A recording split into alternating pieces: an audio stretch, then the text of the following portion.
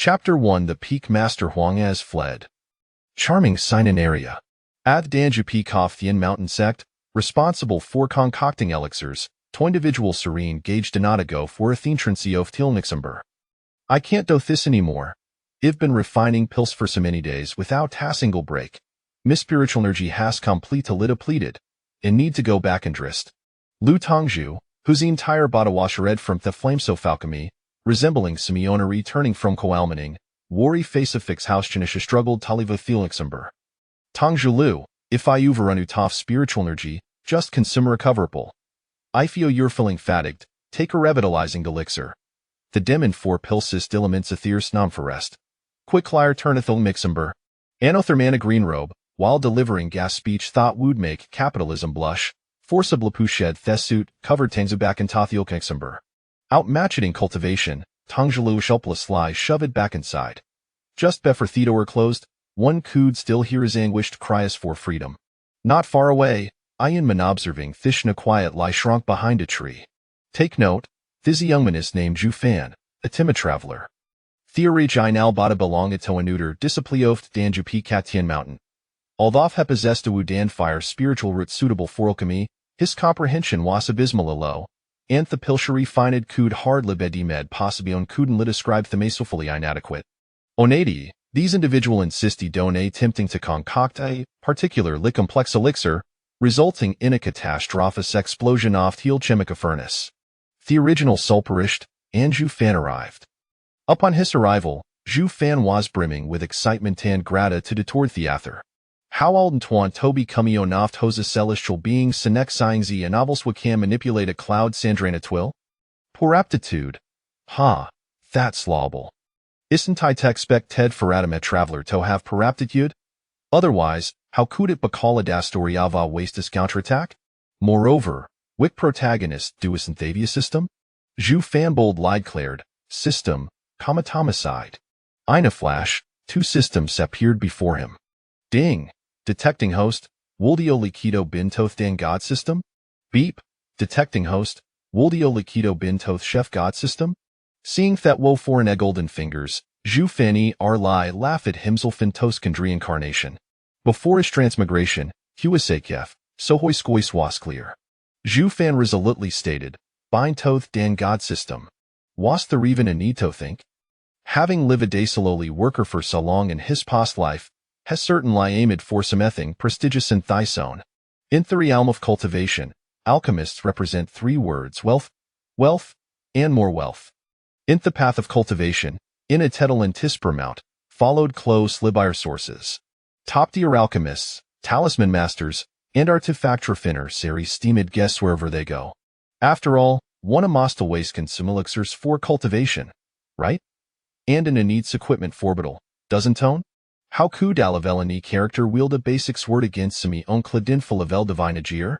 Ju Fan hadel reedy beganto envisioned halavishan dun restrained life fehulitis the Dan God. Without hesitation, he extended his shan toward the Dan God system, re-dido bind with it. However, just as the Dan God system was about to approach him, the chef God system suddenly lung a doubt beside him, executing a flying kick that sent the Dan God system sprawling. Ju Fan? Then, seizing the opportunity, the chef God system landed hishand. Beep. Binding successful. Why? Ju Fan. The Dan God system, having been cast aside, flew away in a huff, resembling gay heartbroken lover. Ju Fan called out, "Don't go. You wanted to bind with Dan God system." Host, I am chef crossed out, Dan God system no. .06 you can calm Xiaolu. I will assist you in becoming the strongest chef crossed out. Den Thizriom. Ju Fan doi u thing kiken seeth words, crossed out? Heh. Ju Fan sighed. It's not had I have yin thing against ya, Xiaolu. He continued with Thasagits just had. Recently, Ashakanjavin the dun folded Danju Peak, one a thoughtful sect sin the cultivation world downed. The Peak Master Huang he hasfold. The Peak Master Huang he hasfold. The Peak Master Huang heb sconded with his partner. He even took several managers and disciples with him to Hoyt Medicine King Hall. Indeed, these was the most significant case of Bachin Jin the cultivation world in centuries. The Medicine King Hall managed to poach nearly on a third of Heelchemists from Thien Mountain sect in a Neffelswap. Enraged, the sect leader of Thien Mountain slapped away Tremount to peaks in frustration. Other sects are now festing gone Thedroma between Yin Mountain and Medicine King Hall. To understand the origins of this drama, one must look back several years. 10 years ago, the former peak master of Danju Peak, along with several elders and hundreds of disciples, encountered an accident in an ancient Secretarium, with no survivors. Those who perished were Rinchel talents for the sect's alchemical endeavors, and Theonsless Tora the Kremov Tekrop. These was numerositwe sa catastrophic blau of unimaginable proportions. At the time, the An Mountains X sought assistance from the Medicine King Hall, only to be met with outrageous demands from the latter, infuriating the sectator to the point of cursing, thus creating Alistingenmity. To maintain he sect suppleoflixers, the Yin Mountain sect invited Wang family, amino-alchemicalcalin, to join them. Huang He, the head of Wang family, was weighed by the lucrative benefits and agreed to join a mountain sect, assuming thoroughly off peak master of Danju Peak. In the initial years, Huang He and this family were quite dedicated, refining Pilsan teaching disciples, contributing significant light to the sect. However, 8 years ago, Huang He encountered his partner, a terrifying woman with 1,000 cunning schemes. On the surface, she appeared to be a cultivator, but in truth, she was affiliated with Medicine King Hall. After the engine wait 4 years, she suddenly struck, using her persuasive skills to entice Huang He to Medicine King Hall. Huang He succumbed, and along with them, other members of his family followed suit. Moreover, all the disciples they had taught over Thiers were possessed in his omblency of talentorial suppoached, leaving Thien Mountain sect with a dirt hof newly cultivated talents. Allofum had fallen into the hands of Medicine King Hall. Philosopher Danju Pini Thistamu a savang greater than a decade ago. The sectaedrons several elders were so furious they drew their blades. Eagurta stormed Medicine King Hall for confrontation, but Heva sect leader, up in hearing Thanos, urgently indeed dissectless sciento restraint a furious crowd. Why? Because recently, there had been disturbances from demon beasts surrounding Yin Mountain. Eiffel war broke out between Thien Mountain sect and Medicine King Hall. What would happen to their own base? That scheming woman was well aware if Harris Sinton rest among the demon beasts surrounding Yin Mountain and that the sect would be too preoccupied to attend Tonithangels, thus seizing Thais opportunity eticus. While ether sects acknowledged that Medicine King Hall's actions were indeed excessive, they were willing to find a top-tier all-chemical sect over Simeonial cess affairs, and some were even plotting to profit from the situation. Returning to the Yin Mountain sect, thanks to its de-pruted heritage, Operation Shad not faced major issue as from elders to disciples, everyone was working diligently to fend off the demon beasts. Thien Lai unfortunate souls were the remaining alchemists. With our hands to work, the workload for this left doubled in person was no expected to accomplish the work off several. Just look at Lu Tongju, usually has a by tofa cleanliness obsession, yet no a looked like yak all minor due to thealchemica flames. He had been living in the alchemy room for several days without an intimate to breathe the fresh air. Even thaw serving time in Assel had to meet to eat, drink, and sleep, yet for him, it was a true 007 scenario without a break. Fortunately, the sectato bled the resources for the remaining alchemists to keep them from flying to it with overwhelming workload. Zhu Fein indeed wished to continue as an alchemist, partly enticed by the multiplied resources. On the other hand, Duetto Huang his incident, Danju Peak had become a quintessensitive.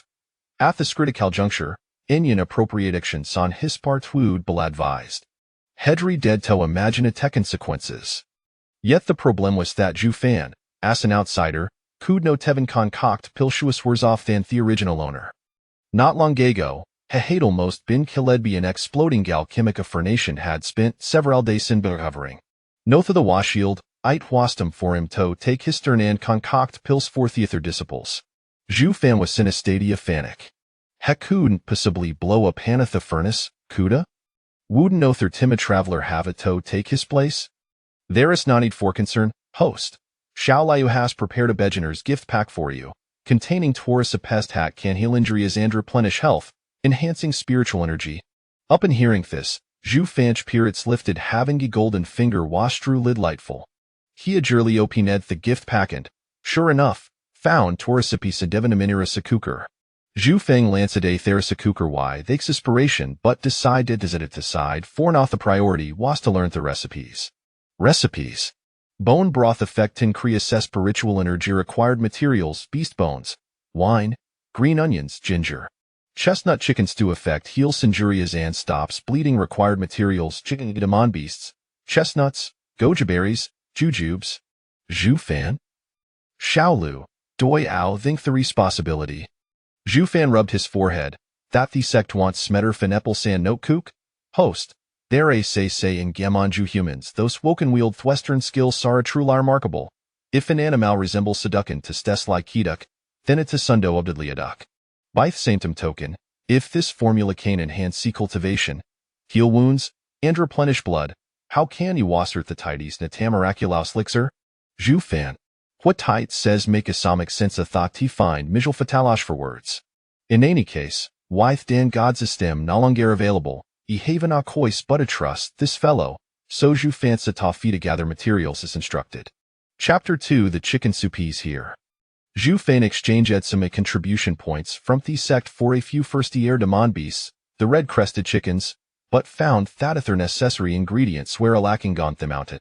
Apart from the physical cultivators woken to mebla dan flesh to assist in tempering their bodies, the other disciples in the budar fin min tand kai perception realms primarily take the kai restraining pills, hence if there were naturally not kitchen sursusenings available. Zhu Fan had not cois but as the sect teleportationary to sin tonerby village for procurement. Unfortunately, the seasonings available in this village were rarether limited, so he couldn't purchase some basic tools, such as knives sand cutting boards. While buying Gannerin pot, Zhu Feng couldn't help but complain about theresakukar provided by the system.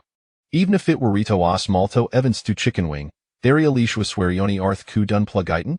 As a result, the systema clearly overheard his grumbling, and shall lyre up Ted in irritation. Hmph. The products produced said be this systemar simply ao think. Theresakukar and lyre requires you to chanly our spiritual guide to parade, and do can freely its discapacity. Oh dear. Do I really have to berthebrunto your complaints? Theresakukar escapabiof tat? Impressive, impressive. Zhu Fan immediate lipper formadera pid transformation office demeanor, abandoning the pot purchase and lavishing praise upon Xiaolu.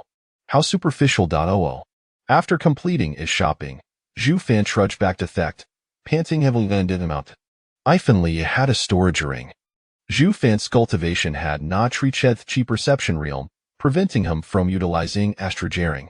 Fortunately, the originalos possessed the cultivation oft body refinement realm otherwise, their Jewish step been down him mountain would have been an auto-exhaust Zhu Fan. Having spent considerable time preparing, by the time Zhu Fan reached the outer parameter, it was already nearing none. Following the task arrangement, Zhu Fan headed to the east corner of the mountain forest, toth level defense zone no point 10.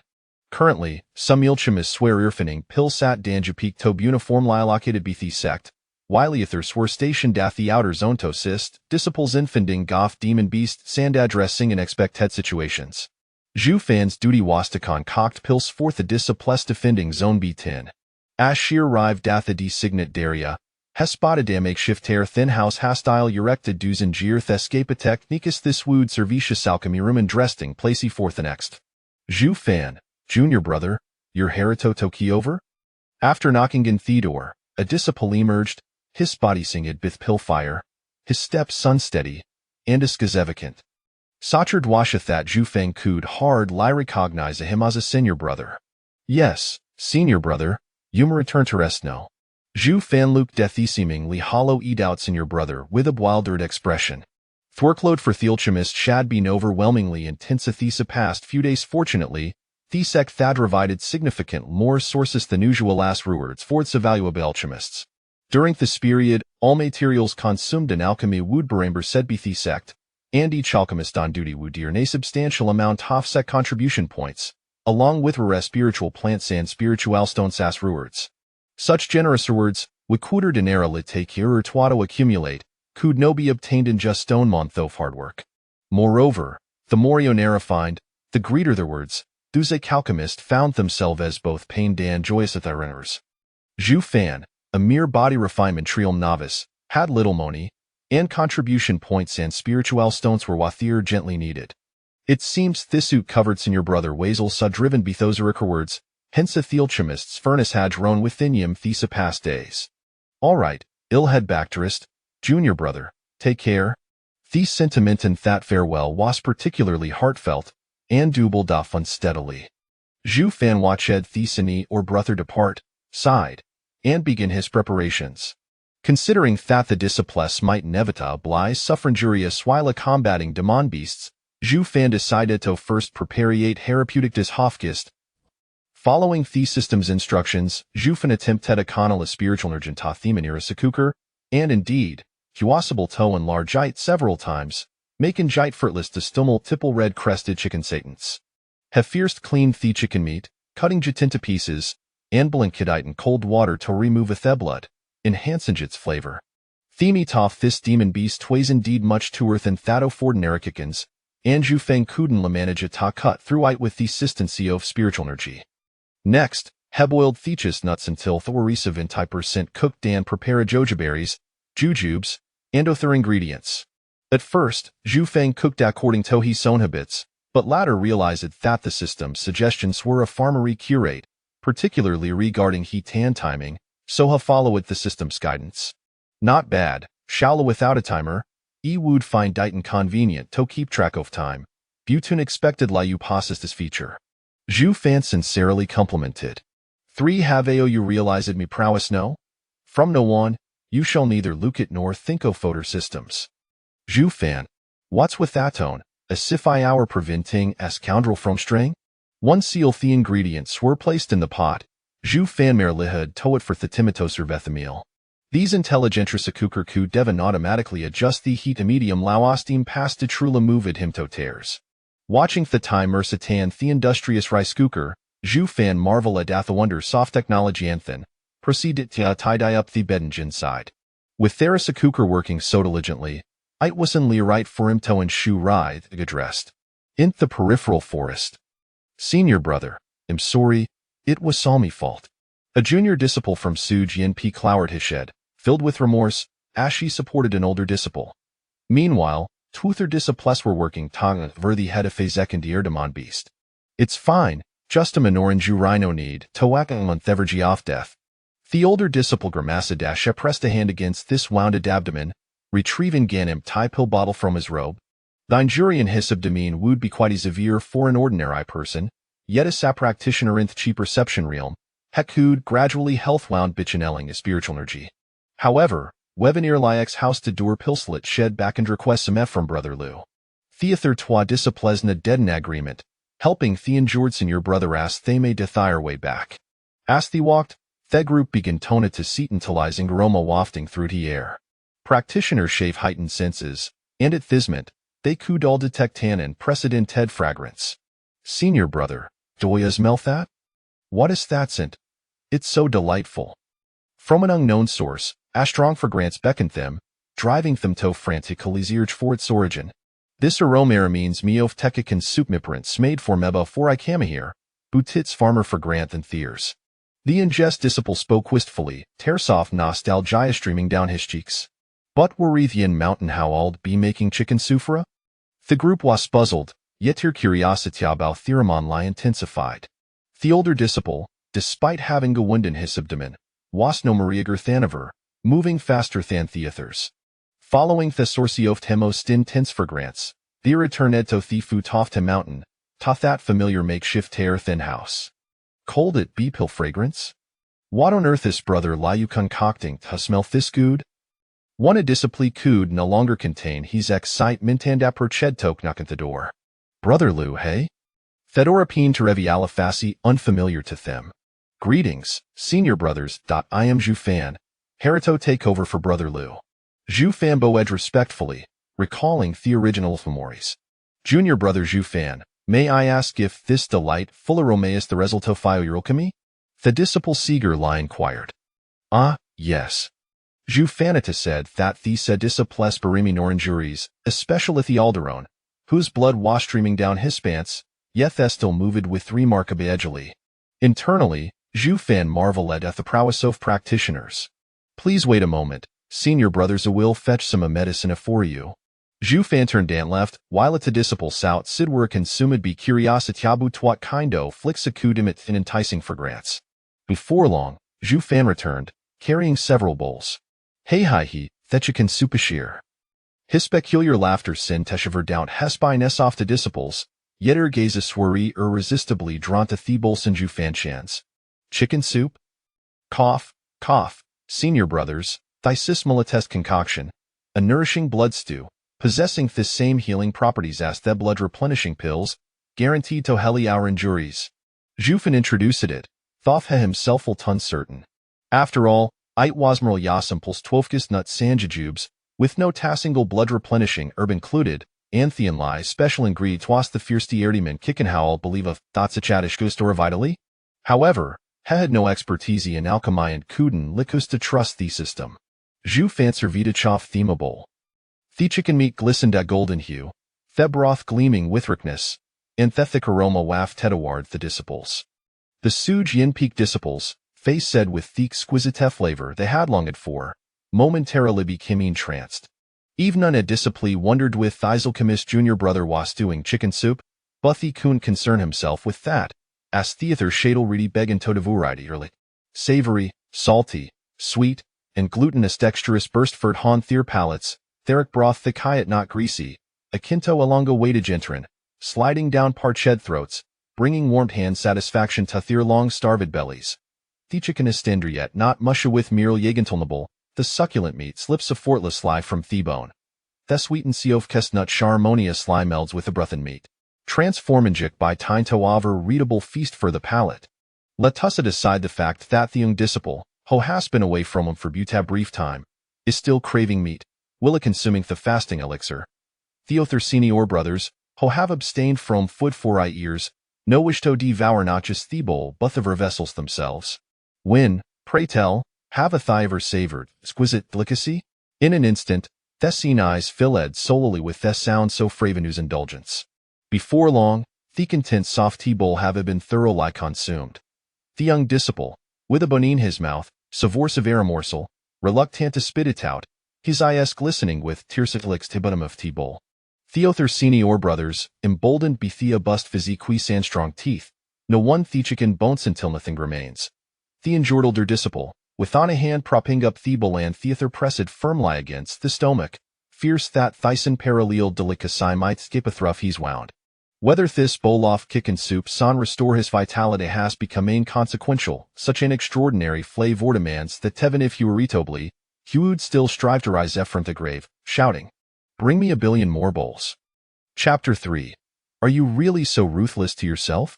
After finishing the soup, the disciples fervently licked their bowls, unwilling to waste a single drop. Zhu Fan, disregarding the unsightly manners of the others, focused entirely on the system. Beep. Successfully created chestnut stewed chicken pot. Evaluation. Satisfactory. Achievement points gained, 5 points. Cultivation, 10 points. Achievement points can be used in the shop to purchase recipes, kitchenware, seasonings, and other items. Beep. Received positive feedback from diners. Gained cultivation, 1 point. Beep. Received positive feedback from diners. Gained cultivation, 1 point. As the system notifications chimed, Zhu Fan felt a gentle warmth flow into his dantian, augmenting his spiritual power. Zhu Fan muttered quietly, "Only 1 point of cultivation? That's rather stingy. Moreover, why does everyone else's system go ding, while yours keeps going beep, making it seem like this book has some censored content? Why are you comparing with other systems again? You were just praising me, and now that you've used me, you're already looking elsewhere, aren't you? What a scoundrel, ugh, Zhu Fan. This jealous system is truly something else. Junior brother Zhu, is there any of that medicinal soup left?" A senior brother inquired. Zhu Fan's attention returned as he noticed several pairs of longing eyes. "What's the matter, senior brother? Is your wound not healed yet?" Zhu Fan glanced at their injuries. According to the system, a bowl of soup should be sufficient to heal minor wounds. He observed that the external injuries of the 3 disciples had completely healed, but the senior brother with an abdominal injury was obscured by his blood-soaked garment. Rendering the wound invisible, the elder disciple, under Zhu Fan's gaze, steeled himself and forcefully squeezed out a bit of blood with his spiritual power. "Junior brother Zhu, your medicinal soup is remarkably effective, but my wound is rather deep. I probably need another bowl. No, 2 or 3 bowls. Upon hearing this, Zhu Fan did not think much of it and simply turned to serve more soup. Little did he know, after he left, "Senior brother, can I have a bowl too? Get lost. This is my medicine for healing. Senior brother, I can use my spiritual power to assist with your healing. Senior brother, I still have some medicinal pills left." "No, no." Seeing the elder disciple adamantly refuse, the other 3, unable to contain themselves, drew their weapons and struck themselves a few times. After all, they were merely superficial wounds. Trading for another bowl of soup was worth it. Zhu Fan, who was busy serving soup inside, realized he had angered the jealous system and began to lavish praise to appease it. "Indeed, you are the culinary god system. Your culinary prowess is truly terrifying. Your dishes possess the effects of medicinal pills. Xiaolu, you are far superior to other systems. Himph, I am a serious system. Can I sell you raw ingredients?" "Ah, right, right, right." As Zhu Fan continued to flatter the system while carrying a bowl, he suddenly froze in astonishment, winky face. He saw that the previously healed senior brothers were inexplicably bleeding again from their arms and legs, seemingly worse than before. The disciples, witnessing Zhu Fan's shock as he nearly dropped the bowl, disregarded their injuries and rushed forward to catch it with lightning speed. Truly impressive sword cultivators, their reflexes were astonishing. "Junior brother, perhaps we drank a bit too little earlier. We need more to fully heal." Yes, my apologies, junior brother." Zhu Fan, not suspecting anything amiss, thought the bowl he had served was too small, hence the insufficient quantity for their recovery. Thus, he smiled gently and said, "Dear senior brothers, you've worked hard fighting the beasts. As a pill cultivator unskilled in battle, I can only assist from the rear. Oh, junior brother, you flatter us, gurgle. This is too gurgle." The disciples again devoured the soup ravenously. Once the senior brothers finished and their wounds healed, Zhu Fan prepared to take the bowls back.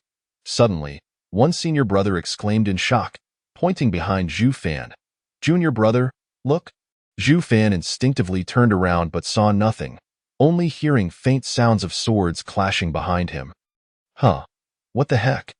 Zhu Fan, puzzled, glanced back at the senior brothers, only to be startled again. The senior brothers, who had just healed, were now bleeding profusely once more. It was as if they were watering plants with blood. Zhu Fan stared in disbelief. "Senior brothers, is the efficacy of my soup lacking?"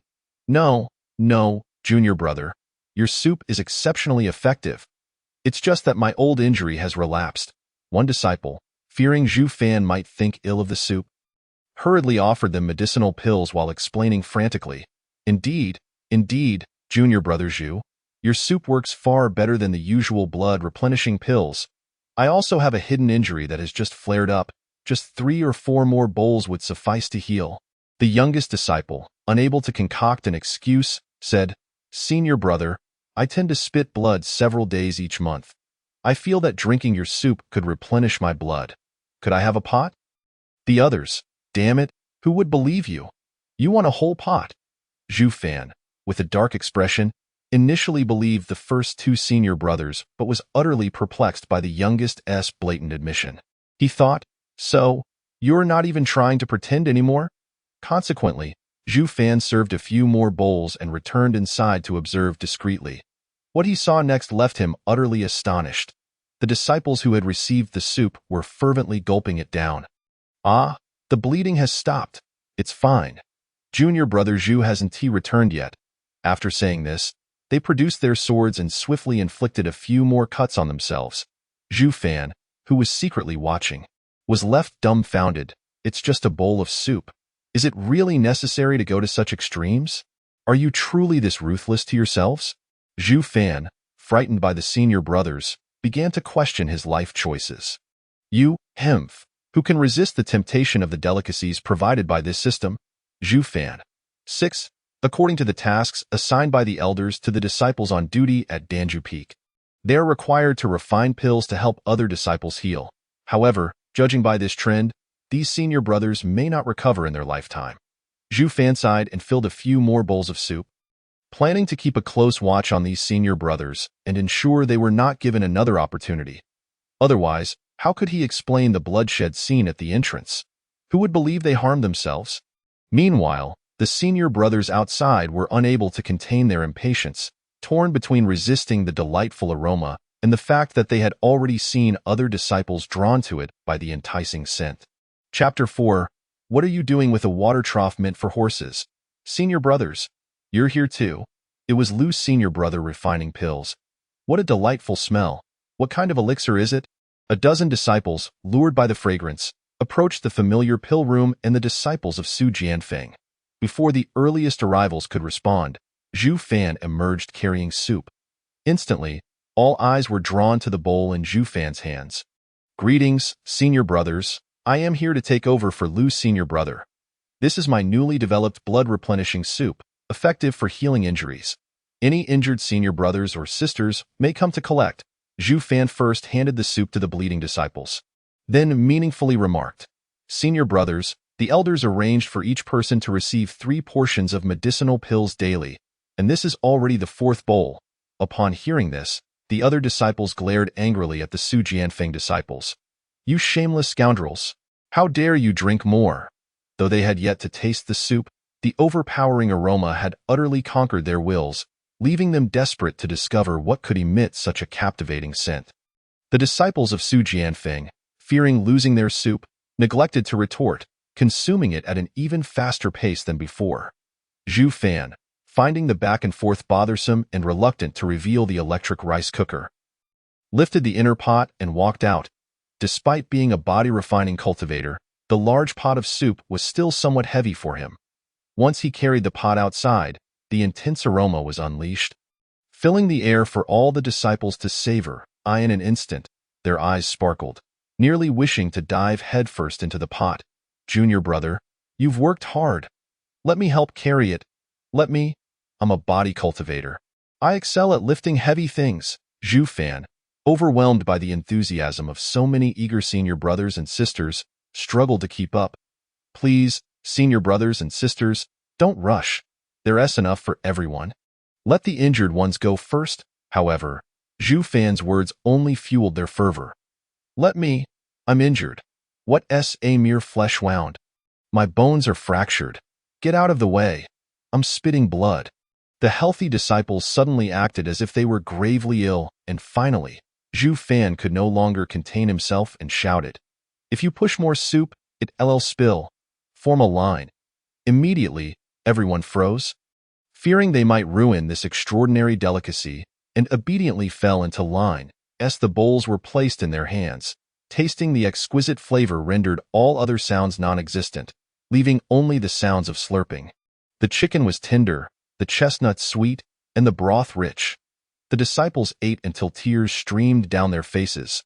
How could something be this delicious? They licked their bowls while weeping. The gazes directed at Zhu Fan were filled with fervor. Could it be that junior brother Zhu is a genius? To concoct something this incredible, although it seems not to be a pill, it's so delicious and can heal? What are those blood-replenishing pills? From now on, we'll only drink Junior Brother Zhu's soup to replenish our blood. Junior Brother Zhu, could I have another bowl? One senior sister cast a flirtatious glance at Zhu Fan. Zhu Fan sighed. Senior sister, your injuries have already healed. There's no need for more. Not yet healed. The senior sister's expression turned grave. My internal injuries have yet to mend. Then, with a surge of spiritual energy, she unexpectedly spat out a mouthful of blood.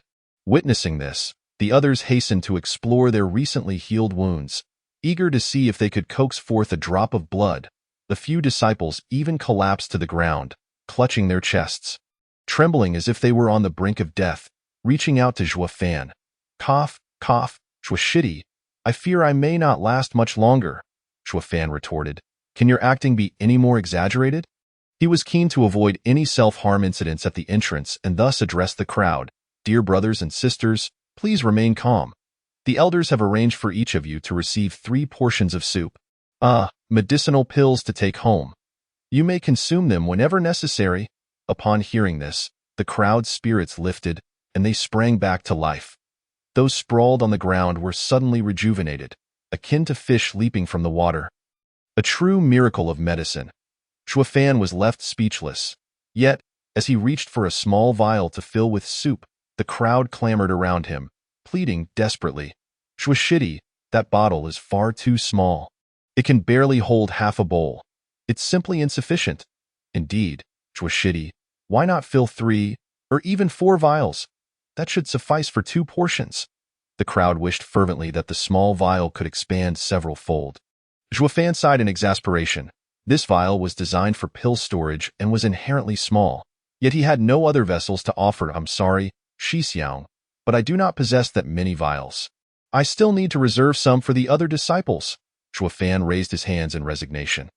Another senior brother contemplated for a moment and suggested, Shuashidi, how about this? We will prepare our own containers for the soup, and upon our return, you can fill them for us. Shuafan considered this and deemed it a reasonable solution. Otherwise, he would soon find himself without any vessels and would have to make a bothersome trip back to retrieve more.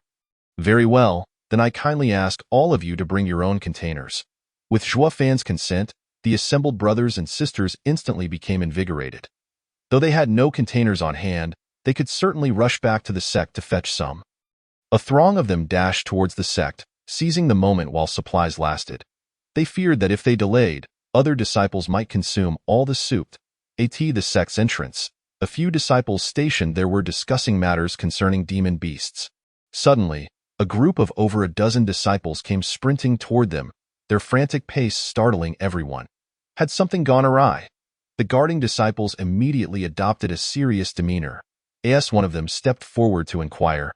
He was met with the sight of these disciples rushing past him as if he were invisible, continuing their mad dash into the sect. The guarding disciples exchanged bewildered glances. What on earth is happening? I have no idea. Perhaps they are in a hurry for some urgent matter. The guarding disciples dismissed the incident, assuming those disciples had pressing concerns. However, what transpired in the following moments left them utterly confounded.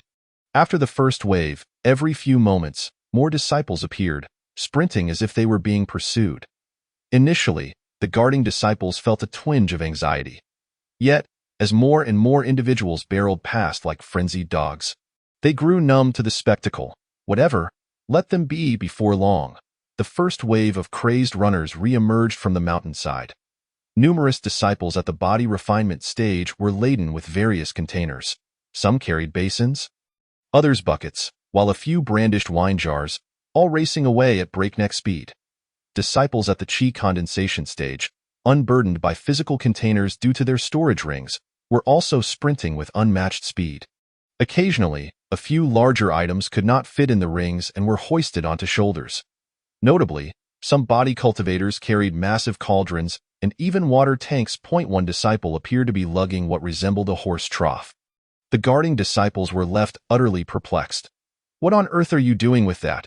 Is the sect on fire? Surely, one wouldn't rush back just to fetch a basin. Why not extinguish the flames with a water spell? The guarding disciples were utterly baffled, and this was merely the first wave. Subsequent groups followed suit, each disciple clutching some odd container as they dashed away, leaving the guarding disciples with an inexplicable mystery. Chapter 5. Zhuashidi's footprints are truly beautiful. After the initial wave of disciples departed, Zhuafan was soon visited by several more, all essentially replicating the earlier antics, drawn by the aroma, awestruck, devouring the soup, and then begging for another bowl. Reluctantly, Zhuafan resorted to erecting a signboard, detailing the daily allotment each person could receive, instructing his fellow brothers and sisters to provide their own containers for takeout. The later arrivals, lacking containers, reluctantly scurried back to the sect to procure some, pleading with Zhuafan to reserve their portions, resulting in scenes that further baffled the guarding disciples. With a sigh, Zhuafan ladled another bowl and handed it to a senior brother who had already partaken of 2 bowls. Logically, he should allow him to take it. Yet the brother's reasoning left Zhuafan speechless. I appreciate your kindness, Shidi. Your reluctance to let us drink more is merely a desire to avoid wasting the medicinal properties. However, as the elders have stated, once these 3 portions reach our hands, your task is complete. Thus, I should be free to handle my share of the soup as I see fit. This senior brother was not only reasonable but also quite clever. stuffing Zhuofan's hands with various spirit stones and fruits, claiming it was a gesture of camaraderie among fellow disciples. Zhuofan attempted to refuse, but despite his cultivation level, he could not withstand the senior brother's insistence and was ultimately compelled to accept. After all, this senior brother does have a point. As long as each person receives 3 portions, their consumption thereafter is their own business. Thus, while others rushed away, this senior brother leisurely sat down after finishing 2 bowls, savoring the 3rd bowl with meticulous care. After all, restorative pills were readily available, but Zhuoshidi's soup was a rare delicacy. To allow it to cool and compromise its flavor would be an egregious waste. How could he desecrate such exquisite taste for the trivial matter of healing? As he relished the soup, he congratulated himself on his cleverness. Just as he finished and licked the bowl clean, the first wave of disciples returned, triumphantly exclaiming, "Shidi, we're back!" Zhuofan turned at the sound, his eyes widening in disbelief. Several disciples at the body refinement stage carrying pots and pans were somewhat normal. However, what was the deal with the one carrying a bucket? Who drinks soup from a bucket? Amidst Zhuofan's incredulity, many disciples shot angry glances at the body cultivators. Is it not excessive to bring back a water tank? What do you know? We body cultivators typically drink from water tanks. It's perfectly normal to use one for soup. Then why on earth did you bring a horse trough? Are you a horse? Indeed, I am a horse and I prefer drinking from this. As tensions flared among the senior brothers, Zhuofan hurriedly intervened. Brothers, the quantity is fixed. It doesn't matter how large the container is, of course. 1 tank would wipe out all the soup, leaving nothing for anyone else. A senior brother exclaimed, "Zhuoshidi, please give us more. We truly require it." One sister shot Zhuofan a flirtatious glance, ignoring the washing basin in her hands. The scene still appeared rather charming. Zhuofan's mouth twitched. Drinking soup from a washing basin? Who could possibly manage that? As the plan to drink from basins faltered, the brothers and sisters resorted to various forms of persuasion. "Zhuoshidi, as a body cultivator, I must consume more healing pills for them to be effective. Could you possibly give us some extra?" "Zhuoshidi, I am but a novice. I'm so weak that even minor injuries could be fatal. Please, grant me a few more life-saving pills." "Zhuoshidi, I found these spirit fruits just beneath your feet. They must have slipped from you inadvertently. Here, take them. Oh, and this spirit stone must have belonged to you as well. You should keep it." Ultimately, Zhuofan was compelled to accept a plethora of offerings and agreed to distribute the maximum amount of soup to each individual. Zhuofan retrieved a ladle, addressing his brothers. 1 ladle equals 1 bowl of soup, according to the maximum allowance. With 1 extra ladle, that makes 4 bowls. I truly cannot give more. The crowd responded eagerly. Yes. Then, one senior brother suddenly raised his hand. "Shidi, let us serve ourselves. You need not exert yourself." Zhuofan pondered for a moment. Since the quantity was fixed, he acquiesced to this senior brother's request. Then, Zhuofan witnessed this senior brother take hold of the ladle. And as soon as it was in his grasp, he dramatically exclaimed, "Oh no, my spiritual energy is out of control." With a resounding boom, the wooden ladle was reduced to ashes. "Zhuofan?" Then another senior brother angrily remarked, "You truly are careless. Without a ladle, how can we serve the soup?" In a flash, he conjured a shimmering light, producing a spoon from his storage ring and presenting it. "Fortunately, I happen to have a spoon. Let us use this for serving." Zhuofan stared at the oversized ladle meant for serving dishes, completely exasperated. That ladle could hold at least 2 or 3 bowls worth of soup. He was utterly at a loss with these individuals. Just as Zhuofan was about to speak, the earlier senior brother chimed in again. "Shidi, I notice your footprints are quite unique. Surely, this talisman was created by your stepping on it." "Zhuofan? What on earth? How could footprints possibly create a talisman? Do you not fear being brutally beaten by the talisman master for saying such things?" Absurdly, all the other senior brothers and sisters nod in agreement. "Indeed, it resembles him too closely. This formation plate must have been tread upon by our junior brother. May our junior brother's feet tread beautifully." Zhifan, who was reluctantly forced to gather a large amount of items, interjects, "Senior brother, let us keep it to a fixed amount this time, as many other junior brothers and sisters wish to receive theirs as well." Yes, understood." Thank you, junior brother Ji. The numerous senior brothers and sisters, eager to seize the opportunity, cease their antics, fearful of offending Ji-fan. After all, the soup has already doubled from 3 bowls, a considerable profit.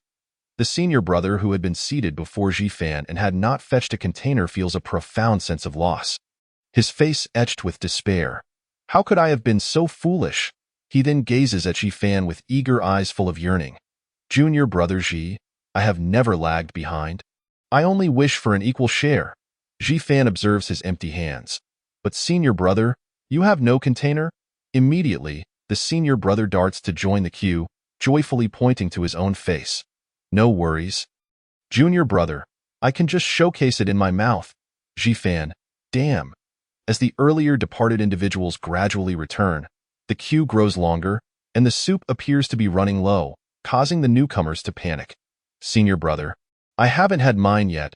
Please leave some. However, when their turn arrives, they receive a full ladle, and as they lift it, they hold their breath, fearful of spilling even a drop.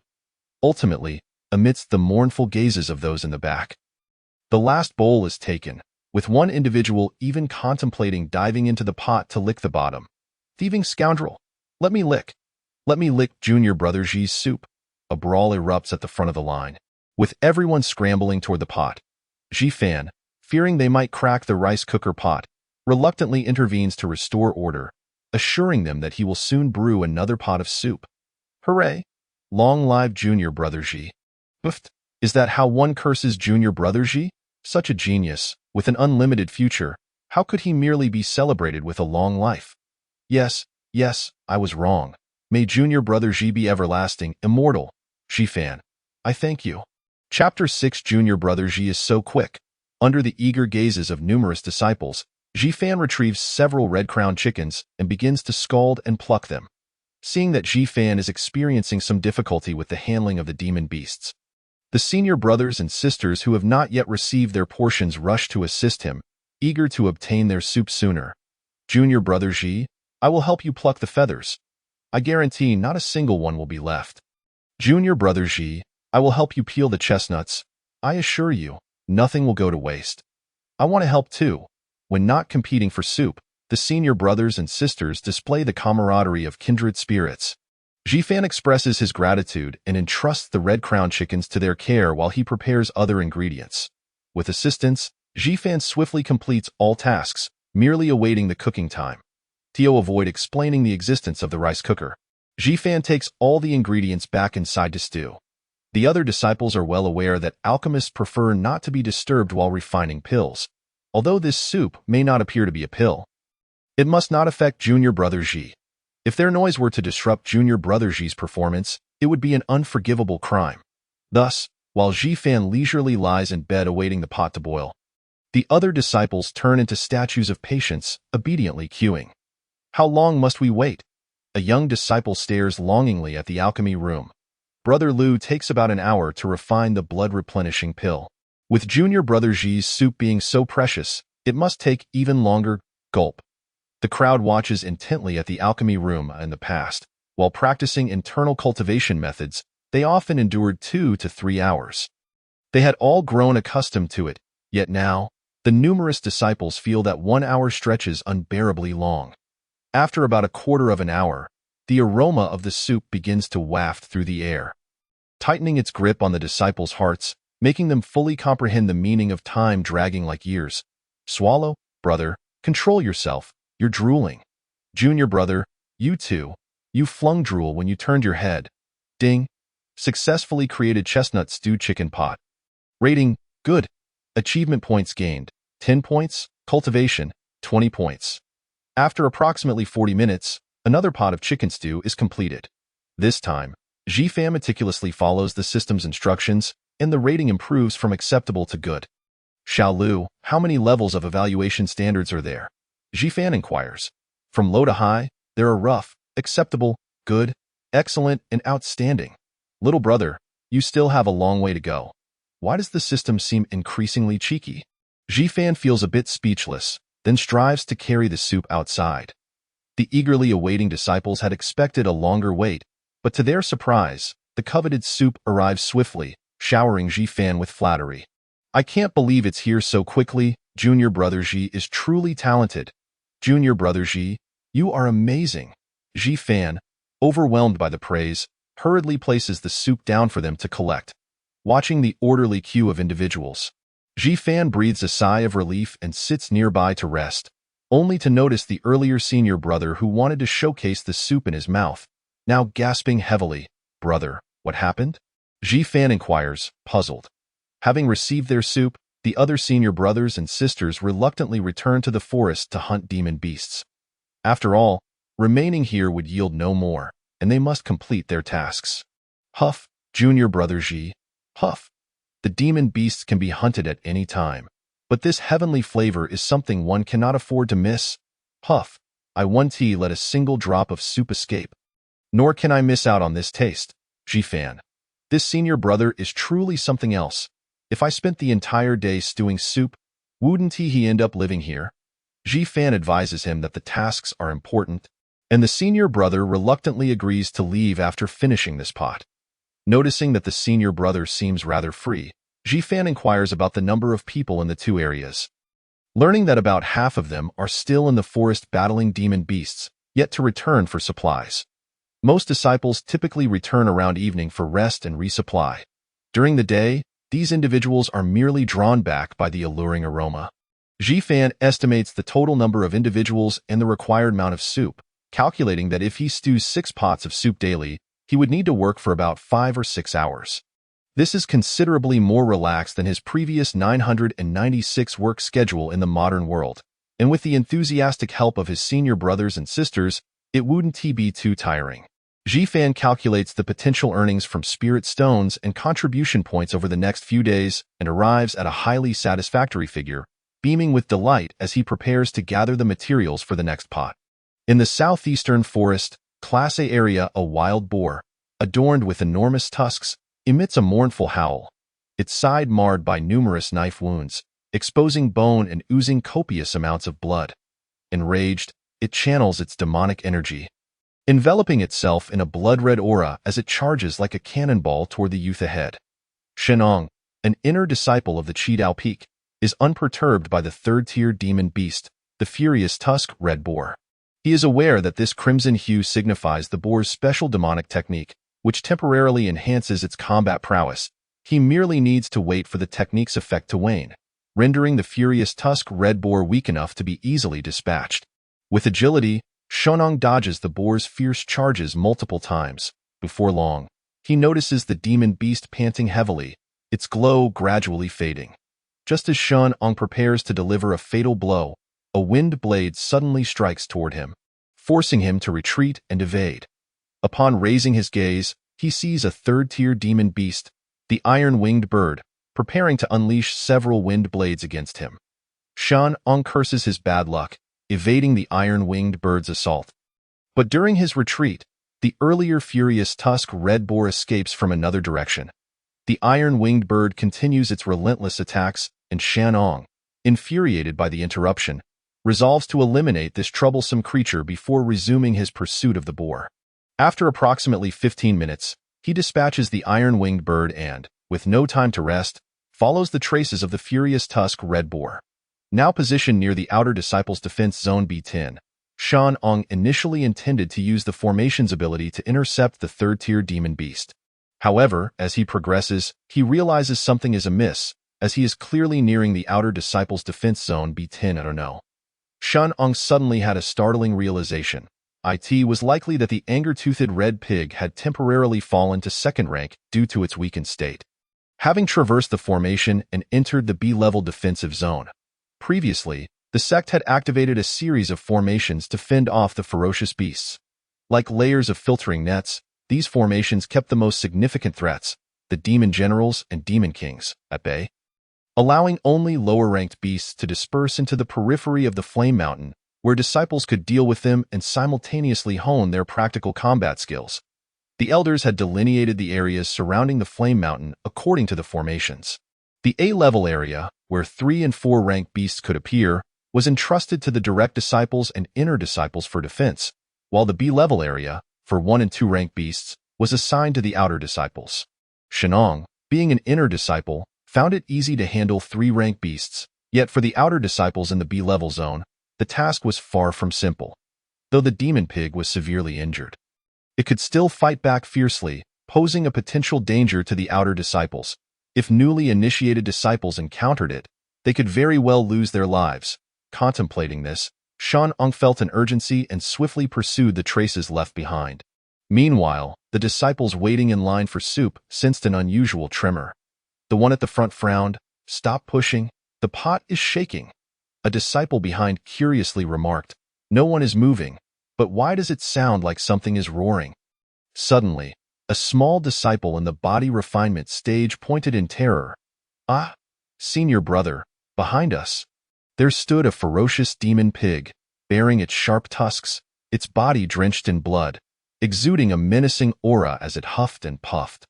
Seemingly drawn in by the delectable aroma, he sensed that the humans ahead were not particularly strong, and beside them was the alluring scent that beckoned it. Without hesitation, it charged at the group.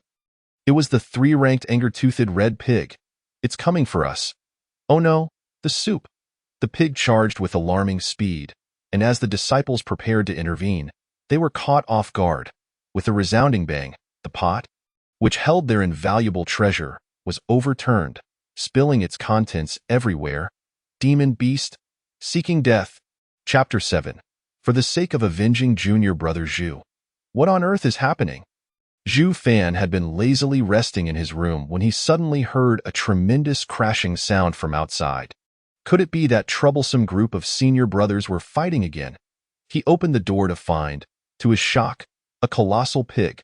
It was as large as a van, its tusks menacing, blood spraying, and a frightening aura enveloping it. Zhu Fan recognized it as the 3-ranked anger-toothed red pig. But wait, wasn't this the B10 zone? How could a 3-ranked beast appear here? Zhu Fan was utterly perplexed.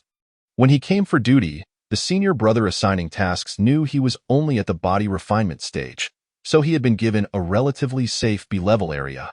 With the sex series of formations in place, there shouldn't have been any beasts above rank 3 here, right? Although Zhu Fan did not understand the situation, he remained calm.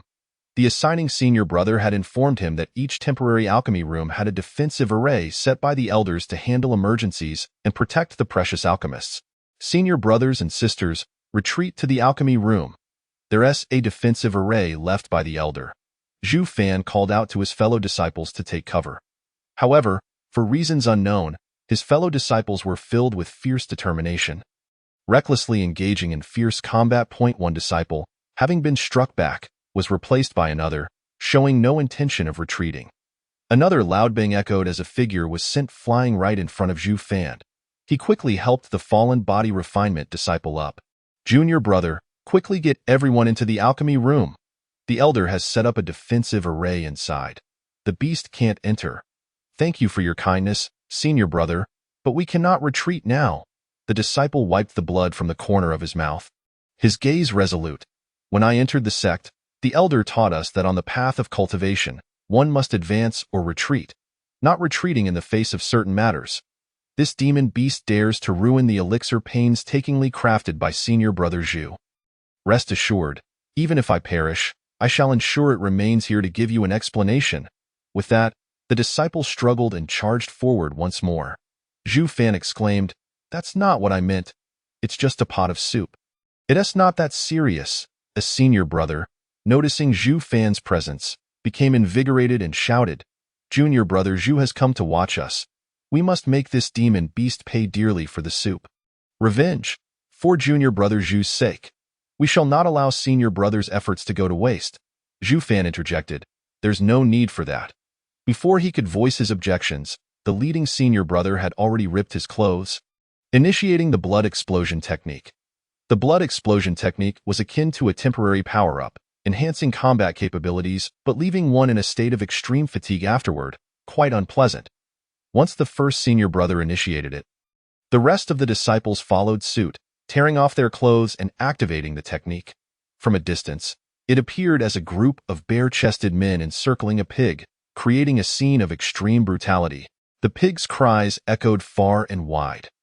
When Xiaonong arrived, following the traces, he was met with the sight of numerous bare-chested disciples lying motionless on the ground, the after-effects of the blood explosion technique. Surrounded by blood and remnants of flesh from the anger-toothed red pig, Shenong was taken aback, fearing that his oversight in allowing the three-ranked beast to escape had led to the injury of his fellow disciples. A torrent of regret, self-blame, and anger surged within him. Trembling, he reached out, filled with sorrow and guilt, shouting, "Junior brothers?" "Huh?" Zhu Fan, who was busy collecting bones, looked up and responded, "Senior brother, is there something you need?" Shenong was momentarily stunned, then hurried over to investigate, only to find that the fallen disciples were simply exhausted, each still gasping for breath. He let out a long sigh of relief and inquired of Zhu Fan, "What transpired?"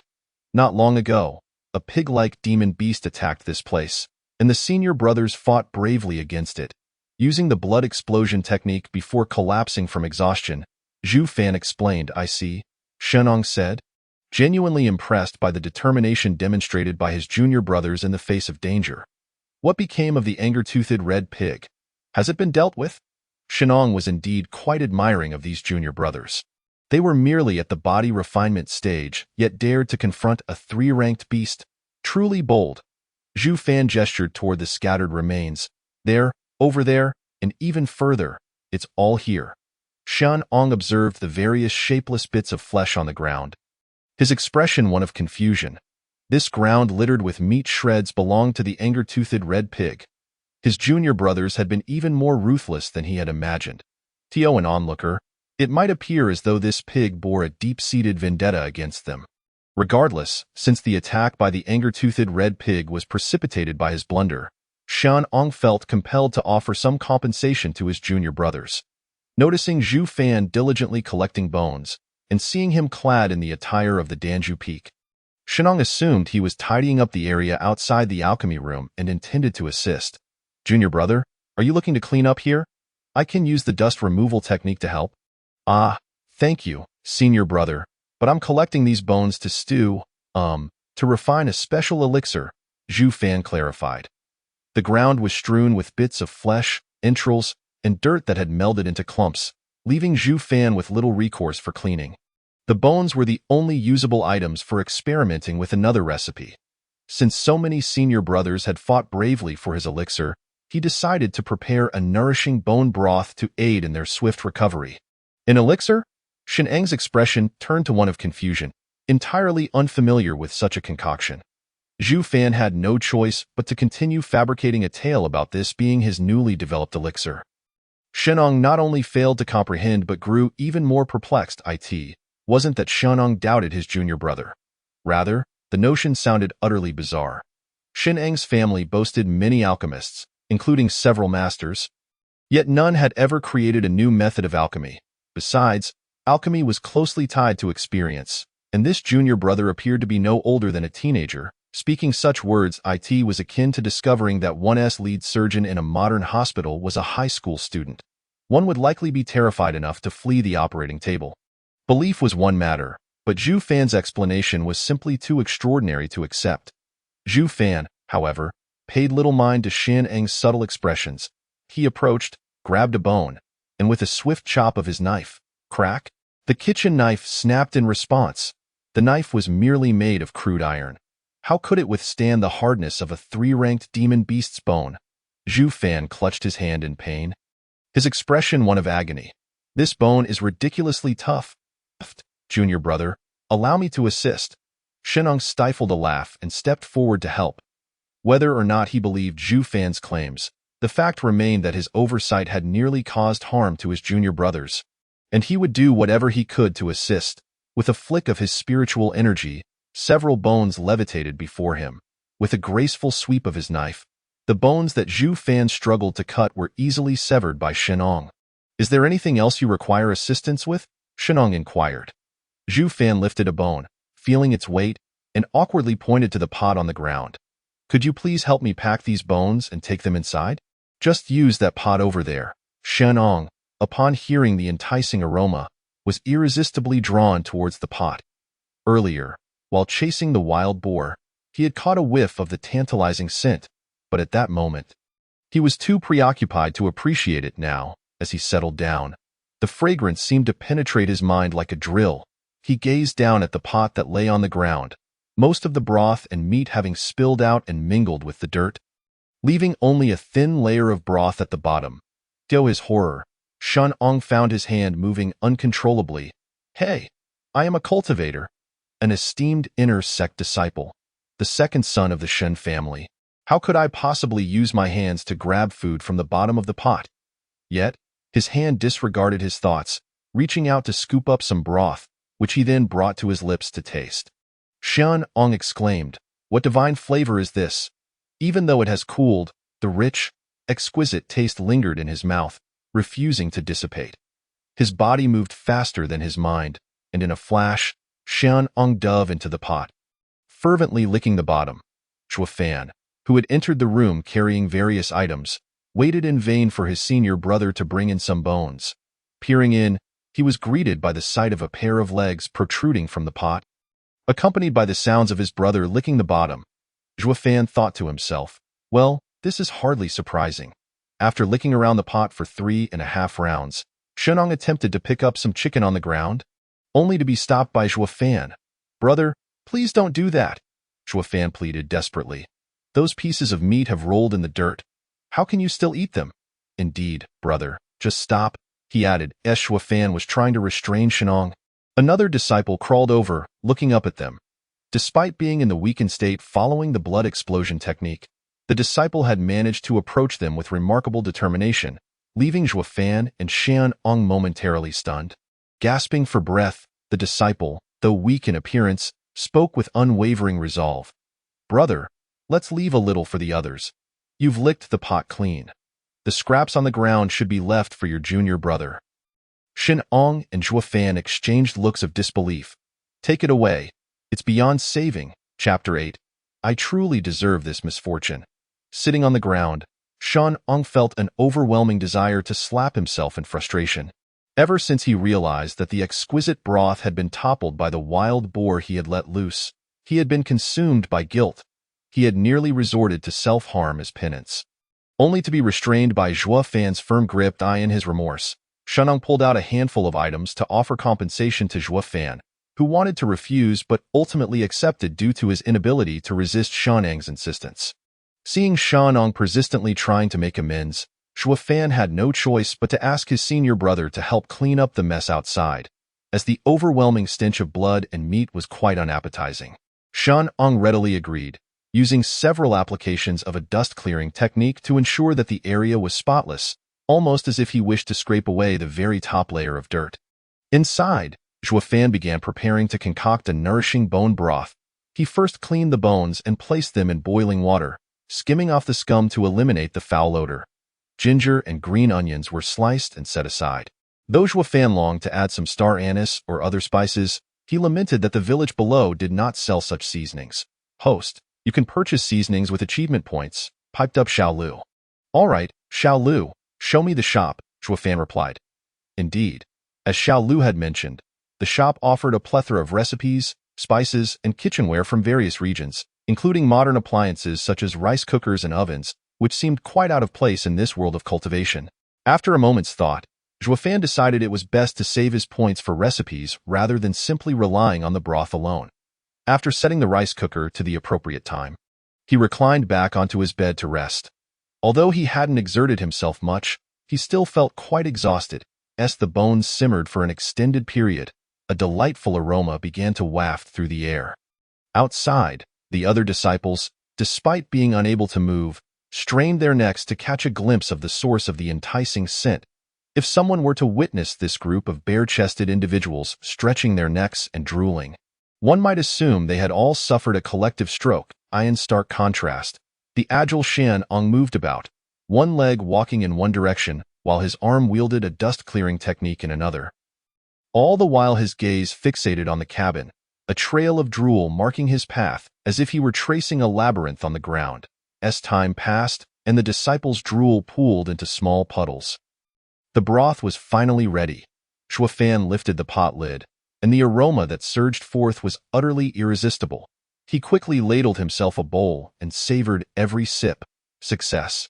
Nourishing bone broth created. Rating. Acceptable. Achievement points gained. 5. Cultivation points. 10. Perhaps due to the lack of seasonings, the rating was merely acceptable. Shuafan felt a tinge of regret, as the broth from the demon beast bones contained traces of spiritual energy, far surpassing ordinary broth in flavor. The pig bones were significantly heavier than chicken, and Shuafan had exerted considerable effort to lift them as he stepped outside.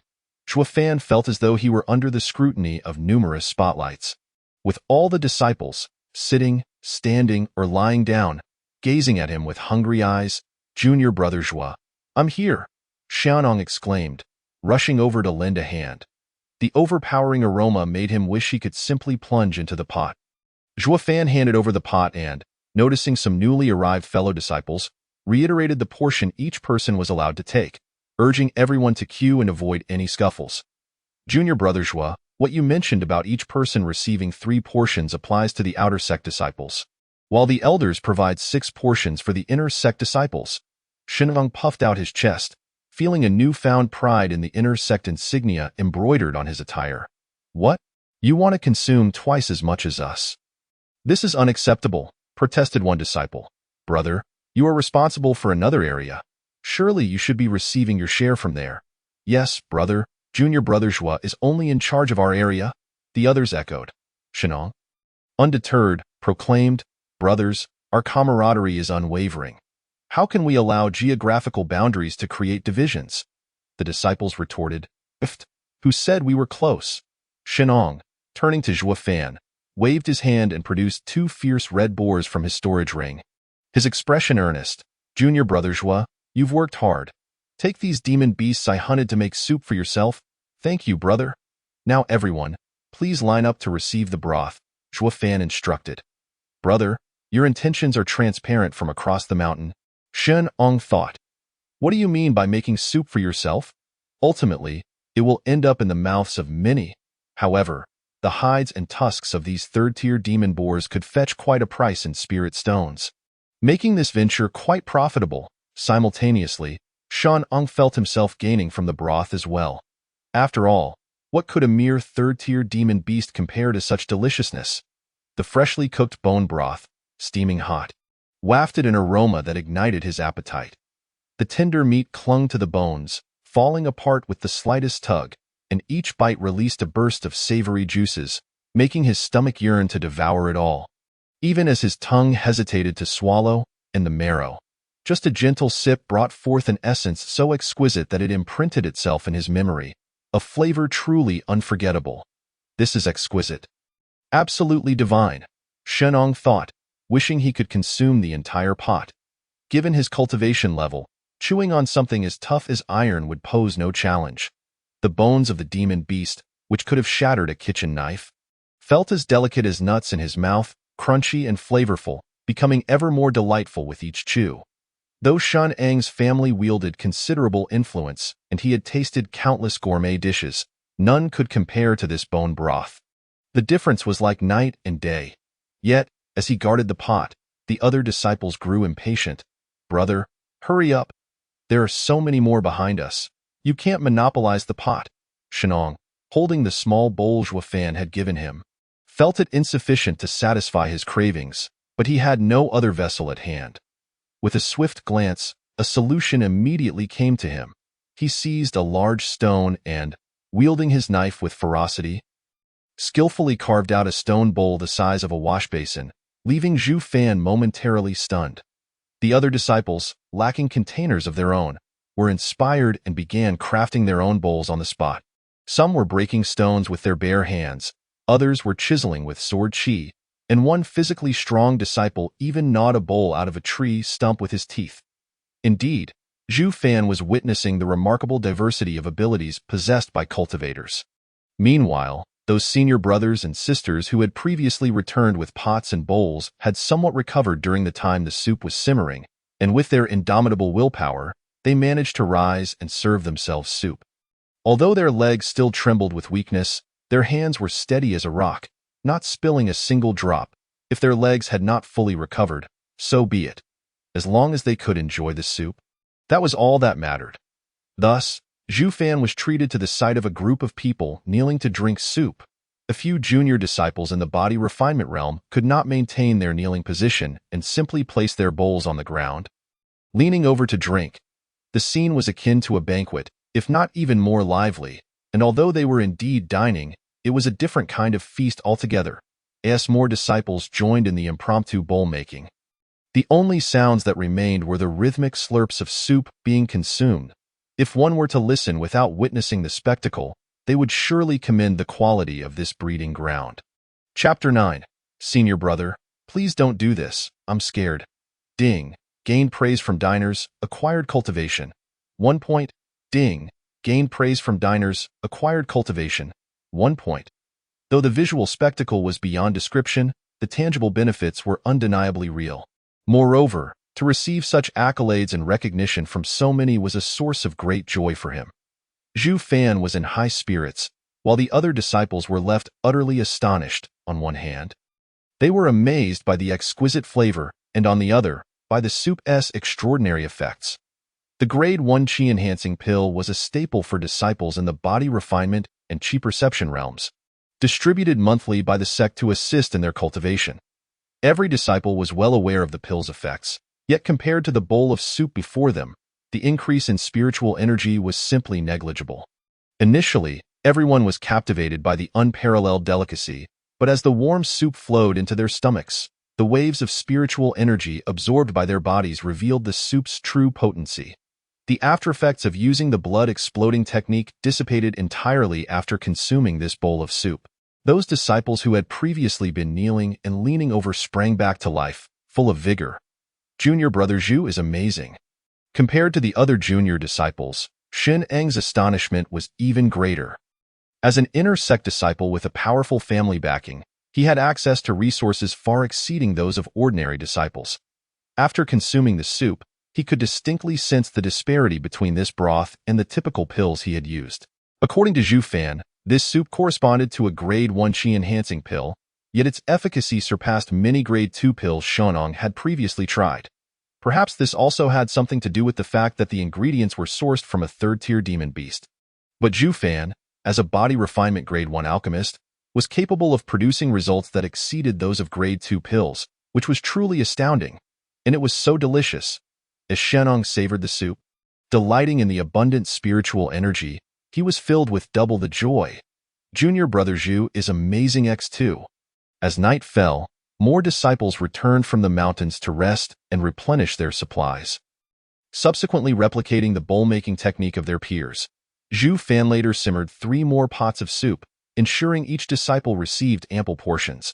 Amidst the chorus of praises, his continuously rising cultivation level brought him immense joy. After deducting the expenses from his purchases, the gifts his senior brothers and sisters presented to Zhu Fan had far exceeded his costs. Coupled with the cultivation points and future rewards from the sect, it felt as though one day equated to 2 months of progress, exhilarating. The disciples drinking the soup were grinning from ear to ear. They were gaining contribution points from hunting demon beasts while enjoying such a delectable soup, acquiring spiritual energy that far surpassed that of ordinary pills. What a bargain! They were even waking up in the middle of the night laughing. Everyone felt they were reaping great rewards, and they all envisioned a bright future ahead. Thus, 2 days passed. During this time, Zhu Fan realized that having only 1 pot for soup was insufficient given the queue. So he asked a physically strong senior brother to bring 2 large stones to carve into large pots, placing them outside so that the disciples could select soups with varying effects according to their needs. Shenong, observing, felt it could be improved further. He refined the stone pots and meticulously polished them with his techniques until they felt exceptionally smooth and delightful to the touch, prompting Zhu Fan to lament that it was a significant loss to the world of craftsmanship that this senior brother had not pursued sculpture in the midst of the affectionate praise from his fellow disciples. Zhu Fan unexpectedly broke through the body refinement realm and entered the Qi perception realm within just 2 days. Experiencing the surge of energy within him following this breakthrough, Zhu Fan was overjoyed. Moreover, upon entering the Qi perception realm, the rewards from the sect would increase, and more importantly, he could finally utilize storage rings and various techniques. Junior brother Zhu has broken through? Congratulations, Shenong. with his heightened perception due to his advanced cultivation, was the first to notice Zhu Fan's elevation in realm. The other disciples naturally congratulated Zhu Fan as well. Zhu Fan expressed his gratitude to everyone and indicated he would return to the sect to claim his storage ring and techniques, requesting his senior brothers to come back for soup later. How about I escort junior brother Zhu back? My flying artifact is quite swift, Shen Ong enthusiastically offered as he produced a gleaming light shuttle. Skyward flight. Zhu Fan felt a twinge of excitement. The thought of soaring through the air like in novels and dramas was exhilarating. Although it was not a sword, it was still a means of flight. However, when Zhu Fan actually took to the skies with Shen Ong, his heart nearly leaped from his chest. Senior brother. Slowed down. I want to get off. I feel nauseous. Junior brother Zhu? Are you all right? Hey, don't vomit. As they landed, Zhu Fan tumbled off the flying artifact and immediately leaned against a tree to heave. He truly could not withstand it. Modern individuals undergo extensive training before attempting activities like paragliding, both to hone their skills and to prepare mentally. Yet Zhu Fan had never experienced anything like this. Moreover, this flying artifact was far swifter than gliding. Zhu Fan felt akin to a kite. Pulled through the air at breakneck speed, he was fortunate to have broken through. Otherwise, lingering in the air any longer would have surely been fatal. After steadying his breath, Zhu Fan looked up to see senior brother Shen Ong gazing regretfully at the tree. Zhu Fan glanced at the remnants of his earlier upheaval beside the tree, his expression gradually morphing into one of horror. Senior brother, please don't do this. I'm scared. Fortunately, Shen Ong was not truly intent on reclaiming the mess, but merely felt it a shame to waste food. Junior brother Zhu, are you all right? I apologize. I flew a bit too fast. Should I slow down next time? The thought of the earlier scene made Zhu Fan's legs tremble, and he could only decline Shen Eng's offer. Thank you for your kindness, senior brother, but I genuinely cannot handle this artifact. It's just the storage ring you need. Junior brother? I could retrieve it for you. Shen Ong observed Zhu Fan's pale countenance and felt a bit embarrassed, not anticipating that his good intentions would frighten his junior brother in such a manner. After some contemplation, Shen Ong continued, Junior brother Zhu, ordinary storage rings have limited capacity, but as inner-sect disciples, we can exchange contribution points for higher-grade storage rings, which offer significantly more space than those provided by the sect, along with temperature control effects that are particularly beneficial for alchemists. Many spiritual herbs require specific temperature conditions, and storing them in ordinary rings may lead to the loss of their medicinal properties. Although the Yinshan sect does distribute such storage rings to the alchemists of the Danju Peak, they can only be obtained after reaching the heart-building realm, while the Chi Perception realm disciples can only receive ordinary storage rings.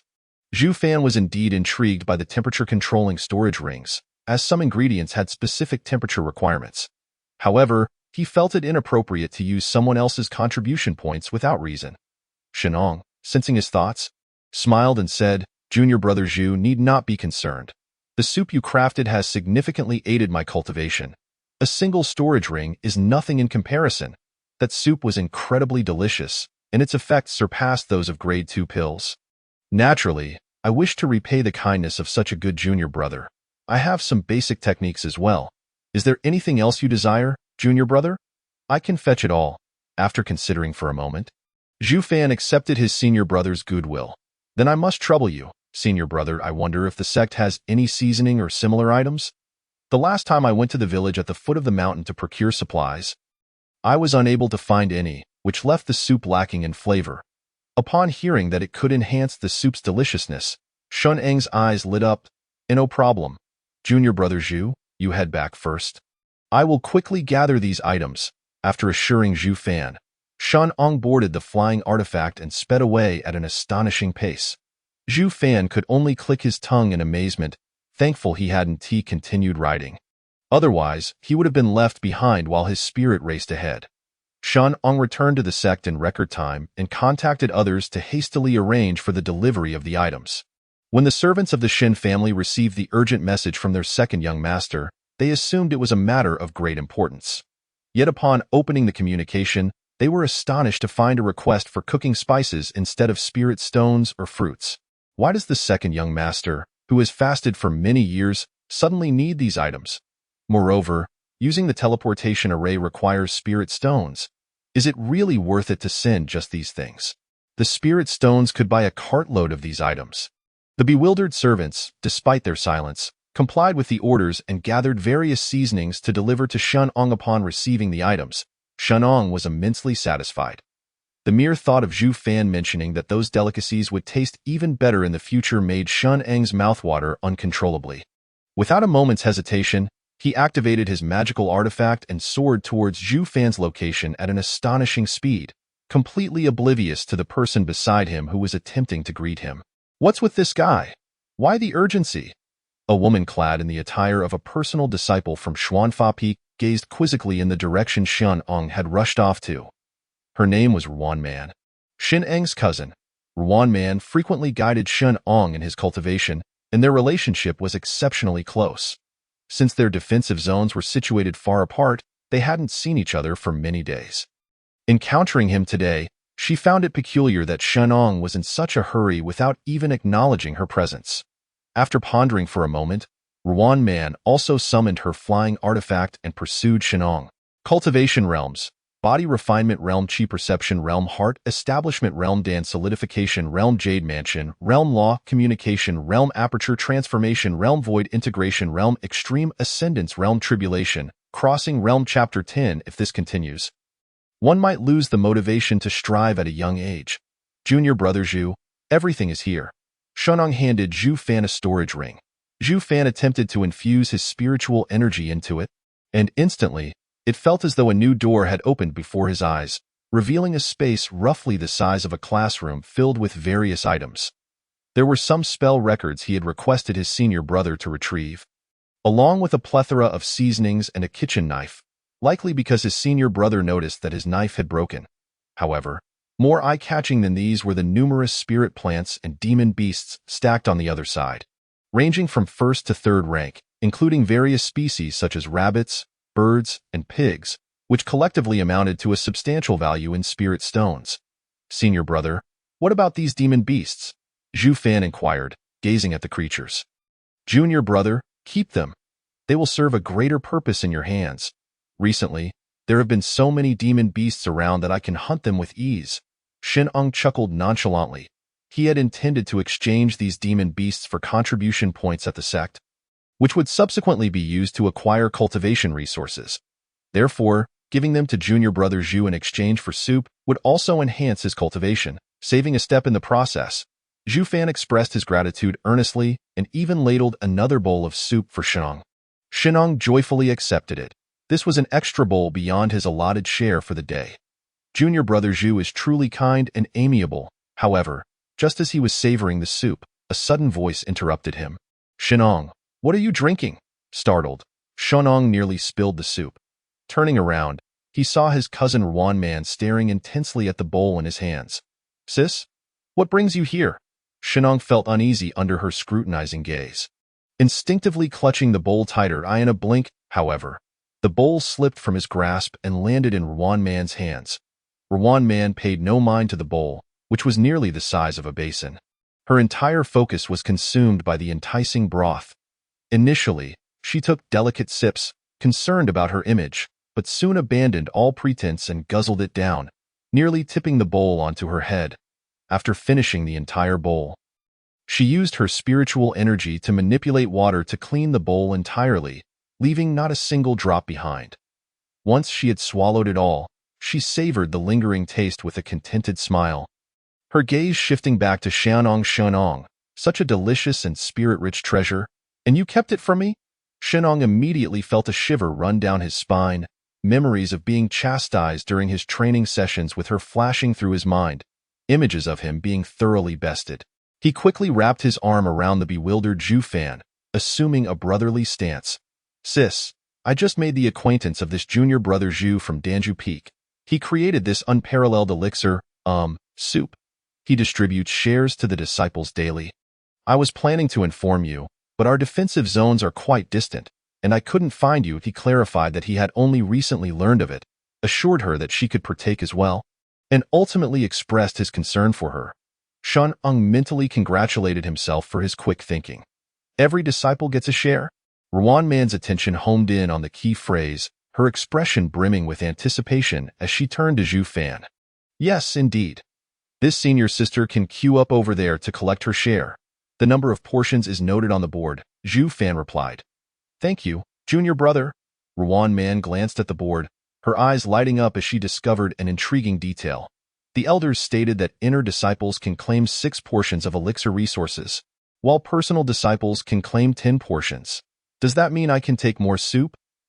Yes. After all, Shenong had given so much. It wouldn't hurt to share with his sister. However, Zhu Fan was taken aback to learn that this sister was indeed a personal disciple. After all, with thousands of disciples on each peak, there were only a handful of personal disciples, all of whom were exceptionally gifted. Who would have thought that even geniuses would lick their bowls clean? With Zhu Fan's approval, Ruan Man's eyes sparkled even brighter as she promptly handed Zhu Fan an object. Thank you, junior brother Zhu. This is a small gift from me to you. Please don't refuse. With that, she transformed into a streak of light and dashed off to join the queue for soup. Zhu Fan observed, Wow, a defensive artifact? Is it customary for your family, senior brother Shin, to gift items upon mere disagreements? He began to worry that he might be overwhelmed by the sweetness of such gestures, losing his motivation at a young age. Meanwhile, Shenong, now bereft of both soup and bowl, looked on with a heart that bled, pitifully watching as his bowl was snatched away by his sister. Senior brother Shin, you need not feel so distressed. I was just about to try a new dish, Danwan, and I was hoping to enlist your help to test its effects. Zhu Fan offered, attempting to console the visibly pained Shenong given that Shin Eng's family had bestowed upon him so many items. It was only fair that he reciprocate with a small gift. Additionally, after having consumed soup for several consecutive days, Zhu Fan was eager to try something different. Hearing Zhu Fan's words, Shen Eng's eyes sparkled with a light akin to a searchlight. Thank you, junior brother. Is there anything I can assist with? Let me think. Zhu Fan pondered while examining the various demon beasts in the storage ring and exploring the system's marketplace for recipe options. Beep. Marketplace special. The electric fryer is on sale. Originally 100 points, now only 30 achievement points. Would the host like to consider it? Upon hearing this, Zhu Fan found it hard to resist. What man could refuse the allure of a summer sale? Moreover, this was a discounted item from his golden finger. It seemed like an undeniable bargain. Zhu Fan decisively declared, Buy. With the electric fryer acquired and a newfound direction, Zhu Fan began browsing through recipes for fried dishes. After reviewing the prices, raw materials, and the effects of the finished products, he made his selection. Beep. Recipe acquired, deep-fried pork balls. Effect, strength enhancement. Fried foods may be unhealthy, but they are undoubtedly delightful. Given that senior brother Shin had provided him with ample pork, there was no need to waste any of it. Zhu Fan retrieved an angry tooth red pig and asked Shenong to assist in skinning it, as his kitchen knife was incapable of cutting through the demon beast's defenses. Once skinned, the meat was far easier to handle. Zhu Fan separated the lean meat from the fatty portions for different uses. Tio make the pork balls. Oil was essential. Shenong diced the fatty parts into tiny cubes for rendering lard. Lard can be refined through either water or oil methods. Without oil, Zhu Fan had to resort to the water refining method. As for the pot, Zhu Fan recalled a lazy cooking method he had seen on a certain video platform. Subjecting the multifunctional rice cooker to a level of stress it shouldn't have had to endure. The rice cooker seemed to lament, if I had known, I would have rotted away in the store. First, the small cubes of fat were blanched to remove blood foam and impurities, then drained and slowly rendered. As the clear, bright lard slowly emerged, Zhu Fan set aside the golden, crispy cracklings and poured the oil into the fryer. Meanwhile, the rice cooker commenced its primary function of cooking rice. Spiritual rice and spiritual wheat were the main ingredients for the fasting elixir, and Shenong had included those spirit plants in the ring. If the rice cooker could voice its grievances after days of relentless work, it surely would. Zhu Fan, however, had no time to ponder the rice cooker's potential complaints. He began to finely chop the pork. The lean and fatty meat was combined in a 1-to-1 ratio, marinated, and repeatedly beaten until it took a pliable form. Adding spring onion juice, flour, and egg liquid, Zhu Fan shaped the meat mixture into small balls, which slid into the sizzling hot oil with a satisfying sizzle. The sound of the high-temperature oil crackling was music to the ears, seemingly stirring one's appetite just from the noise alone. The Shun siblings squatted at the doorway. Even without the aroma wafting their way, they were already salivating at the sounds. "Sis, you just drank my soup. This is the new dish specifically made for me by junior brother Zhu," as if emboldened by the prospect of delicious food. Shen Ong attempted to defend his treasure. Wan Man, upon hearing this, gently ruffled Shen Eng's hair with her small hand. "So what? Shen Ong. Therefore, as my dearest sister, let us dine together." He felt that if he delayed even a second longer, his very crown would be lifted. Truly well-behaved. He is indeed my good little brother. TT, Chapter 11. If the sister cannot, then the brother shall do. This book has no female protagonist. You know, at long last, amidst the anxious anticipation of the siblings, Zhu Fan emerged, bearing a freshly prepared delicacy. Crispy golden oil residue adorned the glistening white rice, revealing an enticing hue beneath the sheen of oil. On the other side, the freshly fried meatballs still exuded steam, their petite, round forms inviting one to devour them whole. Beep. Successfully crafted oil residue rice. Rating. Course. Achievement points gained. 1 point. Cultivation. 5 points. Beep. Successfully crafted fried pork meatballs. Rating. Good. Achievement points gained. 15 points. Cultivation. 30 points. The creation of the pork meatballs was more complete than previous dishes, thus granting Zhu Fan additional points. As for the rice bowl, it was merely Zhu Fan's desire for rice that led him to concoct a makeshift dish using the leftover oil residue. However, it was unexpectedly delightful that even non-system recipes could enhance cultivation and achievement points. Shen Ong and Wan Man fixed their eyes intently upon the delectable offerings, ready to partake the moment Zhu Fan uttered a word. "There's no need to be polite. My senior brothers and sisters, do try this new recipe." They had eagerly awaited this very invitation. The siblings began to devour the meal with a speed that rendered Zhu Fan almost invisible. The meatballs vanished layer by layer, akin to a game of elimination. Zhu Fan, speechless, scooped 2 meatballs into his own bowl, fearing he would soon be left with naught but air. The crispy, fragrant oil residue erupted with a rich aroma in his mouth, while the slightly greasy fatty meat harmonized perfectly with the rice. The meatballs, crisp on the outside yet tender within, burst with savory juices upon the slightest bite, offering a dual delight of sound and taste. The fragrance of the spiritual rice far surpassed Zhu Fan's existing perception of rice. He could indulge in several bowls with sheer abandon. Beep. Received diners accolades, cultivation gained, 2 points. Beep. Received diners accolades, cultivation gained, 2 points. It seemed that the superior quality of the pork meatballs compared to the chicken soup resulted in a slight increase in the cultivation points received. Zhu Fan, savoring the fragrant rice, felt exceedingly pleased with the cultivation points accrued. A sudden crack interrupted the moment. Zhu Fan sensed something was amiss and looked up to find Shen Ong had hastily bitten down on the stone bowl, chipping off a piece. Zhu Fan, impressive. Other disciples, drawn in by the aroma, gazed longingly at Zhu Fan, their faces a canvas of desire. "Why apologies, dear senior brothers. Today I am merely testing a new recipe, and the quantity is rather limited." Zhu Fan retrieved the remaining plate of meatballs from his storage ring, promising to include these in the normal distribution tomorrow. For today, only these would suffice. "Thank you, Zhu Shitty." The others joyfully accepted, eagerly stuffing the delicacies into their mouths. This was indeed an unexpected treat. Let the folks from the mountains weep in envy. The fortunate ones present were almost delirious with joy, however. After each had consumed one, they discovered several remained in the plate. Suddenly, the atmosphere shifted to one of tension, akin to wolves among dwindling prey. A senior brother, quick of hand and eye, sought to snatch another meatball, only to be swiftly halted by a companion. "Junior brother, do not impede me. Senior brother, I apologize, but this matter truly cannot be allowed. Watch my flying cloud step, Aya." The remaining meatballs soared into the air during the scuffle, as one disciple leaped to catch them, only to be yanked back down by someone pulling at his trousers. "Ill catch them."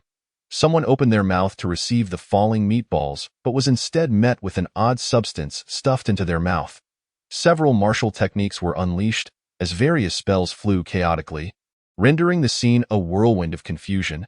Zhu Fan stared in disbelief at the disciples resorting to every means in their frantic struggle. He then noticed Shen Ong and Ruan Man had finished their meatballs and were now eyeing the brawl unfolding among the disciples. The abilities of the inner disciples were not something the outer disciples could compete with. The siblings managed to snatch 2 meatballs amidst the turmoil, leaving the others with resentful gazes. Truly, it was as if they were reminded of the phrase, "Leave some food for the panda." The disciples deprived of their meatballs felt their hearts ache. Thus, drenched in rain, they ripped each other's umbrellas apart. Soon, those disciples who had not been present learned of their missed opportunity to savor Zhu Fan's new creation, each lamenting their misfortune as though mourning a great loss. Witnessing this scene, those who had lost their meatballs found their own sorrow somewhat alleviated. Zhu Fan. What kind of people are these? The following day, as Zhu Fan opened the door, he found a throng of senior brothers gathered outside, all of whom had failed to seize meatballs yesterday. According to the system's guidelines, one must consume at least 3 meatballs to experience their full effects. Thus today, Zhu Fan skewered the meatballs onto sticks and placed them in a large basin for the disciples to claim. The disciples savored the meatballs alongside bowls of soup, relishing the feast. The only dilemma was whether to choose 2 bowls of soup and 1 serving of meatballs, or 2 servings of meatballs and 1 bowl of soup. Only Shenong and Ruan Man, amidst the envious gazes of their peers, boldly opted for the double and super double portions. A body cultivation senior brother gnawed at a meatball, grappling with a difficult choice.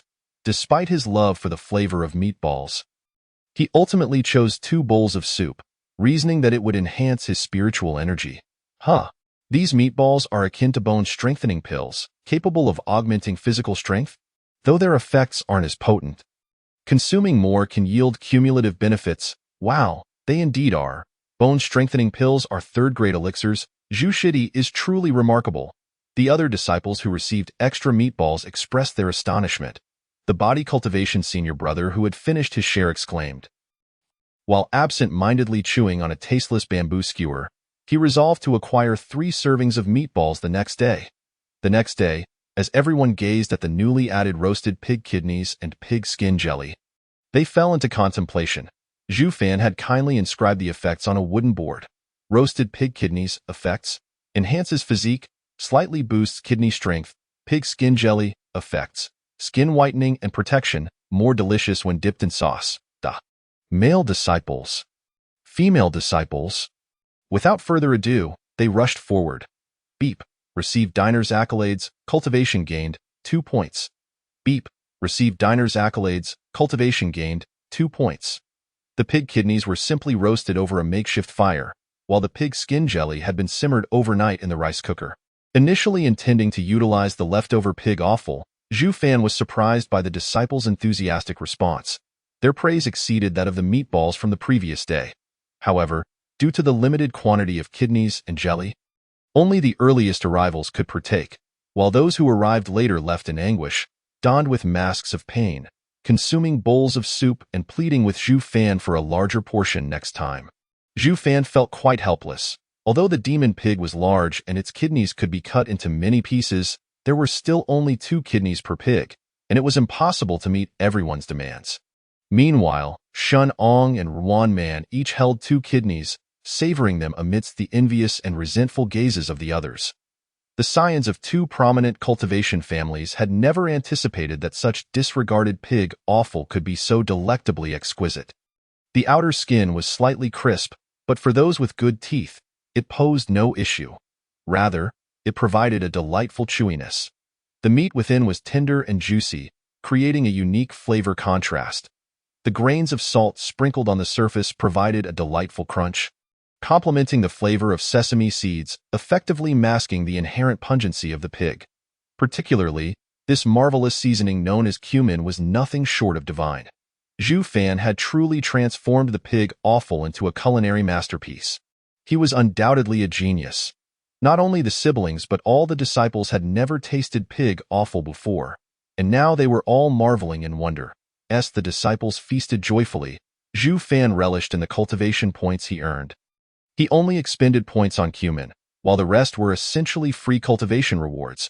Reflecting on the surplus chicken offal left after stewing the chicken, Zhu Fan was already devising a plan to use a cast iron pot to stir-fry the chicken offal for additional cultivation points. Zhu Shidi, Wan Man, having finished her kidneys, regained her graceful demeanor. Noticing Zhu Fan appeared to be in good spirits, she intended to broach a subject. "Oh, you wish for a partner?" Zhu Fan stood in stunned silence. Cough, cough, cough. Shenong, who had just taken a large sip of soup, nearly choked to death. He barely had time to wipe his mouth, his eyes wide with disbelief as he glanced between Wan Man and Zhu Fan. "Sister, isn't this rather fitting? If Zhu Shidi were to become your brother-in-law, wouldn't I be able to enjoy my sister's hospitality every day?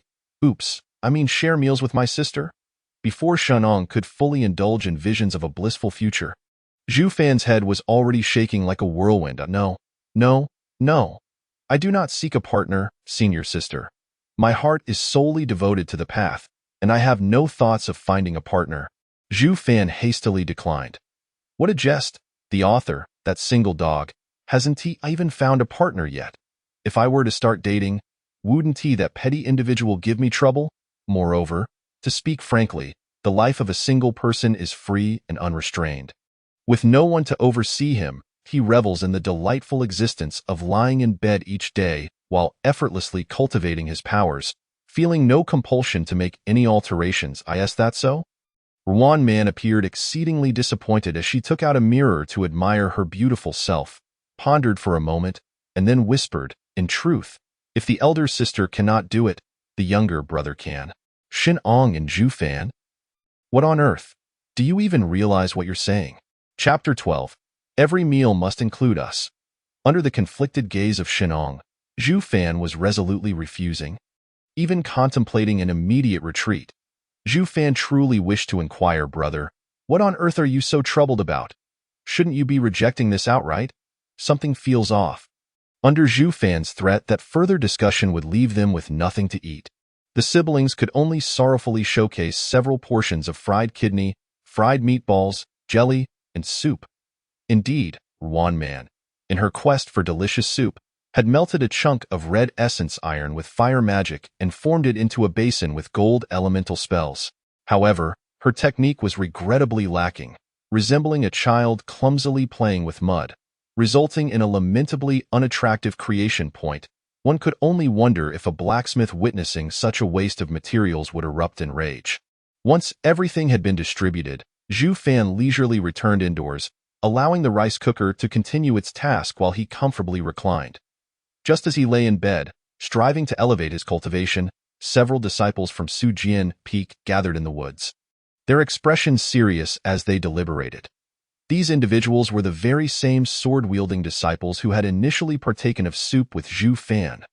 "Brother, this situation is untenable," the youngest disciple scratched his head, a look of distress upon his face. "Indeed, if this continues," another disciple remarked gravely, "we will inevitably miss out on good food. How are we to endure this?"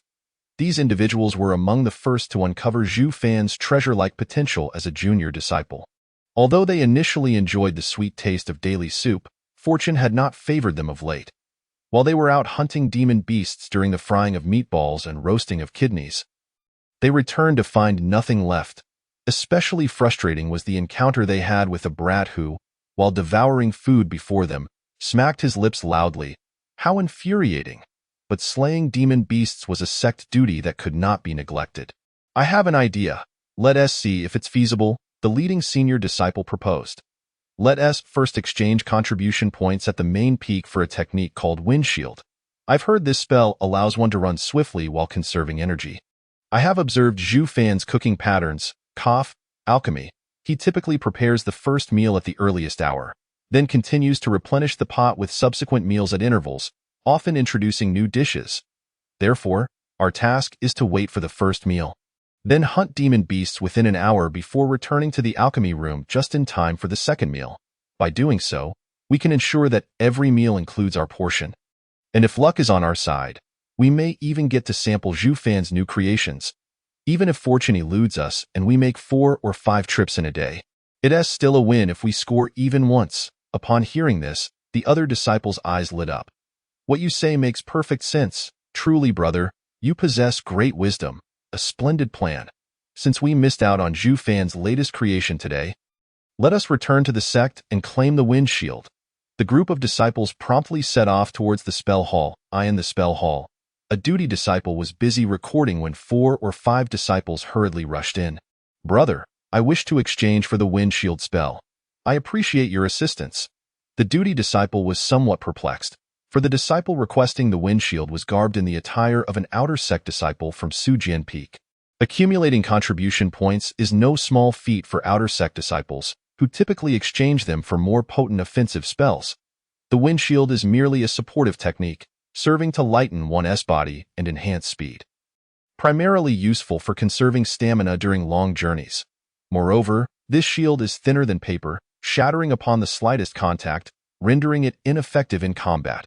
Many other movement techniques surpass it in utility, and hardly anyone chooses to exchange for this spell. After all, within the sect, there are spirit beasts. Why not ride a horse or bird for long distances instead of exhausting oneself by running? Furthermore, once disciples reach the heart-building realm, the sect presents them with flying artifacts and superior movement techniques that are far more appealing than the wind shield.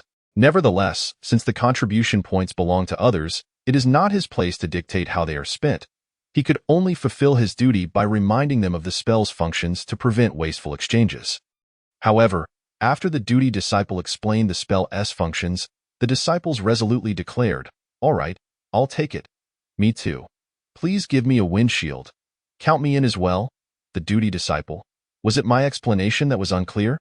Why are you all so excited? The duty disciple was baffled, but since he had already clarified, he allowed the disciples to proceed with their exchanges. The group of disciples left joyfully with their spells, leaving the duty disciple bewildered as he flipped through the spell descriptions, pondering whether he had overlooked something. The next day, Zhu Fan, as usual, prepared soup. "Good morning, Brother Zhu." Several senior brothers greeted him before heading into the woods to hunt demon beasts. Zhu Fan recognized these brothers as the earliest visitors to his soup station. What puzzled him was that each brother had previously rushed to collect dozens of portions, yet this time they took nothing at all. Could it be that they had grown weary of Bone's soup? Oh, foolish host, relying on a rice cooker to lazily simmer soup will inevitably lead to obsolescence in this ever-advancing society. Strive diligently to become a great immortal. Sloth and trickery will leave you empty-handed, do you understand? Zhu Fan was taken aback that crossing into a cultivation world would expose him to the remnants of a predatory corporate culture. Under the urging of Xiao Lu to be more industrious, Zhu Fan felt somewhat helpless. After pondering, he decided to utilize the leftover scraps and see if there were any suitable recipes to exchange. Beep, recipe acquired, braised pig offal effect, enhances organ function. This effect is relatively rare, and Zhu Fan was uncertain of its specific benefits, yet he trusted the system's quality, as it had never produced inferior goods. Braised pig offal could encompass many parts, such as pig ears, tongue, stomach, lungs, intestines, and tail. Regardless, these were merely the leftover scraps after preparing soup and meat, embodying the principle of making full use of resources without waste. Shenong had placed a technique named cleansing water technique within the storage ring, akin to dust removal technique, used for cleaning and exceedingly simple to master. Zhu Fan employed this technique for washing vegetables and meat, finding it incredibly convenient. The once difficult-to-clean pig intestines and lungs were rendered spotless after a few applications of the cleansing water technique. First, he blanched the meat in hot water, then proceeded to create the braising sauce according to the recipe. The only hassle in this dish lay in cleaning the ingredients. Everything else was straightforward. Next, please, oh rice cooker, rice cooker. This household cannot function without me. Smiley face. This dish requires prolonged braising, making it entirely reasonable for Zhu Fan to recline on his bed and wait. During this time, the soup he had set out was fully claimed. Zhu Fan replenished it with his previous stock. While refilling the soup, Zhu Fan noticed those sword-wielding disciples, observing them panting and resting on the ground, which struck him as peculiar. Hadn't they just gone hunting demons? Why were they still here? And they looked as though they had run several miles. Though somewhat curious, Zhu Fan merely finished refilling the soup and returned to his room to continue awaiting the braising. As time passed slowly, the aroma of the braised dish began to waft through the air, and the returning disciples caught a whiff, their faces lighting up with excitement. This scent surely indicates that Brother Zhu has crafted something new. Wow, we are so fortunate. Last time, I missed out on the meatballs he made, but this time I will not let it slip by. The disciples eagerly awaited, while the other disciples remained in the woods, ensuring they could secure a satisfying portion. As they drooled in anticipation, several sword-wielding disciples burst forth from the woods. The leading disciple, catching the delightful aroma, exclaimed joyfully, "Ha ha, what perfect timing!" feeling the admiration of his junior disciples behind him. The leading disciple couldn't help but puff out his chest and strike a pose. Only I could conceive such a brilliant plan. How remarkable am I? Chapter 13. Your idea is brilliant. Now, it is mine. As Zhu Fan stepped outside with the braised dish, he again encountered the disciples from Sujian Peak. Questions arose in his mind. Just yesterday, he heard other senior brothers lamenting that demon beasts were becoming increasingly numerous, leaving them little time to rest. How could these brothers remain absent? Would they manage to fulfill their tasks at this rate? Despite his curiosity, Zhu Fan refrained from probing further, simply introducing the ingredients and effects of the braised dish to the gathered disciples. There are many varieties of braised offal, and each person could scoop a spoonful, with the selection being entirely random. Though be honest, the pig intestines were somewhat off-putting. However, due to their trust in Zhu Fan's culinary skills, everyone persuaded themselves to accept this unique dish. After all, many alchemists use dragon dung and phoenix droppings in their elixirs. Why should this intestines be any different? Besides, these sword-wielding disciples had made multiple trips back and forth just for this very taste. How could they possibly retreat now? Onward, let us go for it. Upon entering, the rich and savory aroma of marinated delicacies dances upon the tongue, providing a delightful indulgence for the taste buds. The tender pig lung absorbs the essence of the broth. The succulent pig intestines offer a delightful chewiness, and the crisp, pure flavor of pig ears adds a distinct crunch, each ingredient contributing to a tapestry of diverse flavors. Several disciples exchanged and sampled each other's portions, experiencing the thrill akin to unboxing a surprise. As the fragrant scent wafted away, more disciples arrived, drawn by the aroma, eagerly scooping up various ingredients, reveling in their feast. Unfortunately for Shanong, this led to an encounter with a fourth-tier demon beast, causing him to arrive at Zhu Fan's location much later than usual, only to find that all the marinated delights had been devoured, even the broth licked clean. Infuriated, Shanong pounded his chest in frustration, wishing he could drag that beast out and exact vengeance. Zhu Fan reassured him that new dishes would be prepared the following day, managing to persuade the reluctant Shanong to leave. The next day, while Zhu Fan replenished the empty pot, he once again spotted several sword cultivator disciples squatting at the entrance. This time, however, others noticed something was amiss. "Brother, have you noticed that something is off with those disciples from Sujian Peak?" one asked. "Indeed. I saw them squatting there yesterday morning, and when I returned after getting injured at noon, they were still there. It's the same today," another replied, as a group of music cultivators from Huanin Peak whispered amongst themselves. The elder among them decided to gather a few disciples to investigate the peculiar behavior of the Sujian Peak disciples. To their astonishment, they discovered that the Sujian disciples were utilizing the interval created by Zhu Fan's cooking to defeat demon beasts and return in time for each meal. Seizing the latest delicacies, such a tactic was unprecedented. The group soon realized why the Sujian disciples employed this strategy. If the healing soup and energy-boosting broth were the staples available at all times, then Zhu Fan's occasional new creations were akin to limited edition offerings, only accessible to those fortunate enough to arrive on time. Who among mobile game players doesn't yearn for limited characters and skins? The disciples felt the same way. If they didn't seize these coveted treasures, it would be a significant loss. With the Sujian disciples' approach, there was no need to rely on luck. The opportunity was now in their hands. The disciples of Huanin Peak unanimously agreed that this method was brilliant. "Your idea is splendid. Now, it belongs to me," exclaimed a few disciples, promptly setting off to the sect to acquire the windshield. Unbeknownst to them, the unusual behavior of the Sujian Peak disciples had not gone unnoticed by others. Soon, it was discovered that the disciples of Huanin Peak were observing the Sujian disciples. and the method was replicated. Others began to squat near Huan En Peak's disciples, leading to a cascade of imitation. In short, after several layers of imitation, the tactics of the Su Jian Peak disciples were unveiled. "Oh, my dear friend, behold this marvelous idea. The one who invented it is indeed a clever trickster. Let us make good use of it." A long line of disciples rushed back to the main peak's technique hall, much like when they had returned to fetch pots and pans. Inside the technique hall, the duty disciple was diligently recording as usual. The tasks in the hall were mostly monotonous, simply exchanging techniques for the disciples. Recently, the only excitement had been when a few outer disciples exchanged for the same rather useless technique. The duty disciple, examining the windshield, found it rather lackluster, dismissing it from his mind, assuming those disciples must have had some special mission recently. Suddenly, a flurry of footsteps echoed, and the duty disciple looked up to see a throng of outer disciples rushing in. "Brother, I wish to exchange for the wind shield," one exclaimed. "Brother, I too seek the wind shield," chimed in another. "Me as well," came the chorus.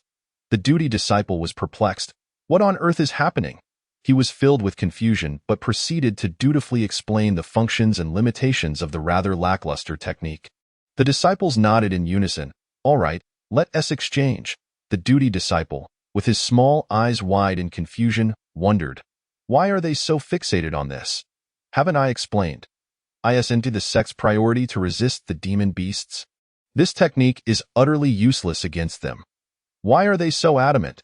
Despite his bewilderment, he exchanged the techniques for each disciple, who left satisfied, leaving the duty disciple to once again peruse the technique descriptions, questioning his own understanding. After each received a windshield, the first disciples from Su Jian Peak noticed that these newcomers were merely copying their strategy. "Shameless," the Su Jian disciples exclaimed, denouncing the imitation. The other disciples, unfazed, replied, "Brother, your words are misguided. This technique is available in the technique hall for everyone to use. It is entirely normal for us to utilize it. Can we call learning theft? Otherwise, how would it respond if you called upon it?" The Su Jian disciples found themselves powerless against this shameless group and could only compete in speed in no time. The surrounding area resembled a racing event, with disciples darting through the forest. They sprinted back and forth, eager to return before each meal to savor the freshest offerings. The speed, the numbers, and the sheer frequency of their movements startled the birds into silence and the beasts into stillness. With even the tiniest sprouts daring not to emerge, in stark contrast to the chaotic scene outside, Zhu Fan enjoyed a tranquil life within his small abode. Thanks to the recent praises from his fellow disciples, he had finally accumulated enough achievement points to exchange for an iron pot. What Chinese person doesn't enjoy stir-frying? If it weren't for the rice cooker being constantly in use, Zhu Fan would certainly try his hand at stir-frying with it. Why doesn't the store have a gas stove? Zhu Fan pondered, searching in vain for a way to ignite a flame. "Host, do you think the fire control technique is meant for summoning rain or conjuring thunder?" Came the playful response. "It's all the fault of technological knowledge tainting my pristine mind," Zhu Fan lamented. Having consumed plenty of pork recently, he decided to switch things up with some chicken. The chicken was diced into small pieces and blanched to remove the blood foam. Green onions, ginger, and garlic were sautéed in oil until aromatic.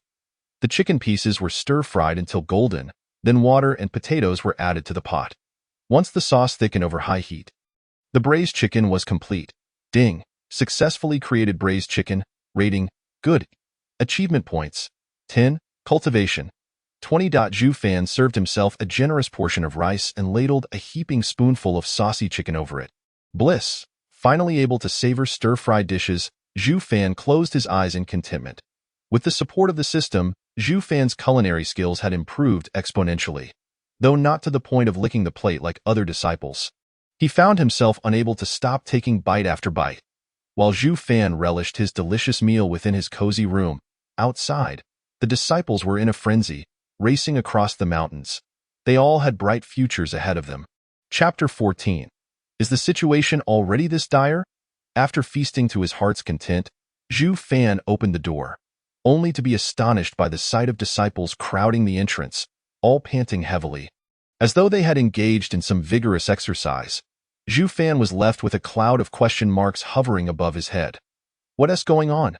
When Zhu Fan had first taken his turn on duty, the first couple of days had indeed seen disciples crowding around for soup. However, they soon realized that Zhu Fan would regularly replenish the pot to ensure everyone received their share, allowing them to focus on their important task of combating demon beasts. In the following days, some disciples would occasionally linger longer in hopes of encountering new dishes, but most of the time, they had to prioritize hunting demon beasts. Zhu Fan had not witnessed such a gathering of disciples at the entrance in quite some time. Why were they all out of breath? Had the situation with the demon beasts escalated to such an extent? His mind was racing with questions, but the other disciples were fixated solely on the pot in Zhu Fan's hands. I made it! Haha! I caught up! The disciples exclaimed, drooling over the braised chicken. The only downside was the sheer number of individuals squatting around, making the pot seem too small. Some might not get a share. The disciples exchanged wary glances, their eyes growing increasingly vigilant. Brothers, wait a moment. I'll go fetch some rice, Zhu Fan said, placing the pot down and turning to grab the rice. The instant he turned, the other disciples sprang into action, moving with a speed and agility far beyond the norm to line up before the pot. With everyone thinking the same way, several collided into one another, causing one unfortunate disciple to tumble to the ground. When Zhu Fan emerged, he was greeted by the sight of a chaotic scene. Bodies sprawled on the ground, and a mass of disciples crowding around the pot. Their gaps tighter than the Shanghai Line 9 during rush hour. The foremost disciple, despite being nearly pushed away by the throng behind, clung to his spot, determined not to let the broth spill as he grit his teeth in perseverance. I am truly going to cry, brother. Leave some for us, they pleaded. The disciples at the front eagerly took their 3 portions one by one, while those at the back watched with eyes filled with envy. The discerning vision and precision of cultivators need not be mentioned. A single scoop yielded a heaping mound of meat, accompanied by rice that, had they not feared shattering their bowls, would have been compressed into solid rations. Soon, the later disciples, calling for mercy from their seniors, found themselves pressing the rice even more forcefully than their predecessors. Zhu Fan witnessed several disciples exerting such pressure that the metal bowls became deformed. Yet, these disciples complained about the inadequacies of the bowls, already contemplating having sturdier, more durable utensils crafted by the blacksmith peak in the future. The initial few disciples savored their braised chicken rice, tears of joy brimming in their eyes. Meanwhile, those still in line, witnessing the fierce determination of their peers, gritted their teeth in frustration. Zhu Fan had already maximized the pot's capacity with his spiritual power. Yet the sheer number of disciples rendered it insufficient. As the last piece of chicken was taken, the remaining disciples began to vie for the right to lick the pot. Those who missed out wore expressions of despair, each resolutely vowing to reach the front in the next instance. The creatures of the forest felt the same dread as the hapless archer, having been caught 4 times in 5 minutes. Sensing the terror of relentless training, "Sister, something seems amiss," Shan Ong remarked gravely. He and Ruan Man had failed to catch Zhu Shidi's new delicacies several times. "Why is this happening? My marinated treats, my chicken pieces." The mere thought of the missed culinary treasures made Shan Ong feel as if a raging beast were crawling under his skin. "I've noticed as well," Ruan Man replied, having observed the disciples adeptly utilizing their wind chaser shields while darting around. They are using Zhu Fan Shidi's cooking time to hunt monsters, returning just in time to ensure they don't miss his new dishes. "What shall we do?" Shenong pondered, clearly troubled. The defensive area where Zhu Fan resided was quite distant from theirs. Utilizing flying artifacts also required considerable spiritual energy. They could not make such frequent trips as the disciples here. Moreover, the tough hides of 3rd and 4th tier beasts often consumed a significant amount of time. "If we cannot match their quantity, we shall prevail through quality, finding a method to strike decisively." Ruan Man chuckled lightly, leading Shan Ong toward the blacksmith peak. The blacksmith peak.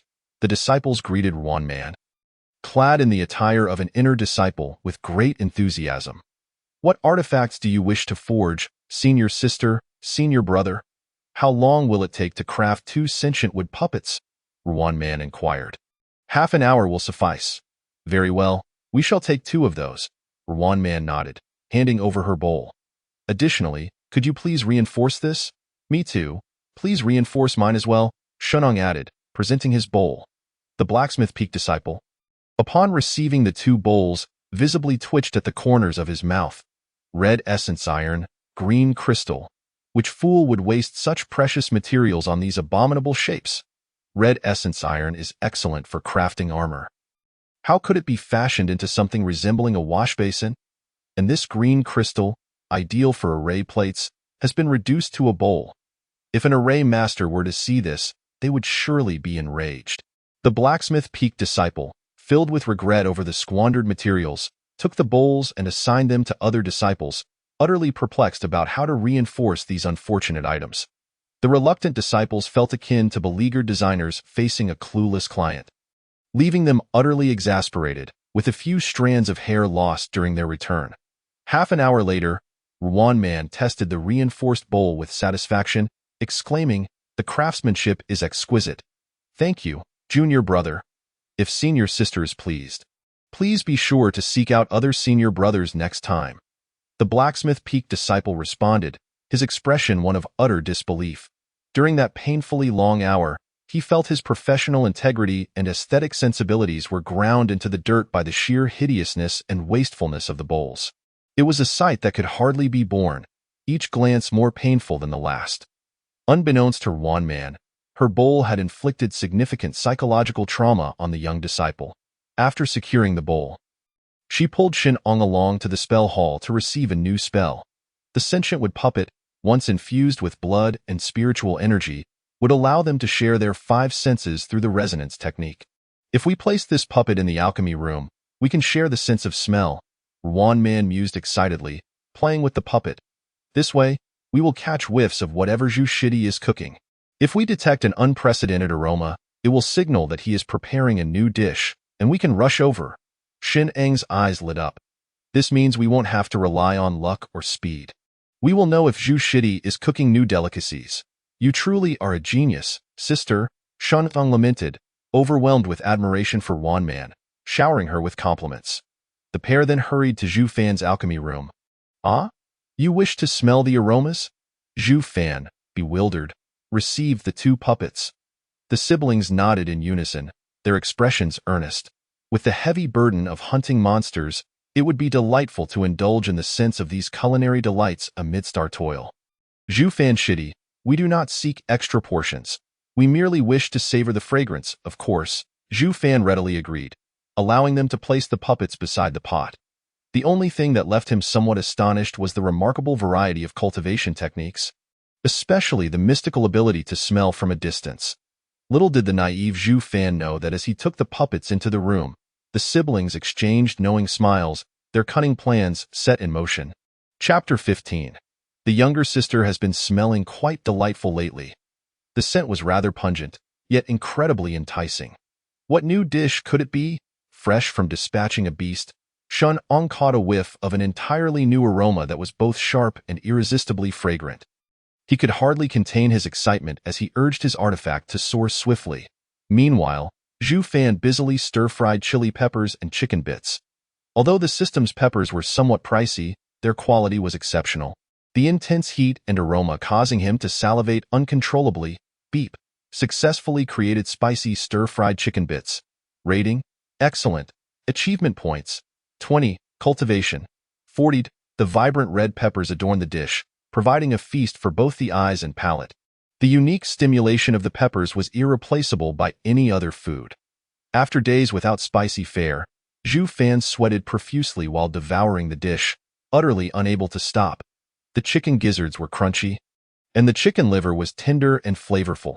Each mouthful of chicken bits paired with soup alleviated the spiciness, prompting his chopsticks to charge forward once more. Not only Zhu Fan's chopsticks surged forth.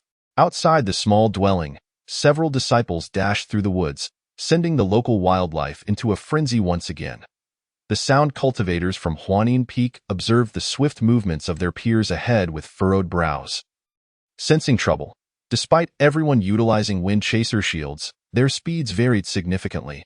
After all, the wind chaser merely lightened the load based on one's physical condition. These sound cultivators lacked the physical prowess of their body cultivator counterparts and could not outpace the sword cultivators. Furthermore, sound cultivators at lower levels often possessed weaker attack power, rendering them slower in monster hunting compared to their magical or blade-wielding peers. Various factors combined to leave them lagging far behind. This won't do, the anxious sound cultivators thought, desperately seeking solutions as they ran. Meanwhile, having enjoyed his meal, Zhu Fan emerged from his room, once again greeted by a throng of eager disciples. When he had asked about their curious behavior the previous day, he had learned of their rather amusing tactics. It was quite impressive, reminding him of the legendary marathon by Fade. A marathon typically spans over 40 kilometers, and these seniors traverse that distance back and forth daily. One could only marvel at the illogical nature of the cultivator's world. To his surprise, Zhu Fan spotted Shenong and Ruan Man proudly standing at the front of the line, their expressions brimming with delight. Surely, they weren't using artifacts to fly back and forth. With the best vantage point, Shenong and Ruan Man gazed eagerly at the new dish Zhu Fan presented, their hearts soaring with joy. What a brilliant idea! My sister is truly a genius. Clutching the reinforced bowls, they finally unleashed their full strength in pressing the rice, achieving a compactness that made the disciples behind them envious. Wishing they possessed such strength, I must strive to enhance my power, so I can compress my rice into stone slabs as well. The rice seemed to whisper its gratitude. Thank you for your presence. The disciples, experiencing spicy peppers for the first time, were initially taken aback, then utterly captivated by the unique flavor. Unable to resist, a few of them transformed into ravenous beasts, devouring their rice with fervor.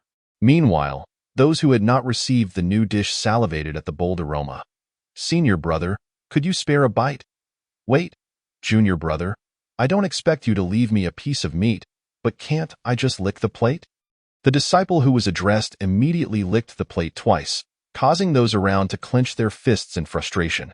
Meanwhile, the sound cultivation disciples who lagged behind and missed out on the new delicacies inhaled the fragrant aroma with reluctance, before beckoning their fellow juniors to leave this sorrowful place. Senior brother, although we didn't get to taste it, merely savoring the scent is also delightful. Under this fragrance, the soup tastes even better. One junior disciple, puzzled by the senior brother's insistence on leaving, asked, "Don't we want to get ahead of others next time?" The elder sound cultivation disciple replied, his eyes gleaming with determination, "Absolutely, then follow me. Let us head to the technique hall and exchange for another spell." He realized the path of cultivation is a struggle against both heaven and humanity, and he had finally grasped this profound truth. I apologize, fellow brothers, but I have no choice but to resort to such measures. At the technique hall, the elder sound cultivation disciple presented his disciple token to the attendant and requested, "Please exchange for the Mingbo technique." The Mingbo technique, a sound cultivation spell, allows the caster to transmit spiritual energy over considerable distances, albeit with low offensive power, primarily used for detection. Due to its low-grade nature, few opted to exchange for this spell, as many more powerful spells existed for both offense and exploration, leading most sound cultivation disciples to save their contributions for better alternatives. The attendant, aware of this, suggested, "Perhaps you might consider a different spell?" "Thank you, senior brother, but I am in urgent need, so I shall exchange for this one," the sound cultivation disciple declared resolutely. "The early bird catches the worm. Each time I miss out on this delicacy, my heart aches as if pierced by a knife. Isn't it just a matter of contribution points? We toil daily, hunting demonic beasts. Do we really care about this?" The elder brother's intentions became clear, prompting the other disciples to contemplate the spell's functionality, and they suddenly found inspiration. In equal circumstances, we may indeed be unable to outrun others, but what if others cannot utilize it while I can? The Mingbo technique's offensive power may be low, yet the chiefing shield is as fragile as paper. It dissipates with a mere touch. Moreover, this spell can detect the positions of other senior brothers. Even if they run fast, what's the use? Can they outrun sound itself? If they cannot, then their chiefing shield is futile. These dark thoughts began to take root in the hearts of the disciples who failed to secure their places. The group could no longer restrain themselves, erupting into sinister laughter. "Senior brother, I want to exchange too. Get one for me." The attendant, taken aback by their sudden outburst, felt a chill run down his spine. He hastily exchanged spells for them, eager to see them leave, fearing that lingering any longer might cause the technique hall to sprout mushrooms from the encroaching darkness. Once they acquired their new spells, the disciples hastened away, determined to learn the technique at the fastest pace possible, eagerly anticipating their chance to showcase their skills in the next speed competition. They were quite impatient to see the expressions of others when their chiefing shields were bypassed. Cackling with glee, in a region guarded by inner disciples and personal disciples, a young man clad in the attire of a personal disciple engaged in conversation with his companion. "Senior brother, have you noticed something peculiar about junior sister San these past few days?" The individual referred to as senior brother, Wei Hingwen, was the foremost disciple of the Shinin Peak. The one speaking, Zhang Liang, ranked second among the personal disciples. "What seems off?" Wei Hingwen inquired. "Well," Zhang Liang pondered his words. "She has this delightful aroma about her." Wei Hingwen's expression shifted, regarding Zhang Liang as if he were a bizarre new specimen. "That's not what I meant," Zhang Liang hastily clarified, sensing the intensity of his senior brother's gaze. "Then what do you mean?" Wei Hingwen raised his magical artifact, contemplating a lesson for his aberrant junior.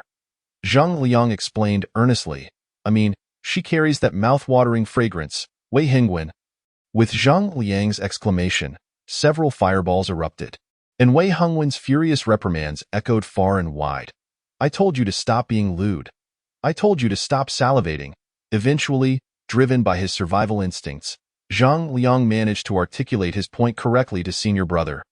Explaining, "Junior sister San has reached the Gu Dan realm and has abstained from food for years. She isn't a body cultivator, so how could she indulge in meat?" Wei Hingwen found it hard to believe his wayward disciple's claims about junior sister sneaking meat. "Really?"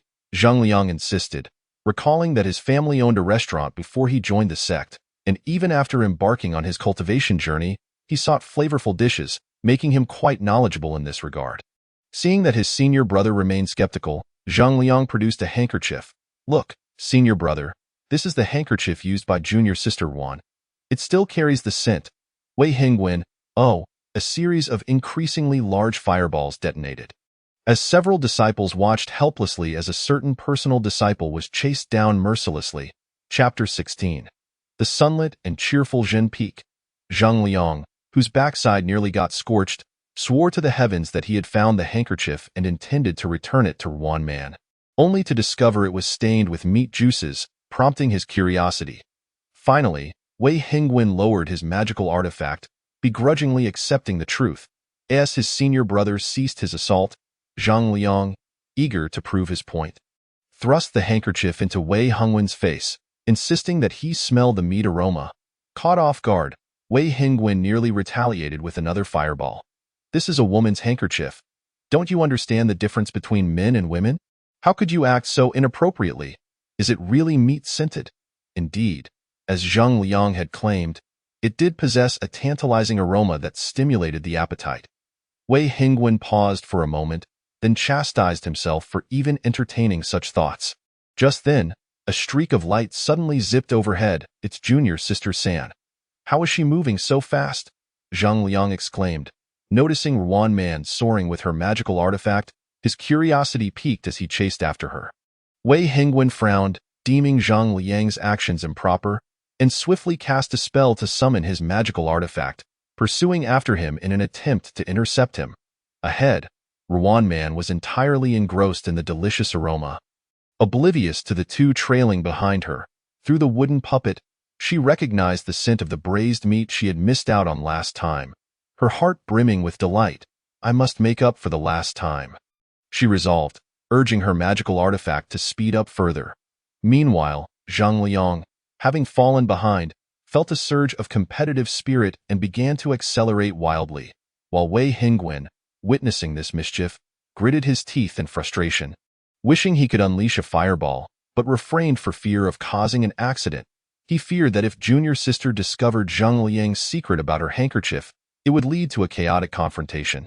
In another part of the forest, amidst the daily speed contests, the air was filled not only with the sound of disciples rushing, but also with countless shouts of indignation. "Shameless! Do you still have any shame?" Disciples of Huanin Peak, the sound cultivation disciples, while buffing their speed, utilized the Mingbo technique to shatter the chiefing shields of their fellow disciples. Several disciples cursed back, using such underhanded tactics against fellow brothers. Do you still consider yourselves human? Junior brothers, we are merely employing normal sound cultivation spells to detect demonic beasts. Any unintended harm is truly regrettable, the sound cultivation disciples insisted, showing no signs of halting their actions. Shall we just step back then, and avoid unintentional injury? Are we to step back so you can feast first? How presumptuous! The disciples gritted their teeth in fury, refusing to relent as they chased after them with all their might. The sword cultivation disciples, in particular, abandoned their chiefing shields, relying solely on their natural speed to vie for the lead.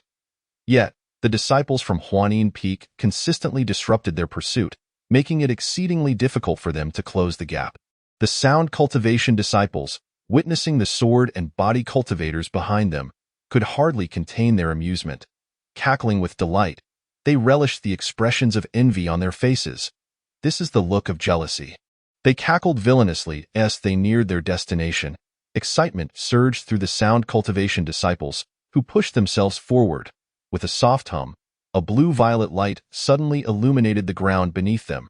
Upon seeing the formation materializing on the ground, the sound cultivation disciples' expressions shifted dramatically.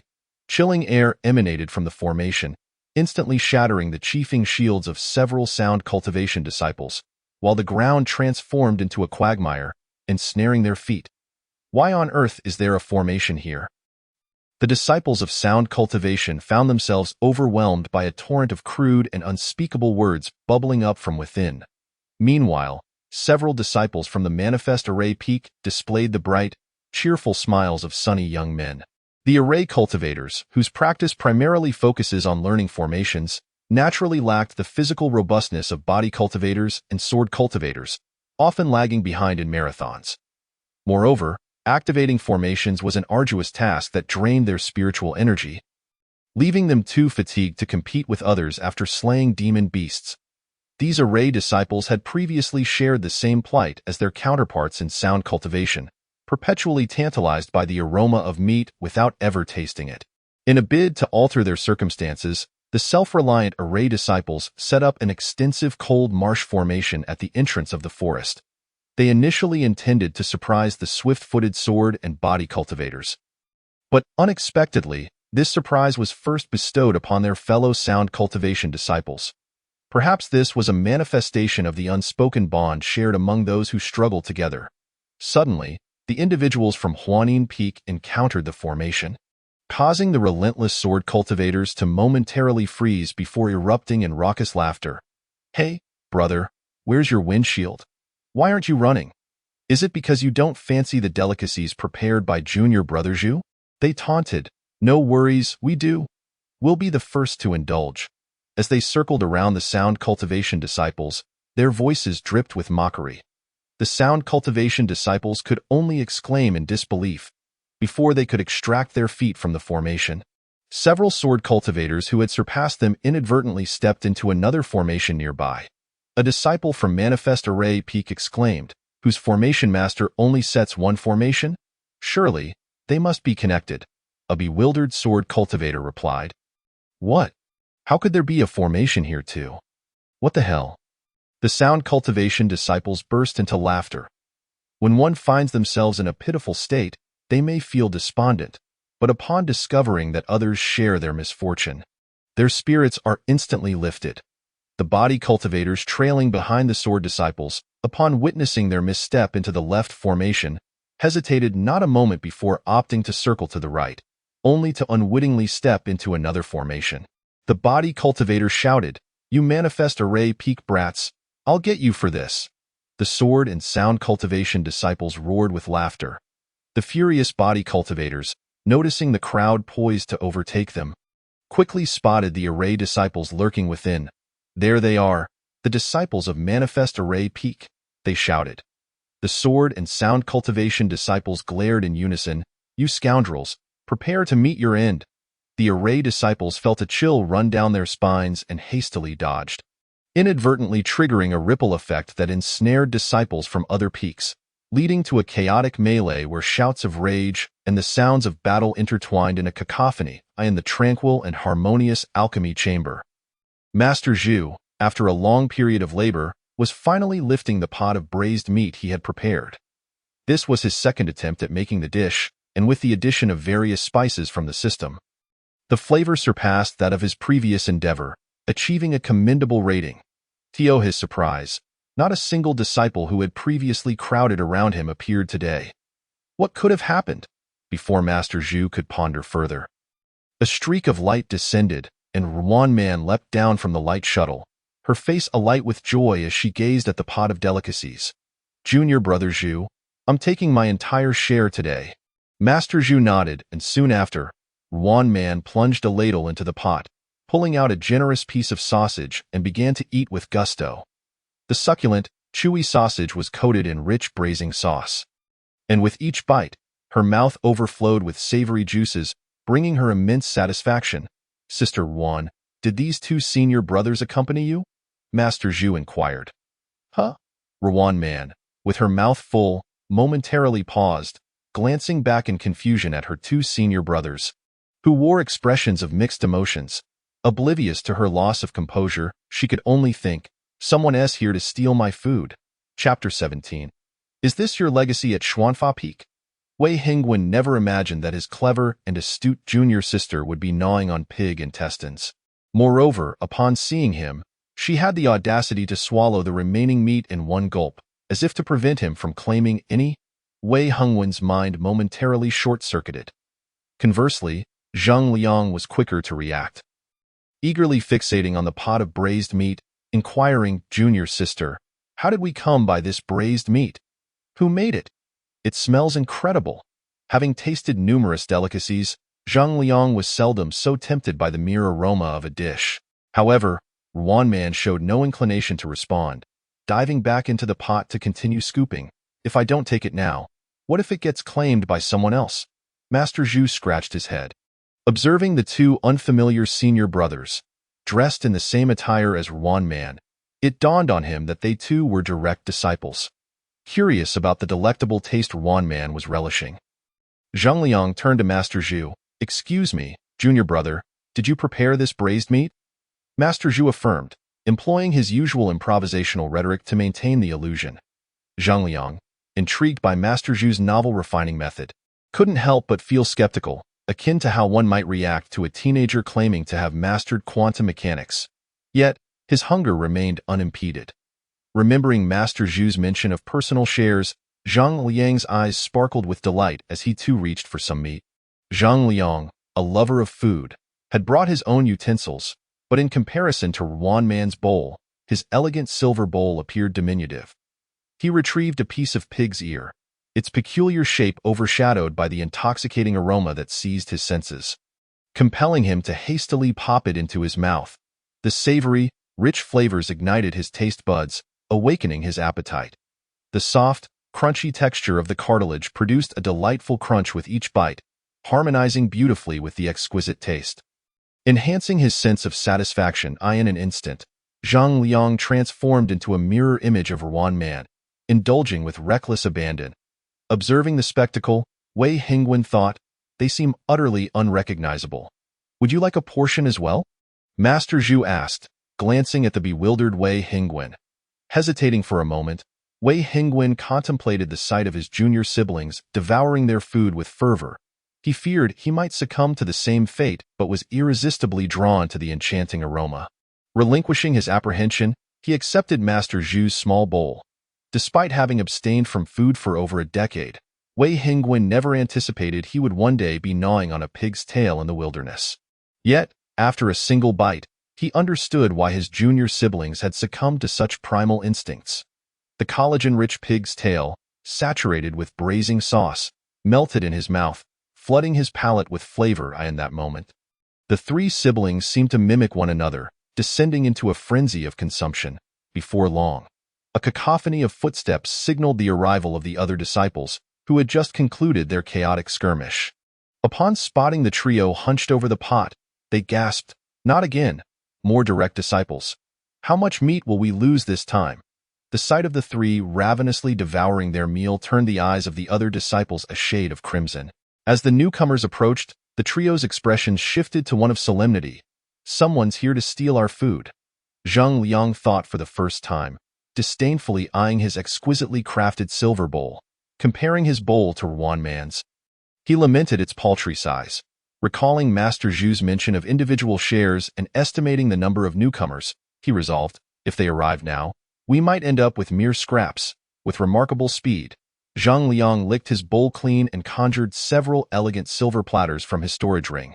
Without hesitation, he ignited a flame and melded the platters and bowl into a singular silver sphere. The once meticulously crafted tableware was now rendered a tragic, misshapen mass.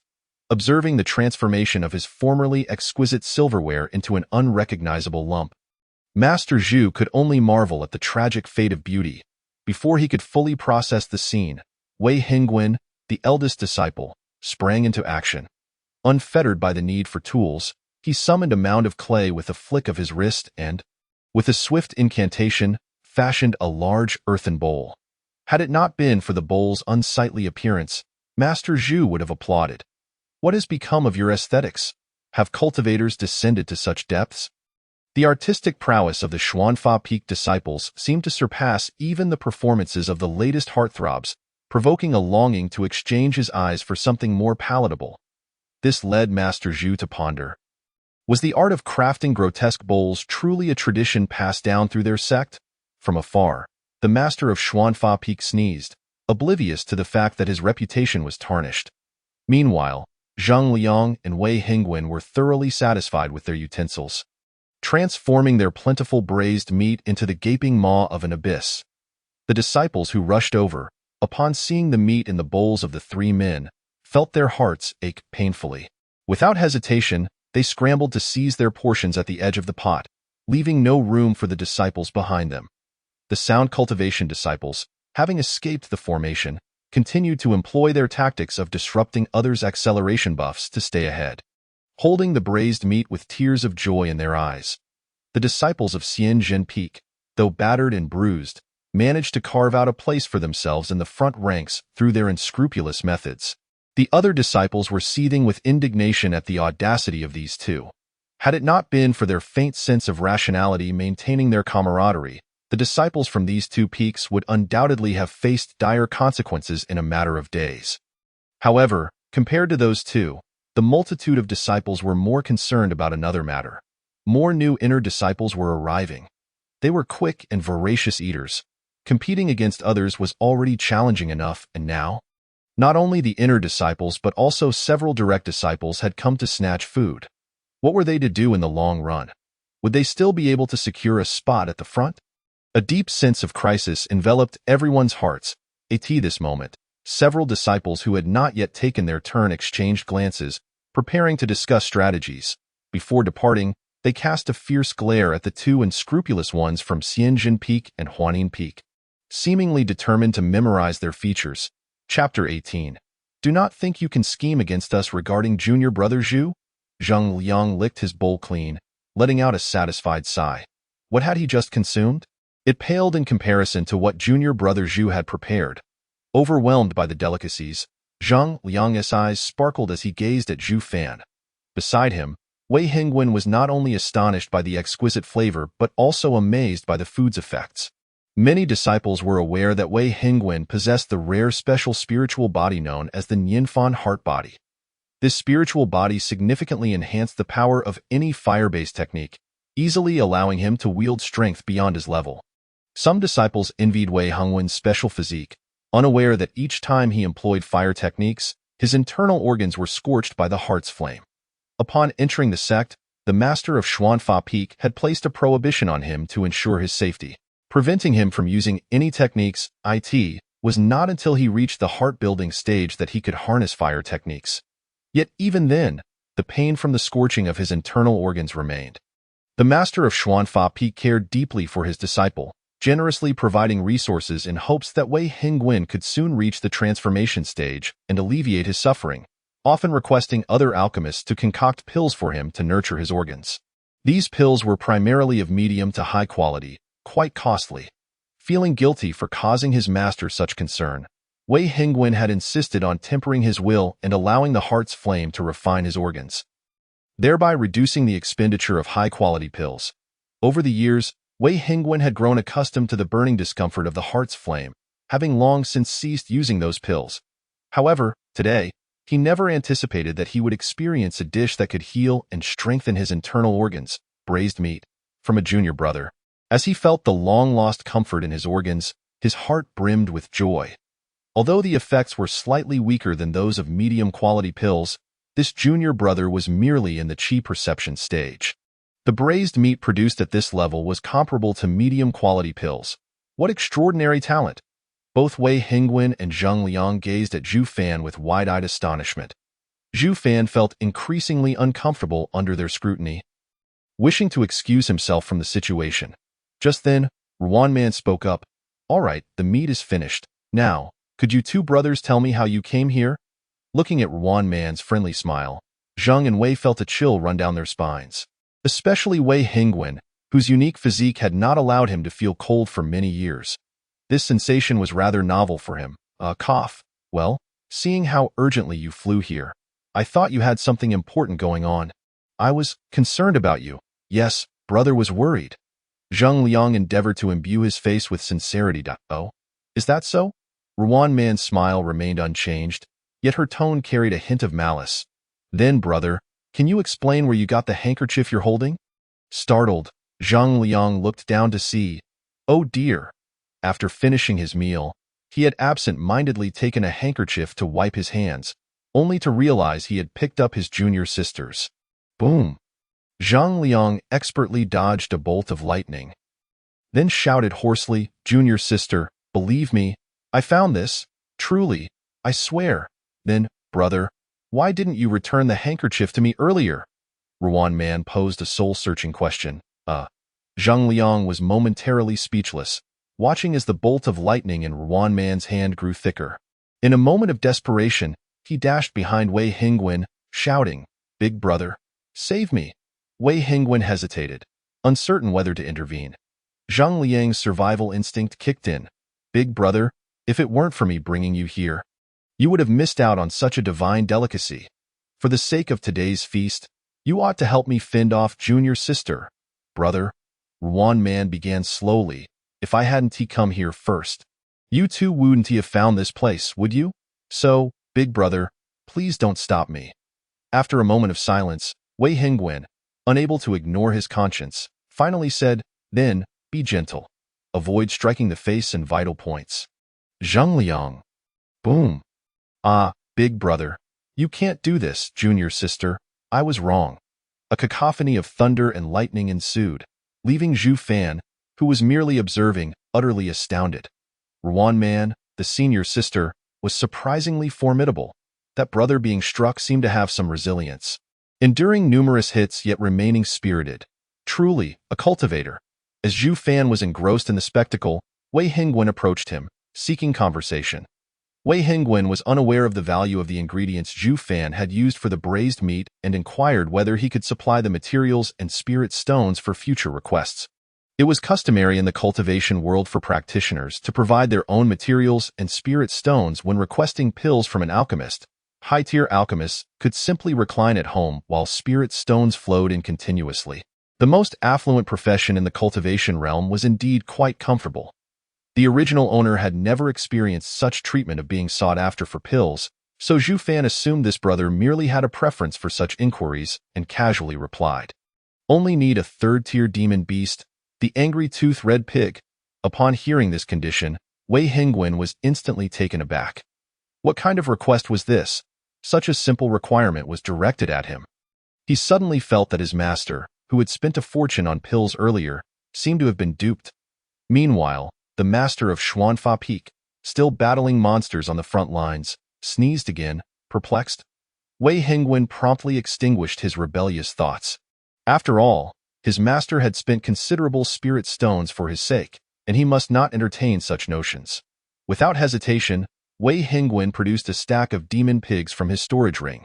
Not only the third-tier angry tooth red pig, but also fourth-tier steel bristle pigs.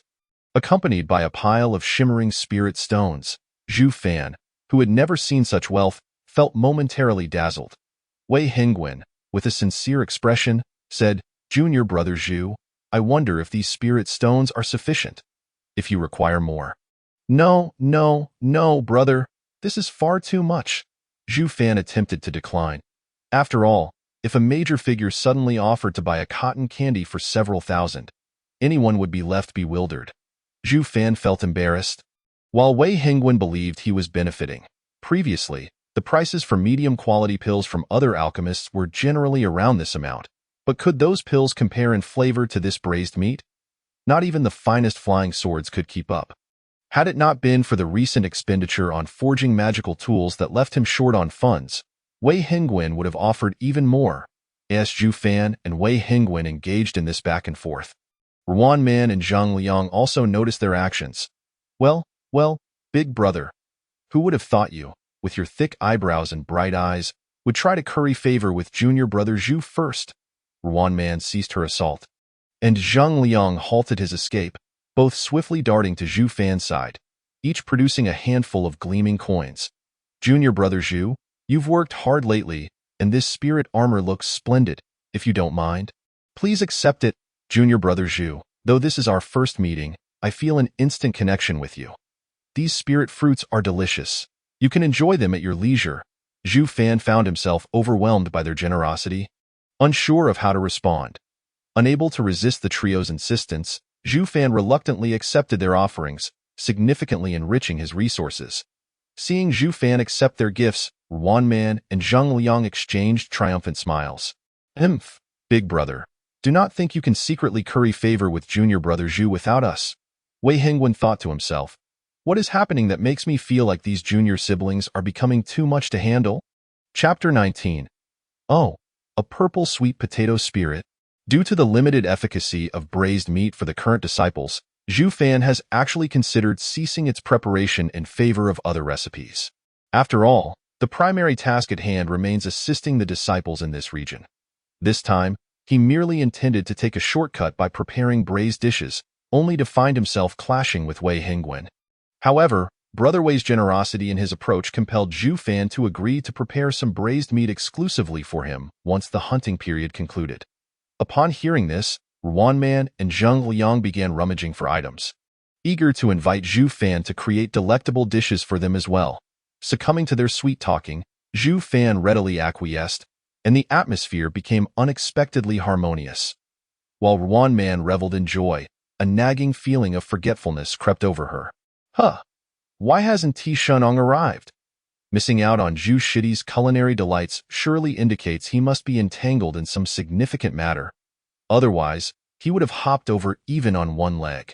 Having indulged to her heart's content, Ruan Man's heart finally regained its sisterly affections, yet a tinge of worry surfaced in her mind. Her intuition proved correct. Shan Ong had indeed encountered some trouble. The fourth-tier demon beast, the Bai Jing snake, moves with swift and unpredictable agility, adept at employing toxic demon techniques, rendering it challenging for disciples at the heart-building stage to contend with such a foe. Relying on his protective talisman, Shan Ong managed to gain some advantage. However, during the fierce battle with the demon beast, he did not anticipate the ambush of another Bai Jing snake lurking nearby. Thankfully, Zhang Rue, a direct disciple of the Qidao Peak, detected the presence of the two snakes. Otherwise, Shan Ong would have found himself in grave peril. Brother Jiang, are you all right? Shan Ong inquired anxiously, observing the purple hue beginning to mar Zhang Rue's arm. A result of the demon poison sustained while intercepting attacks on his behalf. No worries. I can suppress the toxin with my spiritual power. Do you happen to have any detoxifying pills on you? Shenong shook his head helplessly. He had already consumed his last detox pill while dealing with the Bai Jing snake. Brother, just focus on recuperating. I will use my talisman to bring you back to Qin Shixiang to fetch some detox pills. Summoning his light shuttle, Shenong urged Zhang Rue to board, and the two sped towards their region's temporary alchemy chamber. What? Qin Shixiang has gone back to the sect for materials? Shenong returned, staring blankly at the empty alchemy chamber. After inquiring with a nearby disciple, he learned that Qin Shixiang had just departed for the sect. Then I must trouble you, Shidi, to take me back to the sect to find another alchemist for medicine. This snake poison can claim several lives if it were to affect a mere mortal. Zhang Rue was not in a hurry. He could suppress the poison with his spiritual power and... After retrieving a detox pill from the sect, would soon be back to full strength. Shenong agreed and was about to take Zhang Rui back to the sect when he suddenly thought of Zhu Fan. Could it be that Zhu Fan Shitty can create food that counteracts poison?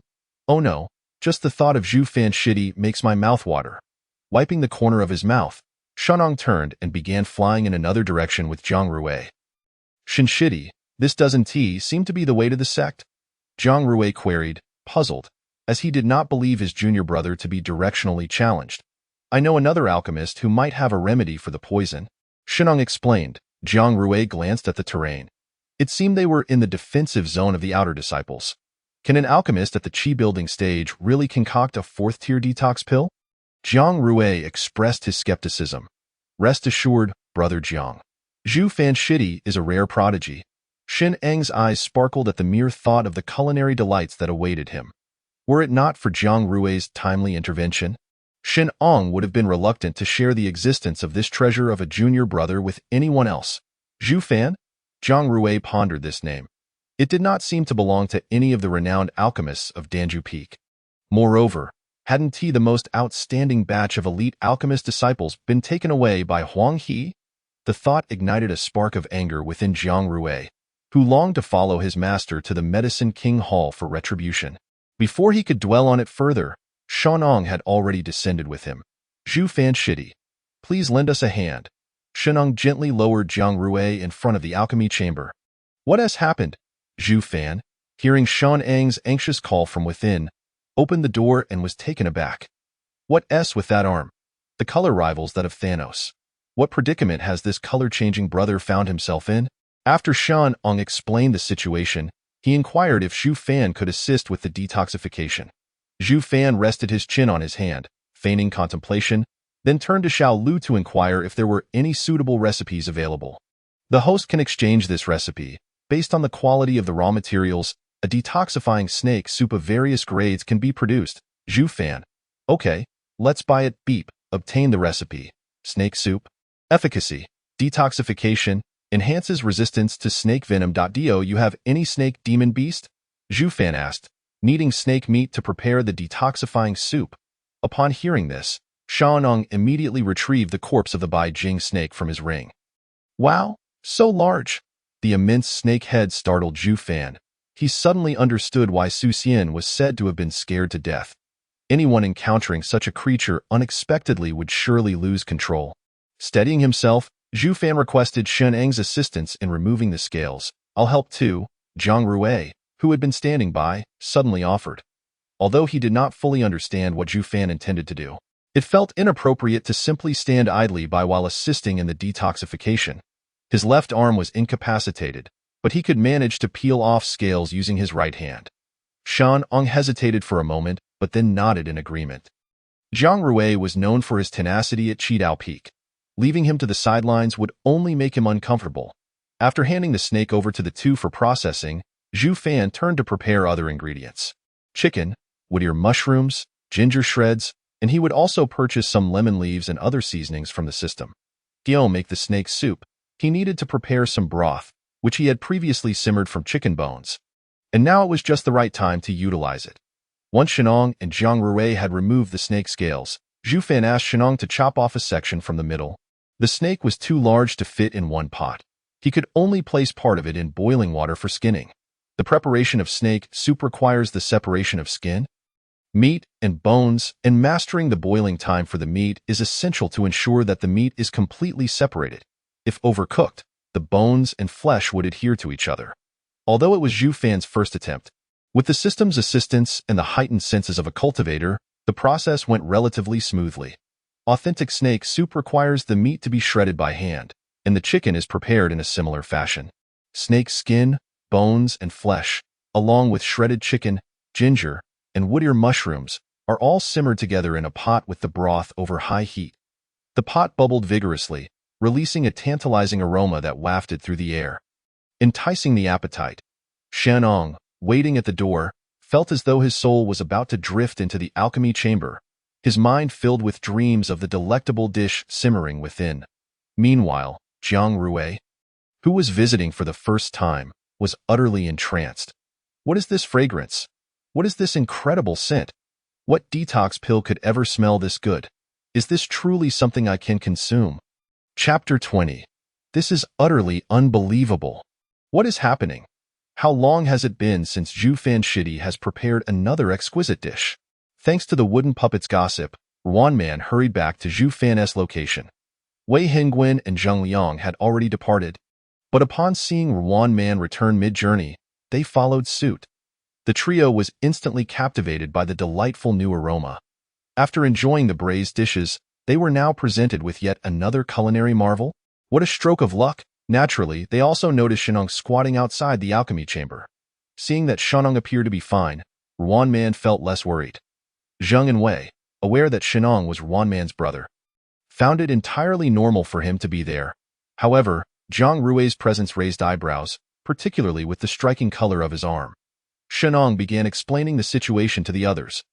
Ruan Man expressed her gratitude to Zhang Rui for assisting her brother, reluctantly deciding not to compete with him for the first bowl, considering it was meant for his detoxification. Fortunately, Zhu Fan always prepared a generous amount, so there would be plenty to share. The only concern was that today, Ruan Man and her companions had already claimed their portions. They wondered if they could persuade Zhu Fan to provide them with an extra serving. The trio exchanged worried glances toward the alchemy chamber. Inhaling the fragrant aroma, Zhu Fan emerged holding the pot, and, as expected, spotted Ruan Man and the others. I believe I've figured out the mystery behind that wooden puppet, he remarked. He first filled a bowl for Zhang Rui, who thanked him before immediately devouring it eagerly. What? Afraid of the heat? Cultivators feel warmth even when sleeping by a fire. The freshly cooked soup poses no issue at all. Experiencing a culinary revelation for the first time, Zhang Rui's mind went blank, wholly focused on the bowl in his hands. The snake meat was inherently delicious, tender, and smooth. Even without an abundance of seasoning, the natural sweetness of the ingredients was enough to leave a lasting impression. The milky white broth, infused with the essence of the Bai Jing snake's bones and flesh, delivered a rich flavor that brought a refreshing sensation, permeating his body and mind, leaving behind only feelings of bliss. Before long, the toxins in Zhang Rui's arm began to recede. Returning to normal, he gazed at the gleaming bowl he had licked clean, then at his arm, his expression one of bewilderment, nearly convinced he was trapped in a dream. Is such a delicious dish truly real? And it can detoxify as well? Could it be that I am merely hallucinating due to poisoning? Zhang Rui remained in a daze, while Ruan Man and the others gazed at the snake soup with such intensity that it seemed they might pierce the pot with their stares. Zhu Fan found himself in a bit of a dilemma, as the fourth-tier beast had been brought by Shen Ong for his senior brother's detoxification. Was it appropriate to distribute it? While he pondered how to broach the subject, the astute Ruan Man instantly grasped his thoughts. Thus, a gentle hand from his sister delicately caressed Shen Eng's crown. With her encouragement, Shen Eng's consciousness finally returned from the pot to his mind. Junior brother Zhu, I have received my share along with senior brother Jiang. You may handle the remaining snake soup as you see fit. Without a moment's hesitation, Shenong clutched his bowl and retreated to a corner to drink heartily, fearing that any delay would result in his sister snatching it from him. Zhang Rui also reacted promptly, retrieving a bucket from his ring and asking Zhu Fan to fill it for him, mimicking Shen Eng's actions as he squatted down beside him. Sister Wan, a serving of snake soup can enhance one's resistance to snake venom. Although it cannot stack, it is better than nothing. You and the two senior brothers should also partake. Zhu Fan had observed Zhang Rui's dire state from the snake venom earlier and felt an increased sense of concern for the disciples combating the beasts. Although the efficacy of the snake soup was limited, any assistance was still valuable. Considering that the outer disciples had lower cultivation levels and would face greater danger from beast toxins, he decided to reserve extra portions for them, giving Ruan Man and her companions only one serving each. Having already received their shares, Ruan Man and her friends were overjoyed with this unexpected bonus and felt too bashful to take more. However, the exquisite flavor of the snake soup proved irresistible. They licked their bowls 3 times yet still found themselves casting longing glances at Shenong and Zhang Rui. Zhang Rui, quick to react, clutched his bucket and retreated several meters, wearing a vigilant expression. Shedding his earlier pitiful demeanor from the poisoning, junior brother Zheng Liang approached enthusiastically to greet him, but Jiang Rui's expression shifted instantly. What? Does senior brother Zheng also desire the snake soup? His tone seemed tinged with danger. Zheng Liang, for some reason, suddenly became timid. Ruan Man, being far more astute, immediately produced some fried dumplings and braised meat from her storage ring. Junior brother Jiang, these delicacies were also crafted by junior brother Zhu Fan. They enhance strength and nourish the organs. How about we exchange? Jiang Rui exclaimed. Other delicacies? Shinong interjected, sister. When did you pilfer those dumplings? Wei Jing chimed in, junior sister. You actually concealed them? How could you resist eating them? Ruan Man was indeed a formidable character. As Jiang Rui and Ruan Man exchanged delicacies, many other disciples were drawn by the enticing aroma to claim their share of the snake soup. Zhu Fan informed the disciples of the soup's special properties, allowing each person to claim an additional serving beyond their daily allowance. Several disciples cheered with joy, expressing their gratitude to Zhu Fan, and offered some spirit stones and fruits in return to Shen Ong and Jiang Rui. Although they did not particularly need the small tokens of appreciation, the warm-heartedness of the outer disciples was still touching. Little did they know, while they basked in the camaraderie of brotherhood, these outer disciples were all secretly contemplating the same matter. Thankfully, senior brother Shen accepted it, as this would allow them to boldly compete for front-row access next time. Eating was of utmost importance. Everything else could wait. Shenong sighed, smiley face. Ultimately, it was a misplaced expectation. The arrival of several direct disciples today had suddenly placed immense pressure on the disciples here.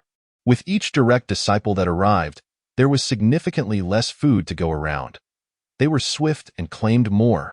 The outer disciples felt as though they were being plagued by a green crystal snake. That evening, the outer disciples stationed at Defense Zone 10 convened a collective meeting.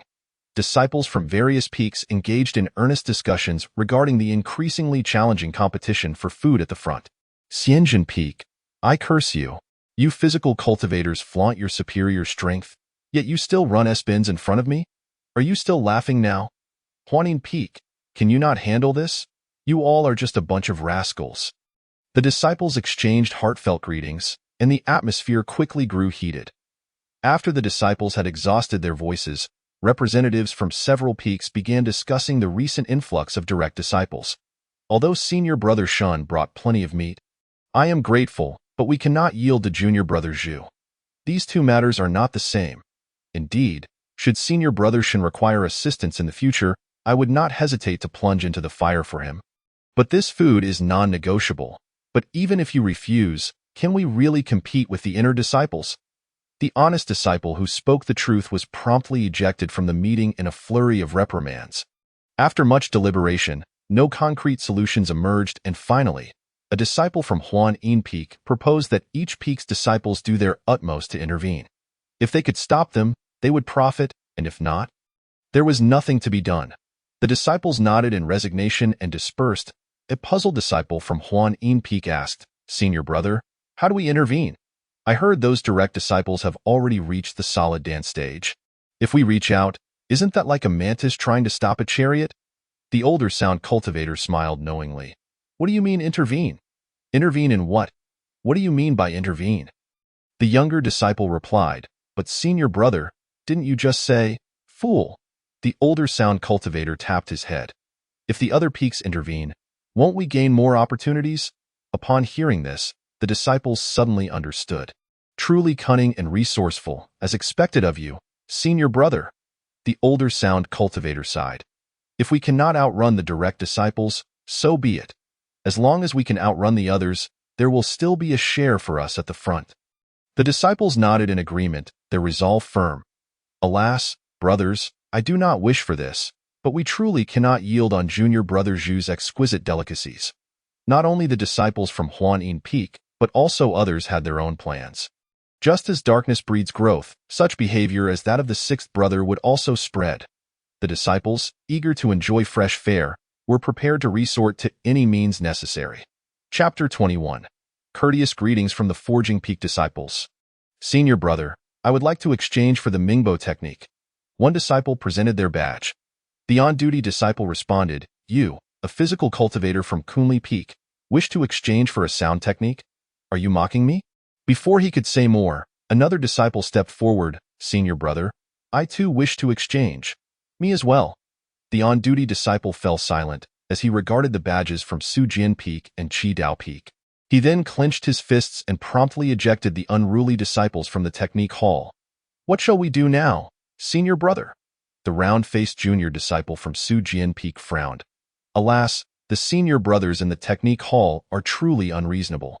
Who says sword cultivators cannot learn sound techniques? The tactic of using someone's own methods against them had fallen flat. The leading sword cultivator had not anticipated this turn of events and pondered how to deal with the two troublemakers. Senior brother, at this moment, the sword cultivator was lost in thought when the physical cultivators who had just been expelled from the technique hall approached them. Do you have any advice for us? Senior brothers? The sword cultivator, unsure of their intentions, inquired. We wish to collaborate with Sujian Peak, the physical cultivator candidly stated. If it weren't for those people always resorting to underhanded tactics, we would have had our fair share at the front. This statement held some truth. After all, sword cultivators were renowned for their speed, and the physical cultivator's strength was undeniable. Good brother, you speak the truth. The leading sword cultivator nodded in agreement, as he and the enthusiastic physical cultivator embraced each other, denouncing the shameless actions of others. Although they had yet to devise a suitable plan, they agreed that the disciples from both peaks would share new information and strategies. After bidding farewell to the physical cultivators, the leading sword cultivator could not help but burst into laughter. Senior brother, aren't you still without a plan? The younger disciple was confused about what was so amusing. A half-cooked feast, perhaps? Humph. Come here and lend me your ear. The leading sword cultivator beckoned the younger disciples to draw closer before whispering, earlier, I placed a few listening charms on those from Xian Fa Peak. I was not contemplating but rather eavesdropping on their information. The disciples from Xian Fa Peak had discovered that senior sister Wan always had a reliable method for obtaining new products. Several disciples were taken aback, brimming with curiosity about what the method entailed. The leading sword cultivator elaborated on the marvelous use of the shared sentiment wooden puppets, and the others' eyes lit up. Then we should also procure a few wooden puppets. We can find out when junior brother Zhu is making new products. Indeed, this method is brilliant. Let's get to it. But senior brother, should we inform the physical cultivators from earlier? One naive disciple asked, only to be met with a few thumps on the head from several senior brothers. Why would you tell them? The only ones we can compete with are them. Without them, our biggest rivals are gone. The younger disciple hung their head, feeling deeply ashamed of their own naivety. I also affixed listening charms to them earlier. So when those physical cultivators from Kunli Peak make a move, we will know. The leading sword cultivator wore a self-satisfied expression. No wonder the two senior brothers were so chummy earlier. I thought it was just their boisterous nature. Indeed, the leading sword cultivator suddenly sensed something amiss, and upon turning around, discovered a listening talisman affixed to himself. Damn, you scheming old foxes! The furious shouts of the sword cultivators echoed, while the body cultivator who had just been casually draping his arm around him calmly tore apart the now useless listening talisman. Did you all hear that? The body cultivator raised his eyes to his fellow disciples from the same sect. We heard. At that moment, the faces of these individuals bore not a shred of innocent enthusiasm, but rather the insidious grins of those who had successfully plotted. Let us go. We should also acquire a few wooden puppets. All right, wait, hold on. The leading body cultivator suddenly felt something was off and instructed his disciples to check themselves. Then, huh? Why do I have a listening talisman too? Damn, I have 3 on me. It must be those knife cultivators who stuck them on. Earlier, he had sensed something was amiss in the arts hall. The leading body cultivator's vision darkened, and he gritted his teeth, forcing out the words, shameless scoundrels, At the forging peak, a group of disciples rushed in, panting, brother, could you please prepare 3 empathic wooden puppets for me? And also reinforce this basin? Brother, I need 4. If this basin can't be reinforced, could you please help me forge a new one? Me too. The disciples of the forging peak exchanged glances, puzzled. Why does this sound so familiar? One disciple recalled the psychological trauma inflicted upon him by one man a few days prior, his mouth twitching. Before he could respond, another wave of disciples rushed in. brother. I want 5 empathic wooden puppets. Get me a few too. Just as a Forging Peak disciple was about to reply, a third wave of people burst in. Brother, wooden puppets, you understand? What on earth is wrong with you all? These wooden puppets can't slay monsters or defend us. Why do you need so many? Is your stock of spirit stones burning a hole in your pockets? The Forging Peak disciple was utterly speechless. Even more absurdly, the groups began to hurl insults at one another. Shameless scoundrels, give me those talismans. Have you no shame? Likewise, we clearly discovered this first. We should be ahead in crafting. In your dreams, just call out and see if the wooden puppets respond. A multitude of disciples erupted into chaos, making the Forging Peak disciple's head nearly explode. Silence. In a fit of exasperation, he unleashed his spiritual power to roar, finally bringing a semblance of calm back to his mind. Subsequently, the weary Forging Peak disciple ceased to care, assigning each individual to his junior disciples, instructing them to seek out his juniors for any matters, as he preferred to avoid the stress. Junior, listen to me, thank you, because of you. The wooden puppets were manageable, as they were legitimate reconnaissance tools. However, when it came to reinforcing the basin, the disciple responsible for crafting was infuriated. What on earth is wrong with you? You expect me to reinforce this broken basin made of mundane iron? I am at least a third-grade artifact craftsman. Are you humiliating me by asking me to patch up a leaky basin? I'm sorry, brother. I did not consider this adequately. The disciple with the basin wore an awkward expression. The Forging Peak disciple's expression softened slightly, only to hear the lad add, "Then please help me forge a new basin. It should be bigger and sturdier." The Forging Peak disciple? Is there even a difference between patching a basin and forging a new one? I am an artifact craftsman, a practitioner of the 4 arts of cultivating immortality. I forge weapons and magical tools, do you understand? You want me to do the work of a mere earthly blacksmith. What do you mean by this? The Forging Peak disciple's face flushed with rage, on the verge of exploding. Fortunately, the leading disciple reacted quickly and stepped forward to explain. Brother, he simply didn't explain clearly. What we need are defensive magical tools, preferably large and sturdy. It's just that due to special purposes, we need them shaped like a basin. There is absolutely no intention to mock you. Yes, that's right. We desire a defensive magical tool in the shape of a large basin. The other disciples quickly chimed in. Hearing this, the Forging Peak disciple managed to temper his anger, looking at the crowd, and asked, Really? You all want defensive magical tools as well? The disciples eagerly nodded, affirming that this basin, cough cough, this defensive magical tool was of great utility. Indeed, brother, we truly need this. It would be best if you could also add a pair of chopstick-shaped concealed weapons. They need to be blunt-headed. The disciples hastily produced spirit stones, fearful that the brother would refuse their request. What on earth is a blunt-headed stick weapon? Although the Forging Peak disciple remained baffled. With so many disciples insisting, there might indeed be some special purpose behind it.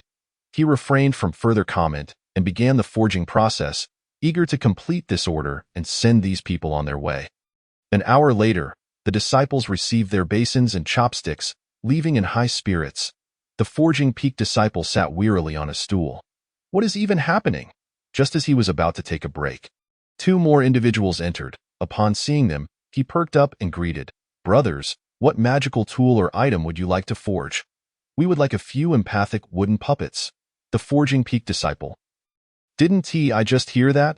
Then, Zhang Liang spoke while retrieving an unsightly, concave object from his storage ring. Please reinforce this for me, thank you. The Forging Peak disciple nearly covered his eyes to avoid being blinded by its ugliness, and then heard Wei Hengwen chime in. Could you please forge me a basin, preferably larger and sturdier? The Forging Peak disciple's eyes went blank. Seeing him in a daze, Zhang Liang found it strange. Is this really that difficult? Are you going to do it or not? The Forging Peak disciple. Curse it all. Chapter 22. How terrifying.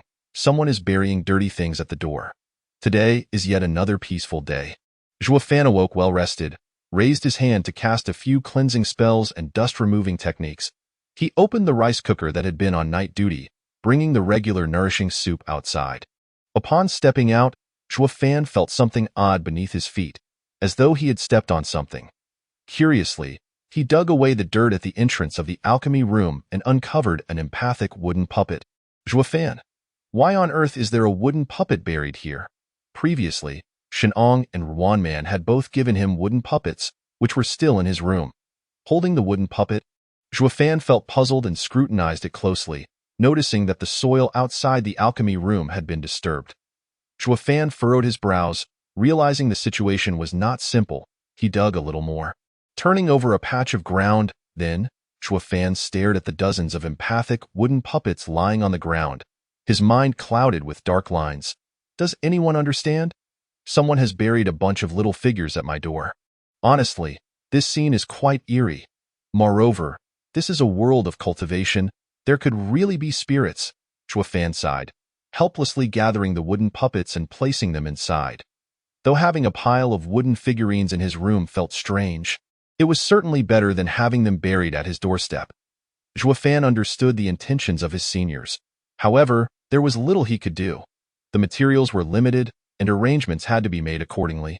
While the pot could grow larger, its size was still tied to Zhuo Fan's spiritual power, due to fried chili peppers as if he were simmering soup, right? What would that result in? Alas, for now, he would ensure that the daily restorative soup was prepared and leave the rest to fate. However, considering how hard the disciples were working and their frequent gifts to him, Zhuo Fan decided to prepare something simple that everyone could share today. At work, a colleague from Shaanxi had taught him how to make oil-splashed noodles, with chewy noodles paired with chili and garlic. The flavor was absolutely explosive. Perfect timing. Having eaten rice for several days, it was time for a change. Plus, it didn't require altering the System S recipe. It was a pure way to enhance his cultivation, quite delightful. Making the dough was originally a bit laborious. But Zhuo Fan had recently learned a technique that allowed him to control the water and flour directly with his spiritual power, making it both convenient and enjoyable. Water and flour were compressed, deformed, and merged under the embrace of his spiritual power, ultimately transforming into a soft, tender dough. He pinched off small balls from the dough, rolled them into noodle shapes, brushed them with oil, and began letting them rest. While the dough rested, he could prepare other ingredients as Zhuo Fan busily worked in his small abode. The other disciples were also starting their busy day in the mountains and forests. You scoundrel, you actually stole my wooden puppet. Brother, you cannot unjustly accuse someone. Of course I know who took my empathic wooden puppet. That bunch of scheming fellows. After burying their wooden puppets, they still took mine. Beasts. Thankfully, I cleverly buried one behind my house. Zhuo Fan. Damn, I was careless and didn't check other places.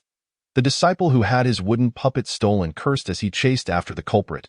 Initially, the pursued merely dodged, but then suddenly paused. A glint of determination in their eyes, a gust of wind at their feet, darting away. The pursuer was momentarily taken aback, then sensed the familiar aroma of the wooden puppet and his spirit jolted. Zhuo Fan has made something new. In an instant, several figures surged forth from the forest. Today, the disciple racing competition in District B-10 was once again underway. Leading the charge were the disciples of Huanin Peak, and as expected, several sound cultivators took the initiative to cast their sound wave technique. The crisp sounds echoed as the wind shield of the other disciples shattered beautifully. However, before the disciples of sound cultivation could even smile, with a sharp crack, their wind shields were also broken. It was a hidden weapon. Someone had employed a secret projectile. Who was it? Who hurled the concealed weapon? The sound cultivation disciples were infuriated, while the other disciples laughed with smug delight. Today, you too face retribution. The disciples displayed a gratifying smile of vengeance. Unable to utilize their windshields, everyone returned to the starting point. It was a fierce contest of speed. The sword cultivation disciples took the lead, truly worthy of being the swiftest sect in the cultivation world. Although these disciples were merely novices, their speed already outstripped that of the array cultivators lagging behind. Closely following were the body cultivation disciples, energetically trailing behind, reminiscent of the camaraderie they shared the day before. You scoundrel, you dare to affix a talisman on me? Likewise, how would you know about the wooden puppet? the disciples from Xianyun Peak began to express their grievances. Incredulous that this group of rascals could benefit from their information, the disciples continued to sprint, and suddenly, a sword cultivation disciple noticed something amiss in the terrain ahead, urgently shouting, "Be cautious ahead." Several disciples halted in response, but 2 or 3 others were unable to stop in time, rushing forward and triggering the array below, plunging into the mire. "Damn it! Are you playing tricks on me again? I'll have you know, I'm from the Xianjing Peak." The remaining sword cultivation disciples remained unfazed, retrieving peculiar stones from their storage rings, affixing them to the tips of their swords. These were the trial stones commonly used by sword cultivators. When infused with sword energy, they would resonate. The lower-tiered array's spiritual energy would leak, allowing the sword cultivators to sense it and avoid the traps. They waved their swords while advancing, using the trial stone's reactions to determine safe pathways, creating an exhilarating experience akin to minesweeping. The array cultivators at the back gritted their teeth, determined to expedite their upgrades. "Just wait until I enhance my arrays, and then we shall see how you navigate." The body cultivation disciples, lacking trial stones, exchanged glances with the smug sword cultivators, their disdain evident. "What a bunch of fools!" The leading body cultivation disciple unexpectedly produced a massive meteor hammer from his storage ring. What on earth is he planning to do with that? Before the other disciples could voice their confusion, the body cultivation disciple began to spin rapidly, like a windmill, causing the meteor hammer to whistle through the air. With a resounding shout, he hurled the meteor hammer high into the sky, and astonishingly, he was pulled upward along with it by the chain. "I soar from the heavens. How can your ground-based arrays impede me?" The airborne body cultivation disciple emitted a raucous, monkey-like laughter. The other disciples were left utterly astonished. "What is this? You resort to a throwing weapon since you lack a flying artifact. Are you truly relying on your sturdy physique to withstand the fall?" Boom! To the eyes of the other disciples, the trajectory of the meteor hammer formed a stunning arc before crashing down with a deafening roar, sending shockwaves through the ground. It sounded painfully intense. The forest birds were startled into chaotic flight. "What on earth is happening?" Shenong and Jiang Rue, perched upon their flying artifacts, gazed curiously into the woods. Could it be a demonic beast? Can even first- or second-tier demonic beasts create such a ruckus? Although Brother Zhu's culinary delights are of utmost importance, it would be wise to address any potential danger first. They veered their course towards the commotion. As they flew, they spotted a colossal meteor hammer, tethered to something, soaring past them. Shenong and Jiang Rue. What on earth is that? Chapter 23. This spectacle is truly unprecedented.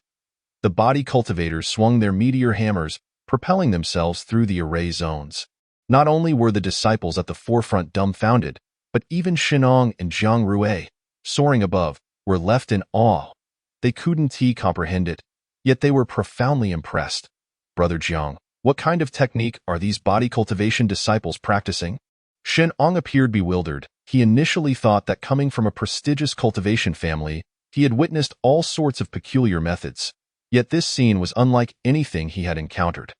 Jiang Rue was unable to provide an answer. "Should we observe a bit longer?" He recognized a few direct disciples from Kunli Peak, yet he had never seen them wield meteor hammers. Several body cultivation disciples landed and charged forward. With the sword cultivators frantically navigating the arrays, Jiang and Shen soon understood what these disciples were endeavoring to achieve. This is quite the gamble, especially the body cultivators at the forefront. 2 of them landed poorly and crashed into a rock. The speed, the force, and the sound of the impact were enough to make even their cultivation levels wince in pain. Upon glancing down, the scene was even more harrowing. One disciple had an arm dangling, while another hopped on one foot, clearly suffering from a fracture. Yet, they persevered with extraordinary willpower. Jiang and Shen were filled with admiration as they hastened towards Zhu Fan. "Brother, you're pushing yourself too hard. How terrifying! I must hurry to eat. Otherwise, I might miss out." At the alchemical room, Zhu Fan skillfully rolled out the dough into an oval shape, using both hands to stretch and pull it apart, quickly transforming the flattened dough into long strips. After folding it and tearing it into suitable widths, he tossed it into the pot to boil. Once the noodles and ingredients were cooked, he placed them in bowls, adding salt, vinegar, soy sauce, scallions, garlic, spices, and most importantly, chili. He drizzled sizzling hot oil over the dish, producing a delightful sizzle sound. The aroma wafted through the air, making even Zhu Fan swallow hard in anticipation. Success. He had crafted Yupo noodles, rated good. Achievement points gained, 15 points. Cultivation level, 30 points. A smile crept across Zhu Fan's face. He had successfully acquired cultivation points without any cost. As he had anticipated, the noodles lacking special spiritual materials only provided a slight boost to spiritual energy, akin to bone broth. However, having consumed bone broth numerous times, a change of flavor would surely delight the disciples. To prevent the noodles from overcooking and becoming mushy, Zhu Fan decided to carry the pot outside to cook, ready to serve fresh noodles to any disciples who wished to partake. Once Zhu Fan had set up the pot outside, Shenong and Jiang Rui landed gracefully on their artifacts. Brother Zhu, are we having noodles today? Shenong remarked, eyeing the soft, milky white dough on the board, which looked incredibly adorable. Yes, today we're foregoing the bone broth in favor of the equally effective Yupo noodles. Everyone will have a share. Brother Shin, how many servings would you like? Zhu Fan inquired while preparing the noodles. Without hesitation, Shenong replied, fill it to the brim, Brother Zhu, anything you make is delicious. And these noodles can even enhance cultivation. If I hesitated, I would slap myself twice. Jiang Rui also set a bucket before him. I'd like some too. Thank you, Brother Zhu, Zhu Fan. Brother Jiang, how much do you enjoy eating from a bucket? As Zhu Fan pulled the noodles, Ruanman and several body cultivation disciples who had soared through the air also arrived. Aside from Jiang and Shan, who understood the situation, Zhu Fan and Ruanman were astonished to see the body cultivation disciples. They looked travel-worn and covered in dirt, with a few even nursing broken limbs. What have you all been through? When did first or second-tier demonic beasts become so formidable? Or did you get battered by other disciples in the race? Surely, fellow disciples would not be so vicious. The last incident with Xianjing Peak didn't leave anyone with broken bones. Zhu Fan and the others were puzzled and bewildered. Brother, what happened to you? Zhang Liang directly inquired. It's nothing. We were just throwing meteor hammers. The leading body cultivation disciple, missing a front tooth, replied with a simple smile. What the hell? Throwing meteor hammers can result in such injuries. You're throwing the hammers, not yourselves. Zhang Liang thought inwardly, rendered speechless. He had no intention of probing further. With a wave of his hand, he cast a few healing green lights upon them. Instantly, their arms reattached, legs straightened, and teeth regrew. While they were also dusted off, the body cultivation disciples looked entirely revitalized. Zhang Liang's recovery techniques were among the finest in the sect, even surpassing some elders. This skill was what allowed him to thrive among his senior brothers and sisters. Otherwise, if someone else took a hit from his seniors, they would likely be bedridden for days. The body cultivation disciples expressed their gratitude towards Zhang Liang. Unfazed, he waved them off, eagerly awaiting Zhu Fan's noodles. As Zhu Fan prepared the noodles, more disciples arrived one after another. The frontline body cultivation disciples held their heads high with pride. Ha ha ha, you weaklings can't catch up to me. The body cultivators were contemplating making some witty remarks to tease their fellow disciples when they heard Zhu Fan's voice. Brothers, don't rush. Today we're having noodles instead of bone broth, and everyone will have a share. What? Everyone gets a share? What was the point of us breaking our legs today? The body cultivators stood dumbfounded. Their smiles shifted to the faces of the other disciples, who cheered with joy, while the body cultivators appeared disheartened, as though they had lost something precious. What is going on? Cheer up. The leading body cultivation disciple spoke solemnly. Our strategy was successful. Today we will win, and tomorrow we will continue to win. There will always be a place for us at the front. The other body cultivators, upon hearing this, gradually firmed their resolve. Indeed, today we have triumphed. In the front row, we must always be present. The disciples of physical cultivation inhaled deeply, savoring this hard-earned delicacy. The white noodles glistened with oil, appearing utterly enchanting under the sunlight. The aroma of scallions, garlic, and chili burst forth in a symphony of fragrance, ignited by the hot oil with each bite. An explosion of savory flavors, garlic essence, and a silky texture enveloped their palates. The firm noodles were infused with the essence of wheat, intertwining with the spicy oil, a match made in culinary heaven. Zhu Fan thoughtfully distributed garlic to the group, as it alleviated the greasy sensation, while its unique flavor incited an uncontrollable salivation among the disciples. Their chopsticks seemed enchanted, moving with an almost magical fervor, slurping up the noodles with abandon, unable to stop. Beep, received diner's praise, gained cultivation points, 2 points. Beep, received diner's praise, gained cultivation points, 2 points. Zhu Shidi, could you please bring another serving? Me too. Today, I will only take this.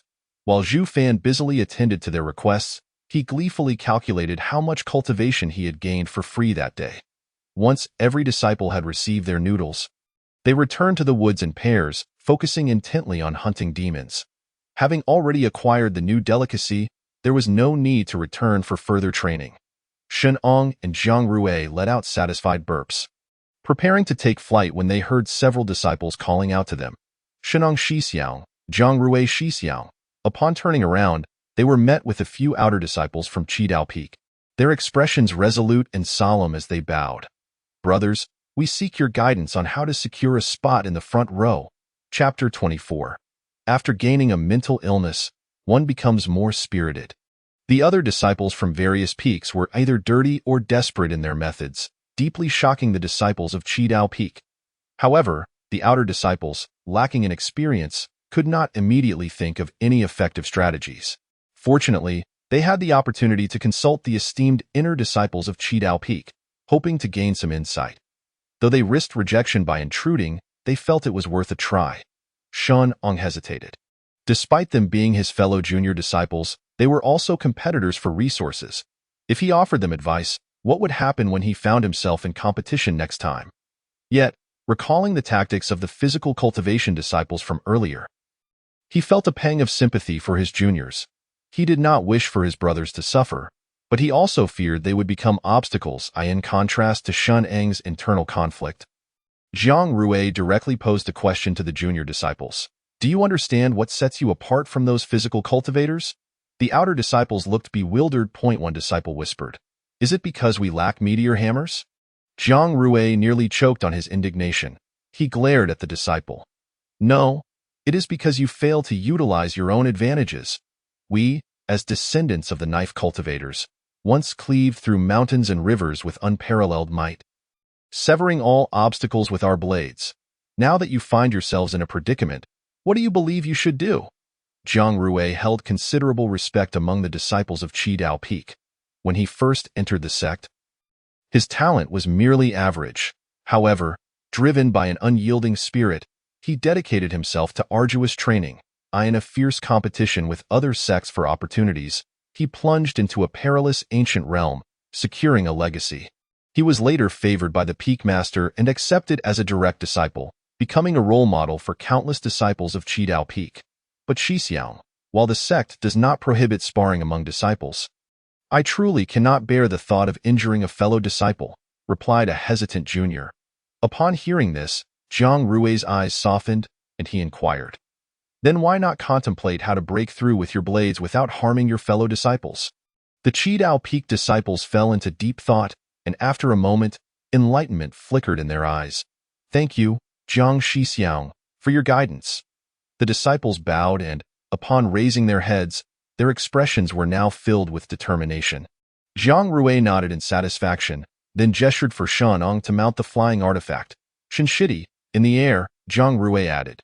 Do not forget that you too are a blade cultivator. Shenong was momentarily taken aback, but soon grasped Zhang Rui's meaning. The blade cultivator must never lose the courage to face any challenge. As an inner disciple, how could he shy away from competing with outer disciples? He had foolishly feared that he might not be able to secure resources for himself, which was a disgrace to the name of blade cultivators. Thank you, Zhang Shixiang, for your instruction. Shen Ong also bowed to Zhang Rui, gazing at this selfless senior with admiration. Is this the heart of a direct disciple? How different it is from my sister, who only knows how to snatch my food. Someone from Xuanfa Peak sneezed. Meanwhile, Zhang Rui, who was being looked up to by several disciples, felt a strange excitement swell within him. Ah, igniting the competitive spirit among my juniors is truly exhilarating. I, as a senior brother, relish the thrill of rivalry. Ever since becoming a direct disciple, few have dared to compete with me, but now, that feeling has returned. A certain blade cultivator disciple, with peculiar tastes, revealed an indescribable smile. The following day, in the dawnlit forest, a faint aura of menace lingered. The disciples battling the demon beasts sensed an unusual atmosphere. As the fragrant aroma wafted through the wooden puppets and into the disciples' nostrils. It seemed to trigger some wicked switch, causing several disciples to rush back in unison. For the sake of the brand new limited edition, let us charge ahead. The first to act was indeed the sixth from Huanin Peak, who initiated with the Mingbo technique, flawless. Yet, it failed to hit anyone. The other disciples had already realized that the chiefing shield was no longer in use. It had been switched off. Instead, today, the hidden weapons targeting the sound cultivation disciples had increased. Watching the sound cultivation disciples jump and howl in distress, the others beamed with joy at their revenge. Soon, the competitors arrived at the minefield. Oh no, the formation zone. Several physical cultivation disciples once again retrieved their meteor hammers. But today, they appear to have made additional preparations.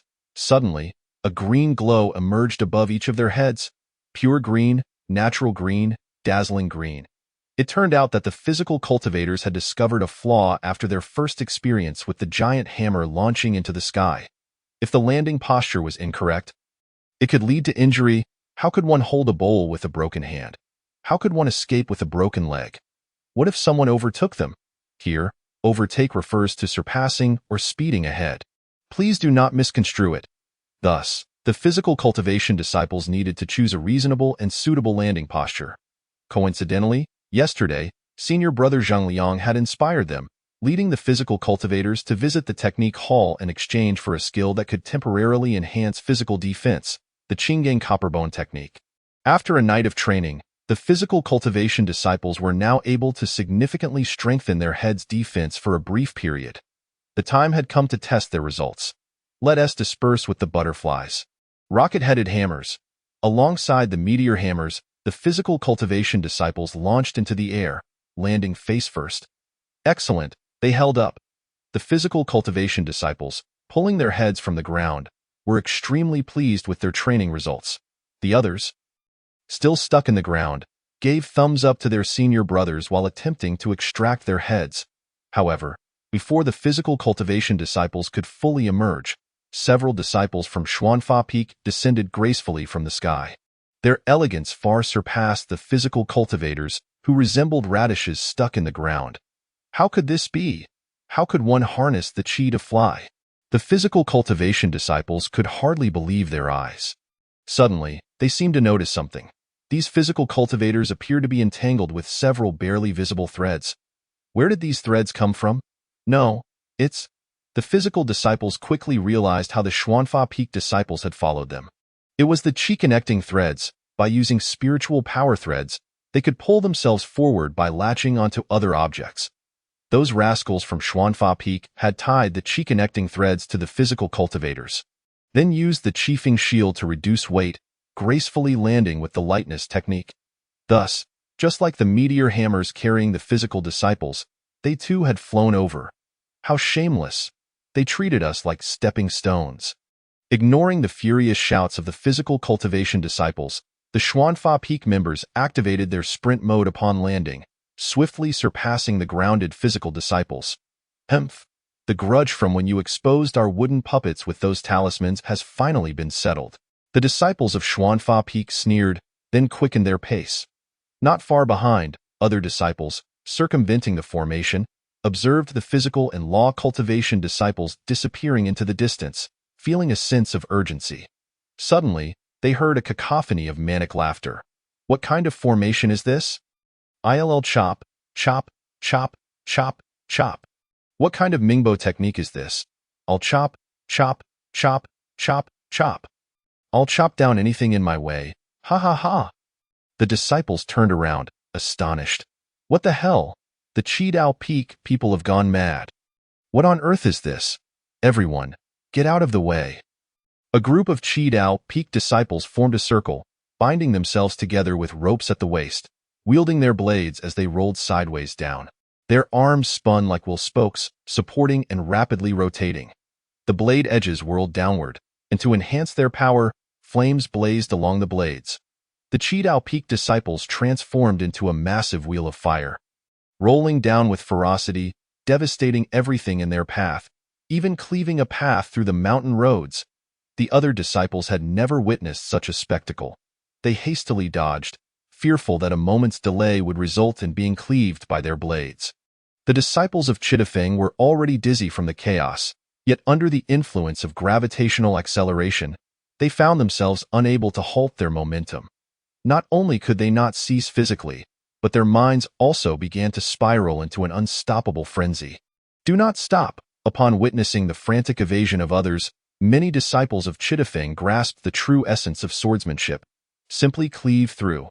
Those unwilling to be struck would naturally evade. Ha ha ha, I shall chop and chop and chop. No one can stop me. Ha ha ha ha.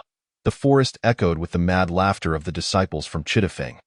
Not far away, a young man with a green pine demeanor floated in the air, his gaze fixed intently on the smoking, burning woods, his brow furrowed. What are these little rascals up to? Chapter 25. The Vice Master raises a question mark. Earlier, Zhu Fan flipped through the system shop in search of suitable new recipes to replace the outdated staple soup. After laboring over noodles yesterday, he had intended to start preparing today, but then Xiao Lu, unable to bear it any longer, directly assigned him a new task. Given the host's habitual laziness, a long-term task has now been issued. After each new dish is created, the first 100 favorable reviews will earn double cultivation rewards. Upon completion of the dish, additional achievement points can be gained based on the review level. For every additional 100 new diners, there will be extra rewards in both cultivation and achievement points. Zhu Fan immediately beamed with joy at the task, a sense of peculiar relief blossoming in his heart. Look, it is precisely because of my previous laziness that I have received today's task. If I had been diligent from the start, would I have received the system's supervision and rewards? Zhu Fan felt triumphant, while Xiao Lu appeared stunned. I suspect I've been ABC'd by the host, but I lack evidence. Zhu Fan affectionately patted the head of a certain artificial intelligence, smiling without a word. Those who can manage a KTV are the true workplace champions. Zhu Fan scrolled through the system's recipe catalog, searching for new dishes that could restore health and enhance spiritual energy, intending to distribute 2 portions to each outer sect disciple for their daily needs in the morning.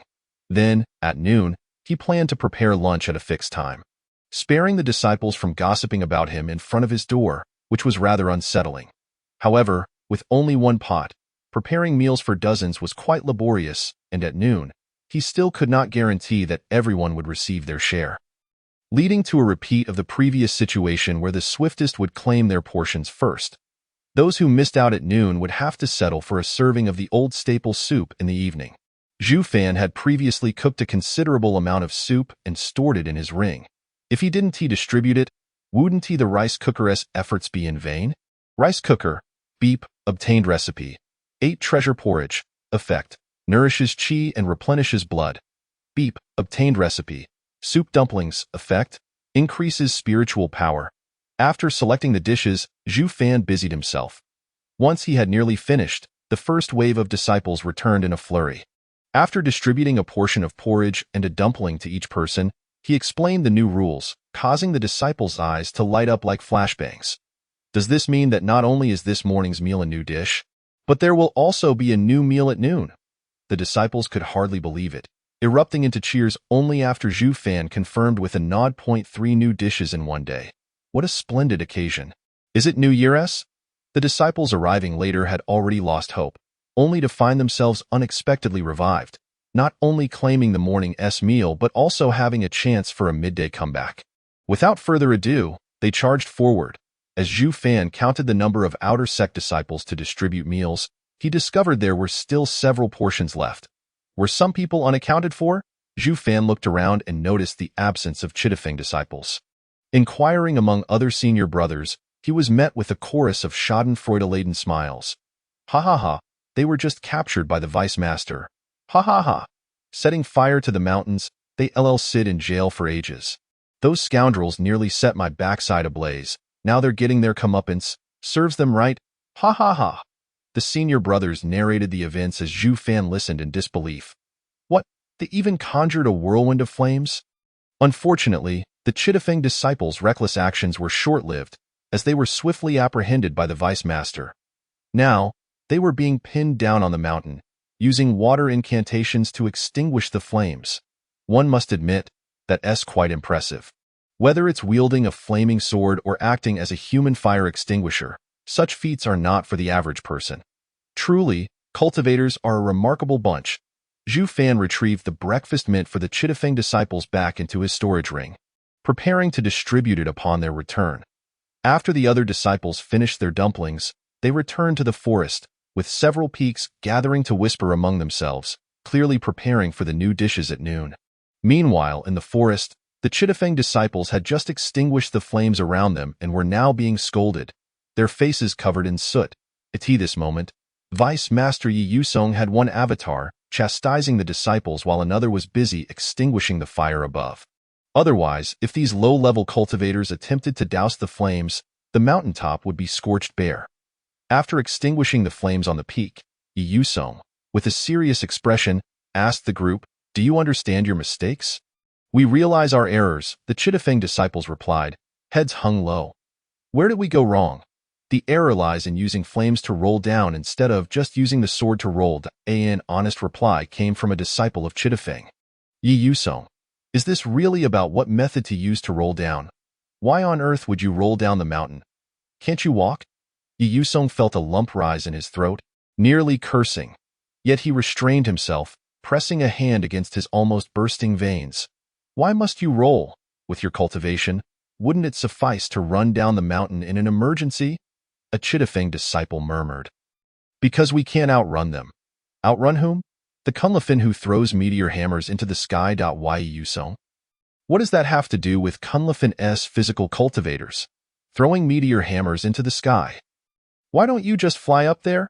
Yi Yusong felt increasingly bewildered as he pressed down his rising anger and inquired about the matter's progression. Upon learning the whole story, he found himself even more perplexed. "What do you mean by fighting to eat the elixirs? Did the elders not stipulate that each outer sect disciple is entitled to 3 portions? What is there to fight over? Must elixirs be consumed while hot?" "What? You say you're not fighting over elixirs? It's dishes with elixir-like effects. Moreover, those dishes refresh randomly, and if you don't go early, you won't get any." Yi Yusong, elixirs, I know what those are. After all, I consume them daily since cultivating stir-fry dishes. I know what those are. I ate them every day before fasting. But stir-fried dishes with elixir functions? I recognize every word spoken by this disciple, yet why can't I comprehend them when combined? Which household can concoct elixirs through stir-frying? Or which alchemist uses a rice cooker for their elixirs? Yi Yusong hadn't heard anything this absurd in over a decade. The last time he encountered something so outrageous was when the head of the apothecary pavilion was caught secretly raising his illegitimate daughter, only to be beaten by his partner. Had he been in a good mood, he might have found it amusing. But now, gazing at these disciples who were setting fire to the mountains while spouting nonsense, Yi Yusong suddenly felt that sometimes the words of his senior brother, the sect master, held some truth. Discipline brings forth competent disciples. The disciples of Chittafeng shivered, sensing a wave of chill. The vice master's gaze grew increasingly perilous. His hands seemed to twitch with impatience. The leading disciple suddenly displayed a fervent desire for survival, pulling out a bowl of chicken soup from his storage ring and presenting it before Yi Yusong. "It's true. Junior brother Zhu has innovated a completely new alchemical method, allowing the powers of elixirs to be infused into dishes, enhancing their effects. The bone broth serves to increase spiritual power, and generally, disciples would drink it immediately upon receiving it. While the chicken soup's purpose is to heal and replenish blood, so disciples typically save some in their storage rings for when needed. At this moment, this chicken soup had even saved the lives of several disciples. Yi Yusong's hand halted, his expression turning to one of astonishment, not only due to the intoxicating aroma wafting from the chicken soup, but also because he could distinctly sense spiritual energy within it. A kind of energy purer than elixirs. Chapter 26. Truly a caring senior who looks after his disciples' health and growth. Beep. Obtained recipe. Dry fried rabbit meat. Effect. Defense enhancement. Recently, the antics of these disciples had left Zhu Fan somewhat speechless. After some thought, he decided to concoct a dish that would bolster the disciples' defenses, hoping they wouldn't end up breaking their bones again just to snatch food. This second-tier rabbit demon had been given to Zhu Fan by Shenong, and its size was quite substantial, making it perfect for spicy rabbit head. As for whether wild rabbit was edible, on Blue Star, one certainly couldn't eat wild game indiscriminately. But now, as people soared through the skies on flying swords in this realm, who cared about science? Just go for it. After skinning and cleaning it, removing the fatty bits from the surface, he diced it into small cubes, needing to soak it in water twice to eliminate the gamey smell. After draining the water, he marinated the rabbit meat with scallions, ginger, and pepper for a while, during which he could prepare the other ingredients. Among these, the sole ingredient was indispensable. After all, how could one not add chili to such an adorable rabbit? As Zhu Fan was slicing the chili peppers, a sudden knock echoed at the door of the alchemy chamber. The disciples, known for their fierce competition over meals, typically refrained from disturbing Zhu Fan. After all, a conventional alchemist prefers not to be interrupted during the refining process. Despite Zhu Fan's unconventional behavior as a faux alchemist, the disciples upheld the tradition of granting him ample personal time to indulge in his whims. Perhaps one of the disciples required assistance, Zhu Fan pondered, before opening the door. Upon opening, he immediately spotted several dusty-faced disciples from the Qidao Peak, accompanied by a man clad in a blue robe. Zhu Fan recognized this man. He was the intimidating figure who had once pinned Master Lu in the alchemy chamber on Zhu Fan's first day. But why had these disciples brought him along? Zhu Fan mused in confusion, yet his demeanor remained polite as he greeted them. Greetings, esteemed senior and fellow disciples. Zhu Fan, this is our vice master of Yin Mountain, Senior Yi Yusong. He has been in seclusion for the past few years, which is why you have not met him. One of the Qidao Peak disciples quietly informed him. At this, Zhu Fan adjusted his posture and respectfully saluted Yi Yusong once more. I, Zhu Fan, respectfully greet the vice master. Yi Yusong waved his hand and, with a gentle demeanor, inquired, this disciple has entrusted me with a nourishing chicken soup that can heal wounds and stop bleeding. Did you prepare it? Upon Zhu Fan's nod, Yi Yusong's expression turned more serious as he proceeded to ask several questions. Zhu Fan had no choice but to recite his previous explanations. After all, it was hardly appropriate to disclose that his culinary prowess stemmed from possessing a system. Was it? Could you let me sample other dishes possessing similar medicinal properties? Yi Yusong asked with a smile. Currently, I only have this bone broth and the daily portions for my fellow disciples. Zhu Fan felt reluctant to refuse the request of such an esteemed figure. Since he still had some bone broth in stock, he served Yi Yusong a generous helping. He also distributed buns and porridge to the Qidao Peak disciples, who were moved to tears by the gesture.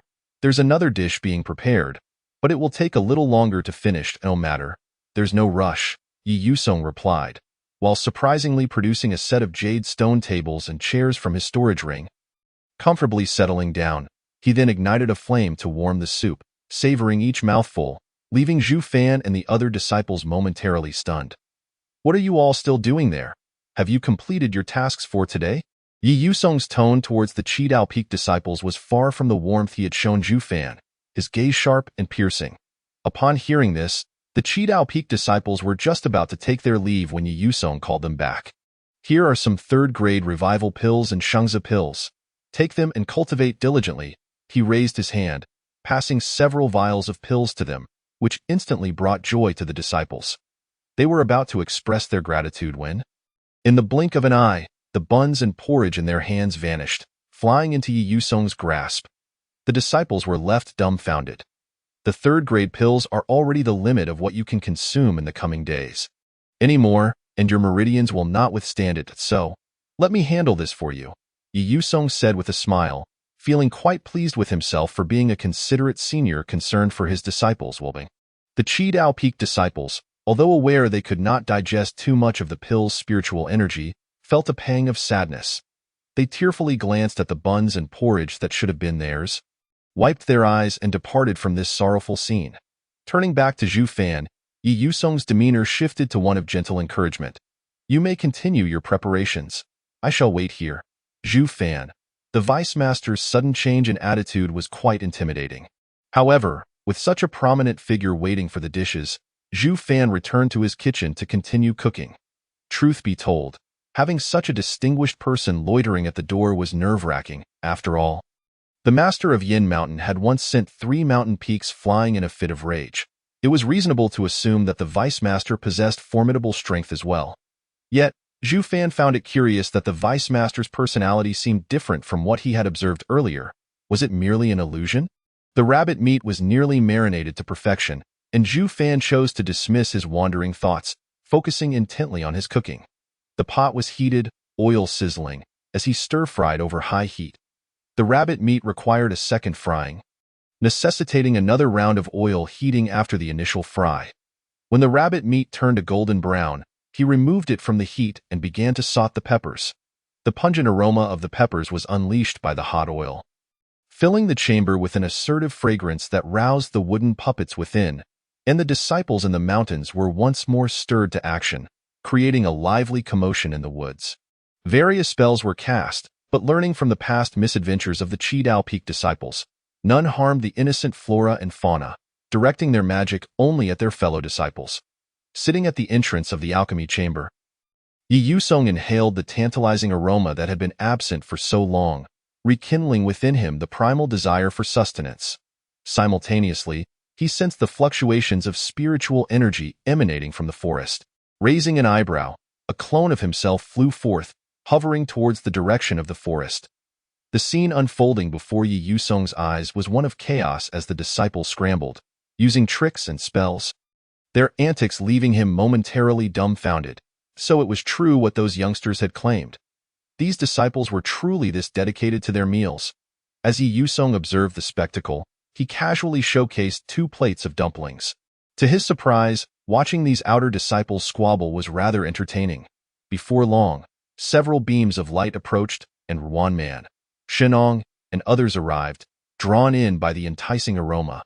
Upon seeing Yi Yusong, the direct disciples were taken aback and quickly bowed, internally exclaiming, "Why is the vice master here?" Yi Yusong glanced at them, a smirk gracing his lips. "Isn't the defense area of Xuanfa Peak to the west? What brings you here?" Ruan Man was at a loss for words, while the sly Zhang Liang eagerly stepped forward with a fawning smile. "Vice Master, you must know that Senior Wei has a unique constitution. Zhu Fan's ability to concoct miraculous medicines for the organs is why we accompanied our senior brother here." Wei Hengguan, realizing that Zhang Liang was throwing him under the bus, clenched his fists but ultimately went along with the statement. Feeling the gaze of his senior brother upon him, Zhang Liang felt a pang of regret but thought to himself that it would be worth it for Zhu Fan's delicious dishes, even if it meant enduring a few reprimands from his senior. Does it also work for the Dunyin Fiery Heart Constitution? That is nearing the quality of a mid-grade pill. Yi Yusong's evaluation of Zhu Fan rose another notch. As the conversation unfolded, other disciples trickled in, their astonishment upon seeing Yi Yusong palpable, followed by inner lamentations. The vice master was still here. He hadn't left. Darn those Qidao Peak disciples. It was undoubtedly their fault for luring him here. After all, Senior Shun had already attracted numerous direct disciples earlier, leading to a feast of delicacies. Now, they had set fire to the mountain and drawn the vice master into the fray. Those rascals from Qidao Peak would surely face dire consequences.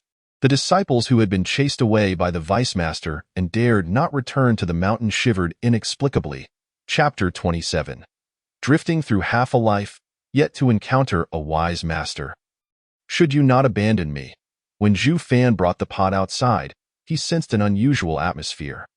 The usually boisterous disciples were now much quieter, lined up in an orderly fashion. Perhaps it was due to the presence of the vice master? Having a senior from the sect around indeed made it inappropriate to act recklessly. Zhu Fan, let me assist you. Zhang Liang, ever unceremonious, began scooping food from the pot. The enticing aroma of the meat and peppers had captivated his attention completely. "Today, I'll take my entire share," he declared, scooping up the meat with a large ladle, causing the disciples in line behind him to twitch in disbelief. Leave some for us." The disciples in the back silently screamed. Sadly, Zhang Liang was oblivious to their cries, piling the meat high as if he were building a tower. Ruan Man and the others followed suit, each scoop seemingly landing on the hearts of the disciples in line, nearly bringing them to tears. "You direct disciples, why are you over here competing with the outer disciples for food? You're delaying Zhu Fan's work and eating so much. Don't you fear indigestion?" Yi Yusong suddenly interjected, causing Zhang Liang and the others to pause, while hope flickered in the eyes of the outer disciples. "Exactly, Vice Master. Please instruct them," the outer disciples internally cheered, just as Zhang Liang and the others were reflecting on their actions. Yi Yusong continued, "What you're doing is truly inappropriate. Here, let me distribute some pill resources on behalf of Zhu Fan. He spoke.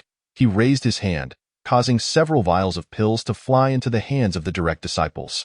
Before they could process this, he flicked his wrist, and the meat in their hands was suddenly halved, flying before Yi Yusong. Yi Yusong smiled. "This arrangement works perfectly. I will help Zhu Fan distribute half the resources and share half of your meal. This way, you won't hinder his tasks, nor will you suffer from indigestion." The disciples were left in shock. Wang Defa.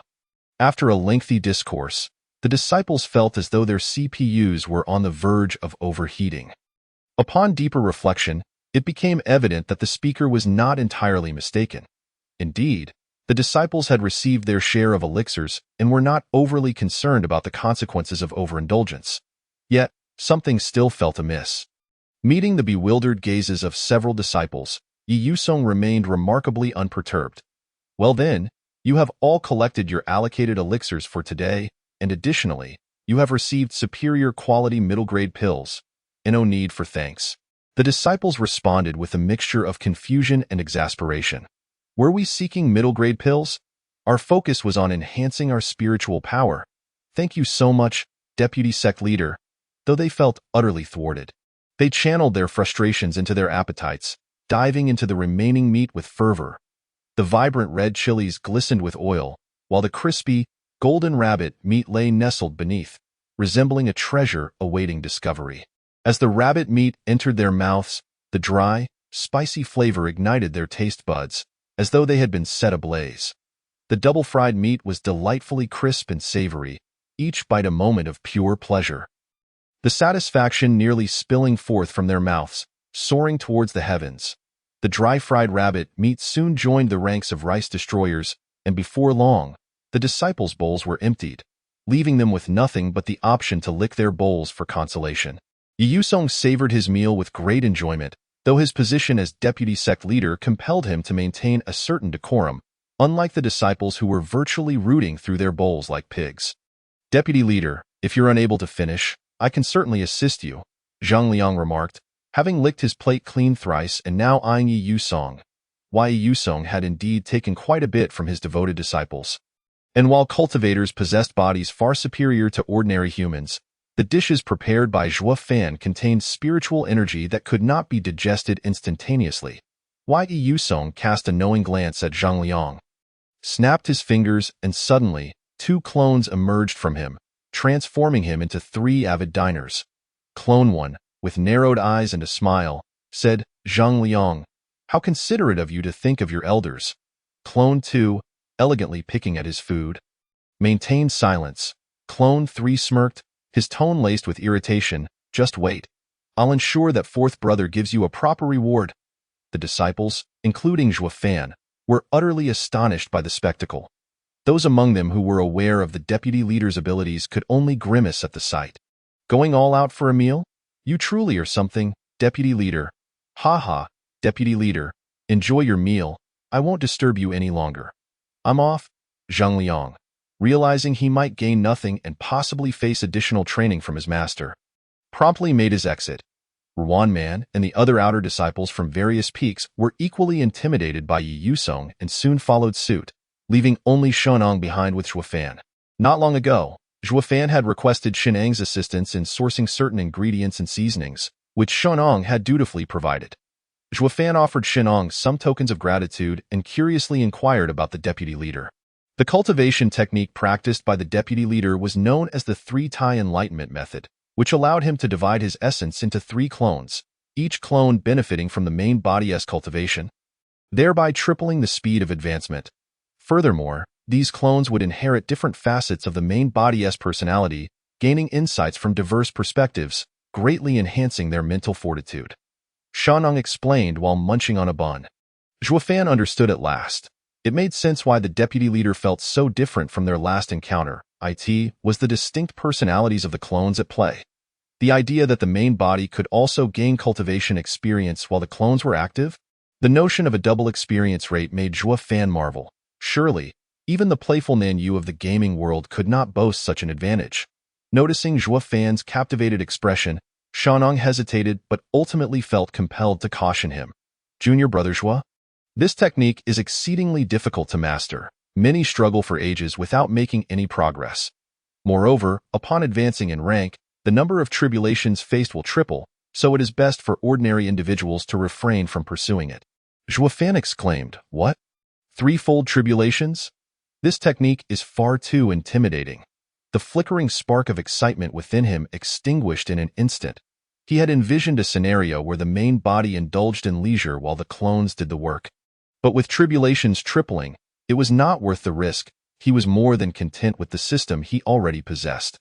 Suddenly, feeling shy from the unexpected praise, the little 6th clone couldn't help but blush.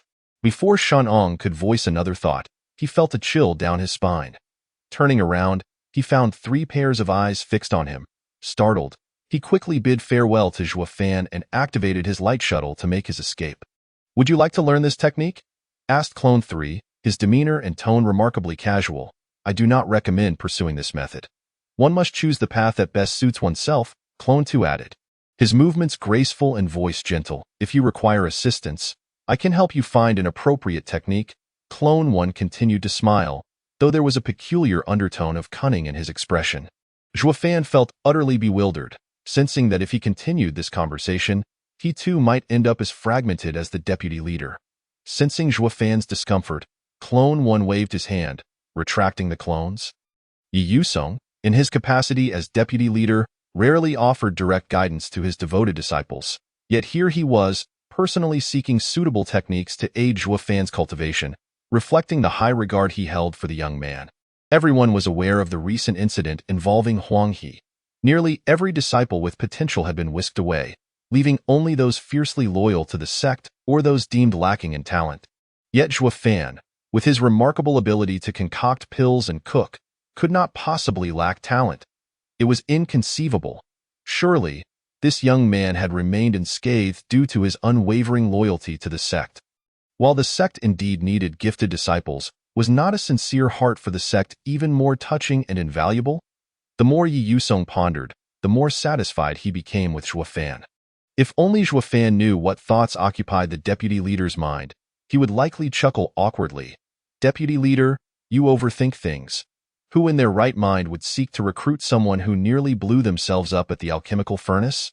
Surely, they would not want to invite trouble by placing a furnace as a celebratory gift for a new employer." Unbeknownst to each other, they remained in a state of harmonious teacher-student rapport. Despite Yi Yusong's confusion regarding Zhuofan's current status as merely an outer disciple, after all, he was not well versed in the nuances of alchemy. Perhaps Zhuofan had simply not yet awakened to his potential? Or perhaps he had been suppressed by the Huang family faction? Regardless, Yi Yusong's goodwill towards the Huang family had evaporated entirely. He now viewed them through the lens of the worst possible scenarios. Considering Zhuofan's evident talents, it seemed unjust for him to be confined to the status of an outer disciple. Most importantly, he must not allow this earnest child, who held unwavering fidelity to the sect, to feel disheartened. With this thought in mind, Yi Yusong immediately began to shower Zhuofan with praise, scattering a multitude of gleaming spirit stones before him, causing Zhuofan's eyes to gleam with delight. "Once we resolve the current beast uprising, you and the other alchemists who contribute to the sect will receive bountiful rewards and accolades." Though Yi Yusong's words echoed the rhetoric of corporate leaders painting grand illusions, Zhuofan felt a sense of truth in his statement and looked forward to the future. After all, the promises made were indeed tangible. Just moments ago, those spirit stones were like radiant gold ingots. If any company could deliver such riches, he would certainly bring Lushan down to elevate the boss. Before Zhuo Fan could express his gratitude, Yi Yusong produced another item, presenting it before him. A jade pendant inscribed with mysterious symbols, shimmering with value. I offer you this as a personal gift. This artifact generates a spiritual shield capable of withstanding attacks from Qi Transformation Realm practitioners. Carry it with you for your protection. Yi Yusong's eyes narrowed as he recalled the recent disturbances caused by troublesome forces. Such a promising disciple must be safeguarded. Upon hearing that it could fend off attacks from Qi Transformation Realm practitioners, Zhuo Fan was utterly astonished. Qi Transformation Realm? Good heavens, this shield can withstand foes 4 realms higher than myself? Deputy Leader, this is... Zhuo Fan's mind raced with a single thought. I have drifted for half a lifetime, never encountering a wise master. Should you not forsake me, continue your cultivation. I shall return tomorrow with more delicacies, Yi Yusong said, patting Zhuo Fan's shoulder before turning his gaze elsewhere, seemingly sensing something, and then vanished in a flash of light. Left behind were Zhuo Fan and a pile of glimmering spirit stones. Alas, how long will it take to count all these spirit stones? Zhuo Fan covered his mouth, a bittersweet laugh escaping him. In a cave 1,000 miles away, several shadowy figures huddled together, whispering, "Is everything prepared? If confirmed, let's execute the plan at the barrier in the southeast corner in a few days." I can hardly wait to see the expressions on the faces of those fellows from Yinshan Gate. Kikik. A note for the readers. Rest assured, dear readers, we are here for a joyful and delightful narrative, where the appearance of antagonists is merely to pave the way for future merriment. Chapter 28. The Culinary Defense War 1. Note. Chapter 27. The previous chapter has been revised with an additional 1,000 words. As mentioned yesterday, Yi Yusong also joined the fray for meals the following day. Yet, the meals he sought were those of his direct disciples. After all, Zhu Fan's primary duty was to prepare meals, refine elixirs, for the disciples of the Yazixu district, assisting them in fending off the onslaught of monstrous beasts. For the esteemed vice master to compete for food with a group of outer disciples was rather unbecoming. Was it not? However, when it came to claiming the meals of his direct disciples, that could hardly be deemed as stealing. Rather, it was a concern for their efficiency, ensuring they received resources and elixirs without delay. He even took it upon himself to worry that they might not finish their meals and thus offered to help digest for them. Did you not see how Zheng Liang and the others were nearly moved to tears by the considerate gestures of their elder from the sect? Wei Hengwen and Ruan Man, being somewhat more composed, felt pained by the loss of their food but did not seriously contemplate rebellion. After all, the disparity in cultivation levels was evident. What could they use to resist? They would have to endure. At least they could still partake in some sustenance. As for Zheng Liang, the cunning one, there was no way he would tolerate such bullying. Thus, after leaving Zhu Fan the next day, he discreetly summoned Jiang Rui and Shenong, along with Wei Hengwen and Ruan Man, to huddle together and begin whispering conspiratorially. "This cannot continue," Zhang Liang declared with a serious expression and a fervent tone. "As direct disciples, we are entitled to 10 portions each day. With 5 of us, that amounts to 50 portions, and if half is taken away, we are left with a mere 25. After a few days, that totals to several hundred portions. We must defend our culinary rights. We cannot allow the vice master to take them from us any longer." Ruan Man, with a resigned gesture, replied, "Second senior brother, even if you say that, what can we do? The vice master is a formidable presence at the Void Realm. How can we possibly reclaim our meals?" Wei Hengwen and Shenong echoed her sentiments with sighs. Did they truly wish to be robbed of their food? It was simply that they were unable to fight back. Only Jiang Rui seemed somewhat intrigued. Competing with the vice master for food? How thrilling! He exclaimed out of course, a direct confrontation won't work. We must think of alternative strategies. Zheng Liang proposed several other methods, but the other direct disciples fell into contemplation. What if they could divert the vice master's attention? Then they could swiftly consume their meals while he was away? Jiang Rui suggested this idea, but it was quickly dismissed. That might work for others, but the vice master could simply send a clone to handle matters while his main self enjoys his meals without a care. Came the response, "Why don't we just forego bowls and eat directly from the pot? That won't do." Zhu Shidi still has to distribute portions to other disciples to complete his tasks, and we wouldn't want to hinder him. The group pondered several more strategies, yet the challenge they faced was insurmountable, leaving them with no viable opportunities. After hours of brainstorming with no solution, Zhang Liang gritted his teeth in frustration. Damn it. If all else fails, the next time I serve myself, I'll spit in my bowl. I refused to believe the vice master would still dare to take it. The others were taken aback at his words. Imagining the scene and feeling slightly nauseous. Surely not. There are so many people watching. Which is more important, maintaining face or enjoying good food? Zhang Liang countered with a sidelong glance at his companions. Food, they answered obediently. Then it's settled. As long as I can safeguard my meal, what's a little spittle? If it weren't for fearing Zhu Shidi's wrath, I'd even consider jumping into the pot for a bath. Then it would all be mine. Zhang Liang's ambitions were laid bare. The others responded with incredulous expressions. You, my friend, should not waste food in such a manner. How is this a waste? As long as I can consume it all, Vice Master? Yi Yusong appeared suddenly behind Zhang Liang, causing the direct disciples to gasp in shock. He reached out and grasped Zhang Liang by the nape of his neck. I believe, I just heard you say that I stole something from you. Zhang Liang stammered. No, nothing of the sort. Yi Yusong then turned his kindly gaze toward the other disciples. I've noticed you all consuming quite a bit lately. I worry about your digestion. You are all good children and should understand the concerns of your elder. Yes? The others responded with gratitude. Oh, thank you for your thoughtfulness, Vice Master. Yi Yusong nodded in satisfaction and then lifted Zhang Liang into the air. Today, let us see if you've made any progress in these recent days. Ah, no. Zhang Liang's cries echoed as he was carried away, while the remaining disciples silently offered him their condolences in their hearts. On the third day, after their meal had been pilfered, Zhang Liang once again gathered the others. Shenong and Jiang Rui looked at the bruised Zhang Liang and felt a deep sense of sympathy. Even Zhang Shixiang's recovery techniques had failed to heal him. The master of Xuanfa Peak truly was ruthless. Zhang Shixiang, what trouble are you brewing today? Have you truly forgotten the pain of your previous beating? No, today we must devise another plan. Zhang Liang was resolute in his determination to protect his culinary treasures. I endured a beating just to safeguard my meals yesterday. If I cannot think of a way to protect them, then my suffering was in vain. So we must strategize. If confronting the vice master is futile, perhaps we can turn to Zhu Shidi for assistance? Shenong pondered this, realizing that with the vice master's level of cultivation, it was indeed unwise to challenge him directly. A different approach was necessary. Previously, when Xianong delivered various beast materials to Zhu Fan, their interactions had been quite amicable.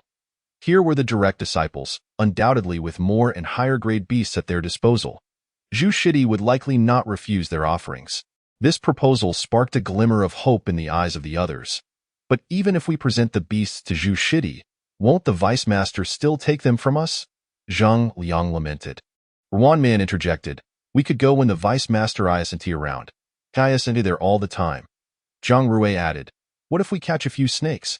After all, I was poisoned last time. And Zhu Shidi kindly helped me to this. Zhang Liang and Ruan Man envisioned the delectable snake soup and tears of nostalgia sprang forth from their eyes. Indeed, if we were to be poisoned again and seek Zhu Shidi's help, the vice master wouldn't he dare to snatch the detoxifying elixirs, would he? Zhang Liang exclaimed with excitement. But is that really appropriate? Zhu Shidi seems to work hard preparing so many meals each day. The conscientious Wei Hengwen hesitated. Senior brother, that reasoning is flawed. Zhang Liang insisted. We are fighting for the sect. If I were to be injured by a beast and seek assistance, is it wrong for Zhu Shidi to come to my aid? In gratitude, we could offer him spirit stones as thanks, which is not unreasonable, is it? Furthermore, offering him a fourth-grade beast as materials, as he is a pill master, is also quite fitting, wouldn't you agree? Zhang Liang's scheming was evident as he plotted further. Perhaps next time, I could indulge even more. That evening, after a leisurely afternoon, Zhu Fan stepped out for some exercise only to find 5 little purple figures sprawled on the ground. Zhang Liang, Ruan Man, Wei Hengwen, Shenong, and Jiang Rui. Zhu Shidi, Zhu Fan exclaimed in shock. What on earth? Chapter 29. The culinary defense wore too, as Zhang Liang had anticipated. Zhu Fan did not refuse to concoct the detoxifying snake soup for them. After all, with spirit stones, beast materials, and the opportunity to earn accolades from the system to enhance his cultivation, there was no reason for refusal. However, the outcome was somewhat different from what the eager disciples had envisioned. How could a group of direct disciples struggle so much against a fourth-grade by Jing's snake? Yi Yusong, whose temperament was notably irritable, sat in a chair, sipping the snake soup while mercilessly mocking Zhang Liang and his companions. Meanwhile, Zhang Liang and the others, their faces bruised and purple, stood at the door of the alchemy room, enduring the taunts with frustration. They had not even had a taste of the detoxifying snake soup.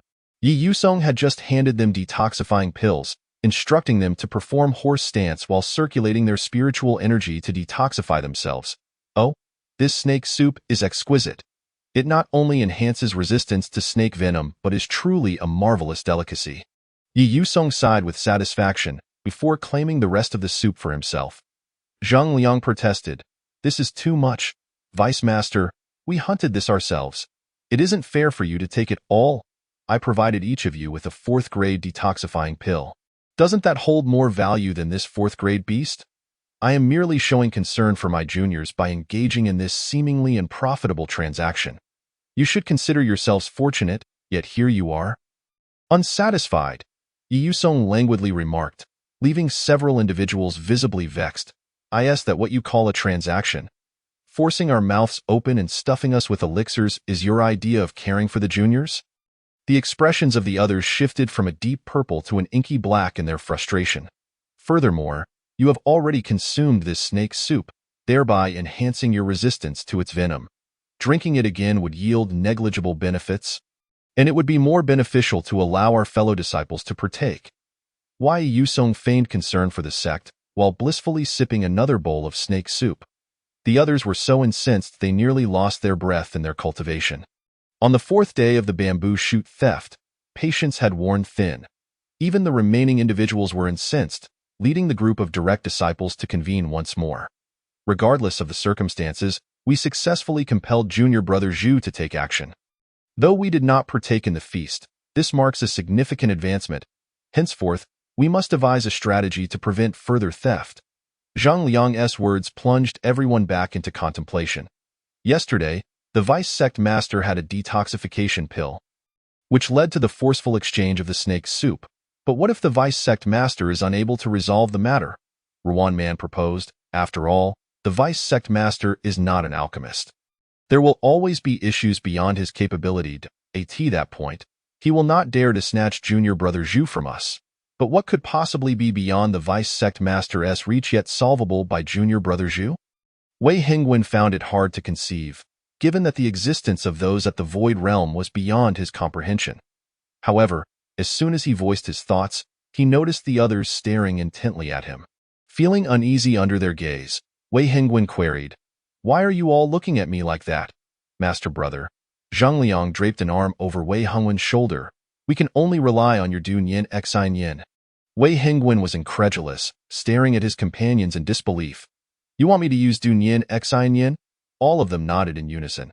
"How can that possibly work?" Wei Hengwen was about to refuse outright. Fully aware of the searing pain inflicted by the Dun Yin Xin Yin, he could not bring himself to use it against his fellow disciples. "Surely you jest? Although the delicacies crafted by junior brother Zhu are indeed tempting." As Wei Hengwen pondered the delightful dishes, he found himself wavering. He promptly chastised himself for such thoughts. "Those are my junior brothers and sisters.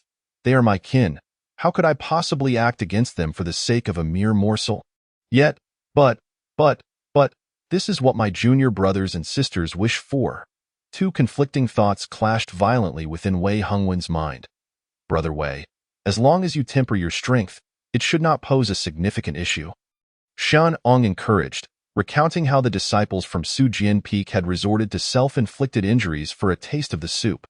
The others were rendered speechless by the revelation. In a way, Sujian Peak would go to such extremes? "Master Brother, if Sujian Peak can do it, surely we can as well," Ruan Man chimed in, bolstering Wei Hengwen's resolve. Yet, Wei Hengwen remained hesitant. "Zhang Liang, perplexed by his indecision, interjected, "Master brother, what is there to ponder? You frequently toss fireballs at me, do you not?" Wei Hingwen shot him a bewildered look. "You are not comparable to third junior sister or junior brother Jiang. How can you even suggest that?" Zhang Liang sighed dramatically. "Master brother, your blatant double standards are rather hurtful." After several more attempts to persuade Wei Hingwen, he still found the prospect of employing Exinyan against his juniors too much to bear. In response, Zhang Liang, gritting his teeth, confessed, "Master brother, the other day when you remarked that the 8 treasure porridge seemed lacking, I secretly had a few sips." Wei Hingwen was taken aback. "What?" His astonishment was mirrored by one man, Zhang Rui and Shenong, who gasped in unison. "Zhang brother, you are incredibly bold." A massive fireball erupted in the woods, nearly leading to a catastrophic incident in the alchemy chamber. Wei Hingwen, his face flushed, implored junior brother Zhu for assistance. "I inadvertently harmed them. This Exinyan is not easily resolved. I wonder if junior brother Zhu has a remedy?" Junior brother Zhu looked bewildered at the severely burnt individuals. "Brother Wei, your carelessness is rather alarming. Zhang brother is nearly a mature person now. Little Six, do you have an appropriate recipe for such a situation?" Junior brother Zhu silently called out to Little Six. Recommendation: exchange this recipe.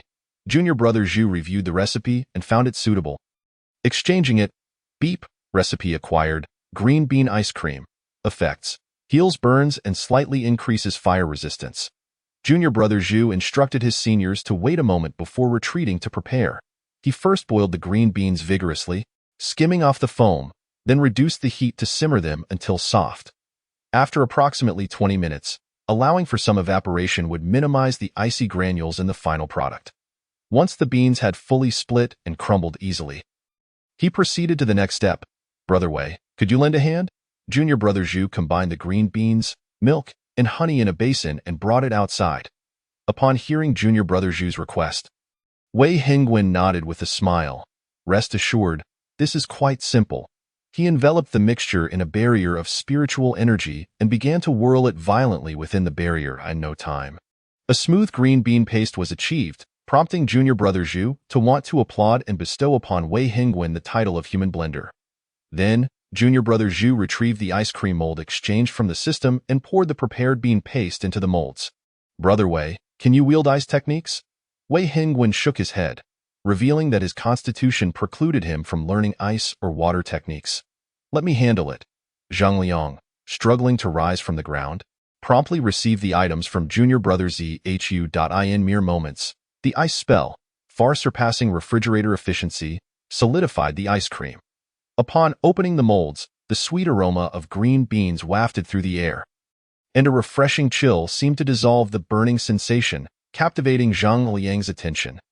Junior brother Zhu distributed the ice cream to everyone before taking one for himself. The subtle fragrance of green beans mingled with the taste of milk spread through their mouths, sweetening their hearts. The cool, delicate flavor seemed to wash away all irritations, enveloping their minds and bodies in tranquility and serenity. Usually, Zhang Liang and the others devoured their food ravenously, but now, with the ice cream in hand, they savored it slowly. This novel treat was unparalleled, and its delightful taste enchanted them. Wei Yusong, having appeared from nowhere, also took an ice cream and began to savor it. "Vice Sect Master, this is meant to heal our injuries." Zhang Liang, feeling somewhat better, struggled to rise, determined to protect the precious ice cream obtained at great risk. Wei Yusong shook his head in amusement and irritation, turning to leave. These youngsters were indeed too reckless. Perhaps he should intervene to temper their exuberance, for he could not dissuade them. Observing Yi Yusong's retreating figure, Zhang Liang, who had nearly been burnt to a crisp yet remained unperturbed, could no longer contain his excitement. Tears glistening in his eyes. "Oh, ha ha ha, I did it. I finally protected junior brother Zhu's culinary delights." Zhang Liang laughed until he cried, his tears narrating the hardships he had endured. Junior brother Zhu, moved by the scene, interjected, "Brother Zhang, your ice cream is melting. Wait, wait, wait." After an immensely fiery struggle, the direct disciples and the vice sect master engaged in amicable negotiations. Ultimately, the vice sect master conceded. altering the distribution of delicacies from a 50-50 split to a 60-40 division. Zheng Liang was thoroughly satisfied. Though this single percentage point may seem trivial, it marked a significant victory for the direct disciples following their successful rebellion. One day, he would reclaim all his culinary treasures. Unbeknownst to Zheng Liang, junior brother Zhu refrained from revealing that the vice sect master had sought out the leader of Xin Fa Peak to discuss disciple education matters. As the saying goes, ignorance is bliss. Watching Zheng Liang's jubilant demeanor, junior brother Zhu could only sigh, unwilling to shatter this moment of joy. Having prepared ample green bean ice cream, nearly all disciples joyfully indulged that afternoon. This unprecedented, refreshing dessert captured the hearts of every disciple, leading to a surge in favorable reviews for junior brother Zhu.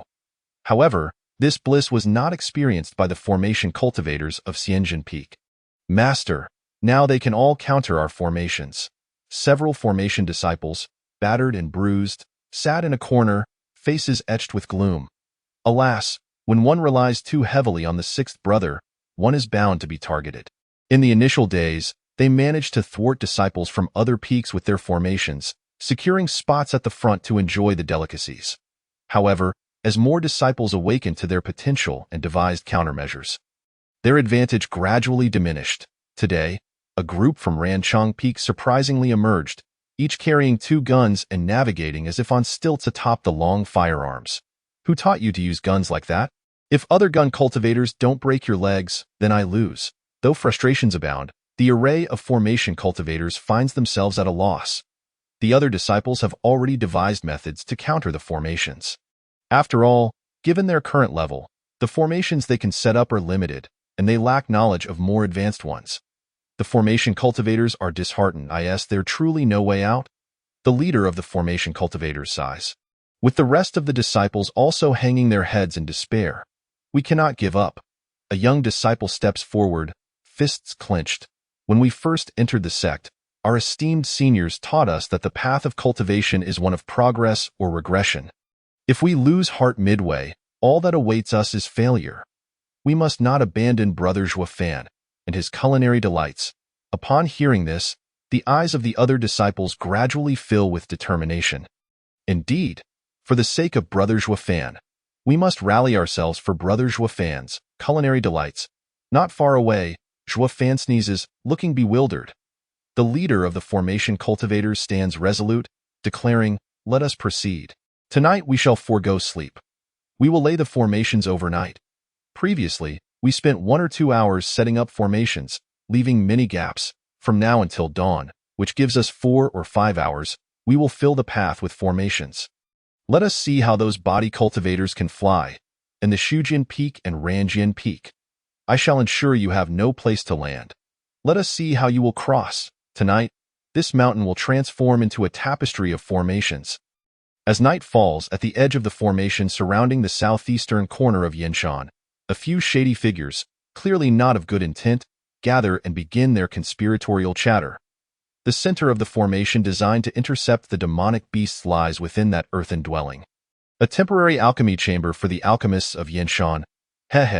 I hear the alchemist of Yanshan has siphoned off a considerable number of resources to the apothecary hall, leaving behind only the dregs.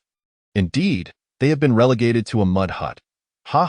We are merely being kind, ensuring they do not return in their next life. The group chuckles darkly. These individuals are demonic cultivators from the Zhigu Lu. 3 years prior, they had captured several villagers to feed their bloodworms, only to be discovered by the then-passing master of Yanshan. The master did not tolerate such beasts, immediately calling for reinforcements to annihilate their lair.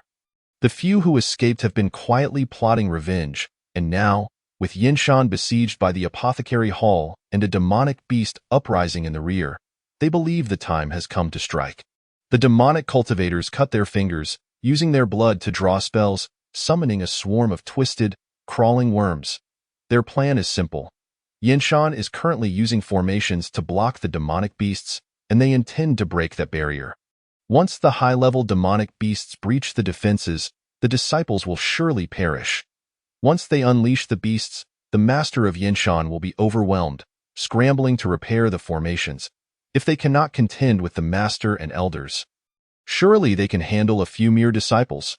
The demonic cultivators cannot help but chuckle at the thought of the disciples' grim fate and the upper echelons of Yinshan being left helpless. They promptly urge the worms, which transform into a black mist and infiltrate the formation. The next morning, Shuofan begins his ritual of preparing breakfast as usual.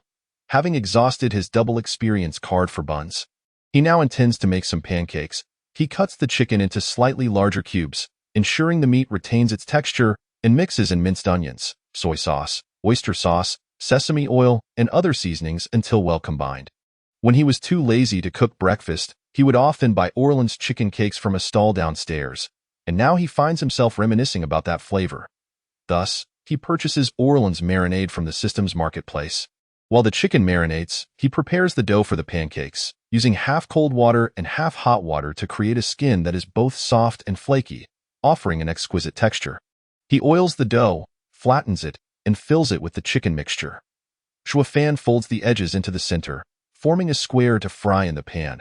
Before long, the tantalizing aroma of sesame wafts through the air. With an empty stomach from rising early, Shuofan cannot resist sampling his creation. Beneath the crispy exterior lies a plump, juicy filling, rich yet not greasy, delivering a profound sense of satisfaction with each bite. As he continues to fold and fry, he uses his spiritual power to levitate a finished pancake to feed himself, deftly managing both work and nourishment. However, since a while ago, Shuofan has heard a commotion outside. It is usually quite peaceful. Have the disciples grown impatient? He quickens his pace, carrying a large basket of pancakes as he steps outside. To his astonishment, he is met with a throng of unfamiliar senior brothers and sisters, all gazing longingly at the pancakes in his hands, their mouths watering. They are clad in the garb of inner sect disciples, evidently from other defensive zones, and it remains unclear how they have arrived here. Meanwhile, the outer disciples from Area B are both frustrated and furious, glaring at the figures of Xianong and Jiang Rui within the crowd. I is him again, bringing them here. With so many inner disciples, how can we compete for food? The outer disciples' faces twist in anger. Little do they know that Xianong is also protesting. It wasn't me. I didn't summon so many competitors. Who could have predicted they would learn of this? The previous afternoon, while Xianong and Jiang Rui were enjoying ice cream at Shuofan's, the alchemist responsible for their area, Master Qian, had collapsed from exhaustion. The other disciples rushed to escort him back to the sect, only to encounter the kind-hearted vice master. The benevolent vice master not only personally returned the unconscious disciple, but also gifted the inner sect disciples a bowl of exquisite snake soup, enhancing their resistance to snake venom. That night, the inner sect disciples devoured their pillows in their sleep, dreaming of the delectable soup. The vice master had also instructed the disciples to stealthily follow Xianong and Jiang Rui in the morning for a chance to savor that unparalleled delicacy. The inner disciples' eyes sparkled with excitement, and each affixed a concealment talisman, quietly trailing behind the duo. After flying for several days, Xianong and Jiang Rui had long since dropped their guard. Furthermore, their pursuers had also utilized concealment talismans. As a result, Shuofan's presence was inadvertently revealed. Now, the disciples gathered outside, whether from the inner or outer sect, exchanged fiery glances, igniting a fierce competition, especially as Shuofan held those golden pancakes that continuously exuded an intoxicating aroma. The exquisite fragrance seduced the hearts of the disciples, as if posing a soul-stirring question. Will you partake in the oil pancakes? Every disciple's conviction rang clear. I shall feast upon oil pancakes today. Chapter 31. Have our plans gone too smoothly? Observing the tightly packed disciples outside, Shuofan scratched his head, feeling quite troubled. After all, breakfast was prepared according to the number of outer disciples, and there would not be enough to go around. The other disciples, sharp-eyed as they were, immediately discerned the limited quantity of pancakes Shuofan had brought, realizing that the number of wolves far exceeded the meat. The outer disciples were the first to smile through clenched teeth, saying, "Brothers, these are resources for alchemy prepared by Brother Shuofan. Please let us have some." The inner disciples had learned yesterday that this food was not only delicious, but also possessed alchemical properties. The thought that these individuals had been enjoying such exquisite treats over the past few days filled the inner disciples with envy and jealousy, as if they were being crawled over by azure crystal snakes. Even if this is your alchemical resource, we have the Vice Master's intention to come today. Faced with the allure of such delicacies, yielding was not an option. Ah, dear junior brothers, you may not be aware, but Master Qian, who was responsible for our alchemical supplies, has fallen ill and returned to the sect. The Vice Master directed us to come here to collect alchemical resources, so we must trouble Brother Zhuofan today. The inner disciples, recalling the absent Master Qian, could not help but cover their mouths to suppress laughter, lest they inadvertently reveal their amusement. Rest easy, Master Qian. We are perfectly fine here with Brother Zhuofan. But that was not the end of it. Several charming senior sisters gazed at Zhuofan with affectionate eyes, batting their lashes. Brother Zhuofan, we currently lack alchemists. Could you possibly assist us? The disciples here would provide them with elixirs, and it would not hinder your task. Indeed, Brother Zhuofan, please take these spirit stones. We assure you will not labor in vain. Brother Zhuofan, you require spiritual herbs, do you not?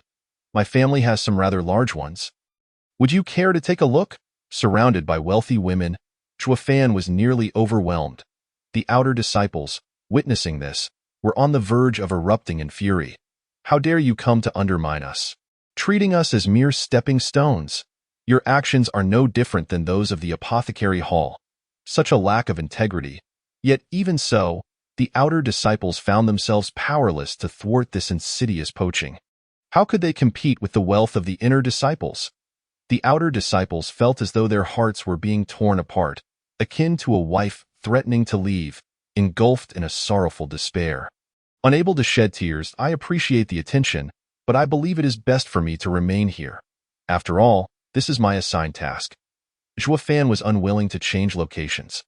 After all, these senior brothers and sisters were all talented individuals, and he relished the entertainment of watching them vie for food. However, the recent reward from the new food task that Xiao Lu sent him was quite enticing. Thus, Zhuofan added, if my senior brothers and sisters require medicinal resources, I can distribute them according to the quota allotted to inner disciples. Upon hearing this, numerous inner disciples erupted in cheers. The disciples eagerly gazed at the oil cakes, their mouths watering. These are the portions designated for the disciples of District B10. So I kindly ask all the inner senior brothers and sisters to wait a moment while I prepare yours. Although it was a pity that they could not indulge immediately, the inner disciples obediently queued in anticipation. The outer disciples, having received their cakes and porridge, did not leave immediately but continued to linger around Zhuofan. They harbored suspicions that this group of opportunists might take advantage of their absence to act shamelessly and attempt to snatch away the good-natured young men. Even though Zhu Shidi had declared he would not leave, it was prudent to remain vigilant. One cannot deny that these disciples had been tempered by the trials imposed by the two cunning factions of Xianjing Peak and Huanin Peak. Observing their adversaries, they instinctively thought of the dirtiest tactics possible. Hence, outside the alchemy room, the inner disciples fixated on it, yearning for the oil cakes, their eyes filled with longing. Nearby, the outer disciples kept a close watch on the inner ones. Ever wary of potential theft, their vigilance unwavering, in District A10, where the inner disciples were responsible for defense, several shadowy figures suddenly emerged, belonging to the demonic cultivators from the Zhiguelou at this moment. They were enveloped in black mist, cradling a moth-like goo insect in their hands while scattering some powder. The barrier here has been breached, and the illusions I set in the sky will go unnoticed by those old fools from Yinshan for the time being. Excellent! With the scent of this maddening moth to guide us, and coupled with this frenzied powder, we will soon lure those high-level demonic beasts our way. Yesterday, I dealt with the alchemist here, and now the alchemy room is unattended. Let us take advantage of the inner disciples' efforts to fend off the beasts and infiltrate the alchemy room. After formulating their plan, the group suppressed their presence and stealthily advanced. Yet, as they proceeded, they encountered no one for quite some time. Where is everyone? Where have they gone? If there is no one here, then my hiding is for naught. What is going on? Why is there not a single soul in sight? One could not help but whisper in curiosity. This was indeed the defense zone of the Yinshan inner disciples. Where were they? Another person echoed the confusion. Moments ago, they had passed several demonic beasts, which had been agitated by the scent of the goo insects, and they had been cautious not to attract attention. Yet, no one had come. What is happening with you, Yinshan? Were you not supposed to be defending against the demonic beasts? With so many of them crawling about, why aren't you taking action? It's already mid-morning, and the inner disciples haven't even begun their duties. Are they this lazy and negligent? Even their goo insects wouldn't dare to rest like this. The several demonic cultivators were filled with questions. However, the absence of others was fortuitous for their plans. As they continued, they began to sense tremors beneath their feet. It seemed high-level demonic beasts had already caught wind of their scent and were approaching. Without delay, they hastened toward the alchemy room in District A-10. Their path was unobstructed, and they still encountered no disciples. Yinshan, you shall pay a heavy price for this carelessness and negligence. The demonic cultivators cackled as they rushed into the alchemy room, beginning to dismantle the array set in this area. The formations laid by the Yinshan array masters were interconnected. Once they broke the formations in this area, they could redirect these high-level beasts toward District B10. While several demonic cultivators dismantled the formations, a few stood guard nearby, wary of any sudden ambush by Yinshan disciples, fearing that dozens of strong men might emerge and trap them. However, until they dismantled the formations, not a single sound was heard. The ease of their progress was astonishingly uncanny. What on earth is happening? The demonic cultivators could hardly believe how flawlessly their plan was unfolding. The usual script would involve inner disciples desperately resisting, calling for their masters, only to find their masters entangled by demonic beasts and unable to assist, while they gleefully wreaked havoc amidst the anguish of the disciples. But why was there nothing? No disciples, no resistance? This was not right. The demonic cultivators were perplexed, momentarily hesitating whether to continue. Then, the lead elder demonic cultivator waved his hand dismissively. Forget it. Let us keep going. We've come this far. The goo insects have called, the barrier has fallen, and the demonic beasts are being lured. The plan is already half successful. Leaving now would mean all our efforts were in vain, regardless of what Yinshan is up to. If problems arise, I can always flee. Thus, the group of demonic cultivators surged toward District B. 10.1 must admit, their goo insects and powders were quite potent, as a throng of demonic beasts, eyes ablaze with fury, began to pursue the scent, charging after the demonic cultivators. The ground trembled, indicating the sheer number of beasts behind them. Despite their momentary doubts due to the unexpected ease of their journey, the multitude of beasts could not be fabricated. Regardless of whether Yinshan had set traps, the actions of the beasts would speak for themselves. As long as they suffered losses, it would be their gain. The demonic cultivators sprinted over a hill toward District B10. The horde of beasts behind them grew ever larger, closing in with alarming speed, instilling fear in the hearts of the demonic cultivators. Stay calm. When the time comes, we'll toss the goo insects toward the Yinshan disciples and then make our escape. The lead elder demonic cultivator reassured the others while leading the charge.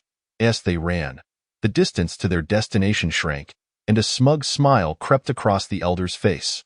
Suddenly, a buzzing sound echoed, and the demonic cultivator stumbled, incredulous as he gazed at the ground beneath him. Why on earth is there an array here? Chapter 32. Array Master. I curse you. Staring at the array below, the lead elder demonic cultivator's first reaction was that they had fallen into a trap. Indeed, even though Yinshan had always been the weakest among the 6 major sects, they could not possibly leave their territory completely undefended. The previously smooth operation was indeed because they had been ambushed from behind. Bah! What righteous sects, resorting to traps and schemes against me. Everyone be cautious. There's an ambush, with the elder's loud warning. The other demonic cultivators immediately halted, their expressions tense as they focused on the ground beneath their leader's feet. Humph! An ambush, what of it? Let me break this, An initial grade cold marsh array. The elder was about to showcase his prowess when he discovered that the trap ensnaring him was merely a trivial initial grade array. It felt akin to Godzilla invading, having expected a formidable opponent only to find a child's toy car on the other side. Even if you can perform a whirlwind charge, You are far too dismissive of me." The elder was left feeling humiliated. "I admit I can't beat you, but to respond with an initial grade array against me is simply outrageous." Infuriated, he stomped down hard, shattering the array beneath his foot. Yinshan's disciples, stop hiding. You've been discovered, so come forth and let us settle this. While the elder's words invited battle, he was secretly preparing to escape, waiting for the Yinshan disciples to reveal themselves so he could slip away. Yet, no response came, and he sensed no other presence nearby. What is going on? Are the higher-ups of Yinshan not here? The elder frowned, taunting again. What is the matter? You all claim to be righteous, yet use traps to ambush me. Yet none dare show their faces? It's truly laughable. Still, no one replied, and the sounds of demonic beasts grew increasingly louder. Could this not be a trap? Perhaps it's merely an accident, after all. This is where disciples hunt demonic beasts. Setting up an array to counter them is quite reasonable. Moreover, if it were truly an ambush, wouldn't they use more lethal traps against me? What is the point of laying a mere initial-grade muddy pit? Surely, it cannot be simply to dirty my shoes. With this thought, the elder felt relieved and turned to call the others to press forward. The others nodded, relieved that it was not an ambush, and once more set off in haste. Then, buzz, buzz, buzz. The expressions of the group changed dramatically as they prepared to cast protective spells, only to discover an initial-grade cold marsh array, an initial-grade soft vine array, and a second-grade quicksand array. Once again, a bunch of useless arrays. The demonic cultivators were utterly speechless. Who buried these here? What purpose do these serve in this desolate place? Are they effective against demonic beasts? No wonder you are merely outer disciples. You must be out of your mind to set these up. The corners of several demonic cultivators' mouths twitched as they stomped their feet, crushing the arrays, and continued onward. Buzz, buzz, buzz, buzz, buzz. What the heck? The demonic cultivators felt veins bulging on their foreheads. I curse you, array master. Are you insane? You learned arrays just to perform like this. If I had a disciple like you, you could bet I'd beat him to death. The perpetually unwashed, grimy-faced demonic cultivators from Jigu Lu were so enraged that they turned a shade of red against their dark skin. No matter, perhaps it's just some disciple who buried a few arrays to fend off the beasts. Surely there aren't any more ahead. The elder was exasperated, but they had to push forward quickly. The demonic beasts wouldn't care whether one was righteous or demonic. The other demonic cultivators nodded, suppressing their anger as they pressed on. Then, buzz, buzz, buzz, buzz, buzz, buzz. The radiance of the formation illuminated the faces of the demon cultivators, which were a blend of black, red, and purple. The numerous first-grade formations buzzed incessantly like an annoying swarm of flies. The damage was minimal, yet the insult was profoundly felt. One demon cultivator, unable to contain his frustration, let out a string of profanities, gathering dark energy in his hands. Damn it, let me blast a path through. Regardless of the formations, I'll flatten everything. Not so fast. The elder demon cultivator, veins bulging on his forehead, struggled to maintain his composure. Our shielding illusion formation can only briefly conceal the fluctuations from breaking the formations and the presence of the beasts, but we cannot mask the demonic energy we carry. The technique they previously employed could only obscure a portion of their demonic energy and some of the energy released during movement. If they unleashed any significant spells, the elders of Yin Mountain would undoubtedly detect them immediately. With the beasts yet to arrive, if they were discovered, all their efforts would be in vain, and they might even be trapped here. Under the elder's persuasion, the angered cultivator dispelled the energy in his hands. Though his ire had only intensified, the demon cultivators felt utterly stifled. With their cultivation level, it should have been a simple matter to either soar into the sky or unleash their demonic energy to obliterate the formations. Yet, they were forced to rely solely on their physical strength, trudging along the ground and enduring this indignity. However, they could not afford to lose their temper, for they were no match for the Yin Mountain's leader and elders. They could only persevere with their plan, intending to exact a fierce revenge once it succeeded. As the cultivators pressed on, they were met once again with that familiar glow, that familiar sound, that familiar formation. Buzz, buzz, buzz, buzz. Clenching their fists and grinding their teeth, the demon cultivators envisioned various tortures, vowing to capture several formation disciples to vent their frustrations. The elder demon cultivator, being astute and seasoned, noticed the imbalance in the emotions of the others and offered words of reassurance. Calm down. These formations do not inflict harm. They merely cause one to step into a muddy pit, get entangled by sudden vines that itch at the legs, or have sand unexpectedly sprayed into their faces, leaving them covered in muck and sand. The elder thought to himself, "Damn it! If I don't capture a dozen formation disciples to feed to the insects, I want call myself a demon cultivator." Meanwhile, the formation disciples guarding the alchemy chamber were utterly perplexed. "Brother, someone has stepped on my formation." "Mine too." "Same here." "How strange," they pondered. "My formation has also been trampled." They could discern the imprints of their spiritual energy on the formations. So it was evident when they were stepped on. The older formation disciples felt a mix of confusion and anger. After all, this was the formation they had painstakingly crafted through sleepless nights. It was intended to activate at noon, blocking others from accessing the good food. However, the tired formation disciples had forgotten to set the formations to an inactive state that morning. Since breakfast was provided for everyone, there was no rush to claim it. The formation disciples planned to collect their breakfast first and then set the formations to an inactive state, activating them later at noon. But for some unknown reason, the formations they had painstakingly excavated were suddenly trampled. All the outer disciples were still guarding Brother Zhu Fan, ensuring that the inner disciples did not steal anyone away, so it could not have been the outer disciples who trampled the formations. And since the inner disciples had not yet completed their share, they were still busy with their tasks, meaning they were not the ones responsible either. Could it have been the beasts trampling the formations? That seemed unlikely. Though first and second-tier beasts were not particularly powerful, they were certainly more intelligent than ordinary wild animals. They would surely realize when they stepped on the formations and either dodge or retreat. What kind of foolishness would lead them to trample over several formations without care? Or were they simply deranged? Surely they couldn't find it pleasurable to trample through mud.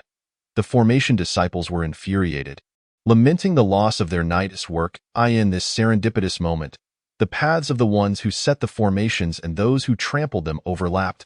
Demon cultivator. What monstrous creature buried these formations here? Formation disciple. What unfortunate being has stepped on my formations? Demon cultivator and formation disciple. Damn it, what bad luck. Chapter 33. The advantage is mine, brother. Should we go take a look? If this continues, the formations we painstakingly buried might be completely destroyed by whatever strange thing is trampling them. The younger formation disciple felt heartache over the damage done to their formations. Do not worry. The older formation disciple replied with a confident smile, "Did you forget what I buried in between?" The younger disciple suddenly understood and felt somewhat reassured. These formation disciples were quite dedicated to their meals, spending each day researching various formations. Out of respect for their fellow disciples, they had only buried formations that restricted movement, avoiding any lethal formations against their peers. However, their tireless research had indeed yielded results. Their proficiency in formations had skyrocketed since Brother Zhu arrived.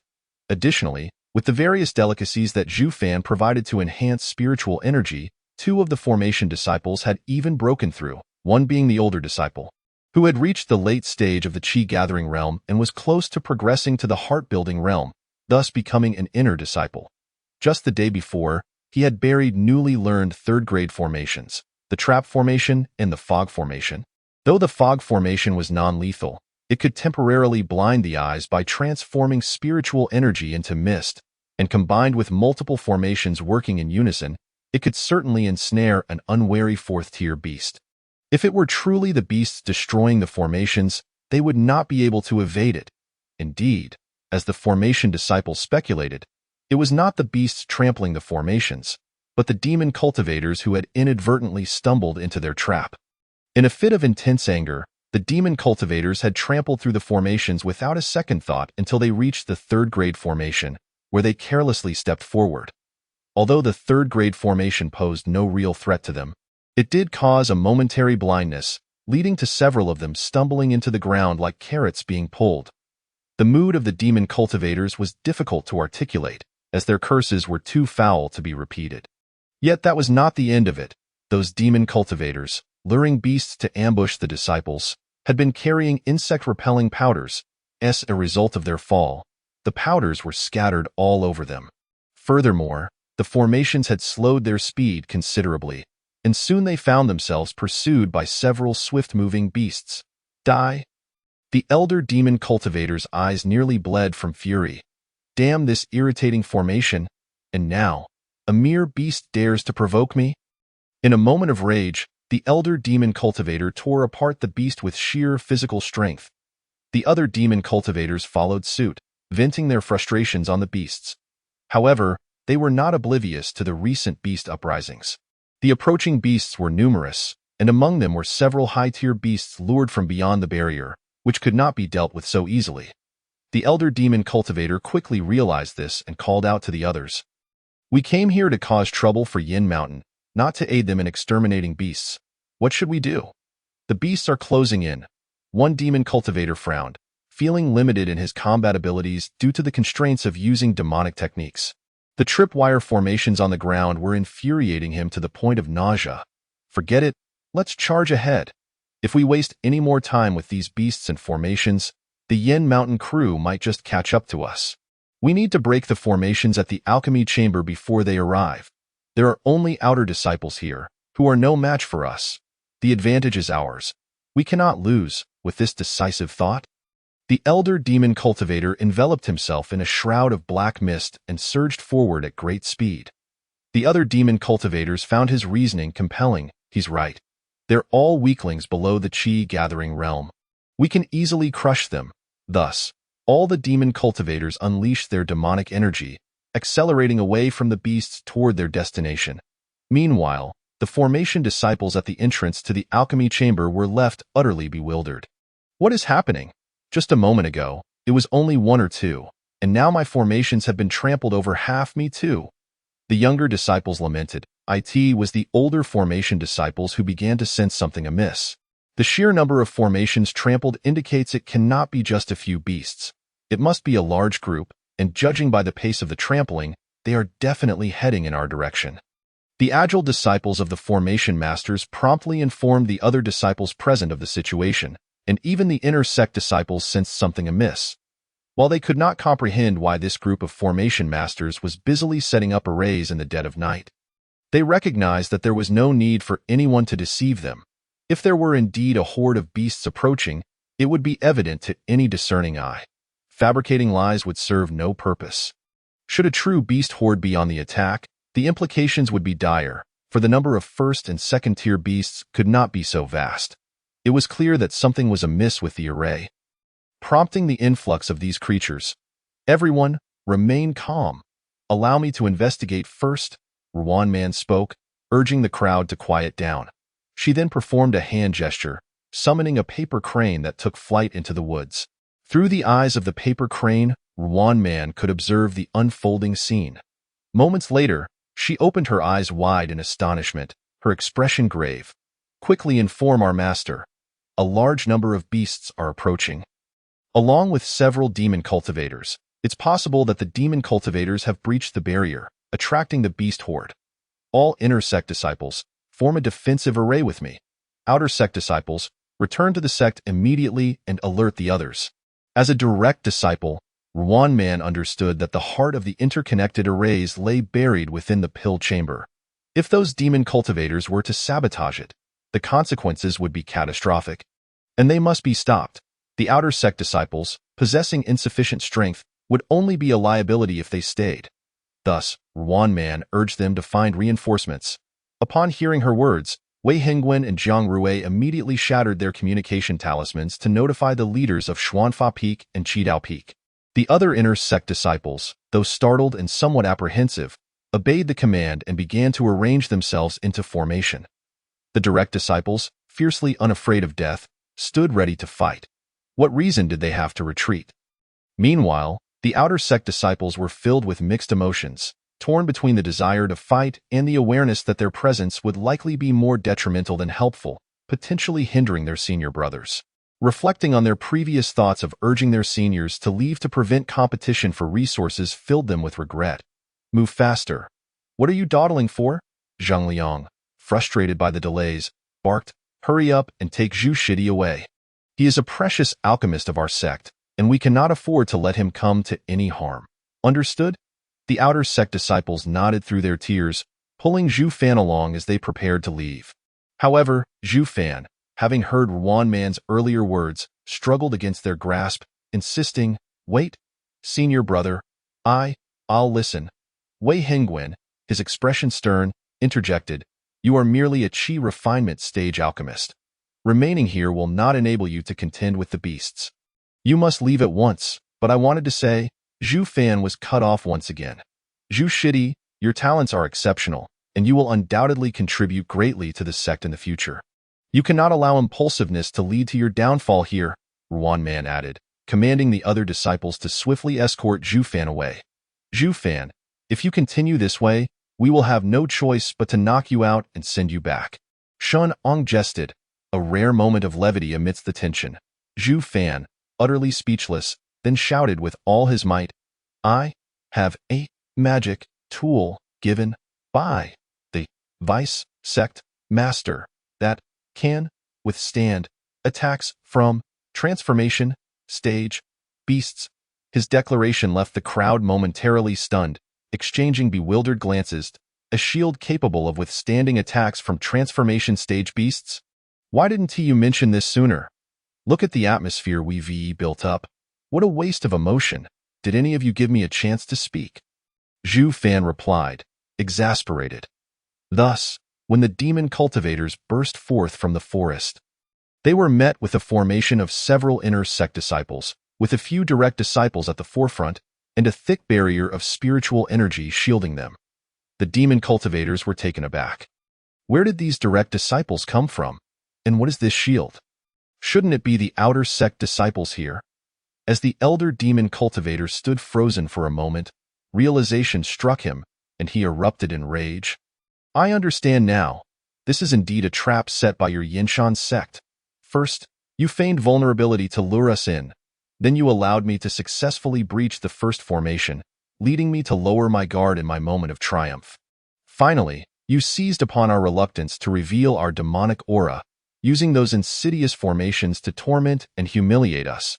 With the elder demon cultivator's explanation, the other demon cultivators quickly grasped the situation, their fury igniting as they pointed accusingly at the disciples, shouting, "Such despicable tactics!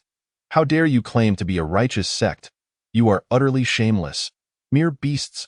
The disciples, faced with such accusations, felt a mix of anger and confusion. What is this nonsense? You demon cultivators come to our home to wreak havoc, and now you dare to insult us. The first to lose his temper was Jiang Rui, whose combative nature could not tolerate the demon cultivator's insolence.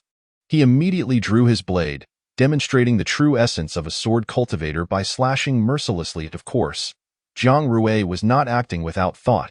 He knew that these demon cultivators were not transformation stage experts. Otherwise, they would have easily shattered their shield and unleashed havoc. Thus, it was clear they were at most at the Jade Mansion stage, making them more than manageable, though at a lower cultivation level.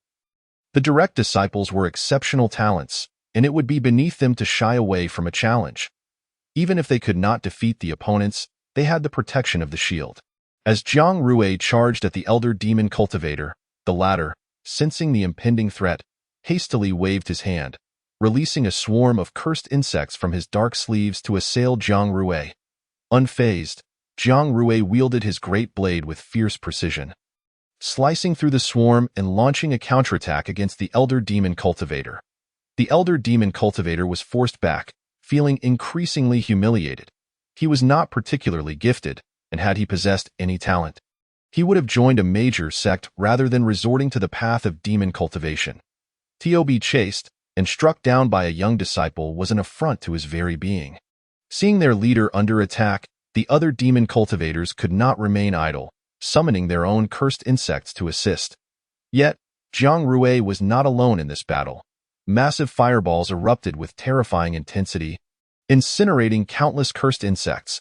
Several nearby demon cultivators could not evade Wei Hongwen's assault, and the searing flames of his technique seared through their bodies, causing them to scream in agony. Ruan Man and Zhang Liang joined the fray, striking the demon cultivators with relentless fury. The direct disciples' prowess was far beyond what the demon cultivators had anticipated, and the elder demon cultivator, drenched in cold sweat, felt the tide of battle turning against him. As he sensed the approaching beasts, he urgently called to his fellow demon cultivators, "The beasts are coming. Move quickly." At this command, the demon cultivators unleashed their demonic energy, hurling various powders and cursed insects toward the disciples. Though the disciples were unaware of the nature of these projectiles, they instinctively dodged, inadvertently granting the demon cultivators a chance to flee. Transforming into dark smoke, they hurriedly escaped, but Jiang Rui was poised to pursue when Ruan Man intervened. "Within our Yinshan territory, they will not escape. Our priority now is to deal with the high-tier beasts charging out of the forest." Under the influence of the powders, the beasts' eyes glowed crimson, driven to a frenzy. Among them were several fifth-tier beasts and a single sixth-tier beast, their bloodthirsty gazes fixed upon the disciples. Had it not been for the protective shield, they would have charged in, crushing the humans beneath their might. With their backs against the shield, Ruan Man and the others remained unfazed. Though the sixth-tier beast posed a significant threat, they only needed to hold them off until their master arrived. Moreover, due to the demon cultivator's interference, several beasts had been diverted, alleviating the pressure on the disciples. The thick shield provided a sense of security, prompting Zhu Fan to lean forward and exclaim, "What a massive bull!" The bull was the size of a small truck, its impressive horns and muscular frame exuding raw power. Zhu Fan gazed at the enormous creature, voicing the unfiltered thoughts of a food lover. How many meals could this big bull provide? How many meals? How many? How many? The keen ears of the cultivators picked up Zhu Fan's words, and given the gathering of people, how could they not hear him? The disciples first cast a glance at Zhu Fan, then turned their heads to observe the formidable sixth-tier golden-horned rock bull leading the charge. Their expressions shifted gradually, and the atmosphere grew increasingly tense. Zhang Liang bellowed urgently, "Everyone, devise a way to keep that bull here." He was frantic, fearing that the demonic cultivators might lure the beast away. It was imperative that they did not let it escape. One might think that the disciples were the ones in a position of advantage. Yet they were clearly the ones encircled. Zhu Fan was momentarily stunned by Zhang Liang's shout, fearing that he might lead the charge recklessly, and hastened to intervene. Fortunately, the group retained their composure and did not act impulsively, instead channeling their hunger for food into a myriad of ingenious ideas to distract the sixth-tier bull. Some disciples resorted to tempting the beast with food, hurling spirit fruits at it. Others aimed to provoke it psychologically by displaying the bodies of slain bull demons. Additionally, a few disciples attempted to capture the bull's attention with a red cloth, but lacking one, they had a sudden inspiration to stab themselves with their swords, using their blood to dye the white cloth and their garments. Waving them frantically before the beast, those standing nearby were inexplicably splattered with blood, their eyes wide in disbelief. "What on earth is wrong with you disciples of Su Jin Peak?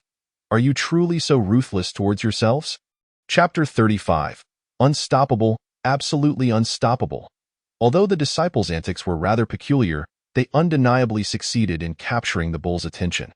The creature was already in a foul mood due to the effects of the medicinal powder. "Would you dare to provoke it further?" the enraged bull roared, gathering demonic power in its horns and charging directly at the protective shield. With a resounding crash, the bull's massive horns collided forcefully with the spirit shield, sending ripples of energy cascading as both forces clashed. Aside from the bull demon, other beasts began to assault the shield as well, attempting to drain its power. Within the shield, the disciples exchanged glances at the flickering light, suddenly feeling a bit apprehensive. Was our approach truly appropriate? Zhang Liang wiped the cold sweat from his brow, astonished by the bull's ferocity. "Now you understand? Weren't you just a little too arrogant earlier?" Number 3, Yi Yusong, suddenly appeared, delivering a sharp rap to Zhang Liang's head.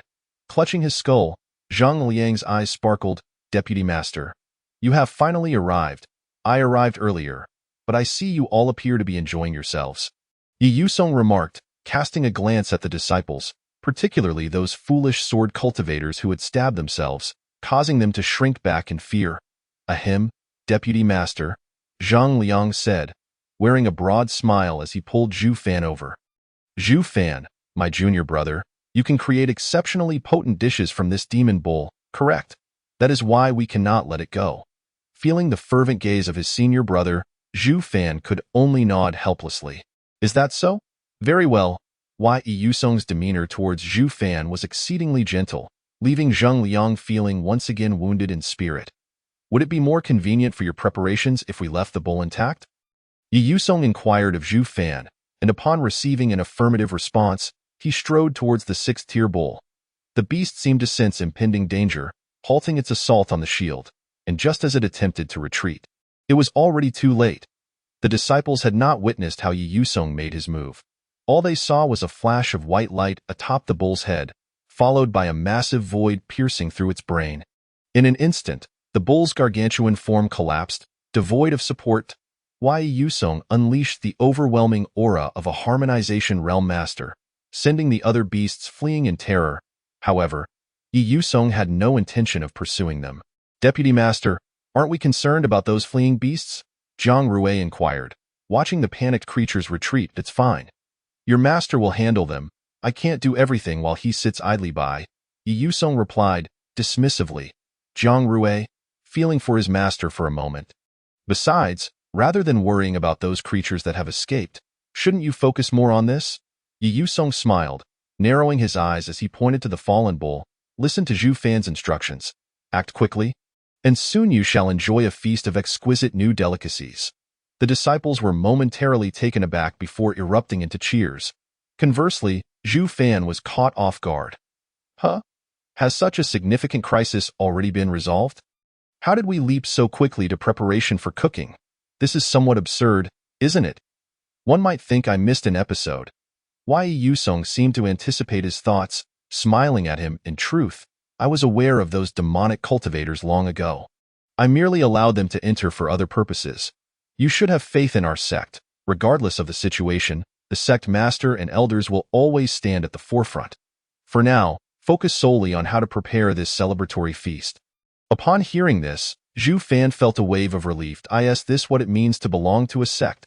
As he observed the enthusiastic smiles of his fellow disciples, he couldn't help but smile in return.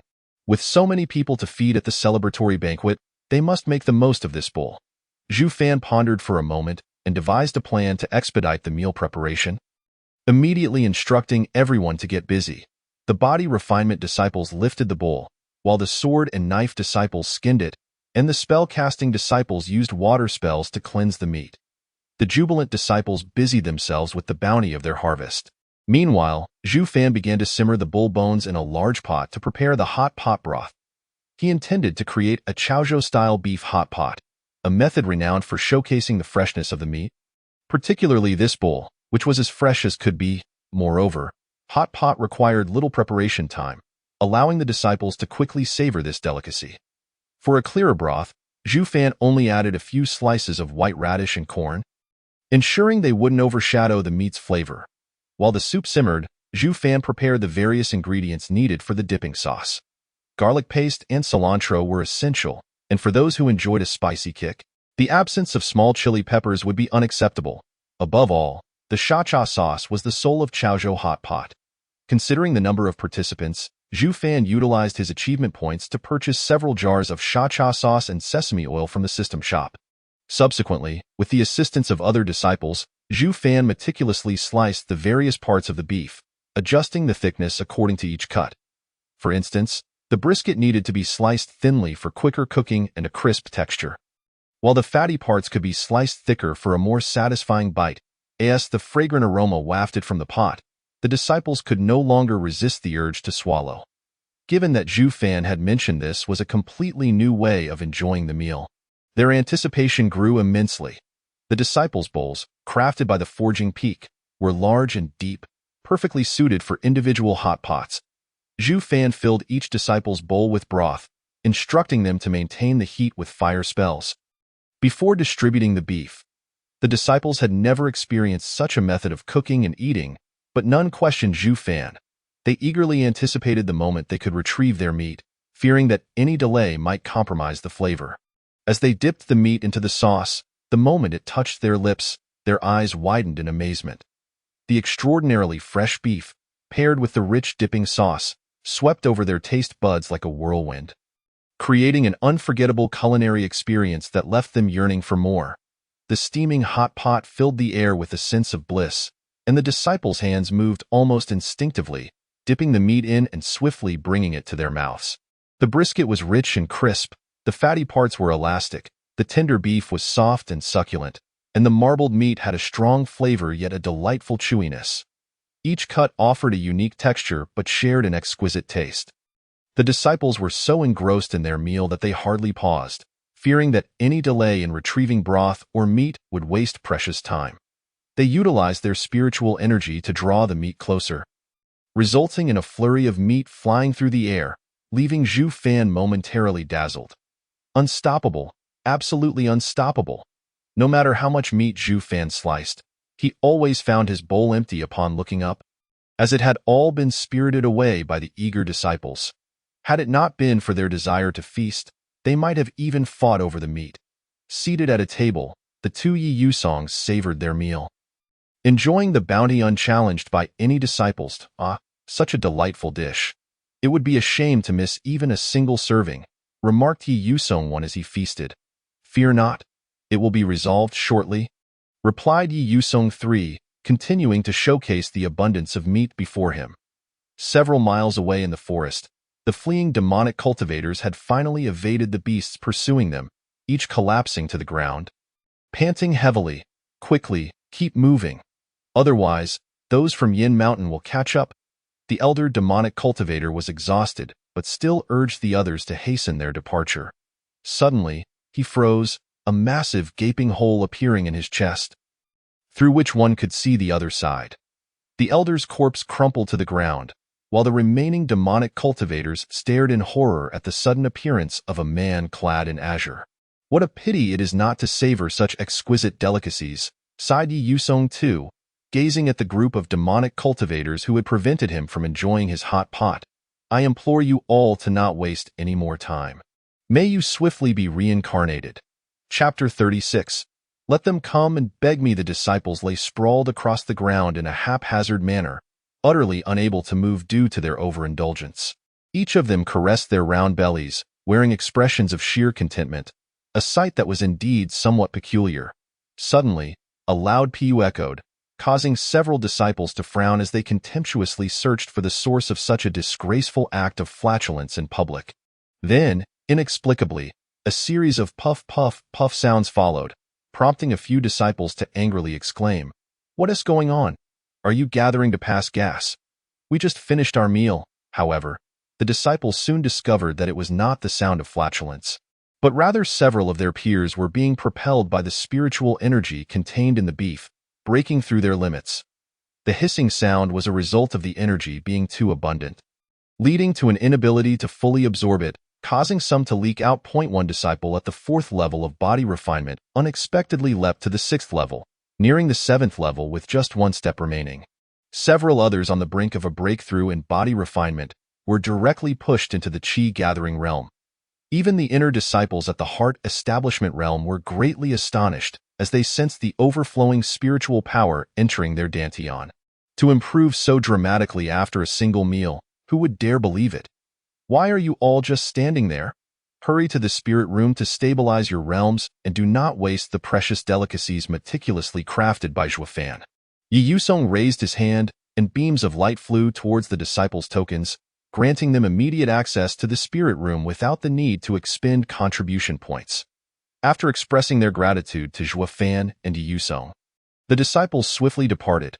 Well, the noisy lot has left. Zhu Fan, could you kindly slice some more meat? The deputy master, with a beaming smile, retrieved his secretly stashed broth and dipping sauce. Deputy master, can you still eat? Zhu Fan was taken aback. Just moments ago, when the deputy master had been seizing the meat, his movements had been ruthless, and the towering stacks before him had vanished in the blink of an eye. I naturally have some reserves. Yi Yusong, in his second avatar, appeared, stating that after dealing with the demonic cultivators, he could now enjoy the delicacies without worry. Zhuo Fan remarked, the Deputy Master's cultivation method is not only impressive in its efficacy, but also remarkable in its consumption. As the second avatar savored the delicacies, Yi Yusong's main body gazed at the remaining bones of the beef, unable to suppress a lamentation. What a pity! Once the beast riot concludes, we can no longer wait for the delicacies to come to us. Deputy Master, do you already have a solution for the beasts? Zhuo Fan inquired curiously, as he had heard from other disciples that this beast riot was quite severe. It could have been resolved long ago. We merely wish to delay. Yi Yusong chuckled, then explained to Zhuo Fan, who was astonished. Although this beast riot is quite grand, it is merely the demon clan exerting pressure on us to gain some advantages. After all, no matter how arrogant they are, they wouldn't think that a mere group of beasts below the 7th rank could resolve the issues faced by our Yin Mountain sect. Zhuo Fan was bewildered, but I heard that the 8th rank demon kings were stopped by the elders. Naturally, they are kept outside, as we need to negotiate, Yi Yusong replied with a smile. They would not wish to negotiate terms in our sect's main hall. Why, Yi Yusong continued, they are making exorbitant demands, sending in some lowly minions to apply pressure, hoping to drag this out for days or weeks to extract more benefits. We are willing to endure this, partly to avoid losses, and partly to train our disciples' practical skills. While also hunting for materials, his smile then turned icy. The main reason is to wait for certain individuals to take action. Unfortunately, only a few minor pests have arrived, failing to attract any real big fish. Zhuo Fan understood. The higher-ups of Yin Mountain were feigning a grave situation, training their disciples while simultaneously fishing for opportunities to counterattack against their enemies. Regrettably, the opponents had not taken action. Only a few foolish demonic cultivators had charged in, offering themselves up. Truly, these seasoned practitioners were crafty and shrewd. We have only disclosed this to our direct disciples. The inner and outer disciples remain unaware. The tasks issued by the sect lead the disciples to believe they are engaged in arduous battles. And they are indeed quite diligent, which has resulted in a quicker consumption of medicinal pills, much to the toil of our alchemists. As Yi Yusong spoke, he made his way back to Danju Peak. You were previously suppressed by the Huang family, and the sect will surely compensate you. If you have any other requests, I will do my utmost to fulfill them.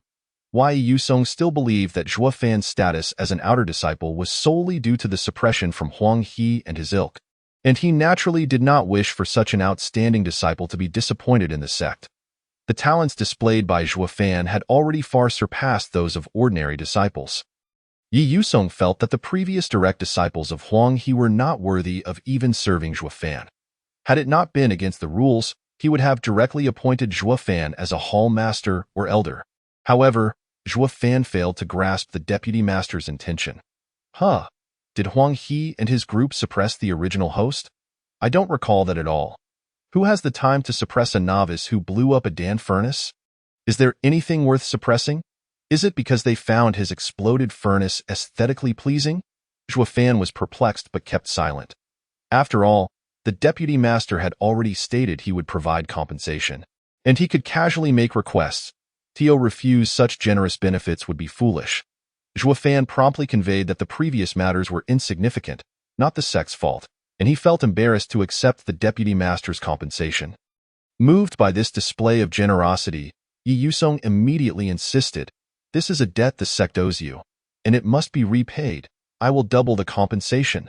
The atmosphere became harmonious and exceedingly agreeable. The two continued discussing matters regarding the demonic beasts, yet Zhuo Fan still harbored doubts. Deputy Master, as you mentioned, the demon clan merely sent troops to apply pressure, but wouldn't they be furious after losing so many beasts? They sent only mindless minions, not their main fighting force, Yi Yusong explained.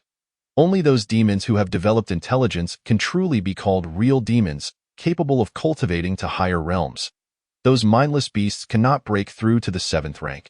They are merely cannon fodder for the charge. Since demons can give birth to several offspring at once, they are unconcerned about this minor loss.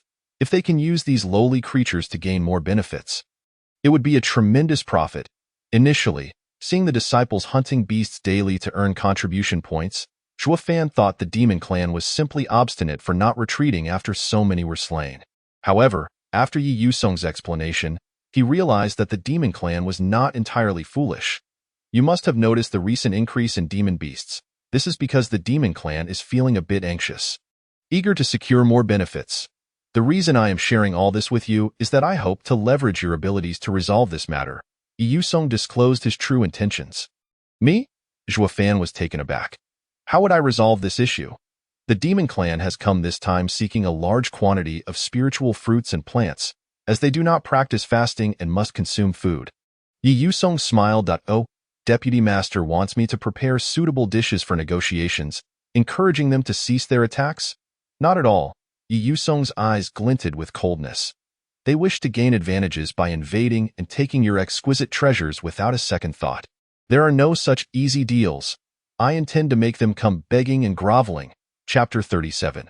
The Master of Yin Mountain truly knows how to converse after accepting the Deputy Master's task.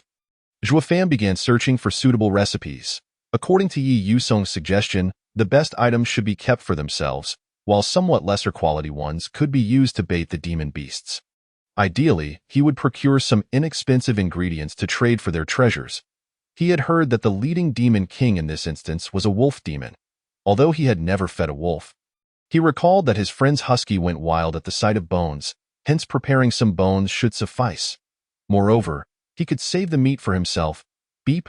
Recipe acquired. Sauced bones. Effect. Bone strengthening. Zhuo Fan unapologetically sliced off ample meat from the bones, leaving only a thin layer. The pig bones still required blanching to remove impurities, ensuring the taste remained unaffected. Wolves and dogs likely possess quite keen senses of smell. Do they not? Zhu Fan is unwilling to let any imperfections affect the flavor of the final dish. Subsequently, he heats oil in a pan, adding rock sugar once the pan is hot, continuously stirring to ensure it melts evenly. It is crucial to keep stirring the sugar throughout this process. Halting for even a moment may easily lead to burning at the bottom. Once the sugar has caramelized to a deep reddish brown, he incorporates a generous amount of boiling water, along with dark soy sauce, yellow soybean paste, oyster sauce, and other seasonings. Fragrant bay leaves, fennel, star anise, and cinnamon are also indispensable, as they contribute to the dish's multi-layered flavor profile. He then tosses in the bones, covers the pot, and waits for approximately 40 to 50 minutes. During this waiting period, Zhu Fan prepares a few other dishes for the various demon clans, with the disciples occupied in their spiritual chambers. This rare moment of tranquility envelopes Zhu Fan. Only Yi Yusong remains to savor the delicacies alone. Yet, the thought of such exquisite fare being delivered to the demon clans stirs a sense of displeasure within him, prompting him to gnaw on 2 more bones in frustration. As the time approaches, Yi Yusong rises, gathering his belongings as he prepares to depart, to the outskirts of Yin Mountain, where it meets the demon mist forest. The sect leader, Zhai Yi, along with several elders, casually lounges in their makeshift pavilion, sipping tea and wine while engaged in light conversation. Seemingly indifferent to the demons nearby in negotiations, the first to show impatience invariably loses. Therefore, they maintain pressure on the opposing side. Leading the assembly of demon kings, the wolf demon king and his allies refuse to yield, urging a few elegant foxes to dance as entertainment. However, the human aesthetic struggles to comprehend the purpose of the fox's antics, even harboring suspicions that the demons are casting spells, resulting in a heightened sense of wariness. Amidst sipping tea and drinking wine, they bounce and prance about. Eventually, as the foxes tire from their performance, the wolf demon king can no longer contain himself. Do you truly harbor any intention of negotiating? He demands. I have no interest in wasting time with you. The elders finally shift their gaze towards him. What does the wolf demon king mean? Did you not invite us to discuss matters? It is only fitting that you speak first. Sighing, they acknowledge that, after all, these are demons, lacking in decorum. Thus, some leniency is warranted. The wolf demon king snorts disdainfully, tossing a piece of paper across the table. Fine, I shall speak. Give us the items on this list, and we will leave immediately. One elder glances at the list and bursts into laughter. Oh, the wolf demon king certainly has a sense of humor, he exclaims, chuckling as he sets the list ablaze. Fuming, the wolf demon king clenches his teeth, veins pulsing beneath his fur. I am not jesting. Can one elder speak on behalf of your entire sect? The elder who burned the list ponders for a moment before responding. That is indeed true. So perhaps the Wolf Demon King could present the list to others? How can I show it to others when you've burned it? The Wolf Demon King roars in frustration. Do not feign ignorance with me. I am determined to acquire those items. One tends to forget as they age. I truly do not recall what was written on your list. Perhaps you could draft another. The elder's face beams with sincerity. Do you think I am forgetful? A human of your caliber can remember everything. Yet you claim to forget. The Wolf Demon King is infuriated, feeling that engaging in verbal sparring with these humans is futile, and he contemplates drawing a weapon. At that moment, the Deer Demon King steps forward with a smile. The esteemed members of Yin Mountain truly exhibit remarkable fortitude, seemingly unconcerned for their disciples engaged in battle. However, I have recently heard that a certain peak master from Yin Mountain has taken many alchemists elsewhere. If you continue to delay, will you have enough medicinal pills? The faces of the Yin Mountain elders darken instantly, not out of fear, but due to the indignation at the apothecary hall's unreasonable behavior. If it were not for these demon beasts causing chaos now, we would have already stormed the apothecary hall. Several irate elders fix their gaze on the demons, their expressions increasingly hostile. Meanwhile, the Wolf Demon King misinterprets their demeanor, believing they have struck a nerve and secretly revels in it. After all, those mindless beasts hold little value. Should this batch be lost, there are plenty more to replace them. Yet, humans would surely be reluctant to lose even a few disciples. Correct? When you can no longer endure, I shall demand double the items on this list. At that juncture, the Yin Mountain sect leader, Jia Yi, interjects, enough of this nonsense. Choose between a duel or a brawl. Make your decision swiftly. If you lack the courage to fight, then be gone and do not waste my time. The other elders roll their eyes in exasperation. They wish to prolong the discussion, but the leader provides no opportunity for that. Having abruptly shut down the dialogue, the atmosphere grows tense. Sect leader, such behavior is inappropriate. Upon hearing Yi Yusong's voice, the elders collectively breathe a sigh of relief. Only Yi Yusong possesses the ability to reign in the sect leader. Were he to delay any longer, Jia Yi might truly resort to violence. Seeing Yi Yusong arrive, Jia Yi cannot help but grimace, retreating a few steps to take his seat again. Wolf Demon King, my sect leader was merely jesting with you. We have gathered here not to engage in combat. Yi Yusong's demeanor puts the Demon Kings at ease, particularly the Deer Demon King, who believes it has gained the upper hand by bringing up the topic of medicinal pills. A smug expression gracing its face. However, it is now time for us to dine. We cannot depart at this hour, so let us partake in some food. Wolf Demon King, please prepare a new list. The elders exchange puzzled glances. Dinner? What dinner? We have been abstaining for years. There is no meal to speak of. Oh, now it makes sense. Yi Yusong must be suggesting a discussion over food. Thus, the sect leader and the elders follow Yi Yusong to the table. The Wolf Demon King observes their gathering, believing they are deliberating over the list, and grins, joining the other Demon Kings in discussing how to procure more items from Yin Mountain. The elders await Yi Yusong's words, only to see him produce braised bones, marinated chicken feet, spicy potato shreds, and appetizing hawthorn juice from his storage ring. In an instant, a rich aroma bursts forth from the table. The braised bones, having simmered for quite some time, are infused with the essence of the seasonings, the enticing scent of meat and broth wafting through the air, making mouths water. The golden marinated chicken feet are stacked in a dish, their alluring hue shimmering under the sunlight. The spicy potato shreds emit a tangy fragrance that immediately provokes salivation. The eyes of the elders widen in astonishment, utterly captivated by the spread. Jia Yi reacts the quickest, immediately diving into the braised bones with one hand and the marinated chicken feet with the other, while the other elders follow suit without hesitation. At their cultivation level, the braised bones are as easy to chew as cucumbers, effortlessly crunching and swallowing them. The members of Yin Mountain revel in their feast, while Yi Yusong smiles, internally counting down, 5, 4, 3, 2. Splash. Upon hearing the sound, Yi Yusong turns to see the drool of the Demon Kings cascading like a waterfall onto the ground. Chapter 38. The stomach has learned to answer first. Animals possess an acute sense of smell, often far surpassing that of humans, particularly among the leading demons. The demon kings and generals possess olfactory capabilities that are significantly stronger than those of cultivators. Therefore, the delectable aromas of the food serve as an overwhelming temptation for the demons. The moment Yi Yusong unveils the food, the fragrances spiral into the noses and minds of the wolf demon king and his companions like a relentless drill, utterly irresistible, observing the Yin mountain cultivators indulging in their feast. The demon clans can hardly contain their desire, their mouths watering uncontrollably like open faucets. Despite having cultivated to their current level, the demon kings maintain a semblance of dignity. They do not wish to reveal such a gluttonous display before humans. Yet, resisting is simply impossible.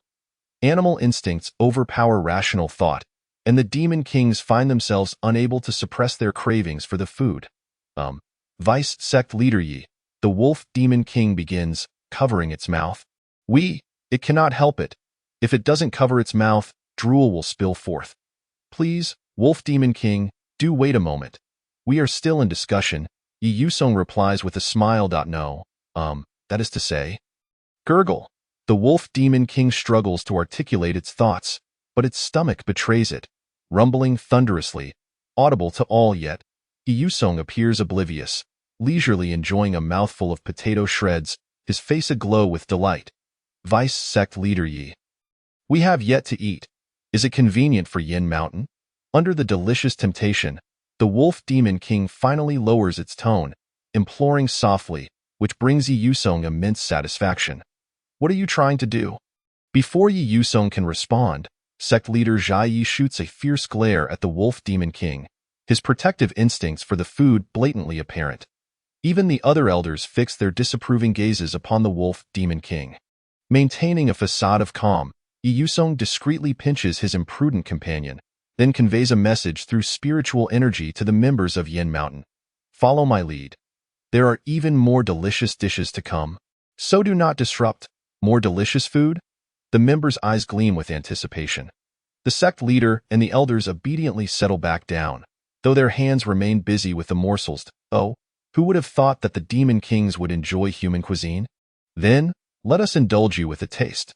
Yi Yusong wore an expression of sudden realization, then retrieved a plate from his storage ring and filled it with a selection of delectable food, extending it forward with a wave of spiritual energy. The tantalizing aroma of the culinary delights enveloped the air, its richness invading the minds of the demon clan members with even greater intensity than before. In that moment, it felt as though their brains had ceased to function.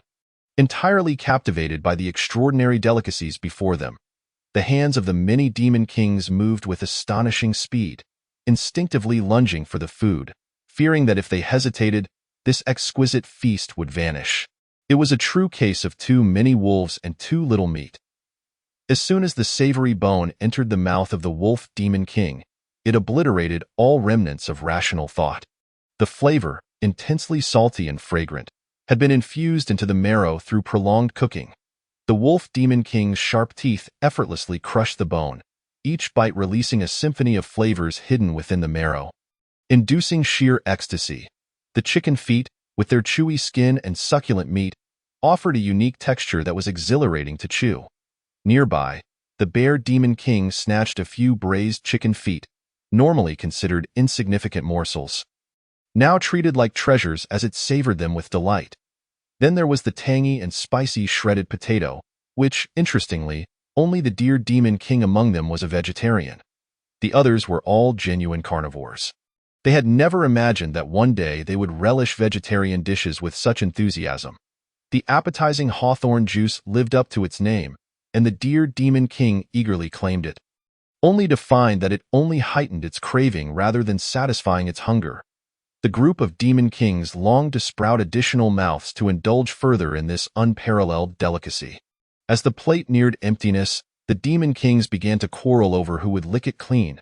You've already had the bone. Why are you still fighting for this plate? You took 2 chicken feet extra. Don't think I didn't see. All of you can back off. As the leader, this should rightfully be mine. The wolf demon king attempted to assert dominance, but instead, it incited the ire of the other demon kings. We only begrudgingly listening to you because you called us here. What makes you think you're the leader? You're only slightly stronger than I am, so why act like a big shot?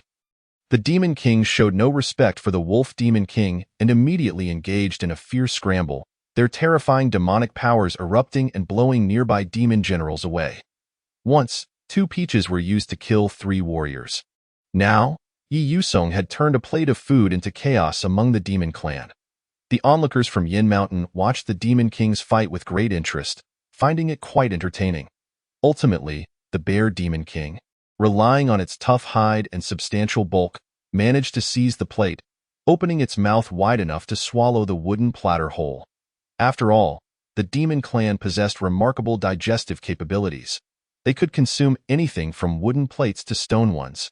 Especially since this plate was soaked with meat juices, even the wood tasted delicious. Chewing on the wood, the Bear Demon King wore a blissful expression, perfectly embodying a popular saying from certain food videos. This ingredient is tasty even with flip-flops. With the plate gone, the Demon Kings, who had just tasted a hint of sweetness, were far from satisfied. They turned their attention back to the people of Yin Mountain. Vice Master Yi, I'm afraid the food is all gone. Yi Yusong pointed to the now gleamingly polished plate scraped clean by the elders. The Demon Kings visibly deflated. We've already discussed quite a bit. If the Wolf Demon King wishes to negotiate, please reconsider the terms. Yi Yusong said with a smile. Upon hearing this, the Dear Demon King's eyes flickered, and it began to whisper to the other Demon Kings. How about we change the terms to the food from earlier? The moment the Dear Demon King made this proposal, the eyes of the other Demon Kings sparkled with excitement. They could sense the spiritual energy contained within those dishes, and their desire for Yin Mountain to provide spiritual plants and fruits stemmed from the food's ability to enhance their powers. Now that there was something 100 times more delicious than spiritual fruits, it would be foolish not to choose it. Thus, after lengthy discussion, the Demon Kings presented Yi Yusong with a list of food demands. Yi Yusong glanced at the quantities and thought, this is enough to exhaust Zhu Fan completely. He revealed a friendly smile. Are you certain about these quantities? Upon hearing this, the Demon Kings perked up. Oh, is there a chance? Can we perhaps increase it a bit more? They deliberated once again and provided a list that would tire Zhu Fan out 1.85 times. Yi Yusong's smile deepened. Meanwhile, the sect leader Jia Yi suddenly felt a shiver. He was all too familiar with Yi Yusong's expression. Whenever he caused trouble, Yi Yusong wore this very look, and over time, he had developed a reflexive anxiety. It seemed the Demon Clan had truly angered his junior brother this time. Jia Yi was utterly convinced that the Demon Clan would not fare well under Yi Yusong's hand, so he took a back seat, eager to watch the spectacle unfold. Since the esteemed Demon Kings have confirmed, we shall proceed with these quantities. Upon hearing Yi Yusong's agreement, the Demon Kings displayed expressions of uncontainable excitement and satisfaction. Yet, immediately afterward, Yi Yusong produced a list of his own, smiling as he said, "The price for these dishes is as follows. When do you plan to pay with spirit stones, esteemed Demon Kings? If spirit stones are insufficient, equivalent spiritual plants or materials can suffice." Chapter 39. We are here for a zero-cost purchase. Yi Yusong's warm and friendly smile belied a price that was utterly astronomical. The Demon Kings were left bewildered. Isn't a negotiation about us proposing terms? Why do we have to pay for it? Do you think we brought our demons here to fight? We are here to loot. We are here for a zero-cost purchase. Have you lost your mind? The Wolf Demon King, seeing the amount on that list, spoke with a tone laced with hostility. Vice Master Yi certainly has a sense of humor. Do you think we would give you spirit stones? What else? Yi Yusong replied with feigned surprise. Do you think you can eat for free? The Demon Kings stood up, unleashing their terrifying demonic power. What do you think we came here for, then? To fight. The Yin Mountain sect leader Jia Yi and the elders stood beside Yi Yusong, releasing their own spiritual pressure. Jia Yi's cultivation was a level above that of the Demon Kings. Had it not been for the Demon Emperor lurking behind, he would have already gone up to deliver a few hefty slaps to these demon beasts. Did they dare to threaten them? Jia Yi cracked his knuckles, itching to unleash a flurry of strikes. Who doesn't he know how to act tough? Can your Yin Mountain outlast us? The Dear Demon King scoffed, believing that without the alchemists to support them, Yin Mountain would struggle to withstand a prolonged confrontation with the Demon Clan. If you want to fight, then fight. Yi Yusong raised his hands in a gesture of surrender. However, if you truly dare to declare war, the price for these foods will no longer be the same. Upon recalling the exquisite flavors from earlier, the Demon Kings momentarily hesitated. The Dear Demon King furrowed its brow. Sensing that Yi Yusong's seemingly unworried demeanor suggested he was genuinely unafraid of a confrontation. Could it be that Yin Mountain had prepared some secret weapon? Thus, the Dear Demon King decided to test the waters. Feigning confidence. Humph, even if you can stop us, what of your disciples? Can your human disciples withstand our legion of common demons? Surely, you wouldn't be the type to disregard the lives of your disciples? The implication was clear. The longer they had invested in nurturing those disciples, the more painful it would be for them to lose them, while the Dear Demon King cared little for the fates of its common demons. The one who cared more would be at a disadvantage. The Dear Demon King anticipated that Yin Mountain would adopt a righteous facade, proclaiming that sacrifices were inevitable, and then apply pressure along those lines. However, it did not expect that the other side would deviate entirely from the script. You are indeed correct. I care deeply for the lives of my disciples. Yi Yusong immediately feigned tears, his exaggerated performance almost unbearable to witness. The Demon Kings were left in disbelief, especially when Yi Yusong sighed again. Just thinking about that disciple who prepares the food, should he fall into peril during the battle with the demon beasts, leading to the permanent loss of that extraordinary culinary skill, I feel an overwhelming sense of loss. The gathered individuals from Yin Mountain and the Demon Clan were taken aback. What on earth are you talking about? Yi Yusong replied matter-of-factly. The one who prepares the meals is certainly under my tutelage at Yin Mountain. Although his cultivation is lacking, his loyalty to Yin Mountain is unwavering. If demon beasts invade, he will not remain indifferent. However, if any unfortunate incident were to occur, the list of culinary delights requested by the esteemed Demon Kings would be rendered null and void, as it would be impossible to prepare them without him. The Demon Kings were left utterly stunned. Wait, what do you mean? Are you suggesting that if he is lost, the food will also be lost? In an instant, the Demon Kings' minds began to spin in confusion. We want the food. If you refuse to provide it, we will fight. But if we engage in battle and inadvertently harm the very disciple who prepares our meals, we will still end up without food. So, regardless of whether we fight or not, we want to be able to acquire the food, correct? The Dear Demon King, the quickest to react, realized that Yi Yusong was cleverly making them wary of their actions. However, it did not believe that Yi Yusong would actually send that disciple into battle. After all, such a precious talent would surely be kept hidden rather than placed in danger. Feeling self-assured, the Dear Demon King scoffed. Vice Master Yi, your little tricks cannot intimidate you. You think your words will deter us from taking action? It is not incorrect to say that Yi Yusong, even if his mind were to be kicked by a golden-horned wild ox, would never send Zhu Fan to engage in a brawl. However, Yi Yusong is now compelled to lay all cards on the table. The words of the Dear Demon King are misguided. I am not here to threaten you. With his narrow eyes fixed intently on the assembly of Demon Kings, Yi Yusong articulated each word with deliberate precision. What I wish to convey is this. Should you dare to make a move, you can forever forget about obtaining what you desire. If war breaks out between the Yinshan and the demon race, and should I emerge victorious, you will become prisoners beneath my feet, mere morsels upon my plate. Conversely, should we face defeat, the disciples of Yinshan will fight to the last drop of blood. Choose wisely. Shall we engage in negotiations, or shall we battle to the death? As Yi Yusong had previously communicated to Zhu Fan, the demon race had no intention of fighting fiercely. They merely sought to gain some advantages. Why would they suddenly engage in a life-and-death struggle when they had nothing to gain from it? Even though the human race and the demon race are adversaries, there is no justification for them to directly confront Yinshan at this juncture. Moreover, despite Yinshan having been undermined by the Medicine King Hall, the foundation of its 6 major sects remains intact. It is not so easily devoured. Other sects are not blind either. While they may refrain from intervening in the affairs between the Medicine King Hall and Yinshan, should the demon race attack, can humans afford to be divided? After all these years, the principle of mutual dependence is not lost on anyone. The Demon Kings opted for negotiation. Although Yi Yusong's initial price was indeed steep, the mere thought of those delectable delicacies made it difficult for the demon kings to resist.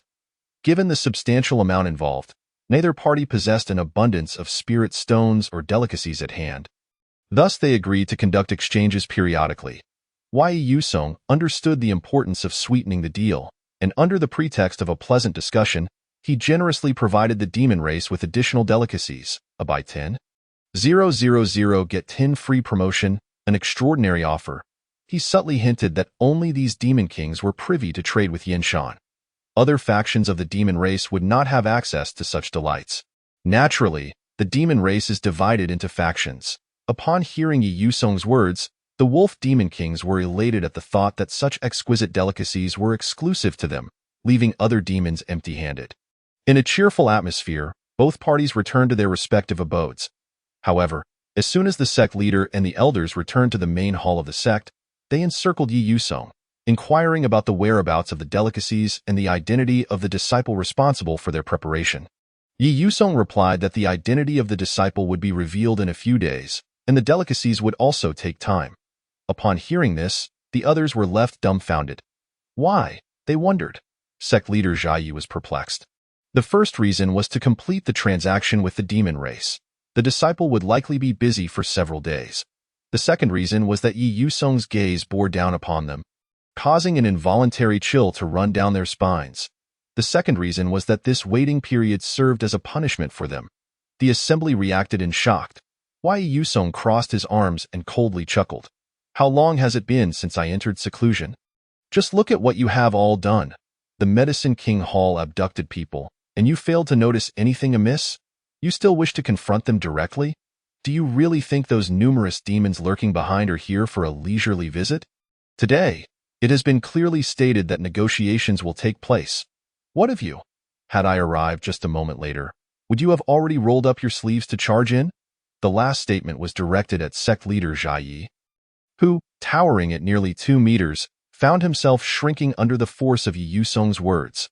The others were too intimidated by Yi Yusong's fury to utter a sound. After delivering his reprimand, Yi Yusong felt much lighter. He retrieved items from the table, and amidst the dazed gazes of the assembly, he produced several exquisite delicacies that looked far superior to mere chicken feet. Thus, the punishment commenced. They could only watch, not partake. Yi Yusong smiled benignly at the expressions of longing and frustration on their faces, convinced that this was an effective method to instill a lasting lesson. He even felt that the meat in his mouth tasted even better. As Yi Yusong relished his meal, Zhai Yi could no longer contain himself and approached. Just as the elders thought Zhai Yi was finally going to assert his authority as sect leader, he unexpectedly snatched the food and fled at an astonishing speed. Yi Yusong was left dumbfounded. What just happened?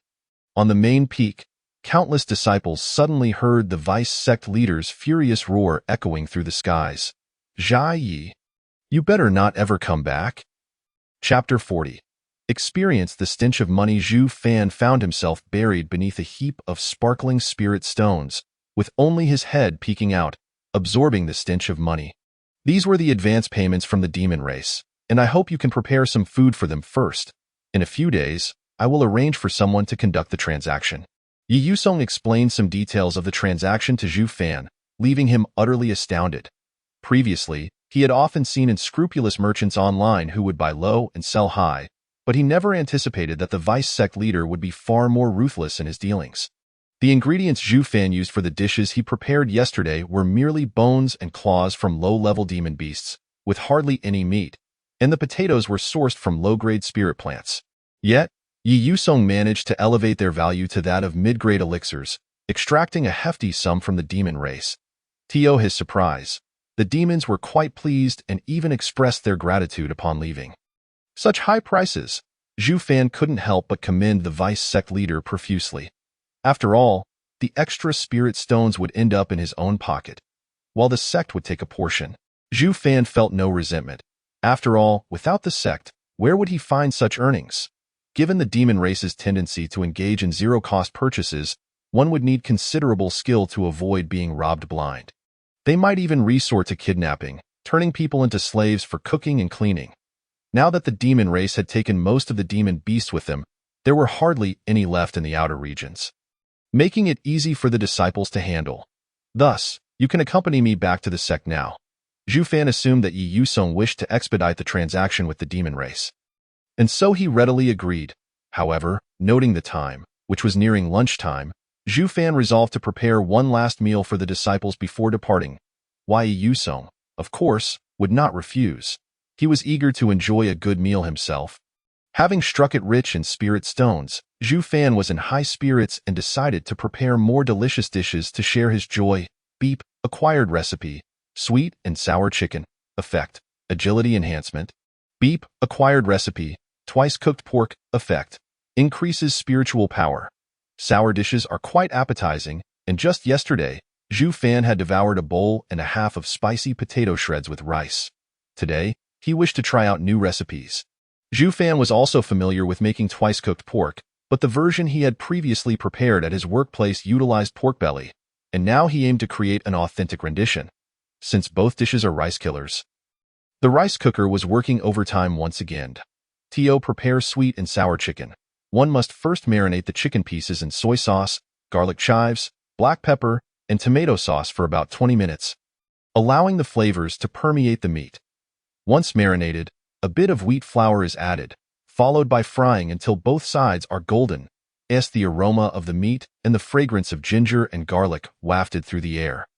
Even Yi Yusong outside could not help but swallow discreetly. The other disciples, catching a whiff of the enticing scent, went into a frenzy once more, and today, it was not just the outer disciples. Even the inner disciples were racing over on their flying instruments. Observing the scene, a few disciples in the adjacent area were left bewildered. Were they not told that the demon beasts were retreating? Why then were these disciples so frantically rushing? Who knows? Should we ask someone? Ask whom? They've all vanished into thin air. Meanwhile, the flying disciples paid no heed to the confusion of others.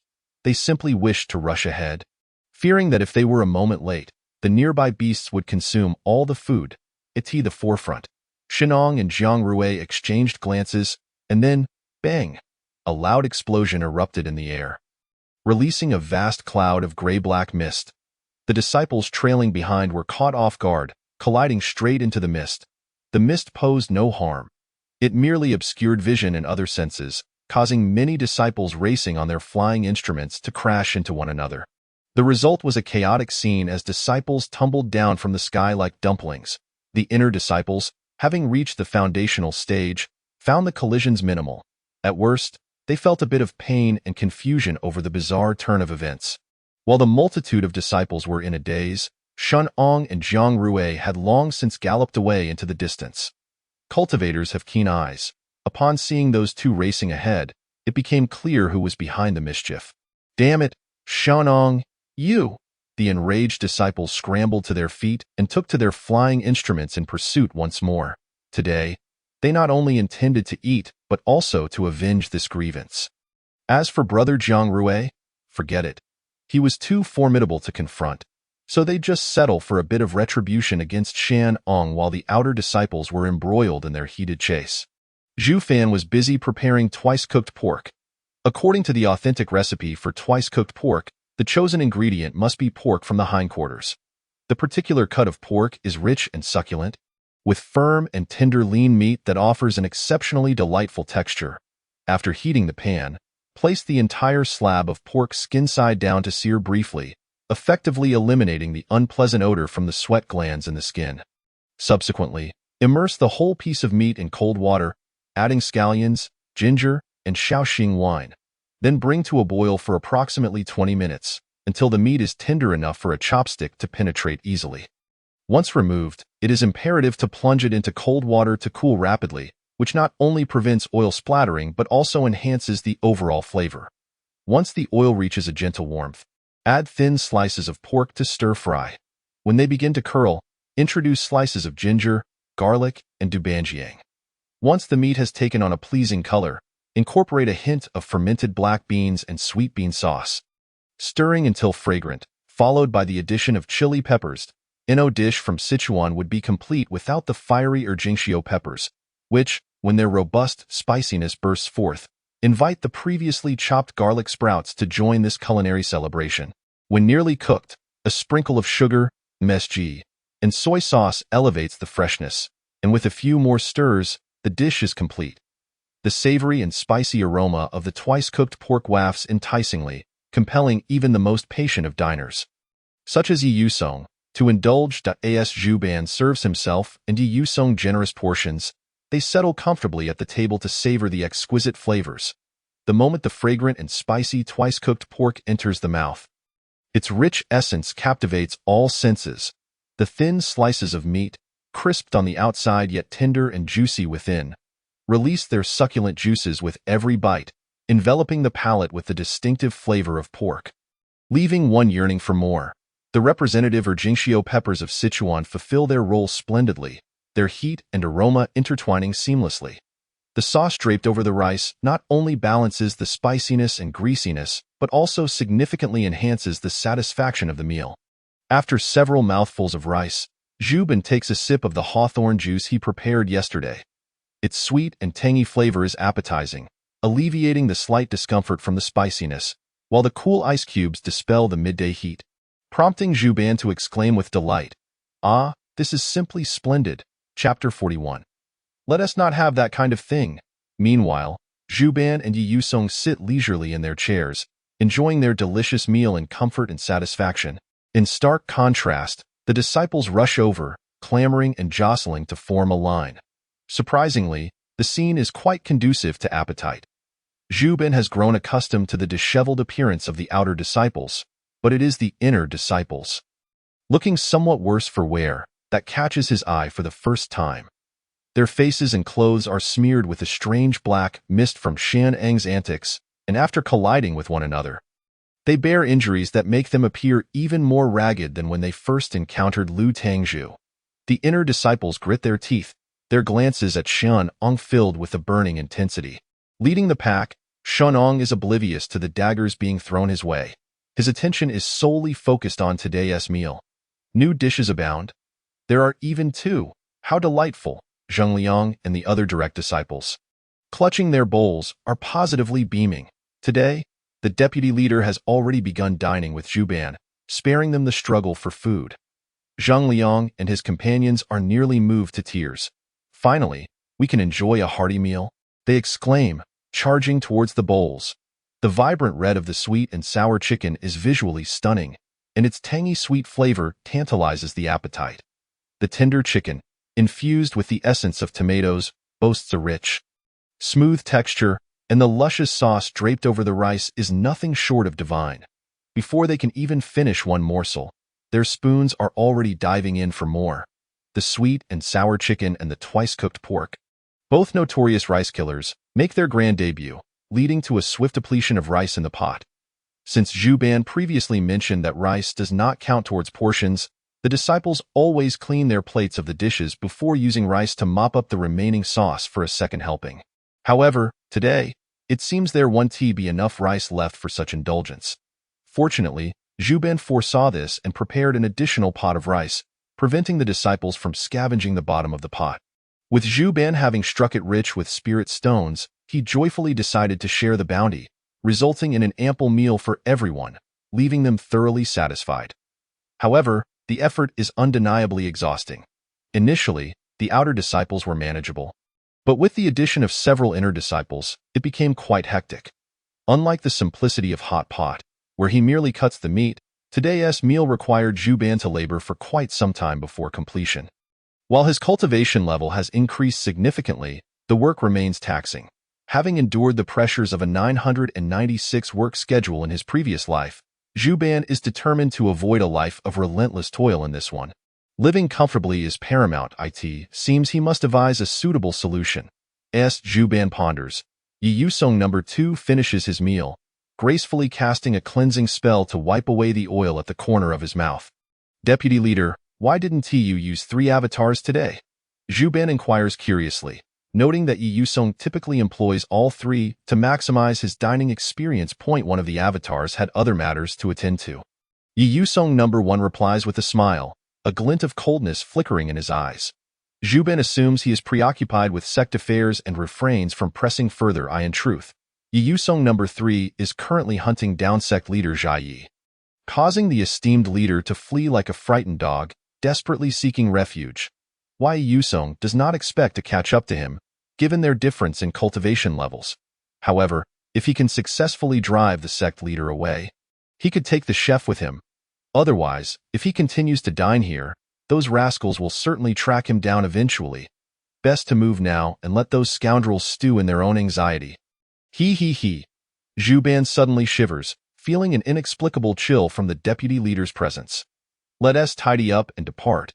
I've arranged for a Dan master from Danju Peak to come and take over the alchemy tasks for these disciples. Zhu Ban nods, returning to gather his belongings. The system's kitchenware can be stored within the system space, while other miscellaneous items are simply tossed into his storage ring, sparing him the burden of lugging them around like when he first arrived. Once Zhu Ban is ready, Yusong summons a magical artifact to transport them back to the sect. To be honest, Zhu Ban feels a twinge of anxiety as he steps onto the artifact. After all, during his first experience, he had been sickened by Shen Eng's reckless driving, leaving him clinging to a tree and retching for ages. What if he loses his composure again and finds himself tossed from the sky by the deputy leader? Zhu Ban is quite apprehensive. However, Yusong's attentiveness far surpasses Shen Eng's. Raising his hand, he casts a protective shield around Zhu Ban, transforming the howling winds into a gentle breeze that caresses his face, dispelling his discomfort and unease. Only then does Zhu Ban dare to open his eyes and gaze upon the world below. Riding the sword through the skies is a uniquely Chinese dream of immortality, draped in white clouds and clad in a robe of fresh breezes. Standing above the azure heavens and surveying the mountains and rivers below, this is a sight Zhu Ban has never encountered before. Yusong's speed is remarkable, yet it does not induce any discomfort for Zhu Ban.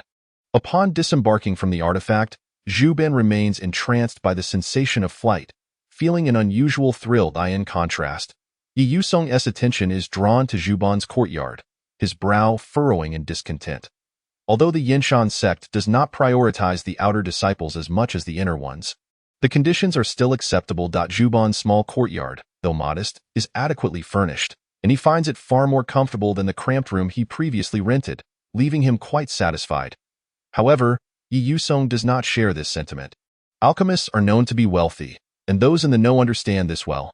Previously, when passing by the residence of Huang He's direct disciple, Yusong noted its condition, and now, seeing Zhu Ban's courtyard, he is taken aback.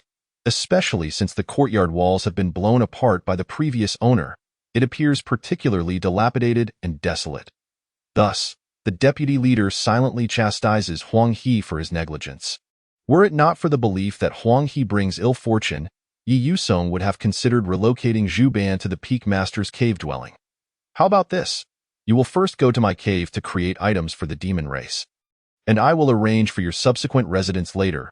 Yusong promptly lifts Zhu Ban onto the magical artifact, taking off without further ado. Zhu Ban, bewildered, wonders, rearranged? What's that about?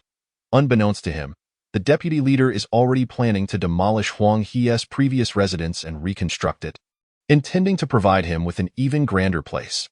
That afternoon, while Zhu Ban is busy preparing sauce-infused bones in Yusong's cave, the Lu disciple who previously took over his tasks returns to the alchemy room in District B10. After several days of recuperation, this Lu senior is no longer the frail, hollow shell he once was. It seems that Zhu Ban must have been exhausted, prompting him to hand over the duties early. Lu senior reminisces about the dark days spent cooped up, scorched by the alchemical flames, with a tinge of nostalgia. However, with the recent withdrawal of the demon race, the pressure has lessened considerably, and Lu Sr., feeling sympathetic towards his struggling junior, accepts the assignment. Upon returning to the alchemy room, he finds Zhu Ban absent, and all his belongings have been cleared away, save for a large box of wooden puppets left on the floor. What on earth are all these wooden puppets for? Could it be that Junior Zhu Ban plans to switch to crafting artifacts? Lu Shixiang gazed at the box of wooden puppets, his face a canvas of confusion. Though puzzled, he did not dwell on it. Instead, he set the box aside and began to concoct elixirs in his alchemical furnace. After a while, an unusual commotion erupted outside, resembling the frantic escape of dozens of individuals. What was happening? Had the demonic beasts caused another disturbance?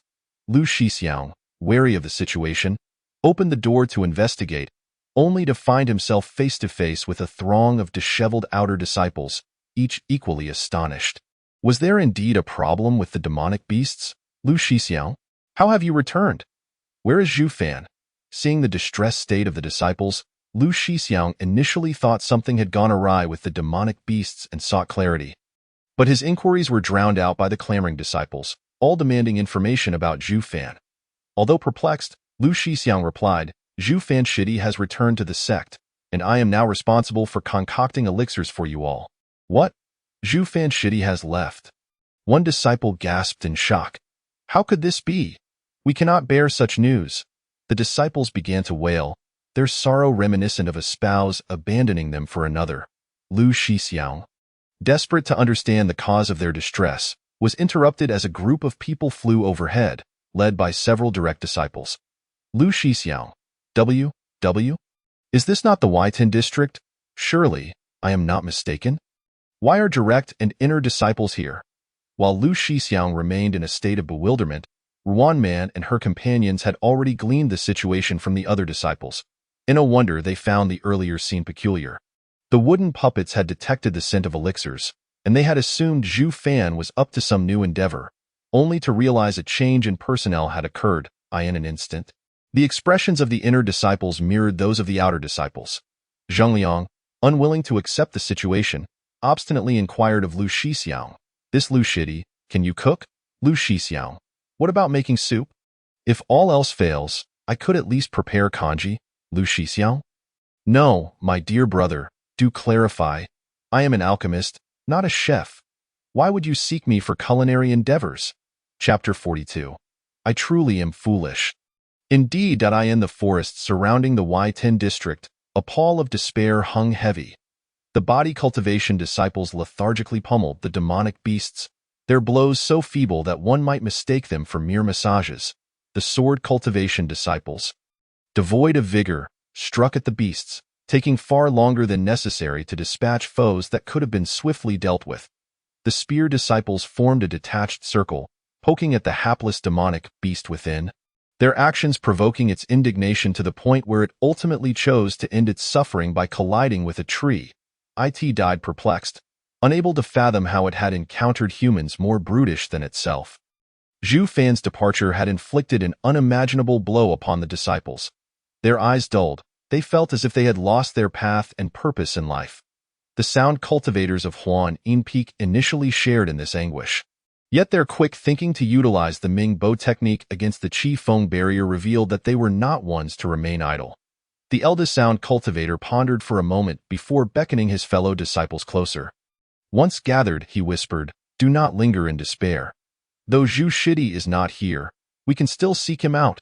The disciples paused, and suddenly hope rekindled in their eyes. Once we complete today's tasks, we shall quietly venture to Danju Peak. Although Zhu Shidi no longer assists us directly, we can provide our own materials and spirit stones to invite him to help. Indeed, the other disciples finally realized that Zhu Fan was an alchemist. Seeking an alchemist's assistance for elixir creation was both reasonable and normal. Although what Zhu Fan produced was not traditional elixirs, it was fundamentally the same endeavor. They cursed the sudden blow that had rendered their minds blank, fixating solely on Zhu Fan's departure. The mountain cannot see me, yet I can see the mountain. There is no fault in that. They resolved to stealthily disguise themselves and act under the cover of darkness. The sound cultivators nodded in agreement, dispersing only to resume their lamentations. The woods once again echoed with their sighs.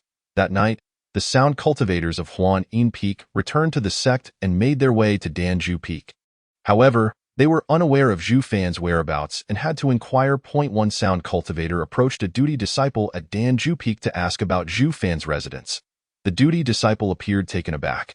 Another inquiry about Zhu Fan Shidi? That yard to the east, the one with the blasted walls, is his. Another. The sound cultivators exchanged glances, sensing trouble brewing. True to their fears, when they arrived at Zhu Fan's residence, they encountered the outer disciples from the body, sword, and array cultivations, all of whom were visibly disheartened. Indeed, they were all merely performing. Each disciple secretly berated the shamelessness of the others while warily eyeing one another. Concerned that someone might strike unexpectedly, "Stop this nonsense. Zhu Fan Shidi is not here," the first sword cultivator to knock side. "Without Zhu Fan's presence, our vigil serves no purpose. Assembling here only invites suspicion."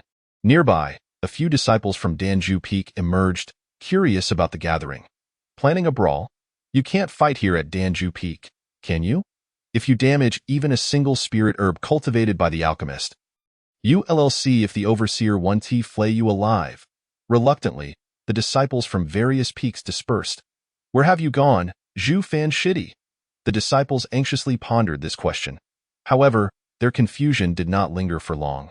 The next morning, the deputy sect leader issued a sect-wide announcement that it stated that outer disciple Zhu Fan had played an indispensable role in repelling the demonic tribe, and the sect would reward him accordingly. Other disciples, unaware of the full story, were astonished and filled with admiration, as this was a matter of great significance for the entire sect. Curiosity swirled about how Zhu Fan had managed to drive back the demonic tribe.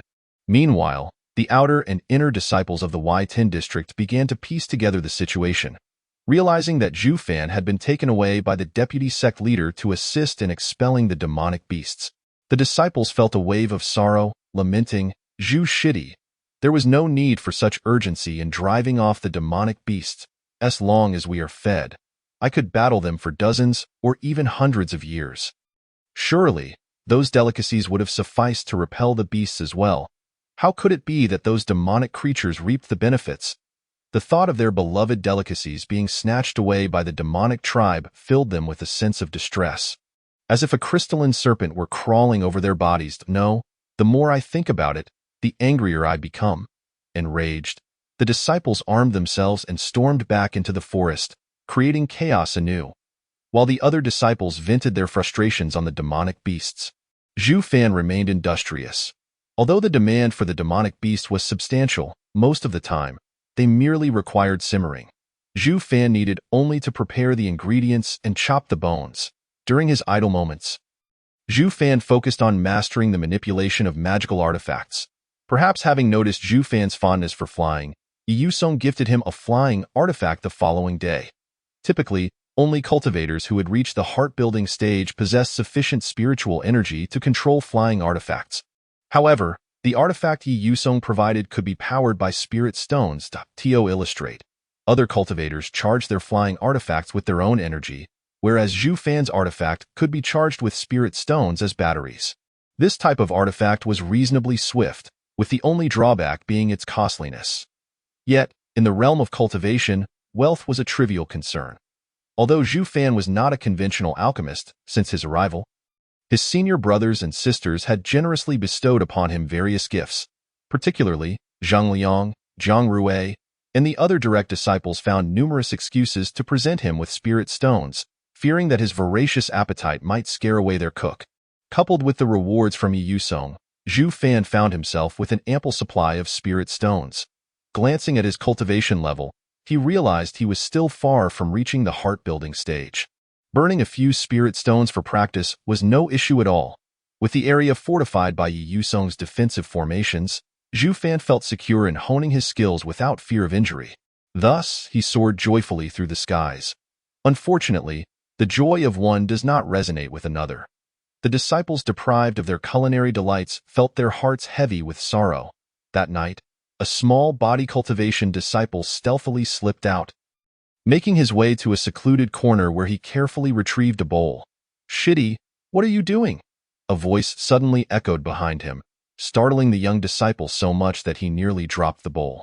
Turning around, he found his roommate staring at him with curiosity. "Dio, you still have Zhu Shidi's delicacies?" The young disciple shook his head frantically in fear. "Then what are you hiding? Do not be afraid. I want to take it from you. Let me see what you have." With no choice left, the young disciple reluctantly revealed the bowl of diluted remnants of broth. "What is this?" his roommate asked, astonished at the bowl containing only a few floating droplets of oil. "I truly am foolish, indeed." The young disciple raised his head, his voice choked with emotion. "I only knew I couldn't grab lunch, but I could still go in the evening to find senior brother Zhu Fan for soup. What I didn't expect was that senior brother Zhufan would suddenly leave. I got injured early in the morning and drank the restorative chicken soup, thinking I would get another serving later. But to my dismay, when I returned, senior brother was already gone. In my panic, I followed everyone to search, only to find out that senior brother had unfortunately met with the vice sect master. Wailing, the elder brother felt a deep empathy, and together with the younger disciple, they sobbed uncontrollably. Their cries startled the people in the neighboring courtyard. Upon opening their windows, they beheld the woeful scene of the two weeping heartily. The neighboring disciples, mistaking it for a calamity, closed their windows out of sympathy, leaving the night for the two to fully express their sorrow. Chapter 43. The most severe episode of Zhufan's addiction days later. The transaction between Yinshan and the demon clan reached a conclusion, bringing a temporary respite. The disciples were exceedingly jubilant, for during the dealings with the demon beasts, the sect had granted substantial contribution points, which could be exchanged for numerous treasures. The disciples from Area B10 were particularly ecstatic. The completion of the trade with the demon clan signified that senior brother Zhufan would surely return to Danu Peak, and thus they could seek him out. The mere thought brought them to the brink of tears, and without a second thought, they rushed desperately towards Danu Peak, fearing they might be outpaced by others. However, upon their arrival, the disciples were left dumbfounded. The residences where the disciples of Danu Peak had once dwelled were entirely demolished, and even the abodes of many elders were undergoing reconstruction. It turned out that the vice sect master deemed the places previously occupied by Huanghe's group to be inauspicious, and thus decided to raze and rebuild them. The other disciples of Danu Peak found this quite agreeable. After all, with their magical means, rebuilding was no daunting task. But where had senior brother Zhufan gone? A disciple from the Unified Cultivation Group inquired of a disciple from the Alchemy sect. It seemed that, due to his outstanding contributions to the sect, the vice sect master had personally taken it upon himself to arrange a new residence for him. Early that morning, Zhufan had returned to pack his belongings before setting out, reportedly wishing to wander into the city after a prolonged stay in the sect, and it might take a few days before he returned. Upon hearing this, the others felt as if struck by a thunderbolt, utterly bewildered. How could senior brother Zhufan leave? He wouldn't be back for several days. Why was this happening? Without you, senior brother Zhufan? How could we endure? Many disciples were in such despair that they were rendered speechless, their expressions a mix of confusion and concern. Meanwhile, on Zhufan's side, ever since his arrival in this world, he had been tirelessly cooking and preparing meals, often in large quantities, and he yearned for a brief respite. Additionally, he was quite curious about the local customs and culture. Thus, he shared his desire to explore the city with Yi Yusong, who generously provided him with a self-defense talisman for safety. Yi Yusong encouraged him to go out and have fun for a few days, promising a surprise upon his return. Zhufan nearly inquired about the nature of the surprise, but restrained himself, knowing that the vice sect master might not comprehend the referenced in any case. Zhufan was now joyfully stepping onto the teleportation array, soaring towards Linchang City. As he neared the city, he encountered several other cultivators gliding through the air on their artifacts. Upon reaching the city gate, they gracefully descended, bypassing the mundane queues, with the gate guards welcoming them with smiles and open arms. Emulating their example, Zhufan walked forward, keenly aware of the reverent and admiring gazes directed toward him. Fully grasping the elevated status cultivators held in the eyes of mortals. So this is the taste of privilege? Quite delightful indeed. Upon his first arrival in Linchang City, Zhufan was utterly unfamiliar with the layout. Nevertheless, as he was merely out for a leisurely stroll, he decided to wander aimlessly. He soon found himself at the entrance of an inn, drawn in by the enticing aroma wafting from within. Curious about the culinary offerings of this world, he stepped inside. The attendant, astonished by Zhufan's attire, quickly escorted him to the second floor, diligently wiping tables and chairs and pouring tea for him. Perhaps because cultivators often practiced fasting and seldom dined out, the other patrons on the second floor couldn't help but steal glances at Zhufan. Zhufan, unfazed, simply ordered several signature dishes. Before long, the dishes were presented before him, their appearance quite appealing and their aroma delightful. As he tasted a bite, he found it aligned with his expectations. The seasonings here were far less varied than those of the modern world, primarily consisting of salt, sugar, vinegar, and soy sauce. This simplicity diminished the complexity of flavors but allowed the essence of the ingredients to shine through. Zhu Fan did not intend to compare these dishes with modern cuisine, recognizing the differences in conditions and environments. Instead, he sought to savor the food and experience the local culture. For instance, the dish made with tender willow shoots surprised him, as he had never considered that such young sprouts could be incorporated into a dish. The fresh willow leaves had a slightly astringent taste, yet exuded a unique fragrance. The assertive flavor of the chives enveloped the dish, offering a crisp texture with a hint of bitterness that contributed to its distinctiveness. Zhu Fan lifted his bowl of perch congee, taking several sips to wash away the residual astringency. The perch meat was snow-white and delicate, visually merging with the rice porridge, while its fresh flavor consistently asserted itself. Tiny pieces of ginger floated within the white congee, resembling stars scattered upon a snowy landscape. When tasted, the ginger's spiciness and the fish's fragrance competed yet harmoniously intertwined. The deboned perch was exceptionally easy to eat, bursting with flavor, and Zhu Fan, having not tasted fish in a long while, couldn't help but indulge further. His gaze then fell upon the dish of steamed lamb. The tender meat, adorned with a bit of fat, sliced into slightly larger pieces, swimming in a broth that appeared somewhat oily, garnished with vibrant green scallions. Zhu Fan picked up a piece and placed it in his mouth. It was fragrant, tender, and juicy. Although the seasoning was rather subtle, it accentuated the natural flavor of the lamb. This dish, prepared by steaming, though the broth appeared oily, did not overwhelm with greasiness. Another bite of the willow chives provided a refreshing counterbalance, creating a perfect match. Zhu Fan continued to sample other dishes with great interest. While most flavors were relatively mild, several pleasantly surprised him. Perhaps he would spend the next few days sampling all that Linchong City had to offer. He found this idea quite appealing. Previously, he had been the one cooking for others, but now it was time for a change of fortune, allowing others to cook for him. With plenty of money at his disposal, he could spend freely. Zhu Fan reveled in the joy of extravagantly spending and indulging in culinary delights. That evening, the blissful Zhu Fan slept soundly, while many disciples of Yin Shan found themselves unable to rest, tossing and turning throughout the night. Their minds were filled with thoughts of Zhu Fan's delectable dishes. Closing their eyes brought visions of chicken nuggets, twice-cooked pork, and beef hot pot, while opening them revealed images of snake soup, oil-splashed noodles, and dry-fried rabbit. During one of his most severe cravings, Zhu Fan lay in bed, desperately reciting calming mantras, his discomfort causing him to claw at his head, as if it might burst in a fit of frustration. He began slapping his own face, growing increasingly forceful until tears streamed down his cheeks. The disciples were truly at a loss, their longing for food driving them to the brink of madness. Their bizarre antics caught the attention of other disciples. Goodness, could it be that the junior brothers and sisters are experiencing a backlash from their training and are about to go mad? The other disciples, in a panic, hastily called for the managers and elders to come to their aid in the dead of night. Chaos erupted across the peaks as sounds of distress filled the air. Chapter 44. Singing while riding on artifacts, a person was robbed. Zhu Fan joyfully roamed Linchong City for 2 days. Aside from dining at the inn, he also strolled through the mundane marketplace. He heard that there was also a market for cultivators, but it only opened once every half-month.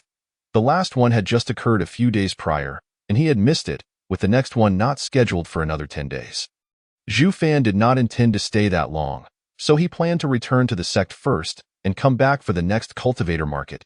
Yes, he sang merrily while flying on his artifact. Zhu Fan began to sense something amiss. Was someone following him? Feeling uneasy, he turned to glance behind and was taken aback. 3 burly men had appeared from nowhere, trailing closely behind him, their expressions radiating malevolence. Who are they? Zhu Fan felt bewildered, instinctively veering to the side, only to find the men mirroring his movement. It was clear now. These 3 were not mere passers-by. They were after him. What was going on? Zhu Fan was filled with questions. How could a simple outing for food turn into such a predicament? Was he truly cursed with the protagonist's halo? Zhu Fan felt utterly speechless. The trio clearly possessed a higher cultivation level than him, and soon they cornered him with menacing looks. However, Zhu Fan remained relatively calm. After all, he was equipped with a life-preserving talisman given by a powerful ally in the context of this world's power dynamics. A strong figure like the Vice Sect Master belonged to the upper echelon, while leaders of small sects were generally at that same level. The trio before him clearly did not fit that category. Nevertheless, it was essential to clarify the situation. What if it was all a misunderstanding? May I inquire if there is something you need from me? Zhu Fan's demeanor is courteous and humble. Young man, hand over your storage ring and magical artifacts obediently, lest you suffer the consequences. It becomes clear with a single phrase. We have encountered highwaymen. Exercising caution, Zhu Fan asked, may I inquire about your respective realms? The burly leader among the trio grinned widely. What's this? Are you unwilling to comply? I am at the Solid Dan realm, and even if I were to give you a leg, you wouldn't stand a chance. Be wise and hand over your belongings promptly. Oh, I see. Zhu Fan's expression grew increasingly arrogant, his smile turning wild. You scoundrels, do you believe I would crumble even if I lay down and allowed you to strike? Without uttering another word, Zhu Fan flashed a gesture of international camaraderie and manipulated his magical artifact to swiftly dive downward and veer off, attempting to shake off the three men. Although the trio did not recognize the meaning behind the gesture, they could surmise from the expression on that young man's face that it was anything but pleasant. Enraged, the three of them had initially been concerned about damaging the storage ring and its contents, prompting them to attempt to persuade the young man to surrender it willingly. However, seeing that he was so ungrateful, they decided to abandon their previous caution. One of them unleashed a surge of sharp electric light from his palm, aimed directly at Zhu Fan. Zhu Fan dodged left and right, but amidst the barrage of attacks, he fell to the ground. The three of them revealed vicious smiles, eager to teach this insolent brat a lesson in cruelty. Yet, without hesitation, Zhu Fan lay back on the ground and extended a finger, beckoning, come here. Smiley face, the trio. Damn it, let me deal with this brat. Consequently, their attacks were immediately thwarted by a barrier of spiritual energy. The massive fist struck the shield without leaving a mark. The trio. Where did this shield come from?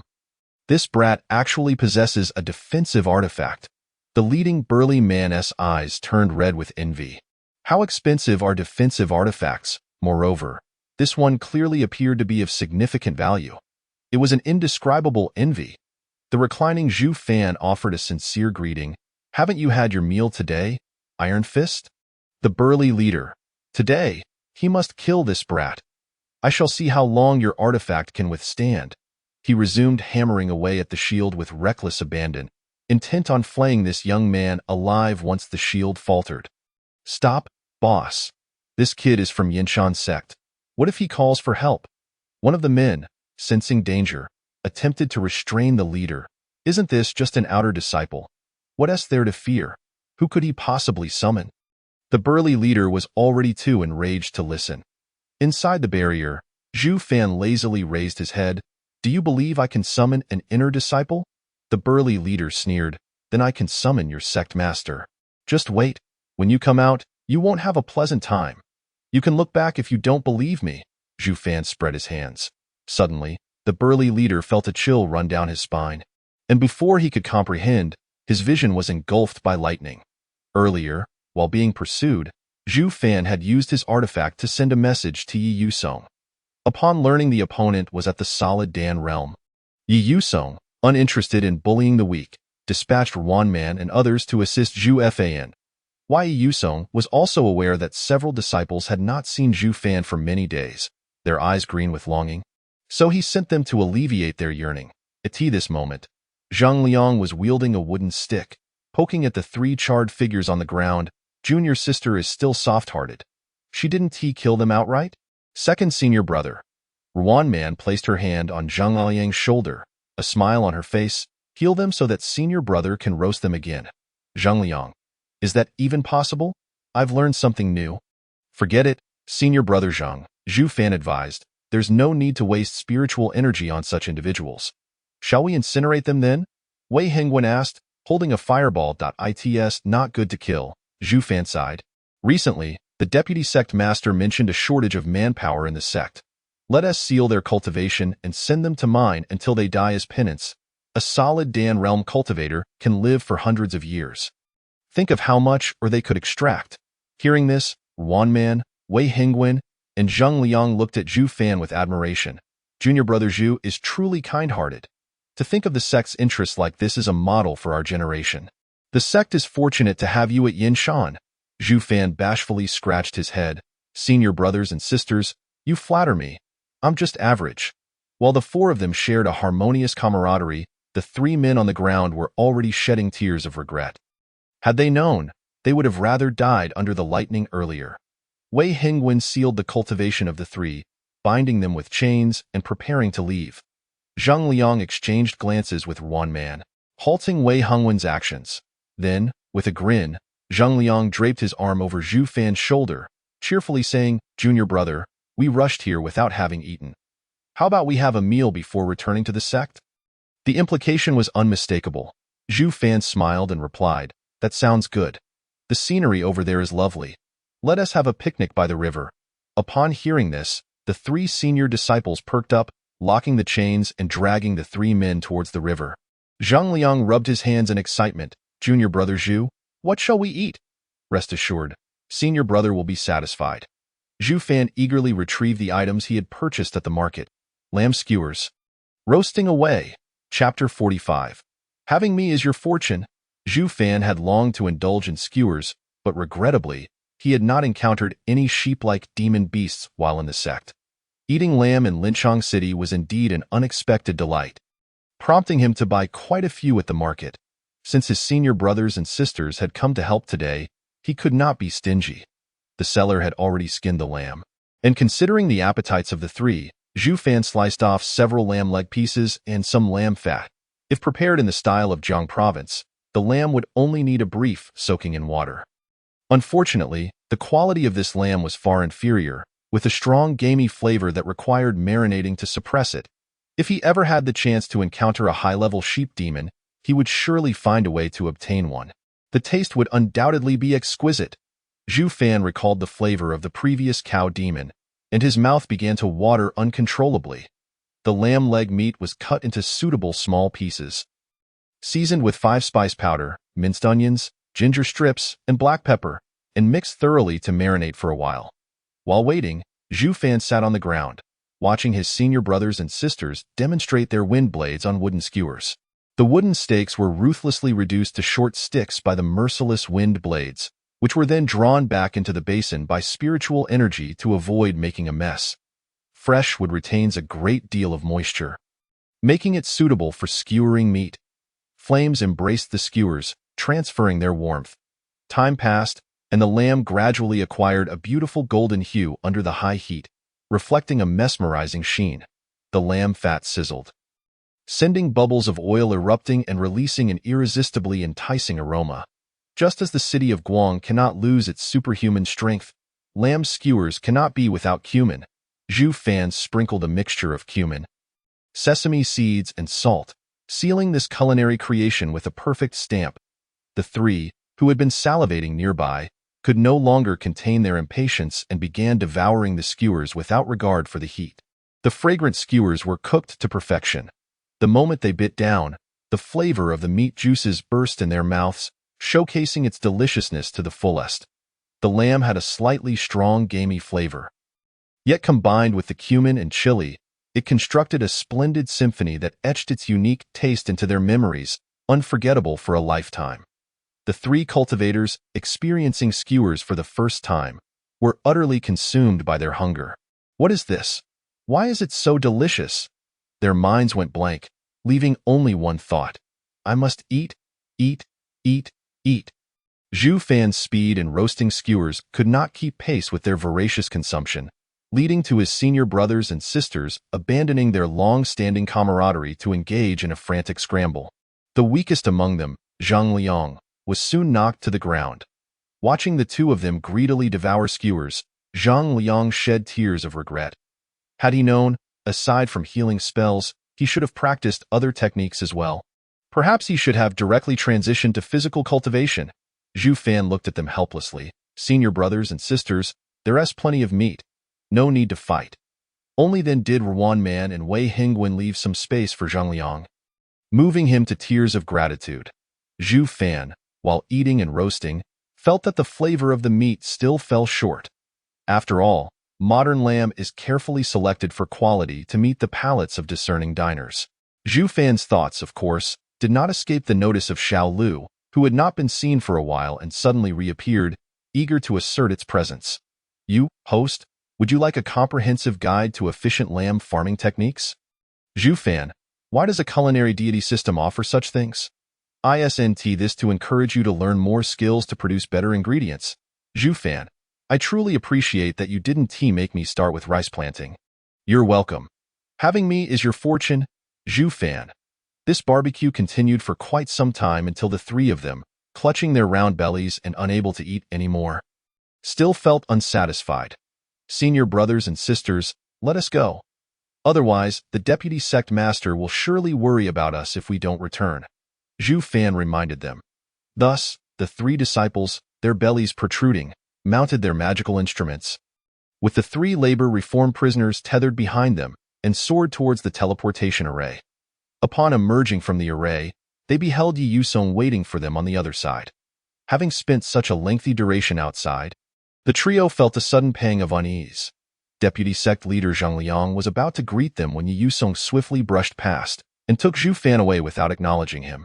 Zhang Liang lamented, Deputy sect leader, if you persist in this manner, I too shall be wounded, TT. Zhu Fan blinked, finding himself already aloft on Yi Yusong's magical device. Assuming that Yi Yusong was slightly irked from waiting too long, he timidly offered an apology. Deputy sect leader, I am unbothered. It is normal for younger disciples to indulge in play. Why? Yi Yusong smiled warmly. It is your senior brothers and sisters who must refrain from such indulgences. I shall have Lao Si assign them additional tasks for diligent cultivation. Zhu Fan covered his eyes. Senior brothers and sisters, take care. Subsequently, Zhu Fan followed Yi Yusong as they flew to the main hall atop the peak, where numerous elders, including the sect leader, stood. Zhu Fan recognized the sect leader, Jia Yi, having seen him from afar during the entrance ceremony of the new disciples. Few individuals with profound cultivation are unattractive, and sect leader Jia Yi was indeed a handsome figure. However, Yi Yusong exuded the refined demeanor of a scholarly gentleman, while this sect leader embodied a robust, powerhouse presence. His muscles were so pronounced that even the thick robes could not conceal them, radiating an aura of dominance. You are the disciple responsible for crafting those foods that compelled the demon clan to retreat, the sect leader inquired. Zhu Fan instinctively stiffened and replied, Yes, sect leader. Jia Yi pressed further. Is there more to be had? Zhu Fan was taken aback. Does the esteemed leader wish to learn about the effects of other foods? Ah, indeed. The esteemed leader has quickly grasped the crux of the matter. Recognizing that the efficacy of my creation surpasses that of ordinary elixirs, at this moment, Zhu Fan viewed the sect leader through rose-tinted glasses, entirely oblivious to the fact that Yi Yusong beside him was tightly clenching his fists, suppressing his emotions. Well then, do present them quickly, Jia Yi urged impatiently. Zhu Fan replied, Understood. Esteemed leader wishes to validate this on the spot. He then retrieved the chicken soup and pork bone broth he had not yet distributed. Since the task was completed, he saw no reason not to present the remaining portions. As the two large pots of soup were set before them, the sect leader and the surrounding elders' eyes lit up with excitement. I shall have the first taste. Step aside. I shall be the first. You all should yield. I am the sect leader. Let me taste first. The sect leader and the elders began to bicker, pushing and shoving, vying for the delicious concoctions reminiscent of the disciples' earlier scrambling for food. Though not identical, it was astonishingly similar. Zhu Fan wondered, did he just misunderstand something? Chapter 46. The unforgettable flavors of the delicacies wafted through the air, enchanting all within 10 miles. Under Yi Yusong's firm guidance, order was restored in the hall. Zhu Fan quietly observed the shattered remnants of his filter at his feet. Ahem. Jia Yi coughed to regain the authority befitting the sect leader. Your contributions have been duly noted by Deputy Sect Leader, and Yenshan is grateful for your efforts. We also express profound regret for the injustices you faced in the past. He continued, if you have any requests, do not hesitate to voice them. The sect will strive to accommodate you. Zhu Fan scratched his head, momentarily at a loss for words. To him, crafting items for the demon clan was merely a transactional affair, monetary exchange for services rendered. The demons provided compensation, the sect facilitated connections, and Zhu Fan executed his tasks, resulting in mutual satisfaction. Any rewards from the sect would merely be a pleasant surprise, akin to a performance bonus. However, he had not anticipated such solemn gratitude from the sect leader and elders, leaving him momentarily speechless. Thank you, sect leader and esteemed elders, for your kindness. I merely fulfilled my obligations. Deputy sect leader has already granted me ample spirit stones and magical instruments. I have received more than enough. While in Linchang City, Zhu Fan had observed merchants selling magical instruments.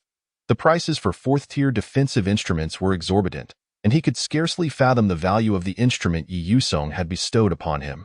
It was unseemly to appear overly greedy, so Zhu Fan politely declined the sect leader's reward.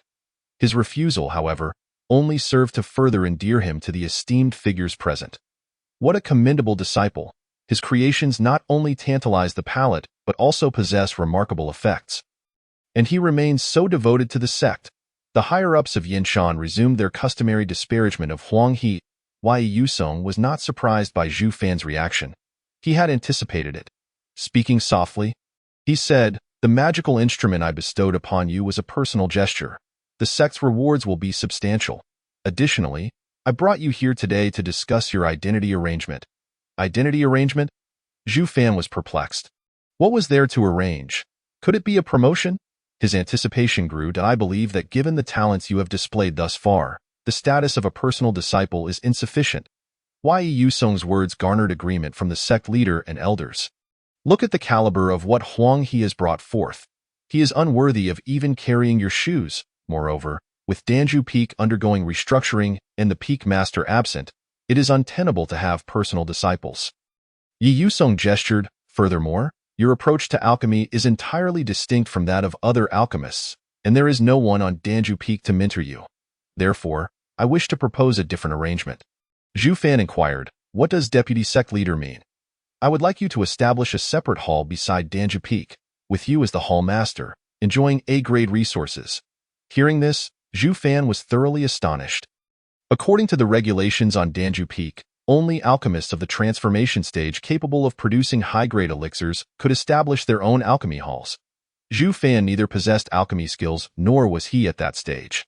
It seemed entirely inappropriate. To illustrate, imagine an array of prestigious experts from various fields at a medical school, with some students studying surgery, others orthopedics, and some merely chatting. Suddenly, a bespectacled elementary school student who plays football proposes to teach forensic medicine. It simply does not add up.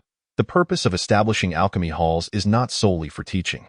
Hall masters also issue personal tasks, trade spirit plants, and sell elixirs, with the sect taking only a small cut and refraining from intervening in operations. Yi Yusong elucidated, your situation is unique. You need not teach. You can merely trade the foods you create as if they were elixirs. I trust your senior brothers and sisters would be more than willing to seek you out. Zhu Fan understood. The title of Hall Master was, in essence, akin to running a shop.as for the pricing and trading methods. Yi Yusong smiled. May I share my suggestions? Upon hearing Yi Yusong's recommendations, Zhu Fan was left utterly astounded. Truly, Deputy Sect Leader, you have devised such an ingenious approach that is both endearing and effective. With the esteemed leader expressing such sentiments, how could he, a mere disciple, possibly refuse? Senior brothers and sisters, let us strive onward. I am utterly powerless to dissuade you. Seeing matters settled, sect leader Jia Yi also smiled. There will be a place for dining in the future. Ha. In high spirits, he swiftly took Zhu Fan outside. Gesturing towards a range of mountains, select whichever peak pleases you. I shall relocate it to establish your alchemy hall. Zhu Fan stammered, huh? Following the deputy sect leader's intent, the location of the hall must be separate from Danju Peak for convenience. Jia Yi pointed at the mountains as though they were mere decorative items, saying, choose one that catches your eye, and I shall procure it. Zhu Fan was astonished. Is this truly movable?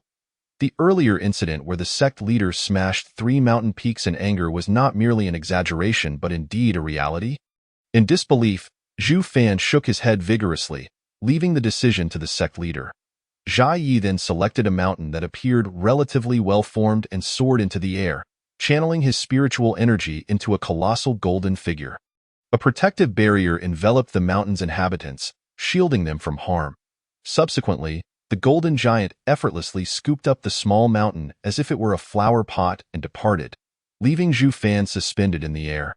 Bewildered, "Wait, sect leader, I am still here. I have yet to leave."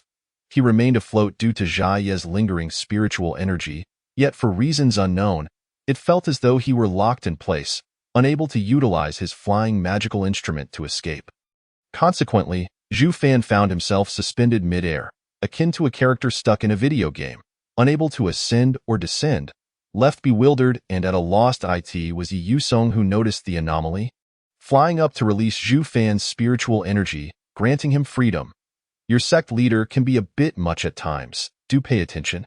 Zhu Fan discerned the scornful lip movements of Yi Yusong. Yet he dared not utter a word, while Yi Yusong escorted Zhu Fan to the vicinity of Danju Peak, where they beheld the sect leader, Jia Yi, engaged in gesticulations with an elder, all while the newly relocated hill stood adjacent to Danju Peak.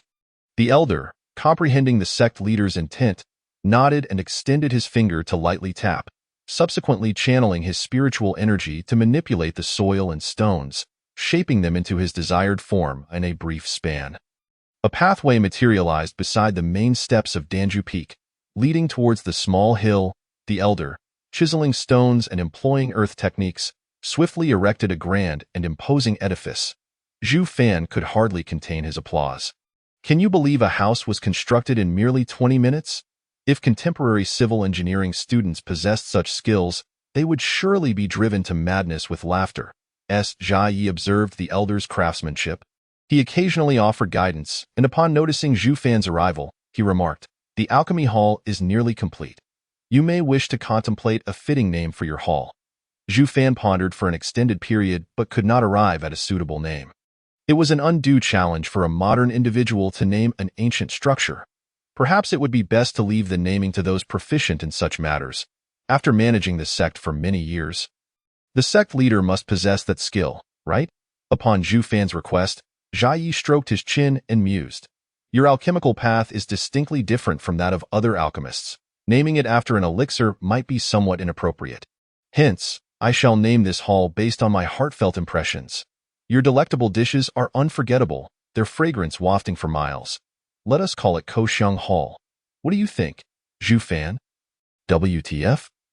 Winky Face, Chapter 47. This must surely be a test from a reclusive master. Upon hearing that ludicrous name, Zhu Fan's expression froze. "Sect leader, you too are a time traveler, aren't you? You cannot hide it. What the hell, Koxiang? I might as well forget about QQ candy." Zhu Fan's face contorted as if he were constipated. He was desperate to ask the sect leader if he was jesting, yet he caught sight of the sect leader's expression, which radiated pride as if to say, "How clever am I to conceive such a splendid name?" Gazing into Jia Yi's expectant eyes, Zhu Fan's lips twitched, caught in a struggle of words, unable to articulate a response. He had solicited assistance, yet now that it had been rendered, he could not dismiss it. Was this not a jest at his expense?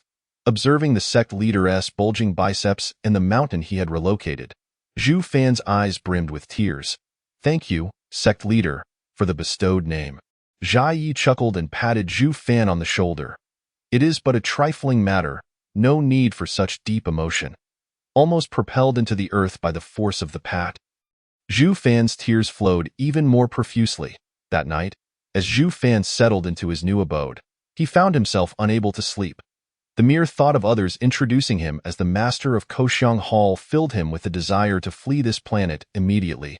This life was unbearable. More tragic than Zhu Fan's plight were the other disciples, who lamented, "At last, at long last, we have awaited our junior brother Zhu Fan's return. Do you know how I have endured these past days? Countless times I retrieved that gleaming, licked bowl, just to catch a whiff of the lingering aroma. I even dared to smell it only briefly, fearing that the scent might vanish altogether. What was the purpose of enduring the peculiar gazes of the other disciples? It was to await our junior brother Zhu Fan's return. We have finally waited for it. The disciples, having savored the exquisite dishes, were teary-eyed with excitement. Only those who had been closely following Zhu Fan were aware of his return. Others naturally did not concern themselves with an unfamiliar alchemist. The disciples of Danju Peak gazed in confusion at the newly appeared hill beside them. How did this hill suddenly materialize? Upon inquiry, they learned that a new alchemy hall had been established. The disciples of Danju Peak immediately perked up. After all, so many high-ranking alchemists had been lured away, leaving them with fewer places to attend lectures. Who was this esteemed elder who had established the new alchemy hall? What type of alchemical formulas did he specialize in? What were the requirements to attend his lectures? However, when they inquired, the disciples of Danju Peak were left bewildered. Zhu Fan? Who was that? Which elder among us bears that name? Ah, you say he was previously an outer sect disciple? The one who nearly blew himself up while refining an alchemy furnace? Ha ha ha, you are quite the joker. The disciples of Danju Peak could hardly believe it. If someone claimed to have witnessed Pan Changjiang dunking a basketball over Yao Ming, would you believe it? Yet, the disciples of Danju Peak resolved to investigate the matter further. Perhaps it was merely a coincidence that this unfamiliar elder shared a name with Zhu Fan. They thought they might be able to take on some tasks or attend lectures. However, when the disciples of Danju Peak arrived, they were utterly confounded. Not only were they bewildered, but the disciples who had rushed in pursuit of culinary delights were equally perplexed. Vice sect leader Yi Yusong sat on a chair beside the steps of the new hill. Behind him loomed the illusionary slaughter realm. The illusionary slaughter realm, a top-tier artifact. Once a person enters, they become surrounded by endless illusions within the tower, and only by vanquishing all enemies can they escape. Later, this artifact was refined by Yinshan into an illusionary realm for disciples' trials. Disciples who sustain injuries to a certain extent while inside would be teleported out, or they could shatter the realm talisman to exit on their own. This illusionary realm indeed trained the disciples' practical combat abilities, yet each entry incurred a hefty cost in spirit stones and contribution points, thus not many disciples opted for the trials. As a sect benefit, Yi Yusong gestured toward the illusionary slaughter realm, smiling. Currently, one can enter the illusionary slaughter realm without the need for contribution points. Vice sect leader Zheng Liang wore a stiff expression, managing to force a smile that resembled a cry. We are primarily here to seek Zhu Fan. Entering this illusionary realm would waste too much time. Zhu Fan had prepared a plethora of exquisite dishes atop the mountain to celebrate the establishment of the new hall. Yi Yusong paused briefly, his voice dripping with temptation. Disciples who pass through this illusionary realm may enjoy their first meal free of charge, with no limit on quantity. However, subsequent visits will require spirit stones. All disciples. I have divided the illusionary realm into 3 distinct tracks for direct disciples, inner sect disciples, and outer sect disciples. The first to emerge from each track, Yi Yusong continued languidly, may request Zhu Fan to prepare an additional dish of their choice, though they must supply their own materials and spirit stones. The expressions of the disciples transformed instantaneously, their eyes fixated on the illusionary realm, as if it were not a place of trials, but rather a gateway to culinary bliss. Oh, but you must act swiftly. Otherwise, those who arrive first may devour all the food, leaving nothing for those who come later, Yi Yusong added with a final, enticing remark, prompting the disciples to surge forward like they had been injected with adrenaline. The figures of Ruan Man, Wei Hengwen, and Jiang Rui vanished in an instant, leaving behind the bewildered Zhang Liang. Zhang Liang felt dismayed. As a healer, how was he to contend with such a challenge? Another day of yearning to reforge himself was upon him. Woe is me, Zhang Liang. Zhang Liang looked up to see Yi Yusong's loving smile. I have arranged a special passage just for you. There is no need to combat enemies. You merely need to survive while being pursued by foes until you reach the exit. What do you think? Does that not touch your heart? Zhang Liang dared not move. May I inquire? Vice sect leader, what is the realm of the enemies? Yi Yusong did not respond. Instead, he simply tossed Zhang Liang into the illusionary realm. Zhang Liang blinked, and in an instant, he found himself within the secret realm. Upon opening his eyes, he was greeted by the sight of a golden-horned rock bull. its enormous eyes fixed intently upon him. Zheng Liang. Golden-horned rockbull. Moo. Zheng Liang. TT, help. Outside the illusionary realm, Yi Yusong dispatched the disciples into the illusionary realm and left a plaque at the stone steps before taking flight. The alchemist disciples who remained outside the illusionary realm were utterly perplexed. After all, these alchemists possessed low realms and lacked combat prowess. How would they fare in the illusionary realm? Would they perform alchemy for the enemies? Furthermore, the moment the vice sect leader mentioned food, the disciples had surged forward with fervor. What sort of alchemical elixir could be so powerful as to entice them thus? The alchemist disciples were filled with curiosity and confusion. One alchemist disciple stepped forward to examine the plaque left by the vice sect leader, which read, "Those who pass the illusionary realm trial may ascend the mountain to Koxiang Hall to seek Hall Master Zhu Fan for alchemy. Must one pass through the illusionary realm to ascend the mountain? Otherwise, they would not even see the Hall Master." Several alchemist disciples found themselves utterly bewildered by this situation, growing increasingly perplexed. I understand. Suddenly, an older alchemist disciple donned an expression of enlightenment, then spoke to the others. "Do you think it possible that a reclusive master alchemist from the sect has learned of the troubles at Danju Peak and has stepped forth to lend a hand? And this illusionary realm serves as the master's test?" Upon hearing this, the other alchemists were first taken aback, then upon reflection, they found it quite plausible. After all, aside from the Huang family, there were only a few well-known alchemists at Danju Peak, of whom the alchemist disciples were well aware. Yet this elder, who coincidentally shared a name with an outer sect disciple, had suddenly appeared, establishing a new alchemy hall out of thin air. Surely, he must possess a remarkable background. Furthermore, he had even secured the vice sect leader to guard the realm illusion. Just how significant must his standing be? The sudden emergence of this hill and the structure was undoubtedly the handiwork of a great master. Could an ordinary person achieve such feats? Even the name Koxiang Hall was imbued with profound elegance. The discourse regarding the illusionary realm sparked a fervent contemplation among several disciples, as they increasingly acknowledged the wisdom behind their senior brother's assertions. Naturally, the necessity of navigating through the illusion before ascending was evident. After all, is it truly feasible to meet a master at will? This illusion undoubtedly served as a trial set forth by the esteemed figure for the disciples.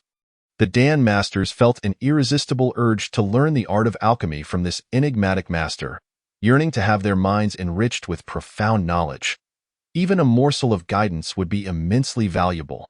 However, for the disciples, whose combat prowess was rather lacking, traversing this illusion posed a formidable challenge.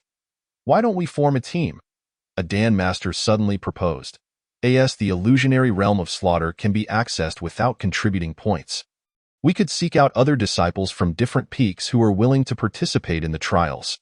If fortune smiled upon us and we were to receive insights from the master, we could produce superior elixirs in gratitude to our senior brothers.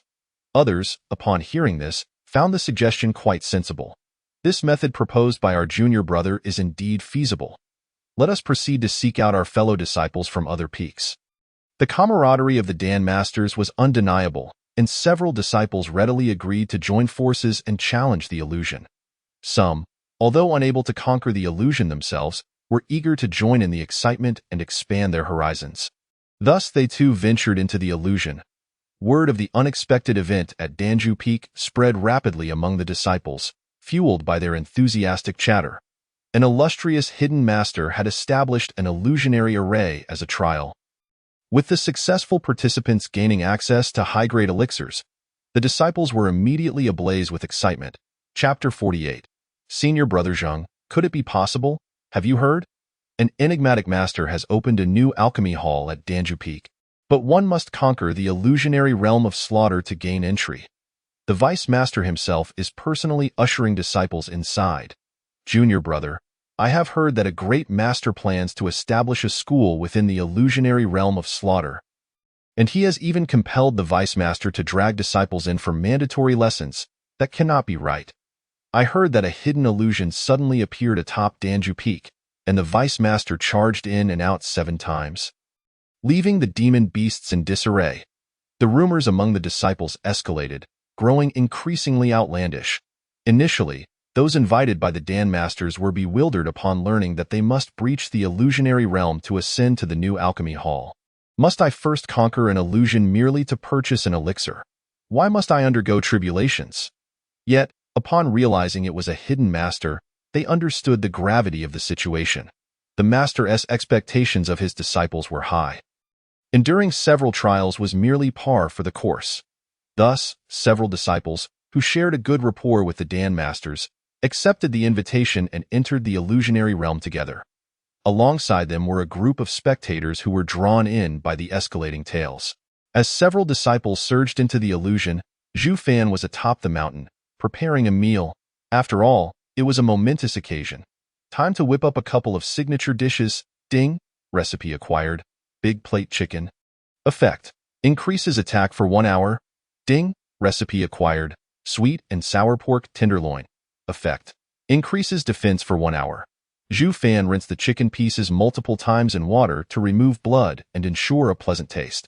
In a large bowl, he combined the cleaned chicken pieces with salt and cooking wine, mixing thoroughly to eliminate any unpleasant odor. Scallions, ginger, and garlic were indispensable, and the addition of some sea pepper was essential.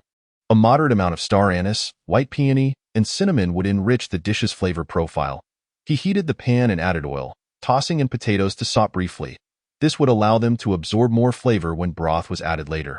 Once the edges of the potatoes turned a light golden brown, he set them aside for the next step.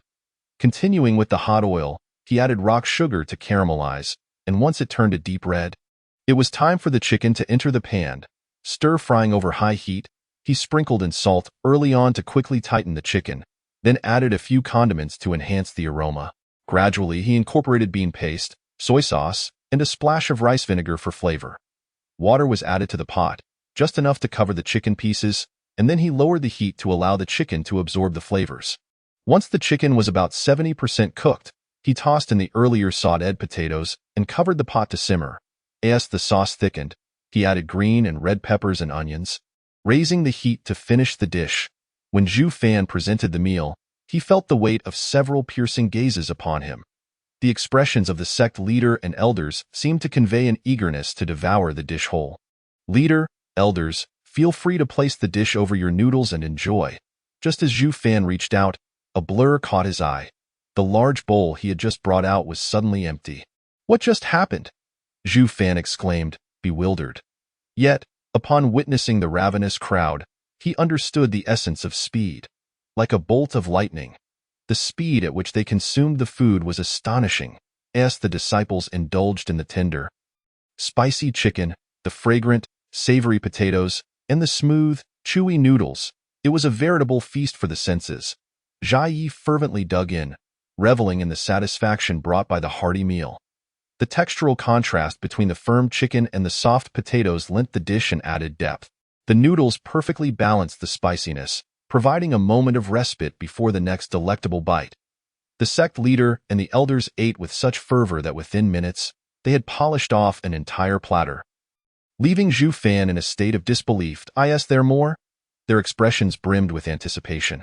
Thus, Zhu Fan returned to refill the bowl. Today, he had prepared an abundance of food swiftly, thanks to the spell he had learned from Yi Yusong. This allowed him to imbue his spiritual energy into various utensils, enabling them to move in sync with him. He could stir up to 10 pots at once, significantly saving time and effort. When Zhu Fan had previously purchased dozens of pots and pans in Linchang City, Xiaolu had been quite displeased with him for not opting for the more expensive items available in the system shop. Insisting that achievement points should be conserved for acquiring new recipes, in hindsight, Zhu Fan's decision to purchase so many utensils proved to be wise. Perhaps he had even bought too few. Earlier, he had witnessed the sect leader inadvertently gnawing on both chopsticks and plates due to his eagerness to eat. As Zhu Fan prepared to bring out a second bowl, Yi Yusong returned just in time. Is the preparation sufficient? He inquired with a smile. The disciples will expend significant energy in the illusion, so their appetites may very well double, Zhu Fan replied. I was quite certain, but now I am not so sure. Vice Master, your methods are truly ruthless. Yet, Zhu Fan had nothing to lose. Although the Vice Master had declared the first meal free for the disciples, it was, in fact, Yi Yusong footing the bill, aiming to motivate the disciples. The more they ate, the more Zhu Fan would profit. Zhu Fan also served Yi Yusong a bowl of noodles before returning to prepare the next dish. Meanwhile, within the illusionary realm, Zhang Liang found himself breathless as he was pursued by the golden-horned rock bull. The massive horn charged towards him. Zhang Liang gritted his teeth and summoned a wind shield, using its force to propel himself away from the bull's onslaught.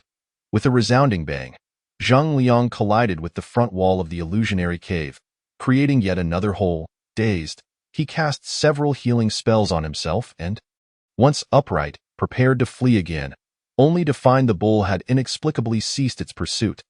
What is happening? Has the Vice Master finally shown mercy, realizing this is too cruel, and granted me a reprieve? This fleeting thought crossed Zhang Liang's mind but was quickly dismissed. Impossible! Absolutely impossible! The Vice Master, who is so demanding and values his disciples, would never simplify the trial within the illusion. Cautiously, Zhang Liang advanced, wary of any lurking beasts. As he walked, he was greeted by the light of an exit, prompting a surge of hope as he hastened towards it, only to encounter someone who should not have been there. Jiang Rui? What brings you here? Zhang Liang was filled with questions. What's going on?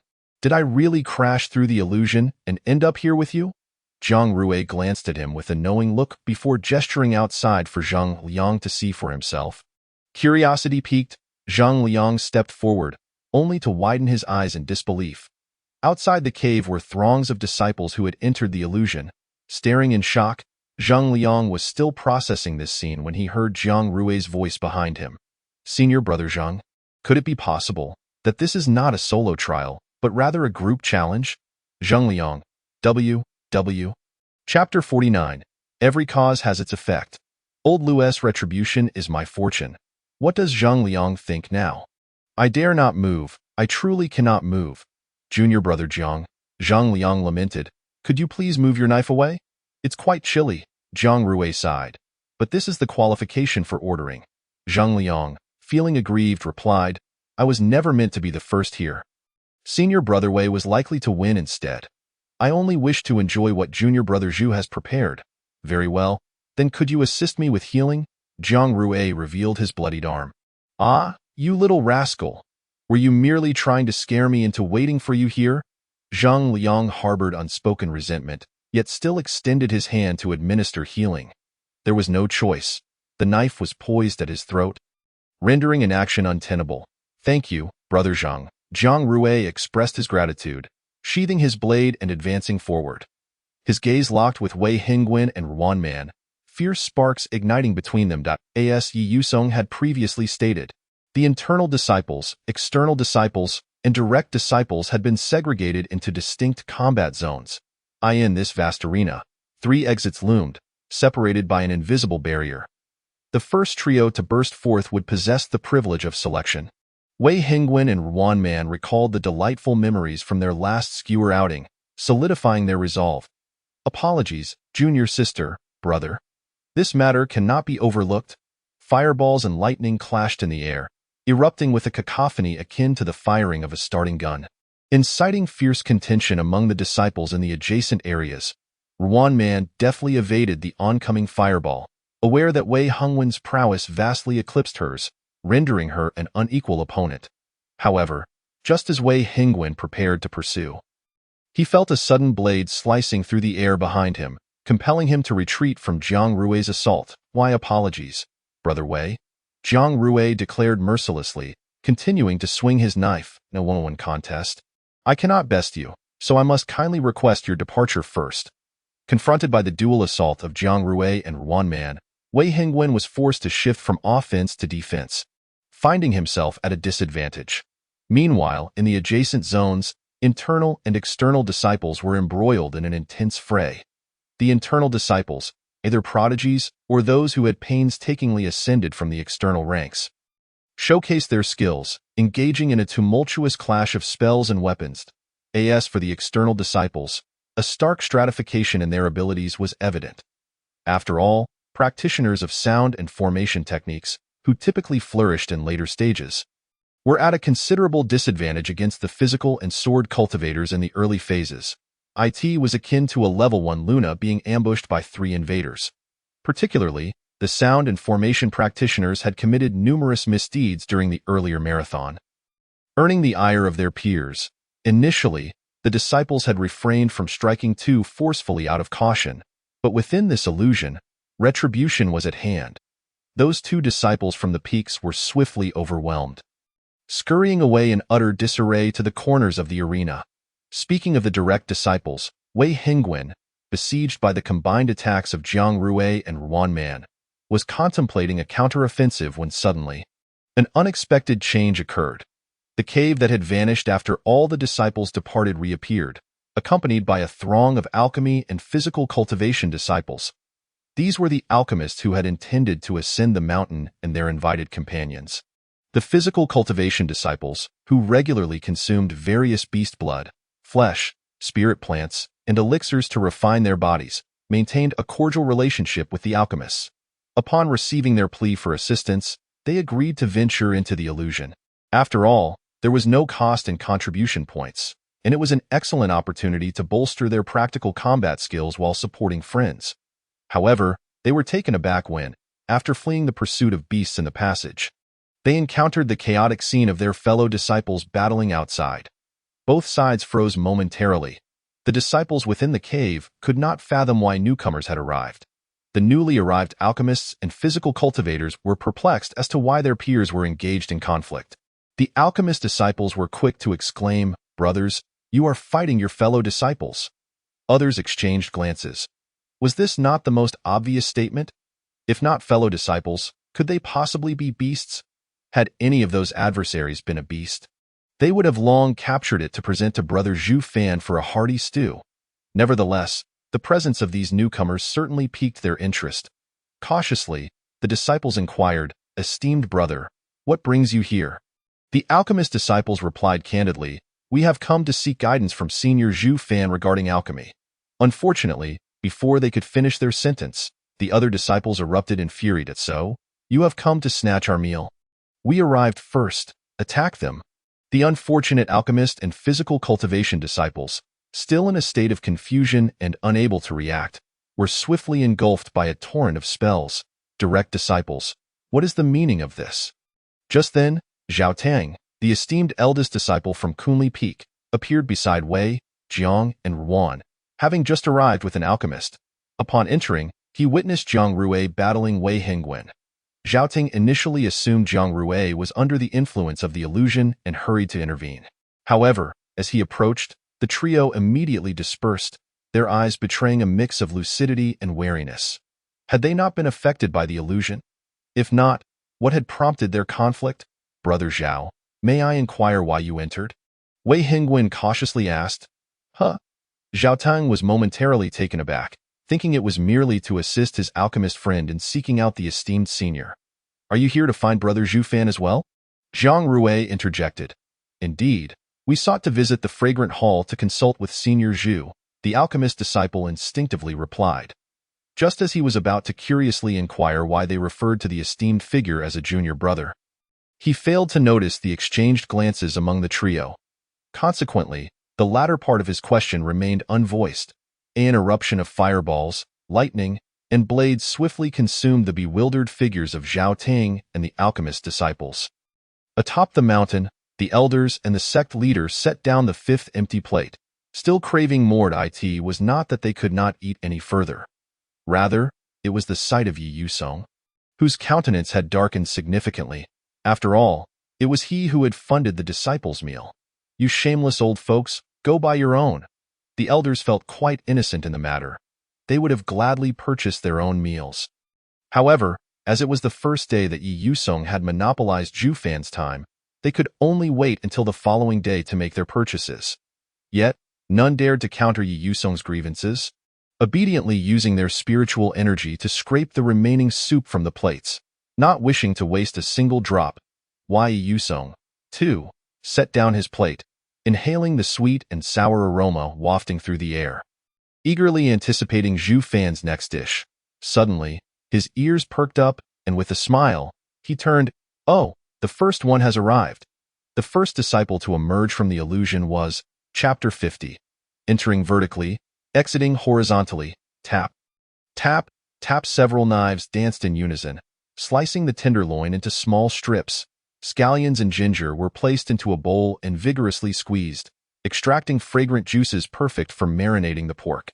Zhu Fan added a pinch of salt, mixing the meat in the bowl to ensure it thoroughly absorbed the ginger and scallion juices. The preparation of the starch batter was simple. A mix of corn and potato starch combined with water created the batter, to which a splash of cooking oil was added to finish. After thoroughly coating the meat with the batter and allowing it to rest, Zhu Fan took the opportunity to prepare the sweet and sour sauce. He combined rice vinegar, salt, sugar, cooking wine, and minced garlic, then added a touch of dark soy sauce for a richer color. Sizzle the meat batter plunged into the hot oil, immediately bubbling as the white starch transitioned to a golden hue. The frying of the pork did not require excessive heat. Medium heat sufficed.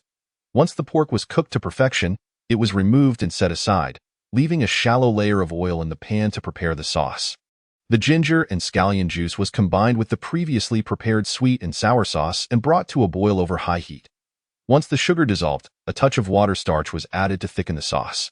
The pork was tossed in, ensuring it was completely coated in the sauce, and finally, a sprinkle of sesame seeds completed the dish. Voile. Successfully crafted sweet and sour pork tenderloin. Rated excellent. Achievement points earned 20, cultivation points 40. Upon witnessing the dish receive an excellent rating in the system, Zhu Fan couldn't help but place a piece in his mouth, immediately breaking into a smile. Seizing the opportunity while it was still warm, Zhu Fan brought the dish out, and upon lifting his gaze, he locked eyes with the first disciple to ascend the mountain. Brother Zhang, you are quite the hidden talent, Zhu Fan praised, as he had initially anticipated Wei Hingwen would be the first to emerge. Given his superior cultivation, he had not expected Zhang Liang to be the one, revealing that Brother Zhang was not only adept at healing arts, but also quite skilled in combat. What a stroke of luck! Zhang Liang's eyes remained fixated on the sweet and sour pork, wiping his mouth eagerly. Seizing the moment when the others were engaged in their fierce battle, he had conjured an illusory duplicate of himself, stealthily slipping out through the exit. Although such a tactic might lead to a beating in the next illusion, when faced with culinary delights, who could resist? Zhang Liang accepted the dish, and without uttering a word, he promptly seized a generous chunk and thrust it into his mouth. The moment it entered, a delightful blend of sweet and sour flavors enveloped his palate, as if they were dancing upon his tongue. The viscous sauce provided a gratifying experience, while the crispy batter absorbed every essence of flavor, leaving a lingering aftertaste. Beneath that sweet exterior lay tender pork tenderloin, which was seasoned lightly, allowing it to harmonize perfectly with the rather robust sauce. Together, they were a match made in culinary heaven. Zhang Shixiang, please take your time. There are other dishes, Zhu Fan remarked, producing a large plate of chicken and a bowl of cabbage soup from his storage ring. Watching Zhang Liang devour the substantial piece of pork, he felt a twinge of discomfort in his own teeth. However, seeing the sect leader and the elders devour their portions without hesitation made Zhu Fan genuinely wonder. Even if the pork was delectable, could it really be consumed so recklessly? Wasn't it a bit overwhelming? Silently, Zhu Fan handed over the cabbage soup. The others, however, continued to indulge heartily. The light cabbage soup, devoid of excessive seasoning, showcased the vegetable's original flavor. Simple yet refreshing, it effectively cleansed the palate of the sweetness that arose from overindulgence. After all, today's offerings of chicken and sweet and sour pork were quite rich in flavor, and pairing them with the mild cabbage soup was indeed the perfect balance. With a few spoonfuls of soup, Zhang Liang felt invigorated and ready to tackle several more rounds. Meanwhile, the sect leader could no longer resist the allure of the chicken and opted to hand over spiritual stones to Yi Yusong, thus covering the meal expenses for today's disciples. Observing Yi Yusong accepting the stones while relishing the food, Zhu Fan couldn't help but muse. Was this all part of your plan, Deputy Sect Leader? Not only are you training the disciples, but you also get to enjoy a free meal while having others foot the bill. How clever indeed, as if the universe conspired for you. As the three dishes were savored together, the delight was palpable. Just as everyone was immersed in their enjoyment, a cacophony of hurried footsteps erupted. Two dark figures burst in, swiftly crashing down before Zhu Fan. Instinctively, he flinched, fearing they were about to cause trouble. Wei Yusong glanced at the two shadowy figures on the ground and chuckled. It seems the top three have emerged. One of the dark-clad disciples. Upon hearing Yi Yusong's words, erupted into joyous laughter, sounding remarkably like a monkey. Zhu Fan recognized him as Shenong Shen Shixiang. Are you all right? He inquired, perplexed by the peculiar items his senior had acquired. No worries, Shenong replied, casting a few cleansing spells upon himself, restoring his image to that of the refined gentleman he typically was. Zhu Shidi, hurry and bring forth those treasures. Shenong eagerly took his seat, while a nearby outer sect disciple mimicked him, tidying himself up and settling at a small table behind them. A disheveled group of disciples rushed to the mountaintop, exclaiming, "You scoundrel! You're utterly despicable! That brute just tossed smoke bombs." The outer sect disciples shrank back in apprehension, having witnessed Xianong's odd antics at the boundary of two areas. Trusting his instincts, he realized Shen was up to no good. Thus, after Shen had succeeded, he too took advantage of the chaos, deploying several formation tools and ensnaring a large number of people, ultimately being the first among the outer sect disciples to escape. Yet, would he even have the opportunity to leave upright? Observing the fervent crowd outside, the formation disciple felt a deep sense of despair. Forget it. Even if I must perish, I will die feasting upon these delicacies, he declared, charging at the dished Wei Yusong, casting a sidelong glance at the disgruntled disciples. Spoke, are you unable to play fair? The other disciples responded with disbelief. Wei Yusong continued, I have already laid down the rules. You engaged in conflict and disregarded them. What grounds do you have for complaint now? Today, if you deem others' use of tools as unsporting, what will you do in the future? When you face demonic cultivators during the sect S trials, will you demand a fair duel with them? From now on, this hall will provide a limited quantity of meals every noon. First come, first served, and those who arrive late will find none. There will be an extra opportunity to order, just like today. If you wish to earn that chance, you must think more creatively. The disciples fell silent, deep in thought. Eventually, enlightenment dawned upon them, and they resolved, since the rules are thus, we must devise more strategies than our rivals. Unleash more methods than our opponents. Employ every trick at our disposal to achieve our goals. The disciples, now filled with clarity and determination, garnered Yi Yusong's approval as he nodded in satisfaction. Very well, go and take your seats. Do not waste the exquisite dishes prepared by Zhu Fan. Only then did the disciples rush to sit down, tears of gratitude welling in their eyes as they gazed upon today's trio of new dishes. While savoring the unparalleled delicacies, their minds solidified their resolve for the upcoming illusionary contest. Eat as much as we can now, and run as fast as we can next time. Today we escape horizontally. Tomorrow we enter vertically. As long as we ensnare enough people, there will surely be a table for us next time. I'm determined to secure my spot for the next meal. Chapter 51. Enjoying chicken with the boss. Let us go. In the illusion, the body refinement disciples and alchemist disciples, after being flung away by the magical assault, lay on the ground in a daze. They had initially approached to mediate, only to be inexplicably thrown aside. Had it not been for the quick reflexes of the body refinement disciple, deploying a shield to absorb some impact, they would have been cast out of the illusion. Ahem, Zhao Shixiang, what just happened? One body refinement disciple asked, struggling to rise. Zhao Tong was equally bewildered. The ferocious assault from those three had sent him flying, despite his sturdy physique. After knocking him aside, the three continued to brawl. Leaving him utterly confused, then, Ruan Man suddenly exclaimed, the second Shixiang is missing.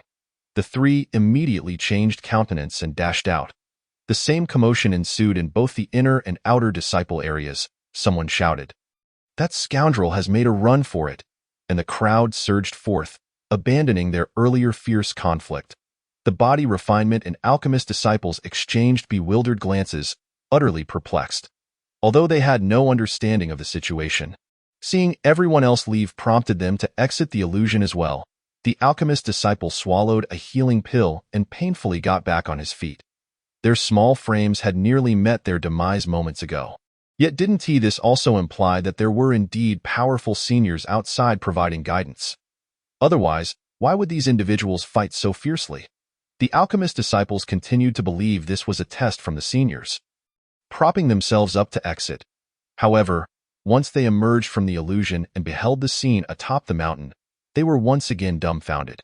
Can someone explain why the sect leader and elders are here slurping noodles? And what happened to those disciples who were just brawling?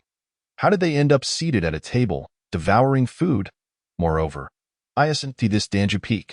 Wasn't it said that the seniors opened a new alchemy hall? Then what is this array of dining tables about? Where did this restaurant come from? The alchemist and body refinement disciples suspected they hadn't truly exited the illusion, but were instead experiencing a mirage. Yet, the aroma was simply too enticing. Could an illusion conjure such an alluring and exquisite fragrance?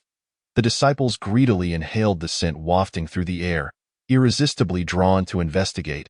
Qian Shixiao, long time no see. As Zhu Fan emerged, carrying a large platter of chicken, he spotted the disciples from Danju Peak. Qian Shixiao was the very disciple who had previously crafted pills for the inner disciples in District A10, taken down by the demonic cultivators, and brought back by Yi Yusong. He was also the only one among the inner disciples who hadn't had the chance to taste snake soup, Orleans pie, Chaos Han hot pot, twice-cooked pork, or tomato chicken chunks.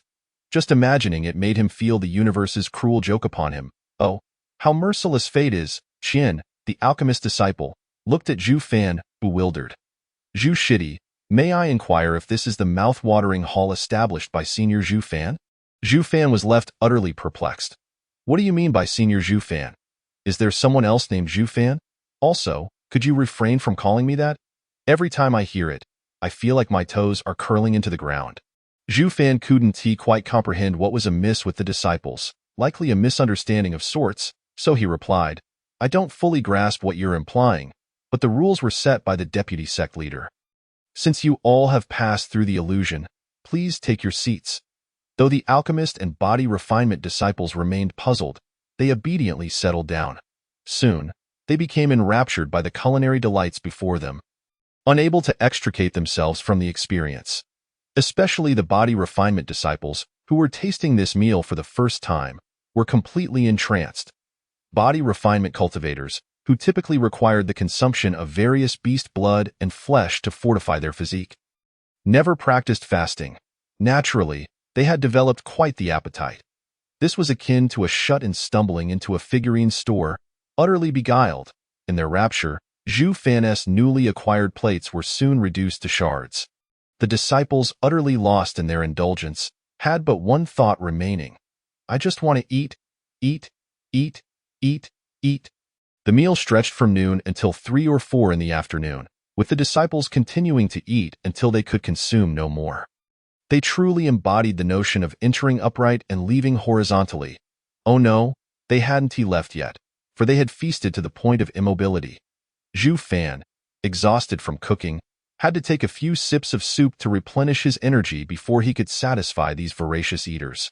It was quite the labored Yi Yusong, noticing Zhu Fan's fatigue, tossed a surge of spiritual energy his way, alleviating some of his weariness, and remarked, utilizing spiritual energy is beneficial. It allows for more adept and precise control of techniques. Zhu Fan nodded in agreement, understanding that as Yi Yusong had said, practice makes perfect. After several uses of spiritual energy, he found himself growing increasingly proficient. Subsequently, Yi Yusong handed Zhu Fan the spiritual stones he had procured from the sect elders. Casting a bemused glance at the disciples who were too full to move, and with a mix of amusement and exasperation, he used a spell to levitate them to the spirit chamber, ensuring they could absorb the energy from their meal without wasting such a fine resource. The late-arriving alchemists and body cultivators soon grasped the situation and realized their earlier misconceptions. However, this misunderstanding turned out to be quite fortuitous. Indeed splendid. Had it not been for that misunderstanding, how could they have savored such extraordinary delicacies? Upon learning of the vice sect leader's regulations, they immediately began to prepare for the upcoming battle in the illusion realm. Yet, one issue remained. The alchemist disciples were filled with confidence regarding their abilities in combat, but they were painfully aware of their limitations. While the alchemists were not lacking in cultivation, being capable of refining their own medicines for advancement, Most of their time was devoted to researching spiritual plants, practicing alchemy, and mastering the art of controlling the flames for pill-making. Their combat experience could not compare to that of the martial cultivators who battled monsters daily. Did they not witness how they were easily subdued today?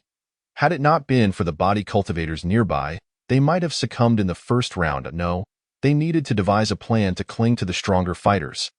Otherwise, they would undoubtedly be left with nothing to eat.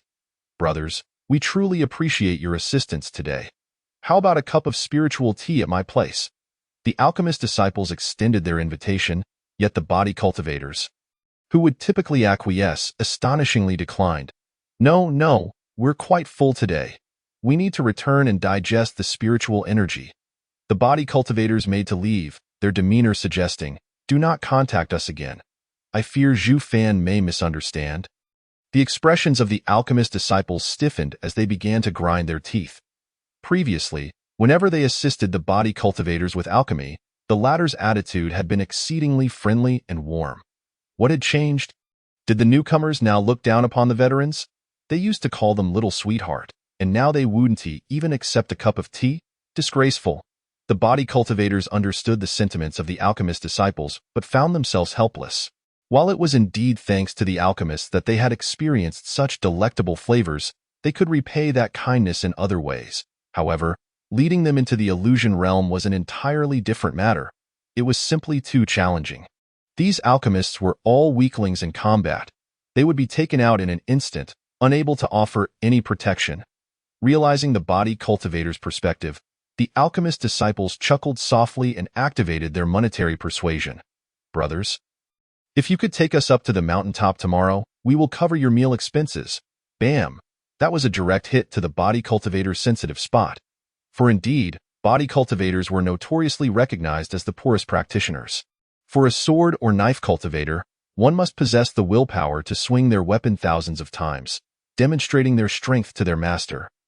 But for a body cultivator, they must first spend money to refine their flesh and bones through medicinal baths, consume pills to strengthen their organs, and endure several beatings to enhance their resilience.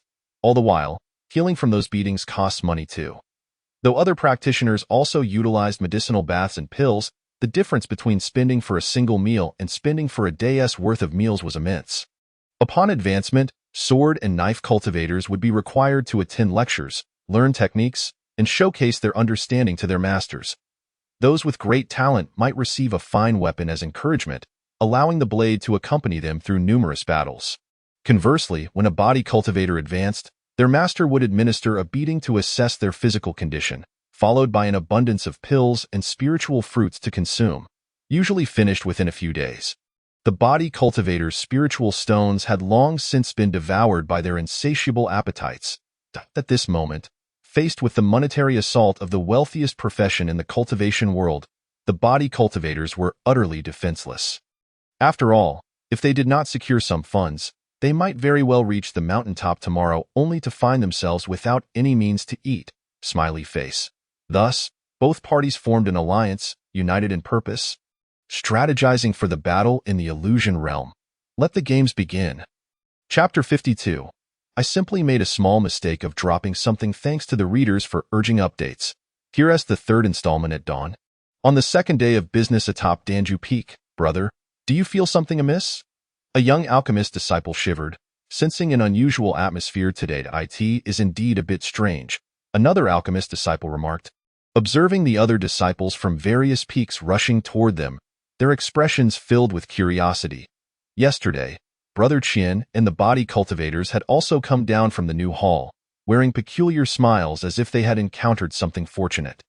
Could it be that the new hall truly harbored a hidden master alchemist bestowing benefits upon the disciples? The alchemist pondered whether he should also visit the new alchemy hall atop the mountain.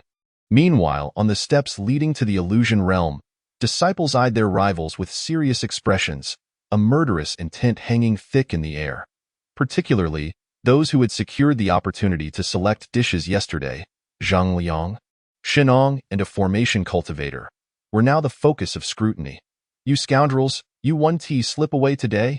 Numerous glares pierced through the trio like nails. Zhang Liang and Shen Ong wiped the sweat from their brows. Anxiety creeping in, today. I fear I won't get to eat. Time ticked away, and the entrance to the illusion realm began to shift, as if it were about to open. With a soft hum, the illusionary slaughter realm emerged, and several disciples, like arrows released from a bow, shot forward. Yet, not all disciples charged in. For some unknown reason, a certain careless individual had accidentally dropped a mess of mud frogs, black mist bombs, slippery oils, and entangling vines just as they dashed out. In the midst of the black mist, several disciples inadvertently stepped on something, becoming ensnared and collapsing into darkness, inexplicably bound. Even those soaring through the air were not spared, colliding into a spiritual net and tumbling down to the ground below, creating a chaotic heap of bodies. Who the hell threw that black mist bomb? You dared to act here, outside the illusion realm? Which rascal dropped that slime? It stinks. A cacophony of furious curses erupted in the black mist, a harmonious blend of outrage that could not be contained. Meanwhile, those responsible for the mischief had already made their escape. Even if only by a second, that head start could mean everything. The mischief makers thought to themselves, "Alas, I merely made a slight mistake of dropping something. Brothers, please forgive me," and they surged forward. Just as they were about to charge in, they felt something scrape against them, and suddenly, they were weighed down as if something was clinging to their backs. Turning around, they saw several spell cultivators drifting toward them, tethered by spiritual threads. Where did these threads come from? Do you take me for a beast of burden? The spell cultivators tugged a few times. Unable to detach the threads, and seeing others rushing in, they begrudgingly dove into the illusion realm, dragging the spell cultivators along with them. The spell cultivators wore satisfied grins. Ever since they used this tactic on the body cultivators last time, they realized it was truly effective. Although they weren't the fastest runners, as long as they could latch onto someone swift, they were set. Previously, they couldn't outrun their opponents, but now, it was their turn to catch up. The trailing disciples, refusing to be outdone, quickly countered, dispelling the black mist with a wind technique and escaping the traps beneath their feet before chasing after the others. Damn it, I won't forget those who played dirty earlier. Just wait, I'll make sure you leave horizontally. Disciples surged into the realm of illusions, once again igniting fierce battles. Meanwhile, the body cultivators accompanying their leader were laboriously trudging through. Earlier, when the alchemists found themselves ensnared by the chaotic entities within the black mist, the body cultivator disciples resolutely seized the collars of the alchemists and sprinted to extricate them from the ground's clutches, pulling and dragging their way into the realm of illusions. However, the chaos within that realm was truly tumultuous. At one moment, a fireball exploded nearby, followed by a flash of lightning, and then, out of nowhere, came hidden weapons and talismans. The body cultivators themselves were struggling to survive, let alone tend to the fragile little one beside them. And in a moment of distraction, their leader was sent flying away. Furthermore, after experiencing the lessons from the 3 formidable foes the previous day, the disciples vigilantly guarded the exit. Anyone who dared to budge even slightly in that direction would confront the sheer might of the crowd. Finally, amidst the hail of gunfire and artillery, several disciples, relying on their extraordinary prowess and cunning tactics, successfully broke through the fray ahead. Meanwhile, numerous disciples, dragging their injured bodies, thought that even if they couldn't reach the front lines, they would seize whatever they could from the rear, limping onward with unwavering determination that truly commanded admiration. The most unfortunate were the alchemists, led by several fragile ones, who, including the deeply despised sound and formation cultivators, were directly expelled from the realm, losing their qualifications in the process, an utterly dismal fate. The only success came from the alchemists accompanied by Zhao Teng, as his personal disciples were few, and after the alchemist disciples relinquished their dining privileges, the others had no reason to target him. After all, Zhang Liang, who had sneaked away yesterday, had already been cast out. The struggling disciples, with tears in their eyes, embraced their bowls and savored the delightful feast laid before them. Today's lunch consisted of bone broth spicy hot pot, accompanied by freshly squeezed orange juice. Unlike the spicy soups of Sichuan province, the bone broth offered a gentler yet richer flavor, allowing a hint of sweetness to shine through, catering to those less tolerant of heat. The broth was crafted from leftover beef fat and bones, simmered with rock sugar, fermented black beans, chili peppers, debanjiang, Sichuan peppercorns, and a blend of spices, enhanced with scallions, ginger, and cilantro to eliminate any gamey taste. As for why the bones remained edible after such a long time, one could attribute it to the preservation properties of spiritual energy, for the world of cultivation is inherently unscientific. 3. After heating the beef fat in a pot, scallions, ginger, and cilantro were added to slowly extract all the aromatic flavors. Once the residual vegetable matter was strained out, the temperature was slightly lowered before adding the fermented black beans and debanjiang, both to prevent oil splatters and to deepen the sauce's flavor at lower temperatures. Spice powder and chili powder needed to be soaked in warm water to prevent scorching when added to the hot oil. Once all ingredients were thoroughly sautéed, the base was ready. The bone broth had been simmering overnight in a rice cooker, extracting all the essence from the beef bones, resulting in a creamy, enticing broth that, when uncovered, released an aroma that enveloped the senses, akin to a delightful culinary revelation. The base ingredients were placed in a cloth pouch and hung at the pot's edge, allowing the boiling broth to absorb the flavors without letting any residue cloud the broth's clarity. Once the two flavors melded, salt, chicken essence, pepper, and a splash of milk were added, completing the broth. Zhu Fan retrieved various unfinished ingredients, forming beef into meatballs, marinating the chicken slightly, slicing the pork into thin pieces, and adding vermicelli, mushrooms, and assorted vegetables, emphasizing the principle of wasting nothing. Regrettably, there were no crab sticks, sausage, or tofu, but Zhu Fan contemplated acquiring some soybeans to make his own tofu someday. The fresh orange juice was made from a spiritual fruit known as the orange, which was cultivated on the Yin Mountain. The preparation was straightforward. Fresh oranges were placed in a container and mercilessly beaten until they were barely intact, then mixed with sugar, pomelo jam, and green tea, ultimately filled with ice and water to create a refreshing beverage. The disciples, cradling their bowls, took their first sip of the spicy hot pot. The beef meatballs were delightfully chewy, releasing savory juices with each bite that filled their mouths with flavor. The thinly sliced chicken and pork were wonderfully infused with the broth, while the vermicelli, soaked in soup, slid smoothly down, bringing warmth to their bellies. A sip of orange juice followed, its sweet and sour notes invigorating their appetites, refreshing their palates and infusing the air with the fragrance of the spiritual fruit, enticing them to indulge in more bowls. The disciples feasted voraciously, Zhao Teng, emboldened by the wealth of their leader, devouring 3 bowls in rapid succession. Meanwhile, those who had been expelled from the realm looked on with envy, tears of bitterness slipping from the corners of their mouths, especially the alchemists, who clenched their fists, quietly resolved to make a decision that weighed heavily on their consciences. Chapter 53. Good brothers feast together. Have the people been gathered? Rest assured, brother, they have arrived. Excellent. The alchemist disciples stood up, accompanied by a group of bruised and battered fellow disciples. Stepping out, these were the fragile alchemists who had suffered defeat at noon, expelled from the realm. Since their midday setback, the alchemist disciples, unwilling to concede defeat, reflected deeply and began to contemplate how to secure their qualifications successfully. Body cultivator Zhao Teng offered to assist in drafting strategies to enhance their combat strength. The alchemists, of course, had no shortage of medicinal baths for body refinement and pills to boost their power. But the issue lay in the fact that practical combat experience could only be accumulated through repeated battles, not achieved overnight. They couldn't possibly go without food for an extended period, could they? What if more people joined in the future? Thus, the leading alchemist disciple proposed a plan. While we enhance our combat prowess through Zhao Teng's strategy, we must also continue to leverage our strengths. What are the strengths of the alchemists? Wealth, wealth, and more wealth. If I can't secure one body cultivator disciple, then I shall hire 5, 10, or even 20.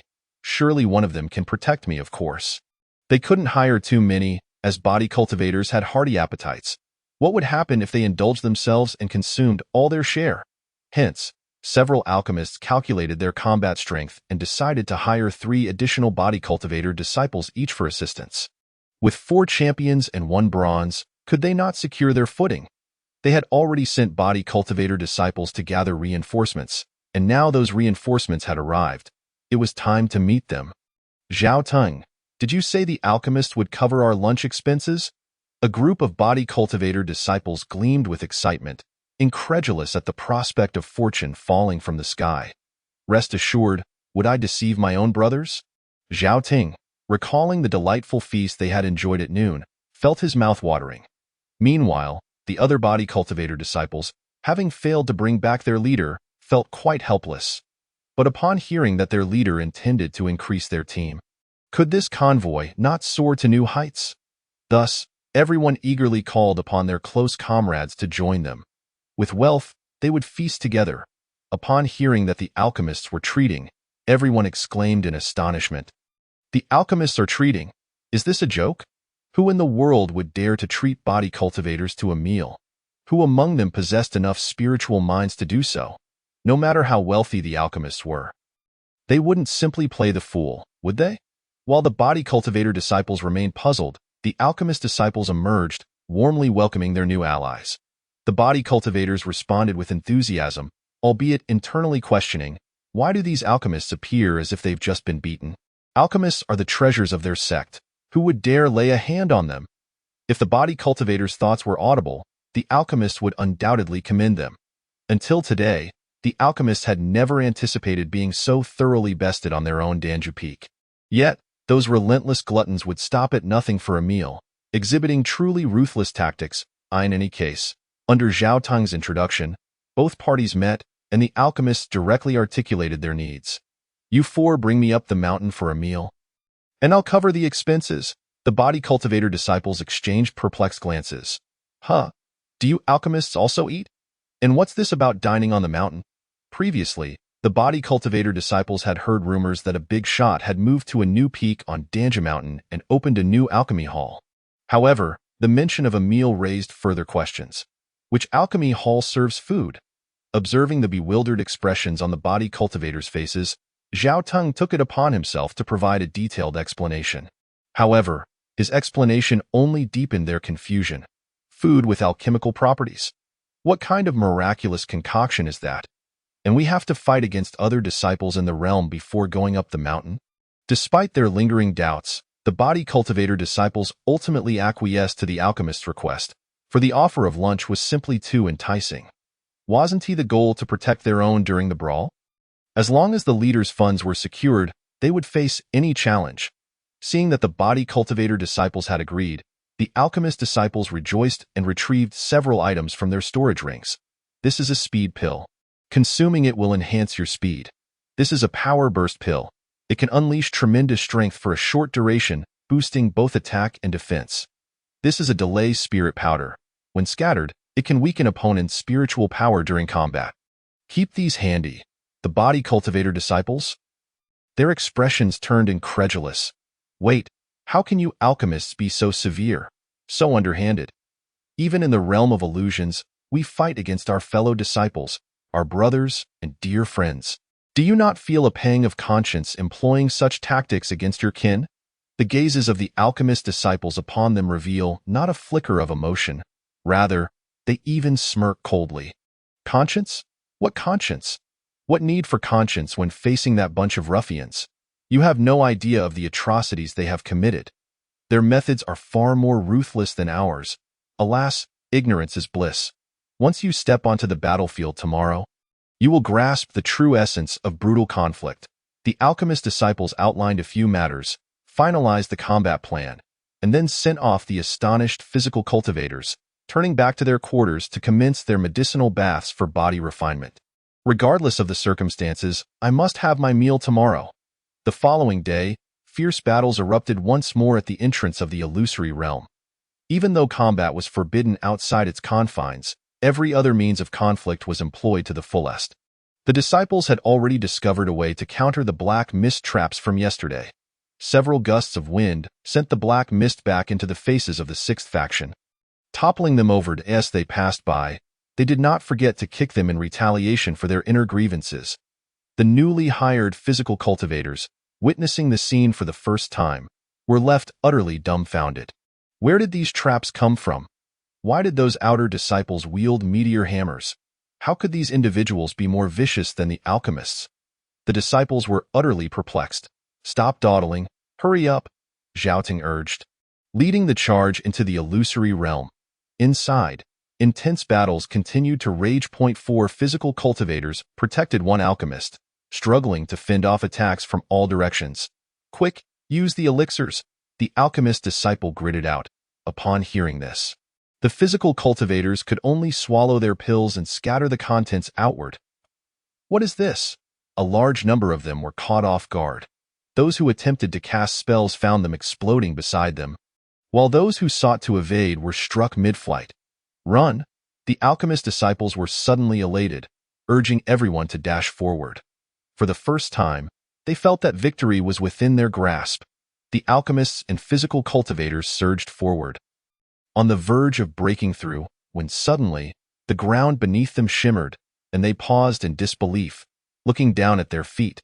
How can there be a formation here? Chapter 54. The disciples have finally learned on their own.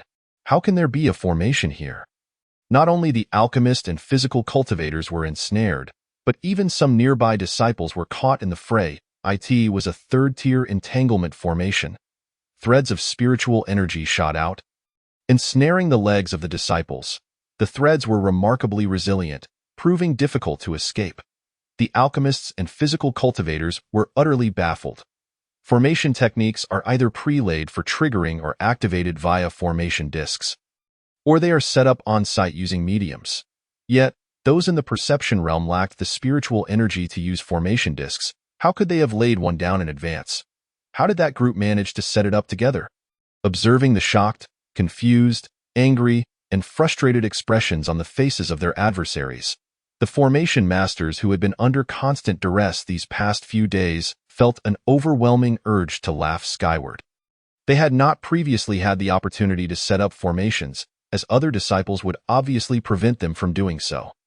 Today, however, they had spent a hefty sum on concealment talismans, intending to use them to slip out unnoticed. But the dense spells at the exit rendered the talismans useless upon the slightest contact. Thus, they had to abandon their stealthy escape and resort to Plan B. Unity is strength.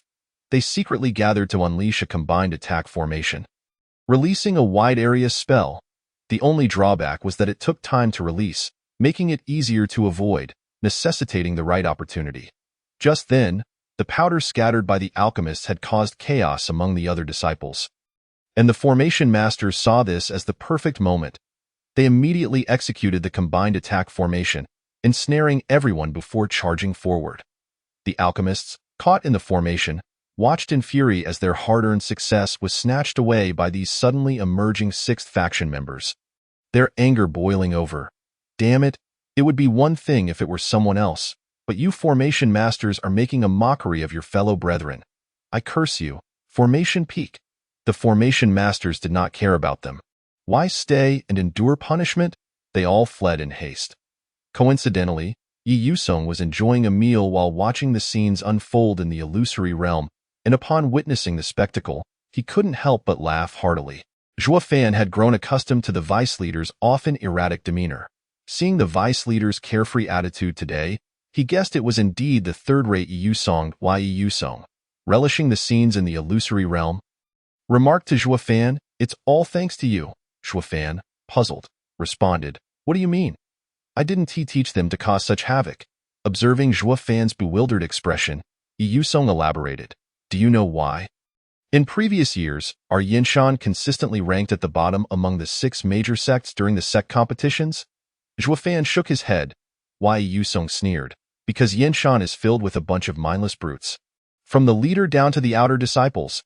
Zhuo Fan was taken aback. "Is that something you can say?" If he worked for a certain website, he would already have a sensational headline ready. Shocking. Yinshan's higher-ups openly expressed dissatisfaction with their superiors. The reasons behind it are before Zhuo Fan could respond. Yi Yusong began unearthing the darker history of the sect leader and others. "Back when we participated in the sect competition, it took place in a forested secret realm. The sect leader and those fools rushed at everything in sight. They trampled traps and ambushes, thinking they could take on a horde alone. Every time I think of those foolish faces, it drives me up the wall. I could tell them 1,000 times to be cautious, and they'd always agree verbally." yet their bodies would betray them and charge heedlessly. After becoming vice leader, Yi Yusong was diligent in instructing the disciples, fearing they would emulate those brutes. The fortunate thing was that the disciples had not been as reckless. The unfortunate part was that they had not learned various techniques either. Now, lured by the allure of food, these disciples had finally learned various skills and teamwork without a master, which was truly a cause for reflection. Zhuofan was truly a blessing for the new generation of the sect. The more Yi Yusong thought about it, the more satisfied he became, indulging in a couple more bowls of rice. Zhuofan, however, could only feel helpless. After all, he was merely doing something ordinary by cooking. Who would have thought it would lead to a bunch of ruffians? He certainly did not want to shoulder the blame. By the way, vice leader, Zhuofan suddenly recalled a matter. We're running a bit low on spirit stones for the illusory realm. The various control rights of the new mountain head were centralized in the Peaks Hall, designed for Zhuofan to utilize various resources, including construction functions and teleportation arrays. This morning, while using the teleportation array to descend the mountain for supplies, Zhuofan realized that the spirit stones in the illusory realm were nearly depleted, and these spirit stones were provided by Yi Yusong as opportunities for the disciples to train. Yi Yusong nodded, having anticipated this, acknowledging that with so many disciples entering the illusory realm daily, a quicker depletion of spirit stones was to be expected. He produced a batch of high-quality spirit stones for Zhuofan, which would last for a longer period. Zhuofan was quite impressed with Yi Yusong. He was truly generous in his efforts to train the disciples. Perhaps sensing Zhuofan's thoughts, Yi Yusong chuckled. These expenses are indeed considerable, which is why I hope someone can cover this cost for our sect. Zhuofan, could you assist me with a favor? Zhuofan's expression was filled with confusion. Yi Yusong posed a question. I noticed that the hawthorn juice and freshly beaten orange juice you prepared earlier also possess unique effects. Right? Moreover, they far exceed the capabilities of the spiritual fruits themselves. Zhuofan nodded.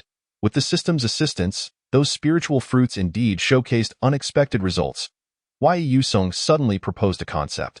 Could you create a food that disguises its original ingredients? Has certain special effects, but can be diluted to lessen those effects? Additionally, it would be even better if it could be made as unpalatable as possible. Zhuofan, perplexed, replied, disguising the original materials is to prevent imitation? The ability to dilute is to reduce functionality, but why make it as unappetizing as possible? He understood the first part, but the latter left him bewildered. Yi Yusong revealed a somewhat insidious smile. I intend to sell some items to the Medicine King's Hall, allowing them to handle our spirit stones for the illusory realm. Zhuofan exclaimed, What? He realized Yi Yusong was seeking revenge. Naturally, given the Medicine King's Hall's actions against Yinshan, it was entirely in line with Yi Yusong's character to retaliate. Yi Yusong had discovered that while some raw materials were difficult to detect during Zhuofan's juice-making process, they possessed unique functions. This opened up much greater operational flexibility. By having Zhuofan create some potent special foods, he could enhance the sect's disciples while selling diluted versions at a high price to the Medicine King's Hall to earn spirit stones for further strengthening their own resources. The request for them to be unpalatable was simply to avoid giving the Medicine King's Hall an advantage. After all, crafting delicious items is no easy feat. Making something unappetizing is much simpler. If the opportunity arose, Yi Yusong would undoubtedly shove a pile of unsavory concoction down the Medicine King's Hall's throats. Zhuofan would not refuse a lucrative opportunity presented before him. As he browsed through the system shop, examining the various recipes, his gaze suddenly fell upon a particular item, and he promptly made up his mind that this would be the recipe he would redeem. Let's have a prize guessing game. Everyone, take a guess at what I am about to make. Hint: it's an absurd dish from abroad. A reward will be given to the clever one who guesses correctly.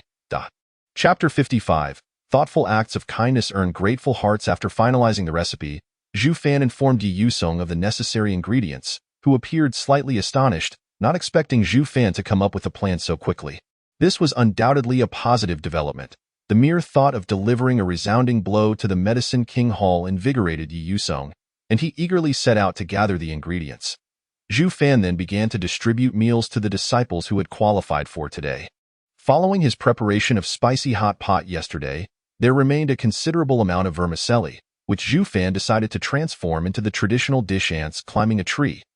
The name may sound peculiar, but in reality, it is simply minced meat stir-fried with vermicelli, rather than some dark culinary creation. In the morning, Zhu Fan had already soaked the vermicelli in advance, so when it came time to cook, he merely boiled it in hot water for about a minute. After draining the water, he placed the vermicelli in a dish, adding a touch of dark soy sauce and cooking oil to prevent sticking. The accompanying ingredients, lean minced meat, minced ginger, and chopped green onions, needed to be finely chopped to ensure the meat could adhere to the vermicelli effectively.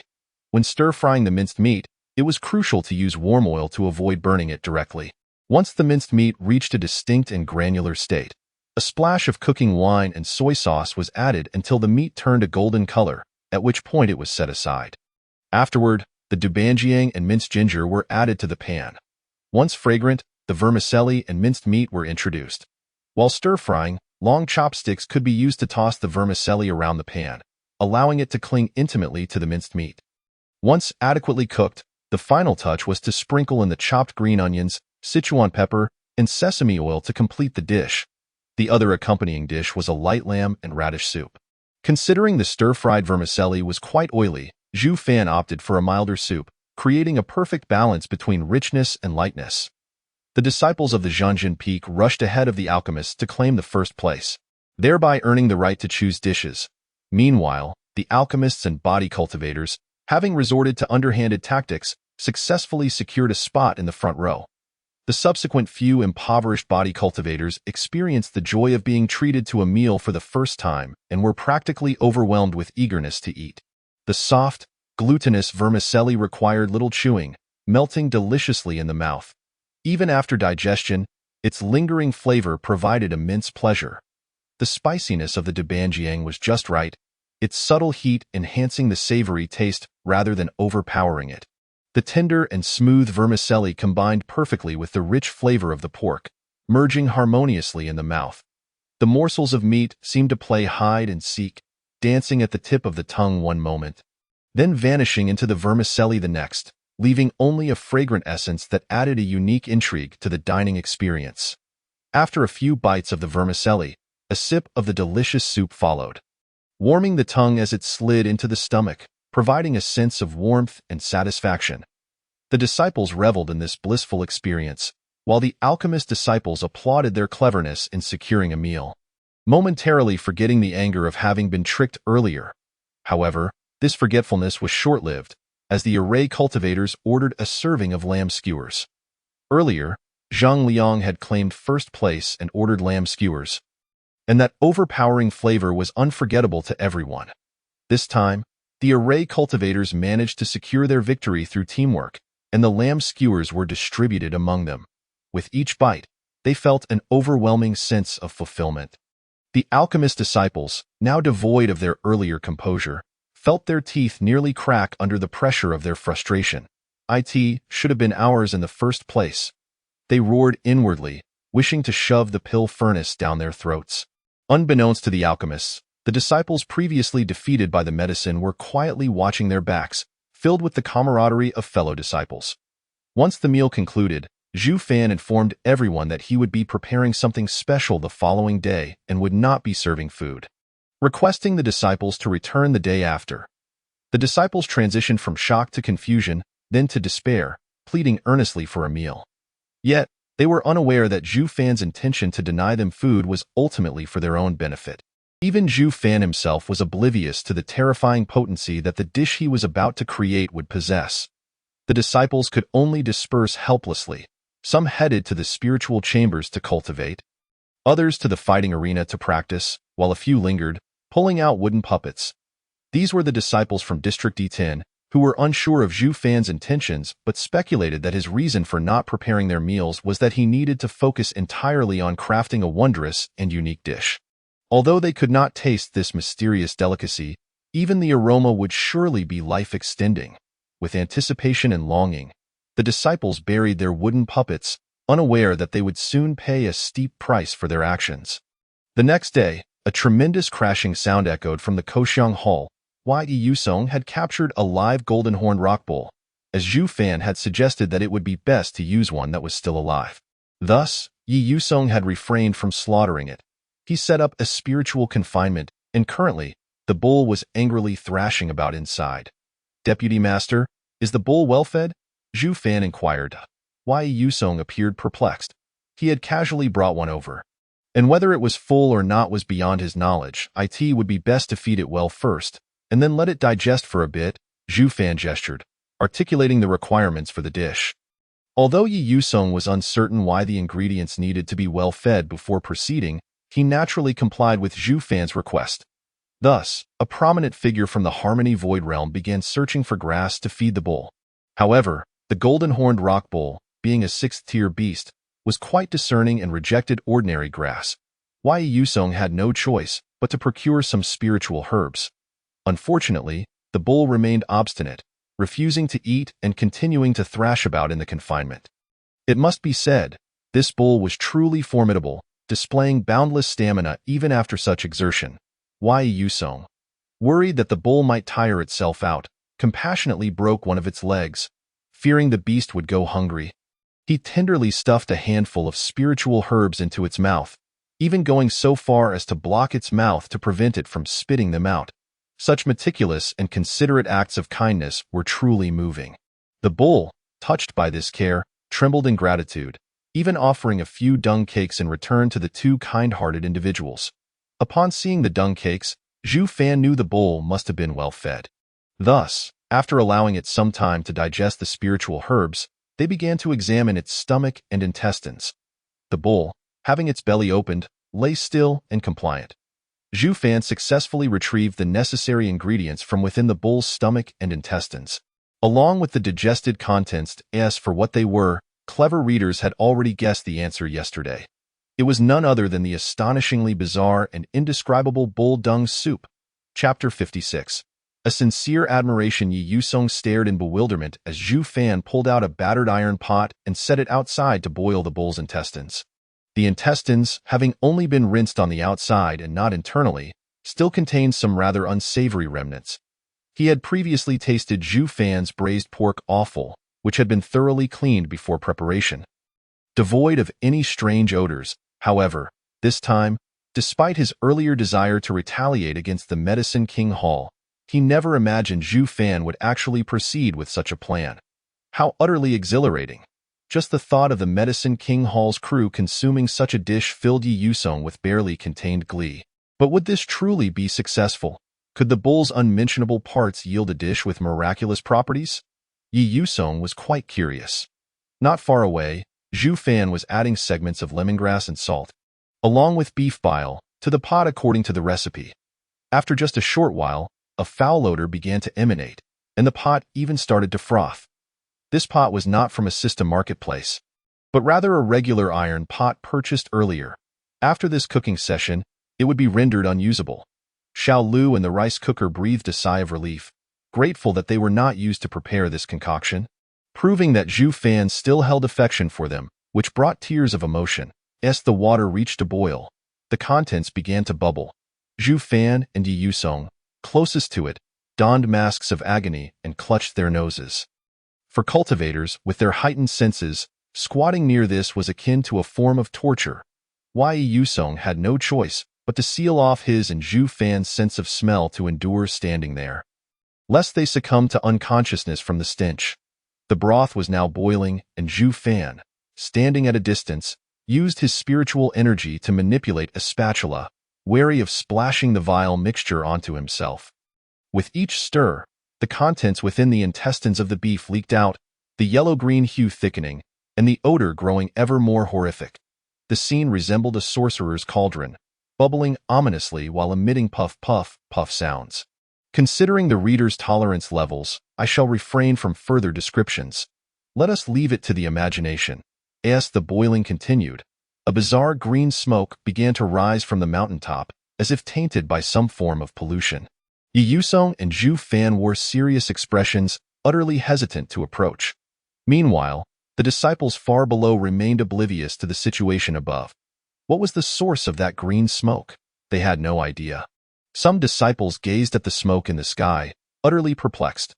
Those who were aware of the existence of the Ko Xiang Hall merely assumed Zhu Fan had concocted something extraordinary, filled with yearning. Meanwhile, The disciples who had buried wooden puppets felt it was time to experience the tantalizing aroma of fresh delicacies. Thus, they eagerly connected with their wooden puppets. Have you ever experienced that sensation when something unexpected occurs, leaving your mind blank and bewildered, coupled with a sudden stimulus that causes a disconnection in consciousness? If you have in tea, consider yourself fortunate. Yet, for those disciples connected to their wooden puppets, it seemed they were a tad unfortunate. It was as if a colossal hammer, imbued with a maddening stench, surged into their nostrils, hammering and shaking their brains, rendering them momentarily dizzy. I felt akin to a rotting drill, thrusting upwards, wildly bouncing atop their skulls, incessantly pummeling the foul odor through their minds, leaving their heads in a relentless buzz. The disciples' minds went blank, their vision darkened, as their consciousness seemed to splinter under a horrific assault, leaving them unable to react. Yet, the body often proves more honest than the mind. Before their brains could comprehend, their stomachs and mouths had already boiled over. This was not mere vomiting. It was the body's earnest submission to an insufferable experience. The taste transcended all prior encounters, surpassing the current flow of thought, compelling the disciples to express their surrender through their bodies. The feeling of submission surged uncontrollably from their stomachs to their mouths. An unstoppable torrent. It is likely that no cultivator anticipated that heightened senses could also serve as a debuff. A sensitivity to smell multiplied tenfold came with 100-fold foulness of the beef bile soup. What a lamentable tale this was! Heartbreaking for those who heard it, tear-jerking for those who witnessed it. Yet, the disciples had no opportunity to weep, as they were overwhelmed, eyes shut tight, consciousness retreating into darkness. The world rendered tranquil. However, the torment was far from over. From their distorted expressions, it was evident they were sinking into a nightmarish olfactory haze. Senior brother? What is wrong with you? Junior brother, are you all right? What happened? In the martial arts arena, the spiritual chamber, atop the peak, and along the roadside, those connected to their wooden puppets transitioned from momentary confusion to trembling, convulsions, vomiting, fainting, and ultimately collapsing, frothing at the mouth.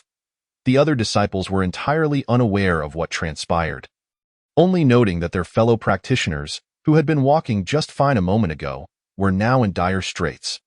The remaining disciples scrambled to aid their comrades, calling for the overseers to assist these unfortunate souls. The sudden plight of several disciples indeed alarmed the higher-ups. Upon careful inspection, they discovered that the unconscious disciples bore no external injuries, but from their convulsions and the contorted expressions of their faces, it was clear they were either poisoned or possessed. Could it be the work of demonic cultivators? The expressions of the crowd turned grave. After all, everyone was aware of the recent incident involving the demonic cultivators disrupting the formation. Although they had been swiftly dealt with under the deputy leader's supervision, being targeted by such foes was far from a favorable situation.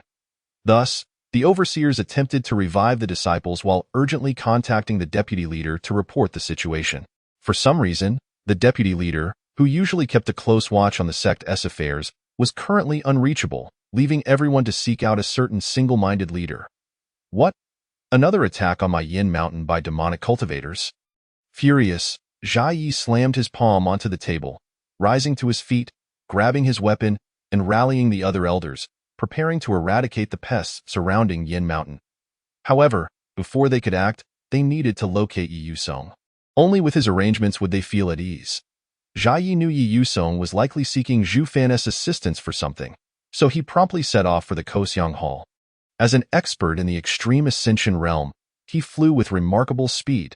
In the blink of an eye, he arrived and found himself hovering amidst a cloud of green smoke. What is this? Ugh. Ugh, ugh, ugh, ugh. Chapter 57. I cannot be the only one suffering. On the small hilltop, Jia Yi, Yi Yusong, and Zhu Fan covered their noses, tilting their heads to gaze at the strange green smoke billowing skyward. Their emotions complex. Jia Yi, especially, clutched his nose with one hand while pressing his head with the other. The earlier stench had overwhelmed him to the point of discomfort. Are you sure we can sell this to the apothecary palace? Jia Yi questioned skeptically. Although the folks at the apothecary palace were far from noble, surely they couldn't be that foolish, Could they? Yi Yusong and Zhu Fan fell into silence. Prior to this, they had not anticipated the magnitude of the odor. Let us first observe the outcome of the product. Zhu Fan sighed.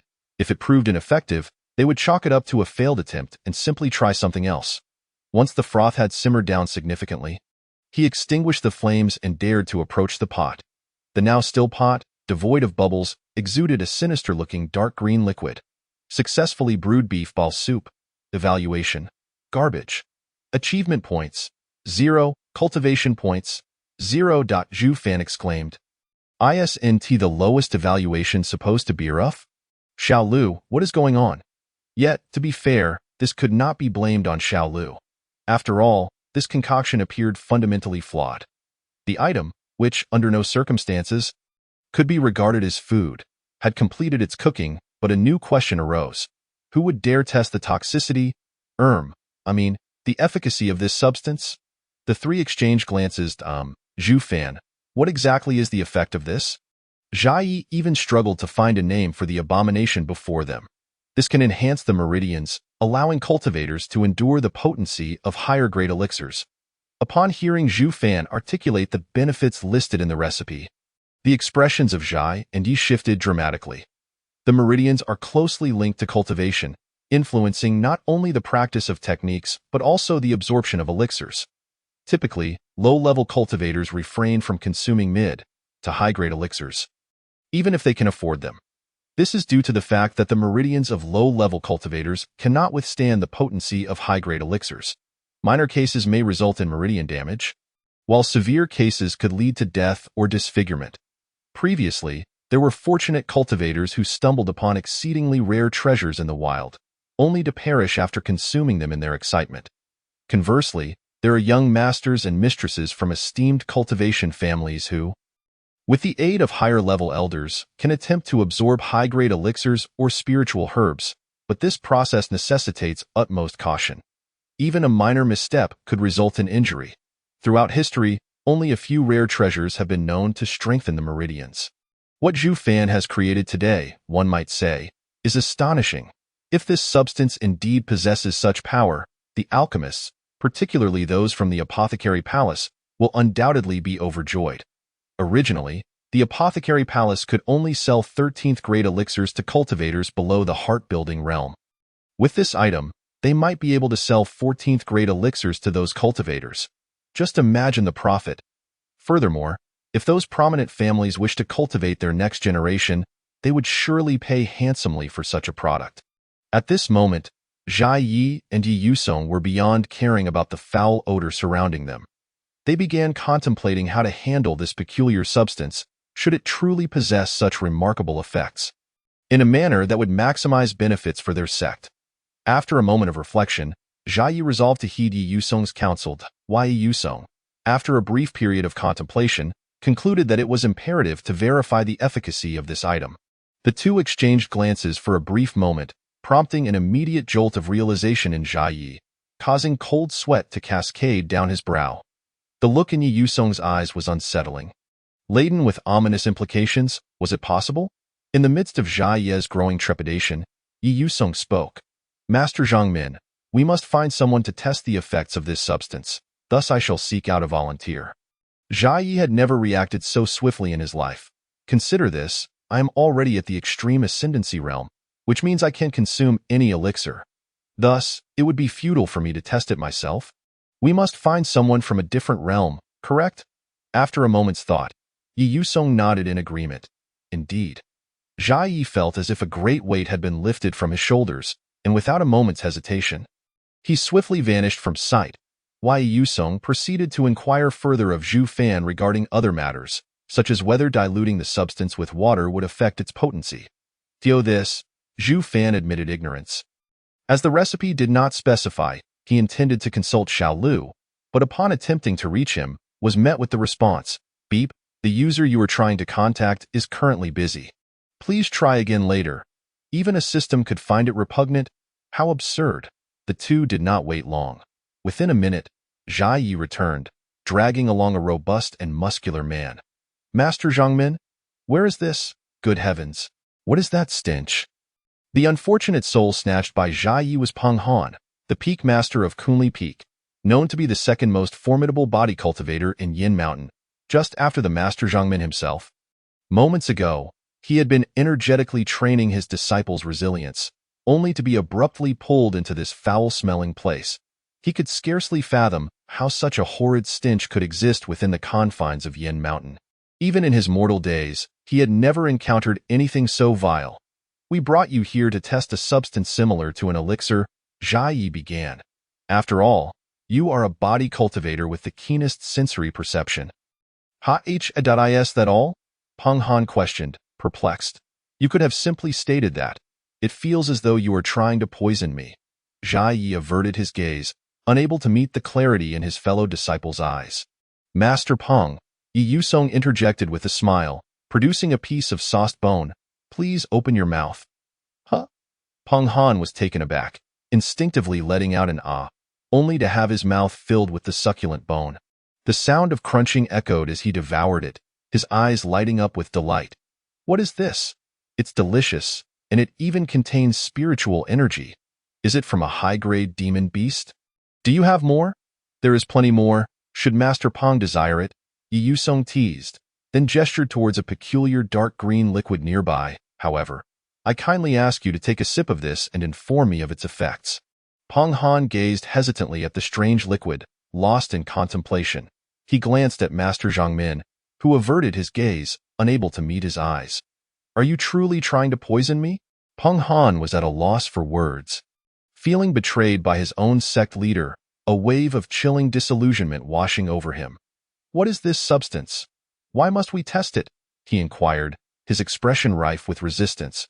Yi Yusong succinctly explained the potential value of the substance. "But those are merely probable effects, are they not? They are not guaranteed." Peng Han persisted in his defiance. "Precisely because we need to ascertain its efficacy, we require a test subject." Seeing him remain obstinate, Yi Yusong produced a piece of marinated meat. "Master Peng, have another piece. This will strengthen your organs and is greatly beneficial for body cultivators." Unable to resist the allure, Peng Han consumed the marinated meat. Indeed, as Yi Yusong had stated, it enhanced his internal organs. Although of little use to someone of Peng Han's caliber, it would be substantially beneficial to those of lower realms. He pondered the culinary delights, the potential effects, and the value they could yield. Peng Han gritted his teeth. "Very well, I shall partake. However, we must also find some lower realm cultivators to more accurately validate this substance's efficacy." Not wishing to bear the burden alone, Peng Han extended his reach towards his disciples. Chapter 58. Questioning the Master Zhangmin, Understanding the Master Zhangmin, Surpassing the Master Zhangmin. For Zhaotang, today had an air of the fantastical. Originally, due to the closure of the Koxiang Tang, Zhao Tang and his fellow body cultivators had intended to consult the alchemists regarding their strategy for the next illusionary battle. However, before they could even commence, their master, Peng Han, summoned them to the training grounds for rigorous combat training. Just as they were in the midst of it, the Master Zhangmin appeared, seized Peng Han without uttering a word, leaving Zhao Ting bewildered at the training ground. As Zhao Ting contemplated whether to wait for his master, Peng Han returned, his expression a complex tapestry of emotions. "Zhao Ting," Peng Han sighed, "please summon an outer disciple at the Qi Gathering Realm, an inner disciple at the Heart Establishment Realm, and 2 elders." Though puzzled by the sudden request, Zhao Ting complied. Shortly thereafter, the group gathered at the training ground. As Peng Han surveyed the assembly, he felt an overwhelming sense of sorrow. Questioning the Master Zhangmin, Understanding the Master Zhangmin, and ultimately surpassing the Master Zhangmin. With a sweeping gesture, Peng Han led a large entourage to the Koxiang Tang. Upon arrival, he conjured a spiritual barrier to mitigate the overwhelming stench, his final act of kindness. Unfortunately, the odor was so potent that it permeated the barrier, and the others were still affected. "What in the world is that smell?" the disciples and elders exclaimed, covering their noses in horror. Zhao Ting and 2 disciples mirrored their disbelief, gazing around in astonishment. They were familiar with this place, having fought fiercely for sustenance in recent days. Yet, how could a sanctuary renowned for its delightful aroma now exude such a repulsive stench? Then, the crowd beheld their peak master, pointing at a cauldron of strange liquid. "Come, Each of you shall drink a bowl. The assembly gasped in disbelief, unable to comprehend the absurdity. We regard you as our peak master. Yet you intend to poison us? Is this even fit for human consumption? Just inhaling it makes me feel like I'm nearing death, and you expect me to drink it? Absolutely not. I would rather leap from this mountain to my demise than consume such filth. Witnessing the defiance in their expressions, Peng Han sighed, explaining the rationale behind his request. Despite his words, the crowd remained resistant. Master, you could seek others. We can fetch people for you, if you will allow us. Feeling that the conversation was leading nowhere, Peng Han resorted to shoving a piece of bone into each mouth. The disciples' eyes widened with surprise. There is plenty more, Peng Han coaxed, as long as you are willing to drink. Questioning the vice master, understanding the vice master, and then surpassing the vice master. The crowd appeared torn, still hesitating. Peng Han then offered a piece of marinated meat. The disciples' expressions were riddled with struggle. As if engaged in an inner conflict, Peng Han intensified his persuasion. Additionally, you may come back tomorrow for another free meal, even more delectable than this, master. One elder interjected, this is not merely about the food. Yi Yusong, seeing their reluctance, stepped in to persuade them. 2 meals, I will cover the cost. It's not about the number of meals, 3 meals. But this is truly unbearable, 4 meals. It cannot exceed that. As you body cultivators eat far too much in the interest of the sect, we must contribute. Let us do this. The body cultivators, with their hearts set on the sect, bravely took a bowl and drank it all at once.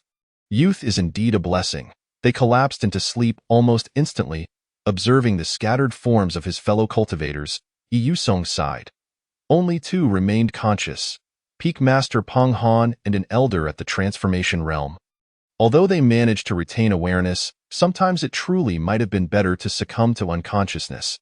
Eventually, the 2, their faces contorted in agony, could no longer withstand the ordeal, delivering themselves a couple of blows to the head before peacefully succumbing as well.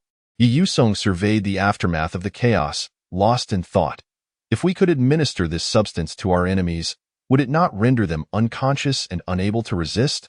Jia Yi chuckled nervously, pondering that no matter how foolish their adversaries might be, they should not resort to consuming such a thing.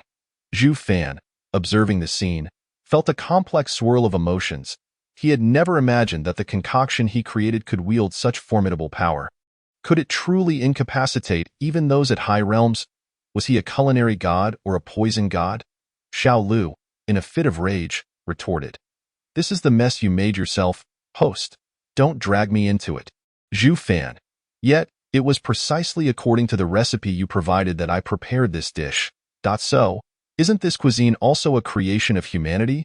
I do not produce recipes. I merely serve as a conduit for them." While we were all pointing fingers at each other, Yi Yusong could not bear to see these individuals exposed to the wilderness, and he took it upon himself to carry them indoors for a proper rest. The sect leader, Jia Yi, noticing that both the peak master and the elders had been incapacitated by the medicinal concoction, was frightened that Yi Yusong might whimsically decide to test its effects on his own realm. And he fled in fear. Yi Yusong paid him no mind, focusing instead on performing a purification technique to cleanse the air atop the mountain. Previously, that substance had been simmering, continuously emitting a foul odor that was impossible to contain. Now that it had settled, Yi Yusong could finally eliminate those noxious smells, which he found utterly intolerable. Half an hour later, the body cultivators gradually regained consciousness. The unfamiliar ceiling left them momentarily bewildered. Soon, however, memories of their previous state rushed back. The group, adorned with masks of agony, leaped to their feet and frantically performed a water-summoning technique to rinse their mouths, wishing fervently to exchange their mouths for a fresh pair. Once Yi Yusong had allowed them sufficient time to cleanse themselves, he instructed them to examine their meridians. The body cultivators complied, sitting cross-legged and channeling their spiritual energy for introspection. Before long, their eyes widened in astonishment. That repugnant substance actually had the effect of enhancing their meridians? This was utterly unheard of. The assembly was left in sheer shock. Body cultivators across various realms shared their experiences with Yi Yusong, who pondered their revelations and came to a conclusion. The substance was notably effective for cultivators below the transformation realm, but for those above it, the enhancement was minimal due to their already high physical strength. Nevertheless, it still held some value and could be monetized. Yi Yusong nodded in satisfaction. The body cultivators felt a mix of elation and dismay. They were thrilled that their meridians had been strengthened, which would benefit their cultivation in the future. However, they were disheartened by the atrocious taste of that concoction. Had it been any other treasure, they would have scrambled for it at this point. But that substance, never mind, let us just leave.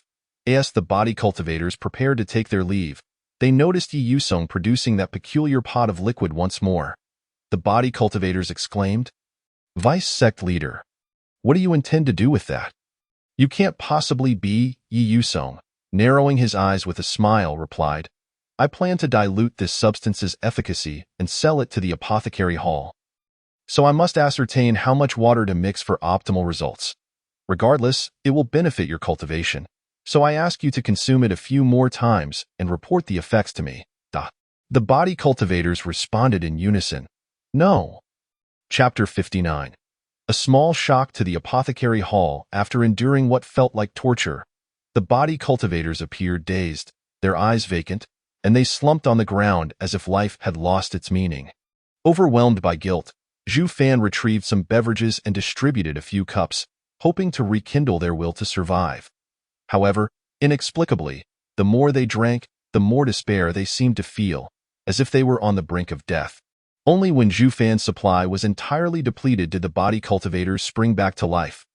Zhu Fan mused, "I suspect I have been tricked, yet I lack evidence." Revived, the body cultivators expressed their intent to return the next day for a meal treated by the vice sect leader. Before swiftly departing, fearful that the vice sect leader might impose further inhumane acts upon them, Yi Yusong had achieved his desired outcome and saw no reason to continue administering the concoction to the body cultivators. After all, he was not a malevolent spirit. After diluting the concoction with 5 times the amount of water, the efficacy in enhancing the meridians had diminished significantly. However, the ability to enhance meridians was something only rare treasures could possess. And even in its weakened state, the apothecary hall would undoubtedly be intrigued. Following this dilution, the apothecary hall would need to pay several times more and consume several times the quantity to achieve a similar effect. Which pleased Yi Yusong greatly. Then, with a wave of his hand, Yi Yusong conjured a clone, and with a surge of spiritual energy, the clone's appearance underwent a dramatic transformation. In mere moments, he transformed from an elegant scholar into a middle-aged man with a somewhat shifty demeanor.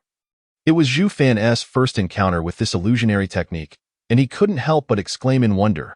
This new guise belonged to a notorious information broker known colloquially as Jia Fanzi. Noticing Zhu Fan's curiosity, Yi Yusong began to explain. 10 years ago, this fellow sold us intel about an ancient secret realm, but he deliberately withheld critical clues, leading to the demise of that year's Danju Peak Master along with the elders and disciples within that realm. Yi Yusong's expression turned frosty. As a result, the master of our sect pursued him in fury, all the way from the eastern region of Xianzhou to the far west, ultimately slaying him with a single axe. Only a handful of people were privy to this incident, and neither Huang He nor the apothecary hall were among them. Moreover, this information broker was notoriously elusive, often disappearing for several years at a time. Now, disguising himself as this individual to deceive the apothecary hall served as a fitting posthumous retribution. Zhu Fan, upon hearing this, could only marvel at the irony. Deceiving Yinshan in life and bearing the blame in death. What a poetic form of justice. Yi Yusong's clone stored the diluted concoction in a storage ring and then soared toward the direction of the apothecary hall. The apothecary hall was situated in the southern region of Xianzhou. Most cultivation sects, such as the Sword Palace, Qianding sect, and Yinshan sect, were built within mountains or valleys, emphasizing an ethereal presence, far removed from the mundane world. In stark contrast, the apothecary hall was conspicuously located on a plain, visible from a great distance, marked by an ostentatious entrance that shimmered with gold and brilliance, practically proclaiming "I am wealthy." Yi Yusong regarded the glaring entrance with disdain. He would never admit to feeling envious. Never. The gatekeepers did not recognize the face of Jia Fanzi, But upon sensing Yi Yusong's formidable aura, they promptly relayed the news. Yi Yusong was soon granted an audience with the apothecary hall's master. Feng Changxian it turned out that Jia Daoyu had come to visit. He had been remiss in his welcome. Upon learning that Yi Yusong had been in seclusion for several years and had come for a matter of great importance, Feng Changxian invited him into the guest hall, where several elders also accompanied them. The disciples served Yi Yusong tea made from biwu tea, which cost several spirit stones for just a few ounces, casually offered as if to flaunt their wealth. Yi Yusong, emulating Jia Fanzi's persona, feigned greed and drank several more sips. After finishing his cup, he looked up with a smile and said, "A few years ago, I encountered a grand opportunity, and I have come today to present a treasure to Master Feng." Feng Changxian, intrigued, replied, "A treasure? What sort of intelligence or clue do you bring?" "Ah, if it were merely ordinary intelligence, would the apothecary hall even pay it any mind?" Jia Fanzi lowered his voice. "What I bring this time is a treasure that has already borne fruit. Could it be that you have acquired a rare treasure to sell to the apothecary hall?" "Indeed." Jia Fanzi replied cryptically, "A substance that can enhance meridians. Would Master Feng find it appealing?" Upon hearing this, Feng Changxian's eyes widened in astonishment. "Enhance meridians? Is it blood young vine? Or the 100 luo crystal? Such remarkable items, Jia Daoyu. To have acquired them is truly enviable." "It is neither of those." Jia Fanzi continued without hesitation. "I have discovered an entirely new spiritual land, where a new type of spiritual herb liquid can be continuously produced. Consuming it directly enhances the meridians, applicable to any realm, with no risk involved. I wish to sell this exclusively to the apothecary hall. What say you, Master Feng?" Feng Changxian sprang to his feet. "It can be produced continuously? Truly?" The surrounding elders could hardly contain their excitement, inquiring, "Jia Daoyu, to encounter such a fortuitous opportunity is remarkable. May we have the honor of witnessing this new treasure?" Jia Fanzi had been awaiting this moment. "Naturally. Master Feng, please observe." With a flourish, he reached into his ring, and suddenly, the guest hall of the apothecary hall erupted into chaos, releasing a pungent stench. Even after being diluted, the foul odor remained unabated, akin to the waters of the Ganges. What difference did it make how much water was added? The essence of what lies within is mirrored in the flavor of the river. Feng Changxian was taken aback, inadvertently inhaling a substantial amount of the foul air, nearly succumbing on the spot. The elders beside him fared no better. The mask of agony swiftly adorned their faces, as they almost expelled their stomach acids. The disciples stationed at the entrance were not spared either, nearly fainting from the stench. Those of lower cultivation levels were compelled to retch, leaving a mosaic of vomit upon the ground. Jia Daoyu, what is this?" Feng Changxian's vision dimmed, his body trembling as he pointed a quivering finger at the basin just presented by the merchant Yi Jia. The originally dark green liquid, now diluted with a copious amount of water, transformed into a sickly yellow-green hue, its eerie nature not diminished but rather intensified in its repulsiveness. Yi Jia, reveling internally, feigned innocence. Patting his head and pretending to be remorseful, "Oh dear, I sincerely apologize. I have been cultivating this substance in the spirit realm for years and have grown accustomed to its scent. I never anticipated that you esteemed guests would find it intolerable." Feng Changxian, in disbelief, stammered, You mean to say, this substance is capable of enhancing meridians, the spiritual herb liquid?" "Indeed," Yi Jia replied with a smile. "If Master Feng does not believe me, feel free to drink a bowl and consider it a gift from me." Feng Changxian exclaimed, W. Wang Defa? Chapter 60. Familiarity breeds comfort. Repeated exposure leads to acclimatization. Silence enveloped the apothecary hall. Feng Changxian gaped, rendered speechless by the overwhelming stench emanating from the basin, instinctively covering his mouth. Meanwhile, Yi Jia tirelessly promoted his wares. "Rest assured, Master Feng, I, Jia, have been in this business for many years and have never deceived anyone. Moreover, with the immense wealth of the apothecary hall, what audacity would I have to deceive you? As a businessman, I pride myself on integrity. How about this? I shall incur a loss and generously offer each of you esteemed elders a bowl for a trial of its efficacy. What do you say, Master Feng? This is my utmost sincerity towards the apothecary hall. Not only Feng Changxin, but also the accompanying elders were left in a state of bewilderment. Each covered their mouths, caught between wanting to speak and being rendered speechless, struggling to articulate their thoughts. How to convey this? What could they possibly say? The situation was far too unexpected, leaving the apothecary hall's collective intellect in a haze. Here was an individual presenting a valuable item, offering a genuine opportunity to assess its effects, demonstrating such candor and kindness. How could they possibly decline? Yet, how could they possibly consume such a foul concoction? Merely inhaling its odor made their heads throb painfully. Would consuming it lead to their immediate demise? The faces of those in the apothecary hall turned a sickly shade of green and purple. Their expressions contorted in confusion. Alas, it seemed that I had underestimated the discerning nature of the apothecary hall. I never anticipated that they had reached a point where they could overlook the merit of a substance capable of enhancing meridians. Yi Jia feigned a sigh, pretending to withdraw his offer. Then I shall have no choice but to sell this to other alchemical sections. Jia Daoyu, please wait. Feng Changxin hastily interjected, disregarding the foul stench. After all, this was a treasure capable of enhancing meridians. Regardless of its repugnant aroma, even if it truly resembled excrement, as long as it could fortify the meridians, Feng Changxin would insist that others partake in its trial. The other elders present shared this sentiment. After all, in alchemy, even dragon dung and phoenix droppings could serve as materials. Thus, this foul-smelling substance could certainly be tested by the disciples, although they had been momentarily overwhelmed by the noxious odor. Upon reflection, such a potent treasure could not be overlooked. Hence, the apothecary hall began seeking volunteers. Individuals willing to test the substance. They were not concerned about the merchant Yi Jia harboring malicious intent or poisoning them. After all, poisoning an alchemist? Wasn't that absurd? With so many surrounding him, could he possibly succeed in any nefarious scheme?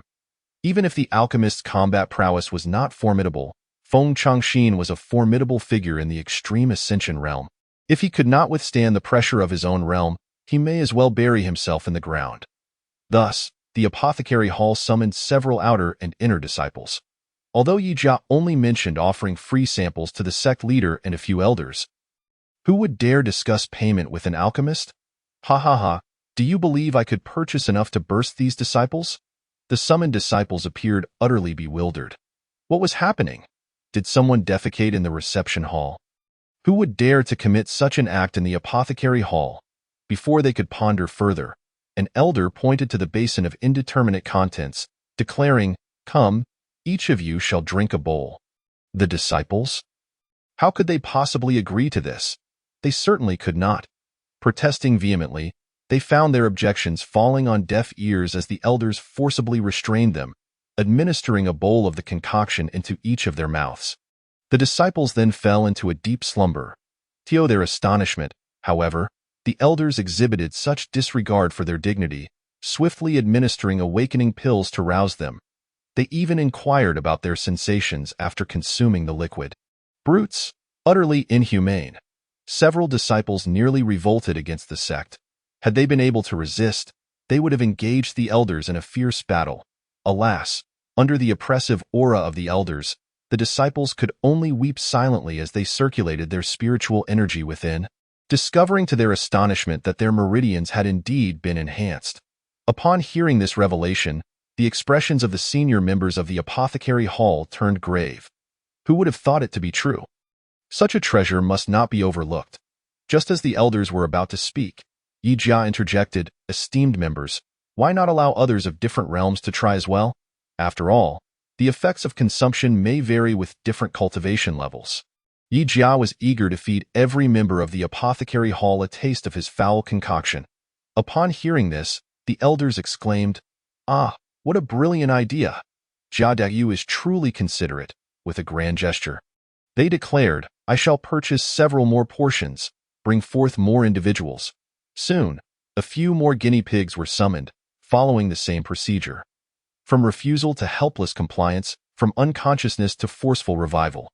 The elders, now experienced, executed the process with greater efficiency than before. The second batch of unfortunate souls, wearing expressions of despair, recounted their experiences. The efficacy of the diluted foul concoction had diminished significantly, leaving several managers of the Jade Mansion realm feeling only a slight enhancement. Upon hearing this, the elders pondered aloud. Does this mean it can only be sold to low-level cultivators? Such a value would be diminished. Yijia, ever so helpful, suggested. You could drink more to stack the effects. The elders, is that even possible? Forced to drink the concoction, the managers were left in disbelief. Winky face, I can't believe this. Thus, the elders resumed the process of administering the foul liquid, their actions becoming increasingly habitual. Ultimately, the elders confirmed the efficacy of the concoction, and in their exhilaration, they each took a bowl for themselves. Yijia, initially resigned to the idea that he would not have the opportunity to administer anything to Feng, was pleasantly surprised when, under the elders' persuasion, Feng Changxin also took a bowl. Though the diluted concoction proved ineffective for those in the extreme ascension realm, the heightened sensitivity of their perceptions allowed them to detect subtle changes. After confirming its efficacy, both parties prepared for the transaction. Upon hearing Yijia's quoted price, even the affluent apothecary hall could not help but feel a pang of shock. Jia Daoyu, is this price? Feng Changxin's mouth twitched involuntarily, unable to suppress his discomfort. Master Feng, do you have any idea of the hardships I endured to cultivate this substance? Yijia feigned tears, lamenting, 10 years. Do you have any idea how I have endured this stench? It took immense effort to cultivate this. Who could withstand such torment? Listening to his tale, the members of the apothecary hall found themselves unable to argue. Indeed, enduring such a foul odor was a trial no cultivator could bear. In a moment of solidarity, they felt reluctant to haggle. Furthermore, the efficacy of the substance was indeed remarkable. With further research, it might yield alchemical breakthroughs, potentially increasing its value manifold. Thus, the apothecary hall acquiesced to the proposed price. Yijia, feigning tears, nearly burst into laughter. He had managed to elevate the price of something that resembled street-side refuse to that of a luxury health product. What a cunning maneuver! Having concluded the transaction, the apothecary hall expressed gratitude for his exclusive supply. With a gentle demeanor, Yijia departed, just as he had arrived, waving his sleeve and carrying away a substantial quantity of spiritual stones. Now, not only did the apothecary hall possess sufficient spiritual stones for the realm of illusory kill, but they also had an abundance left over to explore further ventures. Yijia pondered what else would be suitable for the disciples. Meanwhile, several disciples far away on Yin Mountain suddenly shivered in unison. Upon returning to Yin Mountain, Yijia distributed a portion of the spiritual stones to Zhu Fan and, after a moment of contemplation, inquired whether Zhu Fan desired any of the foul concoction. Zhu Fan was taken aback, a sense of foreboding washing over him. Deputy sect leader, you wouldn't mean to, Yijia sighed, though I would prefer not to. This is indeed a substance capable of enhancing meridians. Our disciples cannot fall behind the apothecary hall, Zhu Fan. No, that substance is sufficient for the apothecary hall. We can't afford to use any more. Once marinated, it becomes a veritable odor emanation. Even if the disciples can endure it, Zhu Fan cannot bear to constantly simmer that concoction. Zhu Fan promptly declared, Deputy Sect Master, I possess alternative recipes that can fortify the meridians, certainly superior to that bovine broth. Let us cease the preparation of that dish. Upon hearing this, Yi Yusong was equally elated, as he too wished to avoid confronting that aroma. Very well, what ingredients do you require for your new recipe? I shall procure them, still utilizing the essence of bovine beasts. I require the milk from a cow. What Zhu Fan intended to present to the disciples of Yin Mountain was a sugary shock derived from Western confections. Chapter 61. An atmosphere of sweet delight cow's milk is not difficult to procure. As the sect raises numerous magical beasts for transportation, alchemy, and nourishment, Yi Yusong allocated a portion of contribution points to Zhu Fan, permitting him to retrieve supplies from the sect's task peak.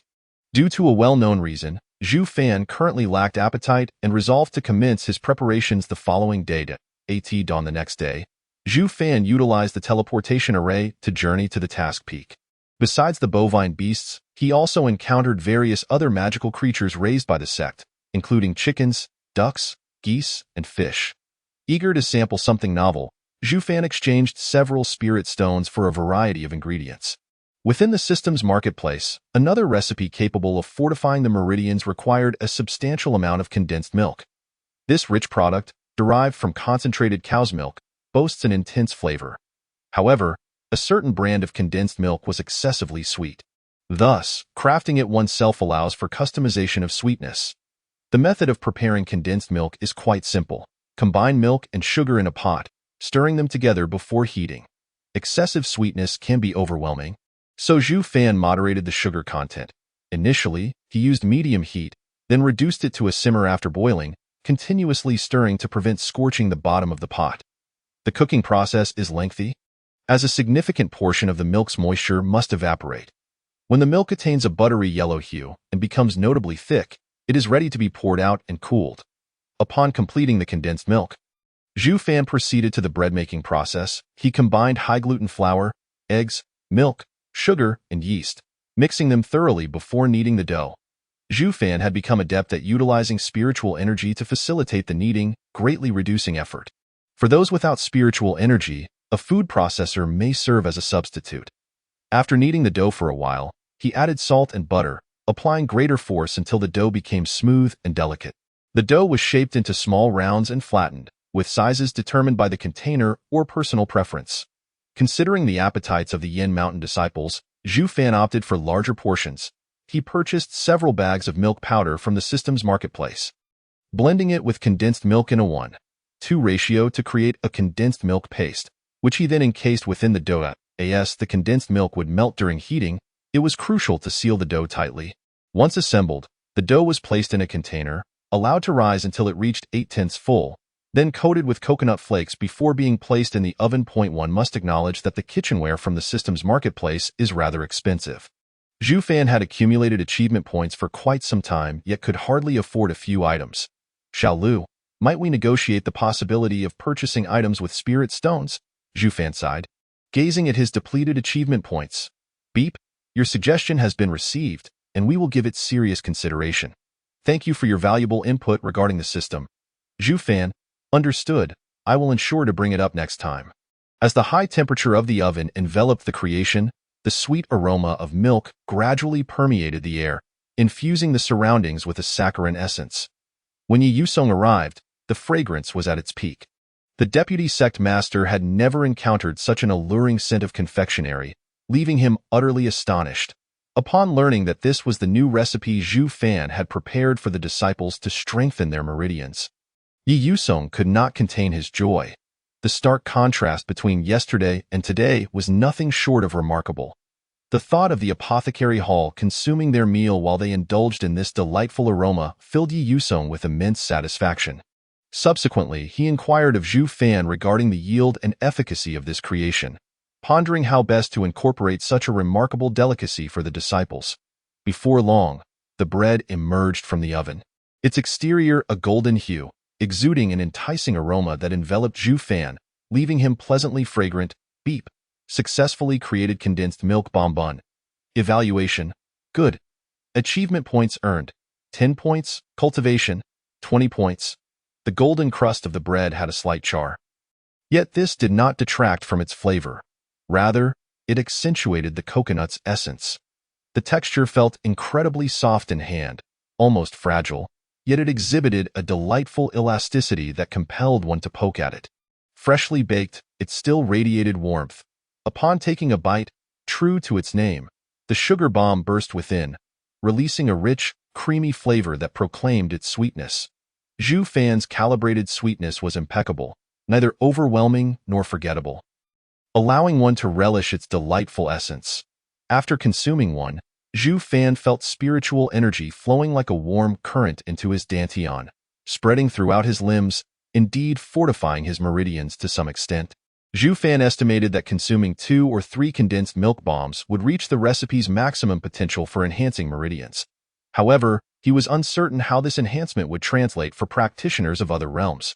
As Yi Yusong sampled the buns, he called others to experience the effects.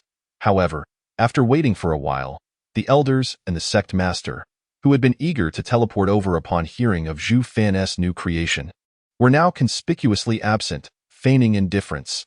After all, yesterday's flavor had left them quite apprehensive. Realizing the situation, Yi Yusong, both amused and exasperated, took several buns and set out to find them. Before long, the elders and the sect master gathered once more. The air filled with praises echoing across the hilltop. Following their deliberations, the higher-ups decided to distribute the condensed milk bombs to all inner disciples and above, with the sect covering the expenses. Should any outer disciples ascend to the inner ranks in the future, they too would benefit from this sect welfare. To prevent any leakage of this delicacy, recipients would be taken to the Heart Inquiry Tower to swear an oath of confidentiality before receiving their allocation. This time, to avert any potential leaks, Yi Yusong and the others were considerably more meticulous. Previously, when Huang He had integrated his family into Yin Mountain, a similar procedure had been observed, such as prohibiting any harm to the sect and forbidding the dissemination of Yin Mountain's techniques. However, the Huang family had indeed refrained from causing any detriment to the sect, utilizing their own alchemical techniques rather than those of Yin Mountain. Their departure had seemingly bypassed scrutiny, leaving the Heart Inquiry Tower powerless against them. Thus, Yi Yusong and the others were determined to devise a more prudent plan.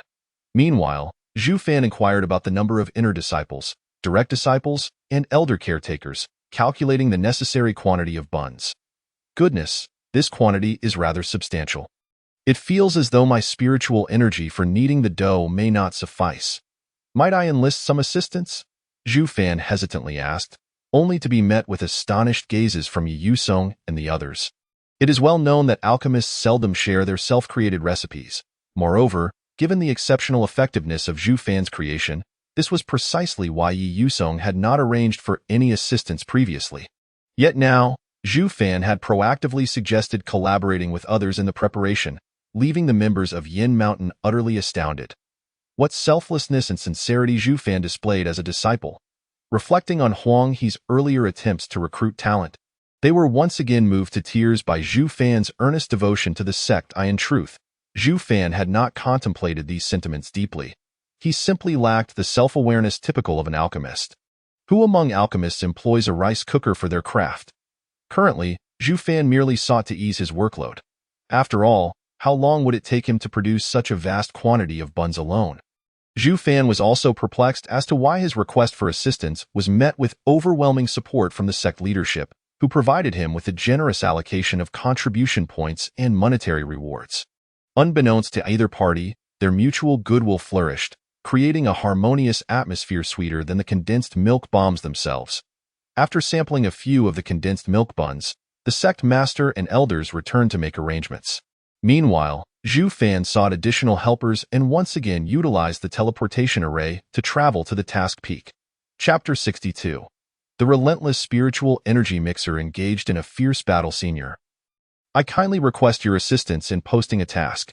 Zhu Fan presented his disciple token and hall master token to the task hall steward. The steward glanced at Zhu Fan's hall master token, puzzled as to why the Danju Peak's alchemy hall would not seek out alchemists, but instead recruit from their ranks. Nevertheless, he refrained from further inquiry, assuming Zhu Fan had been delegated by his hall master to issue the task.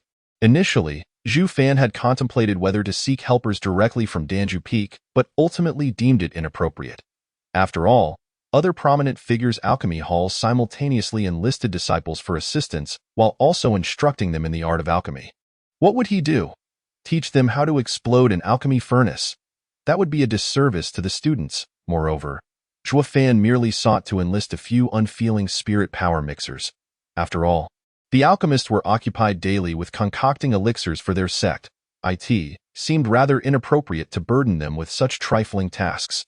Thus, after some contemplation, he resolved to recruit individuals from the task hall. He was instructed to inscribe his requirements, remuneration, and deadline upon a board using spirit power, and then submit it to the attendant. The attendant provided Zhu Fan with a board and explained its usage. Following the instructions, Zhu Fan completed his writing and handed it over to the attendant. The attendant glanced at it, his expression one of confusion. Task requirements. Inner sect disciples, 2 individuals. Task content. Spirit power mixing of dough. Spirit power mixing of milk. Spirit power mixing. Task deadline. Unknown. Task remuneration. Several spirit stones, including lunch. After all, seeking assistance for his own tasks, Zhuo Fan deemed it reasonable to provide lunch. However, the attendant, upon reviewing the requirements and remuneration, was left in a state of bewilderment. You wish for inner sect disciples to forego hunting monsters and engaging in battles to perform menial tasks? And you even offer lunch? Is there anyone aside from body cultivators who would accept such a meal? Would any inner sect disciples truly take on this task? The attendant was thoroughly perplexed.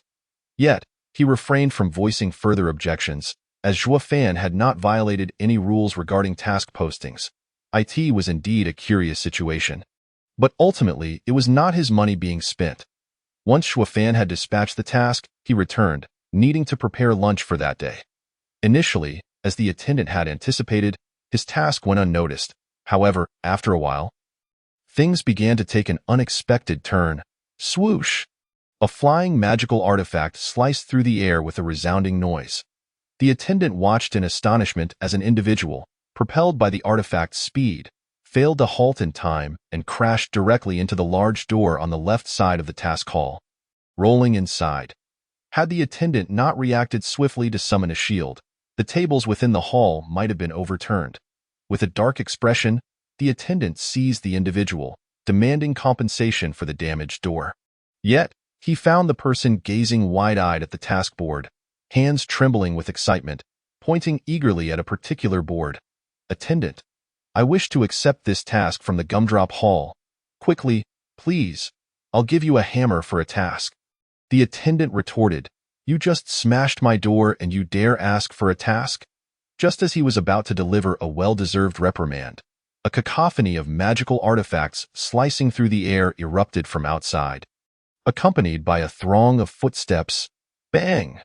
Before the attendant could process the situation, another door on the right side of the task hall was abruptly smashed open, spinning twice and a half in the air before crashing to the ground with a mournful sound. Are you trying to create symmetry here? Furious, the attendant clenched his fists, ready to deliver a heartfelt lesson. However, the disciple who had crashed through the door seemed oblivious to the attendant's dark expression, solely fixated on the task board, and, ha ha ha, hurry, give it to me. I want to accept this task. Get lost, I was here first. If anyone is to accept it, it shall be me. The disciples shouted and jostled, each brandishing their disciple tokens in the attendant's face. Attendant, hand me the Gumdrop Hall task. I was here first. Give it to me. The attendant, thoroughly exasperated, felt an urge to curse. Yet, before he could voice his frustrations, even more disciples surged in, all clamoring, Attendant, give me the Gumdrop Hall task. The attendant stared at Ruan Man, Zhang Liang, and Zhao Teng, utterly speechless. What is wrong with you all? This task is nothing but menial labor. Are you fighting over a triviality? It's one thing for inner sect disciples to act this way, but what are you, the direct disciples, doing here? Fuming, the attendant tightened his fists, determined to get to the bottom of this. He inquired, What is going on here? Do you not understand what this task entails? Have you forgotten the rules? The attendant's intention was to admonish the direct disciples against taking on peculiar menial tasks, particularly when these were designated for inner sect disciples. The task hall has rules against disturbances. Do you not comprehend? You all resemble hungry pigs, pushing and shoving about. Can't you see that the other disciples, who were once peacefully accepting tasks, have been shoved aside by you lot? However, upon hearing the attendant's remarks, the disciples misinterpreted his meaning. What task is this? The Gumdrop Hall task. What are the rules of the Gumdrop Hall? Only those who have won can eat. Understood. The attendant means only those who triumph can accept the task. Driven by the prospect of a meal, the disciples' resolve solidified, their gazes sharpening as they scrutinized their rivals. A silent battle intent began to spread among them. Seeing their sudden quietness, the attendant mistakenly believed his reprimand had taken effect and nodded in satisfaction, ready to continue speaking when suddenly, a multitude of spells coalesced in the air. Fireballs, lightning bolts, Wind blades and water bombs erupted in a cacophony, drenching the attendant in scalding water infused with electricity. The explosion of spells acted as a signal. The disciples within the task hall erupted into a chaotic melee. Even employing props prepared for their illusions. Black smoke grenades detonated, instantly engulfing the entire hall. The sounds of curses, fists colliding, and spell explosions intertwined within the black fog, transforming the task hall into a battlefield. Not just the doors, but even the columns were sent flying. The other disciples present, oblivious to the brewing storm, found themselves caught in the crossfire, unexpectedly enduring several hits and being thrown out. Everyone, cease this madness. The furious attendant unleashed the full extent of his cultivation, dispersing the black fog, restraining the battling disciples, and propping up the collapsing ceiling with his hands. Had he delayed a mere 2 seconds longer, the roof would have certainly been torn away. With no more patience left, the attendant unleashed a torrent of scolding upon the disciples. The chastised disciples felt aggrieved. Did you not say to follow the rules? The rule of the Gumdrop Hall is that only the victorious can eat. Faced with their bewildered and unjust expressions, the attendant felt a surge of frustration welling up within him, constricting his chest. What are you all so aggrieved about? Look at the shattered door. Look at the filthy walls. Look at the half-destroyed column. After turning my task hall into this state, how can you have the audacity to feel wronged? Moreover, the attendant still could not fathom why these disciples were so eager to seize menial tasks, or why they had suddenly resorted to fighting. What malevolent allure did the Gumdrop Hall task possess? Determined to uncover the truth, the attendant resolved to investigate the matter thoroughly, lest he be unable to find peace that night. Thus, he pointed at the first 2 disciples who had arrived, assigning them the task. While instructing the remaining disciples to clean the walls of the task hall and repair the doors and columns. Watching them set to work, the attendant felt his anger dissipate somewhat, and he took the 2 disciples toward the direction of Danju Peak. Chapter 63. Can our relationship ever return to what it once was? Due to having prepared condensed milk buns in the morning, Zhu Fan subsequently went to assign tasks, and by the time he returned, it was nearly noon. Thus, Zhu Fan decided to prepare a simple yet quick meal for lunch. Conveniently, he had procured a few ducks from Gongwu Peak, so he resolved to make mouth-watering duck and tomato scrambled eggs. Both uncomplicated and delightful. The preparation of mouth-watering duck posed no challenges. One merely needed to wash the duck thoroughly and boil it until cooked. To eliminate any gamey odor, it was essential to add some scallions, ginger, cooking wine, Sichuan pepper, and salt to the water prior to boiling. The essence of mouth-watering duck lies in its sauce, comprising minced garlic, chopped scallions, minced ginger, rice vinegar, light soy sauce, chili oil, salt, sugar, and MSG, all crowned with sesame seeds. Zhu Fan worked swiftly, having prepared the sauce while the duck was still cooking. He then commenced the second dish. Tomato scrambled eggs can be regarded as a culinary blessing for the lazy. It is simple yet offers a delightful taste. There is an elegance and simplicity that surpasses complexity. However, there are nuances to frying eggs. First, whisk the eggs until uniform and add a pinch of salt, which will render the eggs fluffier during cooking. For those who prefer a softer texture, a touch of starch can be added, while those who enjoy a firmer texture need only salt. The preparation of the tomatoes is equally straightforward. For those averse to the skin, a simple crosscut on the vibrant red surface followed by a brief immersion in hot water will allow the skin to peel away effortlessly. Many find themselves pondering whether to add the eggs first or the tomatoes. Zhu Fan opted to heat the oil first. Once the oil was hot, he poured in the egg mixture, stirring until it began to set, at which point he set it aside. For those preferring a more well-cooked egg, it can be fried until the edges turn golden brown. Chopped tomatoes were then added to the hot pan, with a sprinkle of sugar to enhance juiciness. For a richer tomato flavor, a bit of tomato paste can also be added. When the tomatoes have softened, a pinch of salt and light soy sauce are incorporated, followed by the previously scrambled eggs, which are then tossed together. This requires only a brief moment until the vibrant orange-red tomato juices envelop the eggs.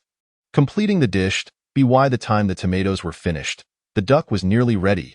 He retrieved it and immersed it in ice water briefly, then removed it to slice into pieces, placing them on a plate and drizzling with the prepared sauce, thus completing the mouth-watering duck.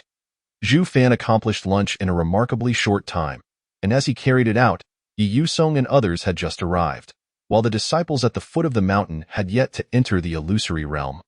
The bright red tomatoes contrasted beautifully with the golden eggs, instantly stimulating the appetite.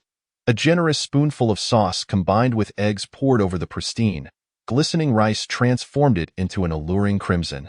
The sweet and sour aroma of the tomatoes tantalized the senses, making it impossible to resist a hearty mouthful. The golden eggs were soft and tender, thoroughly infused with the sauce, offering a perfect balance of sour, sweet, and salty flavors that delighted the palate. Should the dish become overly sweet, a piece of mouth-watering duck provides a sharp contrast with its spicy, fragrant flavor, akin to a thrilling jolt of energy. Both mouth-watering duck and tomato scrambled eggs, while simple in preparation, boast complex flavors. The duck, unencumbered by elaborate processes, showcases the pure essence of the ingredients. The skin, chilled in ice water, is delectably tender and smooth, while the meat absorbs the sauce's spiciness, savoriness, and sesame aroma, creating a symphony of flavors that dance upon the tongue, reminiscent of an exhilarating melody. Each bite, each morsel, left the sect leader and his companions savoring the experience, even to the extent of gnawing on the bones amidst the sauce, relishing every moment. The ducks raised by the sect possessed exceptional quality, and Zhu Fan found them quite delectable, contemplating a return to Gongwu Peak in search of other ingredients. Just as the sect leader and his companions were indulging in their meal, the head of the task hall, who had previously been retrieving people, was soaring through the air toward them as he descended. He glanced down and halted, rubbing his eyes in disbelief. Wasn't the illusory killing realm situated on the main peak? Why was it here? Did even the alchemists have to learn to fight, despite outsiders labeling their sect as brash? Surely it was not to the extent of placing alchemists on the front lines. The steward, perplexed, continued to ascend, eventually encountering the sect leader and elders who were engrossed in licking the plates. The steward muttered to himself, "What a sight I in his dream." He had never imagined witnessing the sect leader and elders devouring bones and licking the bottoms of bowls. Unlike the bewildered steward, Yi Yusong had already noticed the steward approaching with 2 disciples in tow. Yi Yusong recognized him as the steward of the task hall, but was uncertain why he was bringing people along. The steward, appearing dazed, alighted and saluted the sect leader and elders, while Jia Yi and others merely nodded before returning to their battle with the duck. However, was there a matter at hand? Yi Yusong initially assumed the steward sought them out, but the steward hesitantly recounted the day's events, leaving Yi Yusong with a myriad of questions. What did it mean that Zhu Fan had assigned a task and then the disciples had begun fighting in the task hall? Did Zhu Fan issue a task that prompted them to brawl? How could that possibly pass approval? Yi Yusong was perplexed and called for Zhu Fan to clarify the situation. Upon hearing Zhu Fan explain that he had assigned a task to seek assistance, Yi Yusong was left utterly confounded. After all, even if Zhu Fan had mentioned wanting help in the morning, Yi Yusong had assumed he would recruit friends with whom he shared a close rapport. Alchemist recipes were meant to be kept confidential. Naturally, one would seek reliable individuals for assistance. Yet, what was the rationale behind directly approaching the task hall, even if one could use the heart-seeking tower to prevent leaks? It still seemed rather odd. This highlighted a disparity in perspectives. In ancient times, the hierarchy of teacher and student, along with the transmission of knowledge, was held in great esteem. Various unique secret techniques were never readily shared. However, modern individuals like Zhu Fan did not harbor such notions. Not to mention, on platforms like Bilibili, many food bloggers share decisions that contradict tradition, revealing recipes worth millions merely for the sake of garnering a few coins from viewers, often facing criticism or being disregarded in subsequent endeavors. Much of Zhu Fan's knowledge stemmed from online resources and books, and former colleagues had provided him with excellent suggestions. Without the contributions of others, how could Zhu Fan have acquired such knowledge independently? Moreover, the recipes provided by the system were not original. They were merely adaptations and enhancements. Zhu Fan had never intended to claim these recipes as his own. In his view, culinary art was inherently about sharing and evolving through study. How could one advance through isolation? Yet, within the sect, he was the sole chef, lacking anyone with whom to exchange knowledge and learn. Leaving Zhu Fan feeling somewhat helpless, if given the opportunity in the future, He would not mind, like those renowned chefs, taking on apprentices and conducting classes, imagining the prestige of having a team to assist him. However, Zhu Fan was uncertain whether the dishes prepared by his future apprentices would retain the same effects. After all, he had access to a system that others did not. What if he taught them for ages only for their creations to lack efficacy? That would be rather awkward. Hence, Zhu Fan sought assistance as a means to experiment, hoping to ascertain whether the dishes prepared by others would still possess those unique qualities. With these thoughts in mind, Zhu Fan lifted his gaze to the two disciples brought over by the steward, only to meet a pair of mournful eyes. Shan Ong looked at Zhu Fan with a pitiful expression. "Junior brother Zhu, you used to ask for my help. Why have you gone so far as to assign tasks now? Can't our relationship return to what it once was?" Zhu Fan replied, "Senior brother, please act normally." It's quite frightening. Chapter 64. I no longer wish to be an alchemist. The steward of the task hall had buried his head in a bowl of food, utterly unwilling to lift it. Zhu Fan genuinely feared that he might lick the bowl clean. The bowls and plates he had purchased in Linchang City were now down to less than a third of their original quantity. Zhu Fan sighed, contemplating whether to acquire more bowls or procure sturdier utensils. The previous disciples' utensils seemed quite robust. He wondered how many spirit stones they would require. Perhaps he would inquire at the Forge Peak when he had the chance. At this moment, the steward of the task hall finally grasped the true value of the phrase "provide lunch within the task reward." In an instant, he considered shoving the disciples back and completing the task himself. Wasn't it merely about kneading dough? Surely, he could whip up a whirlwind that would obliterate the task hall, right? Sensing something amiss, Shenong and another disciple stood watchfully beside Zhu Fan. "This is our task. Don't think you can steal our work." Zhu Fan felt compelled to first distribute lunch to them as a means of appeasement. Once the sect leader and his companions finished their meal, they departed, leaving the steward glancing back with a reluctant demeanor, clearly loath to part. Yusong, however, swiftly carried Shin Ong and another disciple towards the heart-seeking tower. Although Zhu Fan was indifferent, Yusong remained meticulous in preventing any potential mishaps. Meanwhile, the disciples who had emerged from the illusion caught up to the mountaintop, but for some reason, Zhu Fan sensed a significant reduction in the number of inner disciples compared to before.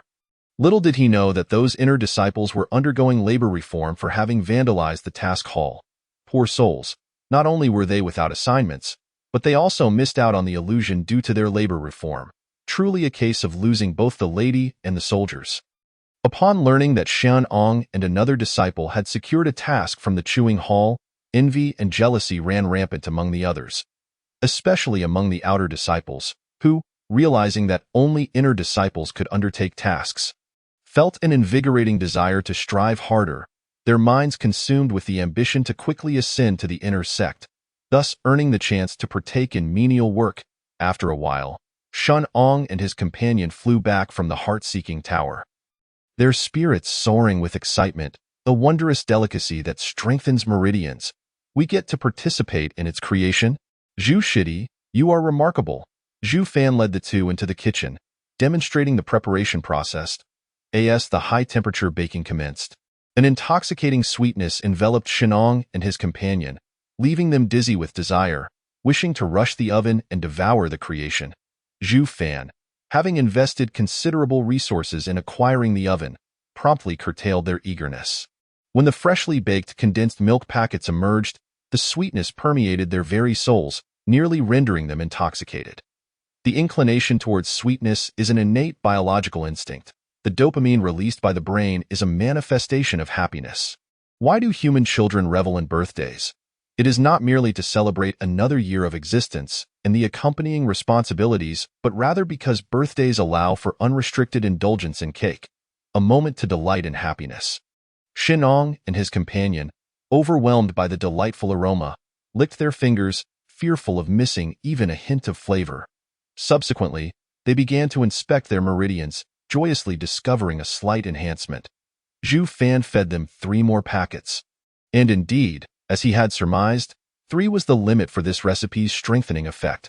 Consuming a 4th would yield no further benefit. Confirming this, Zhu Fan began to tally the preparations, allocating 3 packets per person. Shinong and his fellow disciple felt elated, having garnered an extra serving, a splendid bargain.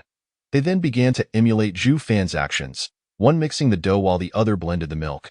The inner disciples' capacity to learn and their level of spiritual energy were naturally impressive. They not only grasped the task quickly but also produced 2 to 3 times the output of Zhu Fan. Following the standard procedure, Zhu Fan combined the ingredients and placed them in the oven. Another batch of condensed milk packets emerged, and upon tasting one, Zhu Fan found it indistinguishable from the previous batch. Still capable of enhancing meridians, this revelation invigorated Zhu Fan's spirit. He began to speculate that perhaps the extraordinary effects of the dishes were not solely the system's endowment, but instead a manifestation of the spiritual energy within the various combinations of ingredients. Akin to how alchemists produce different effects from the same spiritual herbs through varying concoctions. If this were indeed the case, then Zhu Fan's earlier aspirations to develop culinary arts could become a reality.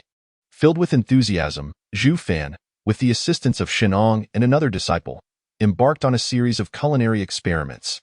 Days later, the trio fulfilled the sect's requirements and presented their creations to Yi Yusong. Shenong and his companion lamented how fleeting their blissful days had been. The joy of enjoying unlimited lunches without laboring in the illusion was exquisite, and they had both gained a bit of weight during this time. Ah, how I yearned to continue working with Zhu Shidi. Meanwhile, Yi Yusong was distributing the condensed milk packets to the disciples. The first-time tasters of this delicacy were nearly beside themselves with excitement. What is this? What is this? Is this for me? Can I eat this? Woo-woo, the sect is treating me to this. From this day forth, I am a child of Yin Mountain in life and a ghost of Yin Mountain in death. My grave shall remain here, unmovable. If my ashes cannot fit, they shall be used to build a house, vowing to contribute to Yin Mountain, embodying an unbreakable bond of life and death. The disciples' loyalty to the sect soared to unprecedented heights. Simultaneously, they grew immensely curious about the origins of the condensed milk packets, for it was clear that such items could not simply sprout from the earth. If they did not originate from the ground, then they must have been crafted by human hands. If these delicacies were purchased from outside, there would be no need for secrecy regarding the heart-seeking tower. What would be the point of concealing information from a merchant? Thus, the creator of this delightful treat must be within Yin Mountain. This line of reasoning was exceedingly clear, and many disciples began to ponder and search for which esteemed individual within the sect had crafted such treasures. Those inner disciples privy to the chewing hall's secrets felt a wave of despair wash over them. Alas, our secret treasure is at risk of being exposed. We must, before they find Zhu Shidi, indulge in as many servings as we can. Consequently, the inner disciples engaged in a fervent battle within the illusion, their combat prowess escalating several levels. Meanwhile, Zhu Fan, sought after by all, was engaged in a discussion with Yi Yusong regarding his innovative ideas. Deputy Sect Leader, I have discovered that the abilities of alchemists are indeed limited. Zhu Fan sighed. Why, Yi Yusong, puzzled, inquired, what do you mean? During my brief tenure as an alchemist, I realized that the more one strives to control the alchemical fire, the greater the risk of an explosion. Zhu Fan spoke gravely. Following this realization, I uncovered a new path, one that does not manifest in the form of pills but rather appears in an entirely different guise, boasting flavors far superior to those of ordinary elixirs. Thus, I shall no longer be an alchemist, Deputy Sect Leader. From this day forth, I shall embark on a new journey as a spiritual chef. Chapter 65. This is truly so cool. When I first arrived, Zhu Fan had no choice but to masquerade as an alchemist. Surely, he could not tell others, the former Zhu Fan has perished, and the one before you is a reincarnation. Initially, he managed to deceive others with the extraordinary effects of his dishes. However, maintaining the pretense of being an alchemist became increasingly untenable. Thus, upon discerning the origins of the system's culinary effects, Zhu Fan decided to be forthright. It was time to embrace his true identity. If there was no spiritual chef, he would become a pioneer. Having traversed realms, it was only reasonable to establish a career. Yi Yusong understood Zhu Fan's intentions. Although founding a new cultivation technique was somewhat audacious, Zhu Fan's talents were evident, and Yi Yusong held great expectations for his future endeavors. Moreover, Zhu Fan had already made significant contributions to the sect. As an elder, Yi Yusong naturally wished to extend his support for Zhu Fan's aspirations. What assistance do you require from the sect? Yi Yusong inquired. Feel free to express your needs. If we possess it, we shall procure it for you. If we do not, we will find a way to acquire it. Should you find the space inadequate, I can request the sect leader to provide you with additional mountaintops. If this does not suffice, constructing a new peak is likewise within the realm of possibility. Zhu Fan feigned contemplation, his eyes subtly glancing at the system panel invisible to Yi Yusong. Beep. System upgrade complete. The culinary god system has now entered version 2.0.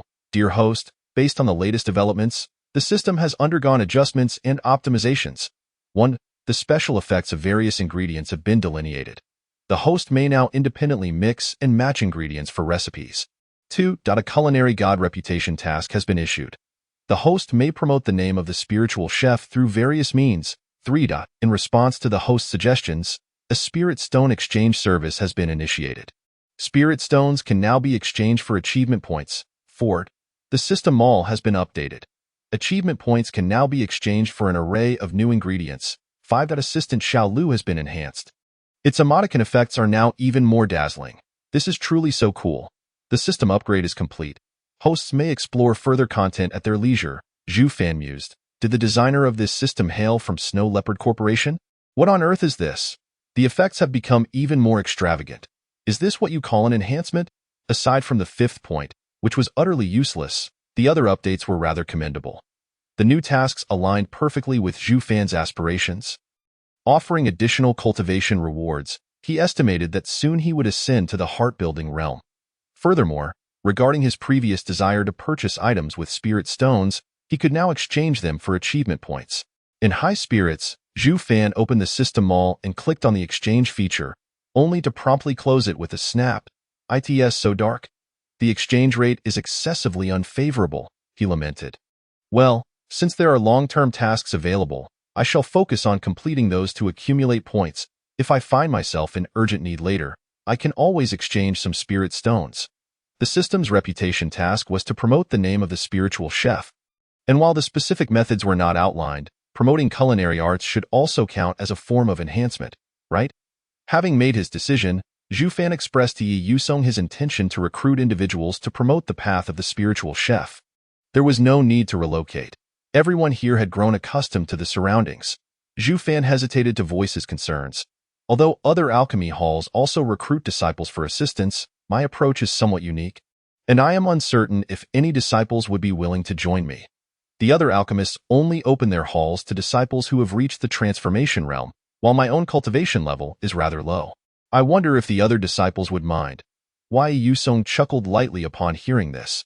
Surely, you underestimate your standing in the eyes of the disciples. Let us not forget that those rascally boys previously wreaked havoc in order to secure a chance to do menial tasks. Zhu Fan averted his gaze in embarrassment, surprised that a simple task posting had escalated to such chaos. However, this also sparked a realization for Zhu Fan. If he intended to recruit disciples interested in culinary arts, he could simply post a task in the task hall to attract suitable candidates. This time he must articulate the details clearly to prevent any misunderstandings that could lead to further disturbances in the task hall. Zhu Fan informed Yi Yusong of his intentions and then activated the teleportation array, soaring towards Gongwu Peak. The steward of the task hall was appraising the newly erected grand door, nodding in satisfaction. Despite the aggravation caused by the mischievous youths, the craftsmanship of the door was commendable. The walls had been cleaned, the columns replaced, and the task hall now appeared revitalized. Just then, the steward noticed Zhu Fan approaching. Ah, Zhu Fan has arrived. What brings you here? The steward inquired warmly. I would like to post another task, Zhu Fan explained. Upon hearing this, the steward felt a sudden pang of concern. Last time, those rascals had wreaked havoc over a task, and now the steward hesitated, sensing discomfort on his face. Zhu Fan quickly reassured him. Rest assured, I will clearly indicate that fighting is prohibited within the task hall. The steward exhaled in relief, handing Zhu Fan the board to outline the task requirements. After Zhu Fan completed the task description, he presented it to the steward, who read aloud. Task requirements. 5 individuals, no restrictions on cultivation level. Both inner and outer disciples welcome. Preference given to those interested in culinary arts. Task content. Assist in cooking. Task duration. Long-term. Task compensation. several spirit stones, lunch included. Note: fighting is prohibited within the task hall. The steward paused for a moment, contemplating. Zhu Fan looked at him with curiosity. Is there an issue, senior? The steward lifted his gaze, his expression complicated. Must it be disciples who can accept the task? Can I not participate? Zhu Fan responded, Steward, we need you. The steward, feeling dejected, hung the board up. Just as Zhu Fan anticipated, several disciples initially approached the newly posted task with confusion, unable to comprehend its purpose. Assist in cooking. When did our sect open a tavern? Or have the body cultivators finally grown weary of their own culinary skills and sought a mortal chef? If this task were indeed issued by the body cultivators, why would they recruit people through the task hall? Those impoverished souls would never spend spirit stones for such a service. The uninformed disciples merely glanced at the task before pursuing other opportunities. Zhu Fan, having completed his posting, departed rather than lingering in the task hall. The steward, however, remained vigilant, contemplating for a moment before flinging open both grand doors. I've opened the doors. You won't crash in and damage them, will you? Feeling somewhat reassured, the steward resumed his place at the table. Moments later, the familiar sound of rushing air and the gleam of a well-known artifact echoed through the hall, accompanied by an unmistakable inability to halt. The steward hastily conjured a protective barrier to shield the task hall from potential destruction. It seemed the individual outside was aware that damaging the task hall would lead to severe consequences. So he attempted to alter his trajectory to avoid collision. In a frantic twist, the disciple was met with a rebound from the protective shield, launching him directly into the task hall's plaque. In the steward's incredulous gaze, the plaque of the task hall shattered. What the? Chapter 66. An exceptional understanding of passion for culinary arts. Steward, I promise to replace the plaque later, but please, first grant me the task. The disciple, recognizing the trouble he had caused, was determined to secure the culinary task before facing repercussions. The steward rolled his eyes but understood the urgency. Since Zhu Fan's task board did not specify any cultivation requirements, he decided to proceed with granting the task. Wait!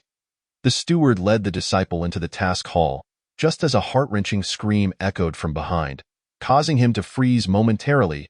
A throng of disciples surged forward, comprising both inner and outer disciples. This time they restrained themselves and refrained from damaging the fragile door. The rushing disciples fixated on the culinary task board. 5 people, lunch included. Previously, Shun Ong and his companion managed to eat without entering the illusion realm. They've certainly gained weight. How delightful that must be. This task is mine. The crowd eyed their competitors warily, strategizing on how to claim the task. The steward found himself in a predicament. Zhu Fan had not set any cultivation level conditions, intending to distribute the tasks on a first-come, first-served basis. Yet, with this horde of disciples converging, the steward was at a loss as to whom to grant the task. Senior, the task board indicates a priority. One disciple pointed out. The steward glanced at the board. Preference given to those interested in culinary arts. Indeed, there is a priority, but how do we ascertain interest? You all seem more interested in eating. Despite the criteria, the steward scanned the disciples with a clear message. How would they demonstrate their culinary passion? Were they to flip pans and stir with gusto? The disciples fell silent for a moment, contemplating their next moves. Cooking was out of the question. None had ever prepared a meal. Should they produce something unpalatable, they risked repulsing the steward and losing the task to another. Yet, if they did not attempt to cook, and someone else could, the task would inevitably slip away. Thus, they resolved, if I cannot succeed, neither shall you. The disciples glared at one another, their gazes growing increasingly menacing. The steward sensed trouble brewing. The situation bore a striking resemblance to the last incident. He promptly pointed to the task board, declaring, Read carefully. No fighting is permitted within the task hall. Do I make myself clear? Anyone who dares to engage in combat here will have their task eligibility revoked immediately. Upon hearing this, the disciples pondered briefly before nodding in agreement. Rest assured, steward, we will not fight within the task hall. With their assurances, the steward felt a modicum of relief. Yet, the disciples appeared to reach a silent agreement. Exchanging glances before collectively exiting the hall, the steward questioned, Aren't you here to accept the task? What does this sudden departure mean? Unbeknownst to the steward, the disciples had interpreted the prohibition as permission to engage in combat outside the task hall, reasoning that as long as 5 remained standing, who could rival their passion for culinary arts? This was indeed a profound understanding of passion for culinary arts. Thus, as the disciples stepped beyond the threshold of the task hall, the flames of conflict ignited. Leading the charge were the practitioners of the shadowy smoke technique, transforming the gathered disciples into silhouettes of darkness. Yet, the disciples remained unfazed. They had prepared for this scenario. A gust of wind swept through, dispersing the shadows, and the disciples emerged once more, pristine as celestial beings. However, they had not anticipated that the source of the dark mist was not an ordinary disciple, but rather an alchemist from Danju Peak. Within the dark cloud, they had mixed a powder designed to temporarily sap strength, the smoke merely concealing their nefarious substance. Many disciples, preoccupied with clearing the smoke, failed to notice that they inhaled the drug as they blew it away. How despicable! You would resort to poison in the mist. The disciples soon found themselves weakened, collapsing to the ground. The alchemist sneered, advancing toward them, ready to cast them out. Yet, just as the disciples appeared on the brink of defeat, they suddenly revived, revealing mischievous grins. You, how could you? The alchemists were taken aback as they were flung away. Ha! We've been onto your tricks for quite some time. The remaining disciples dismissed the alchemists, having thwarted their schemes repeatedly within the illusion realm. They aimed to expel the troublemakers, since you have acted so brazenly. Do not blame me for being ruthless. One alchemist gritted his teeth, raising his hand to conjure a fire spell. Unbeknownst to others, the alchemist disciples had not only scattered the powder but also applied a fire-igniting agent, preparing for a contingency plan. Now was the time to execute Plan B. With a resounding explosion, the outer door of the task hall erupted into flames. The steward, hearing the commotion outside, hesitated. He feared that intervening would provoke the disciples into creating further chaos. As long as the conflict remained outside the task hall, he believed he could manage the situation. In the end, it was merely a moment of hesitation that led to chaos. The alchemist's fiery ascent resulted in calamity outside the task hall. The surrounding walls, adorned with decorative elements and the carefully planted saplings, all suffered devastating consequences. Even the plaque, which had just been cracked by a disciple, was ignited by the relentless flames. The steward exclaimed in frustration, "What have I done?" He swiftly placed a hand on the group of disciples, then raised his hand to disperse the flames into the sky, hurriedly employing the water summoning technique to extinguish the remaining embers. He never anticipated that such a trivial moment of indecision would culminate in such disastrous results. Had he known, he would have certainly thrown that bunch of rascals down the mountain. Looking at the charred walls, the scorched saplings, and the precariously dangling plaque, the steward felt a wave of darkness wash over him, as if his temples might burst. Steady, steady. They are all disciples of Yenshan. Remain calm, he reminded himself. Taking a deep breath, he feared that he might lose control and strike down these miscreants. Restore everything to its former state, he commanded through gritted teeth. The disciples, aware of their culpability, obediently set to work. Some scrubbed the walls, others replanted trees, and some repaired the plaque. After more than half an hour of diligent effort, they had cleaned the task hall to the steward's satisfaction. Only then did he bid farewell to his earlier feelings of suffocation and head directly toward Zhuofan. Bringing a large group with him, if he allowed this group of rascals to bicker a moment longer, the task hall might well vanish. It was better to let Zhuofan choose individuals himself. Zhuofan had been leisurely napping when the steward's call roused him. Upon seeing the multitude he had summoned, a puzzled expression crossed his face.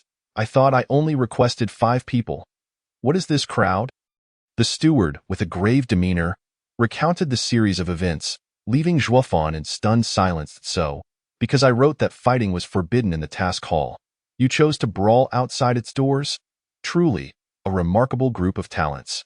Not only the steward but also Zhuofan, upon hearing this, felt his mind buzzing. All he had intended was to complete a simple reputation task, yet it had led to the task hall being wrecked again. Zhuofan awkwardly attempted to console the steward, offering him several condensed milk packets to soothe his wounded spirit.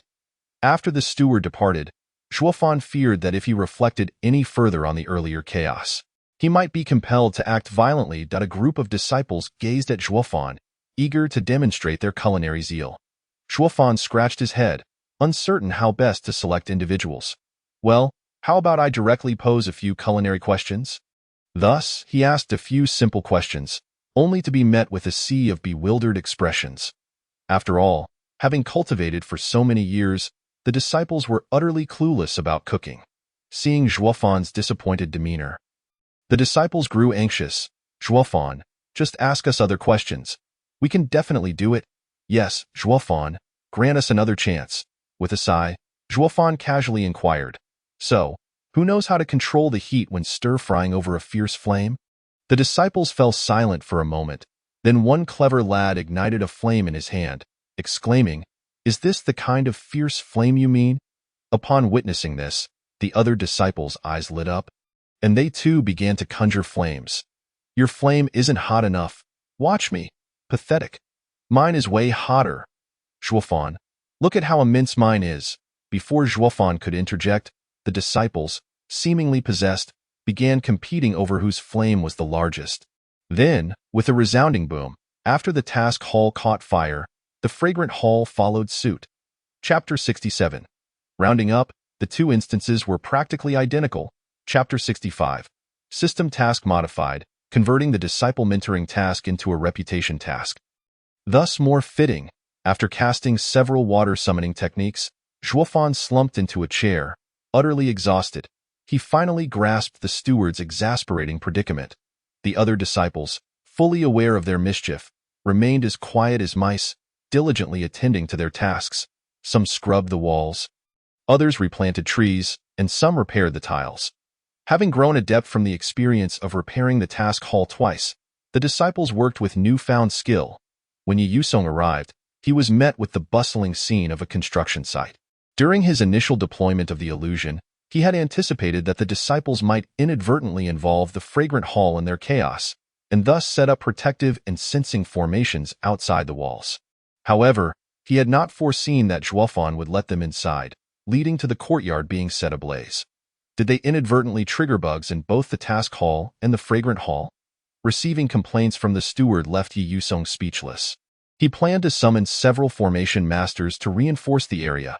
He then inquired whether Zhuofan had successfully chosen individuals, fearing that if this continued, the disciples might demolish yet another area in their eagerness for tasks.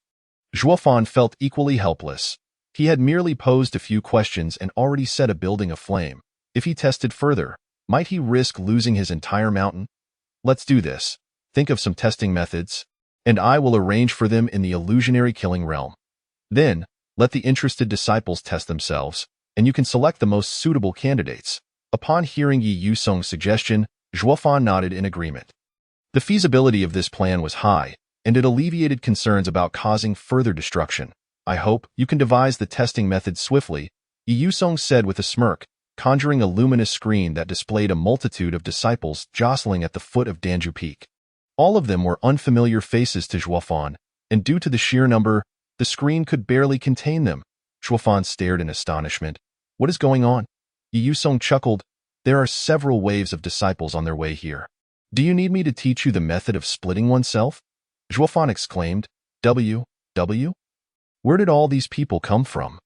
The disciples who had recently received the condensed milk packets had, through various deductions and contemplations, concluded that the creator of that extraordinary treasure resided in Yanshan.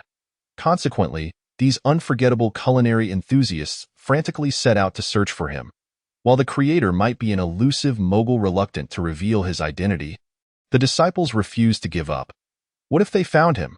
What if the big shot took a liking to them and offered a taste? Having embarked on the path of cultivation, one must seize opportunities when they arise. Otherwise, what was the point of practicing? Thus, the disciples scoured the nearby mountains and even the forbidden areas, leaving no stone unturned, much to the chagrin of the law enforcement elders and the steward, who were now losing hair due to their mounting responsibilities, with individuals searching within the sect and the outside perimeter.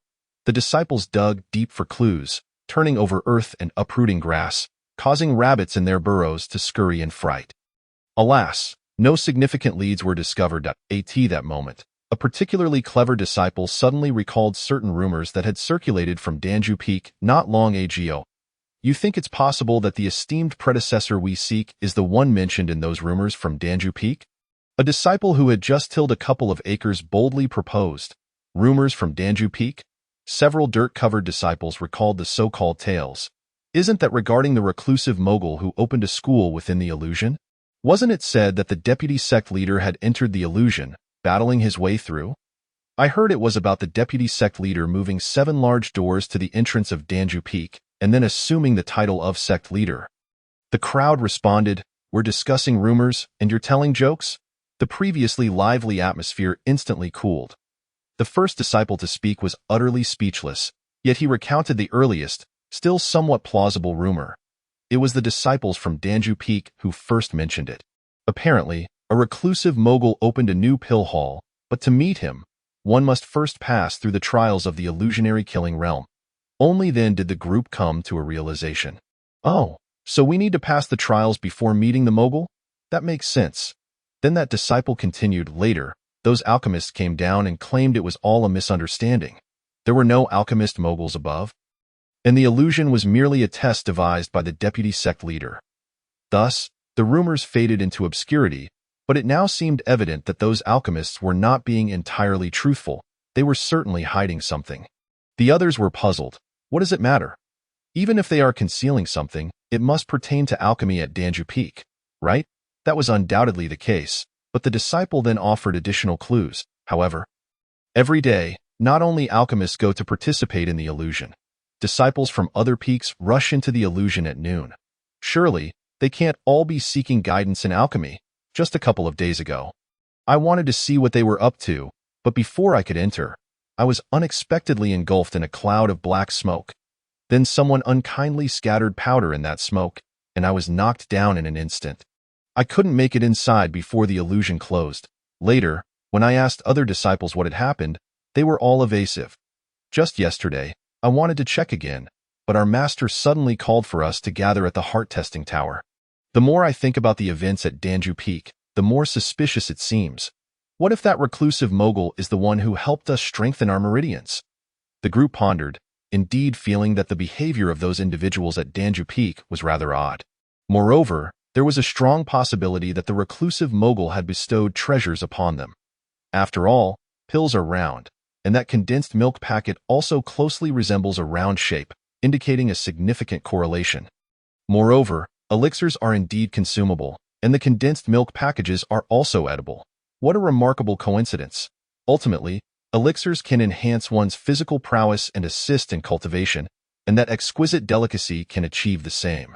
Rounded off, the two are practically indistinguishable.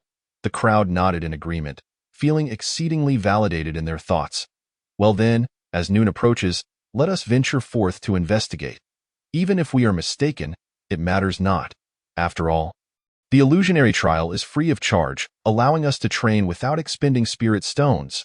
Plus, there is a chance to encounter reclusive masters. What could possibly be lost?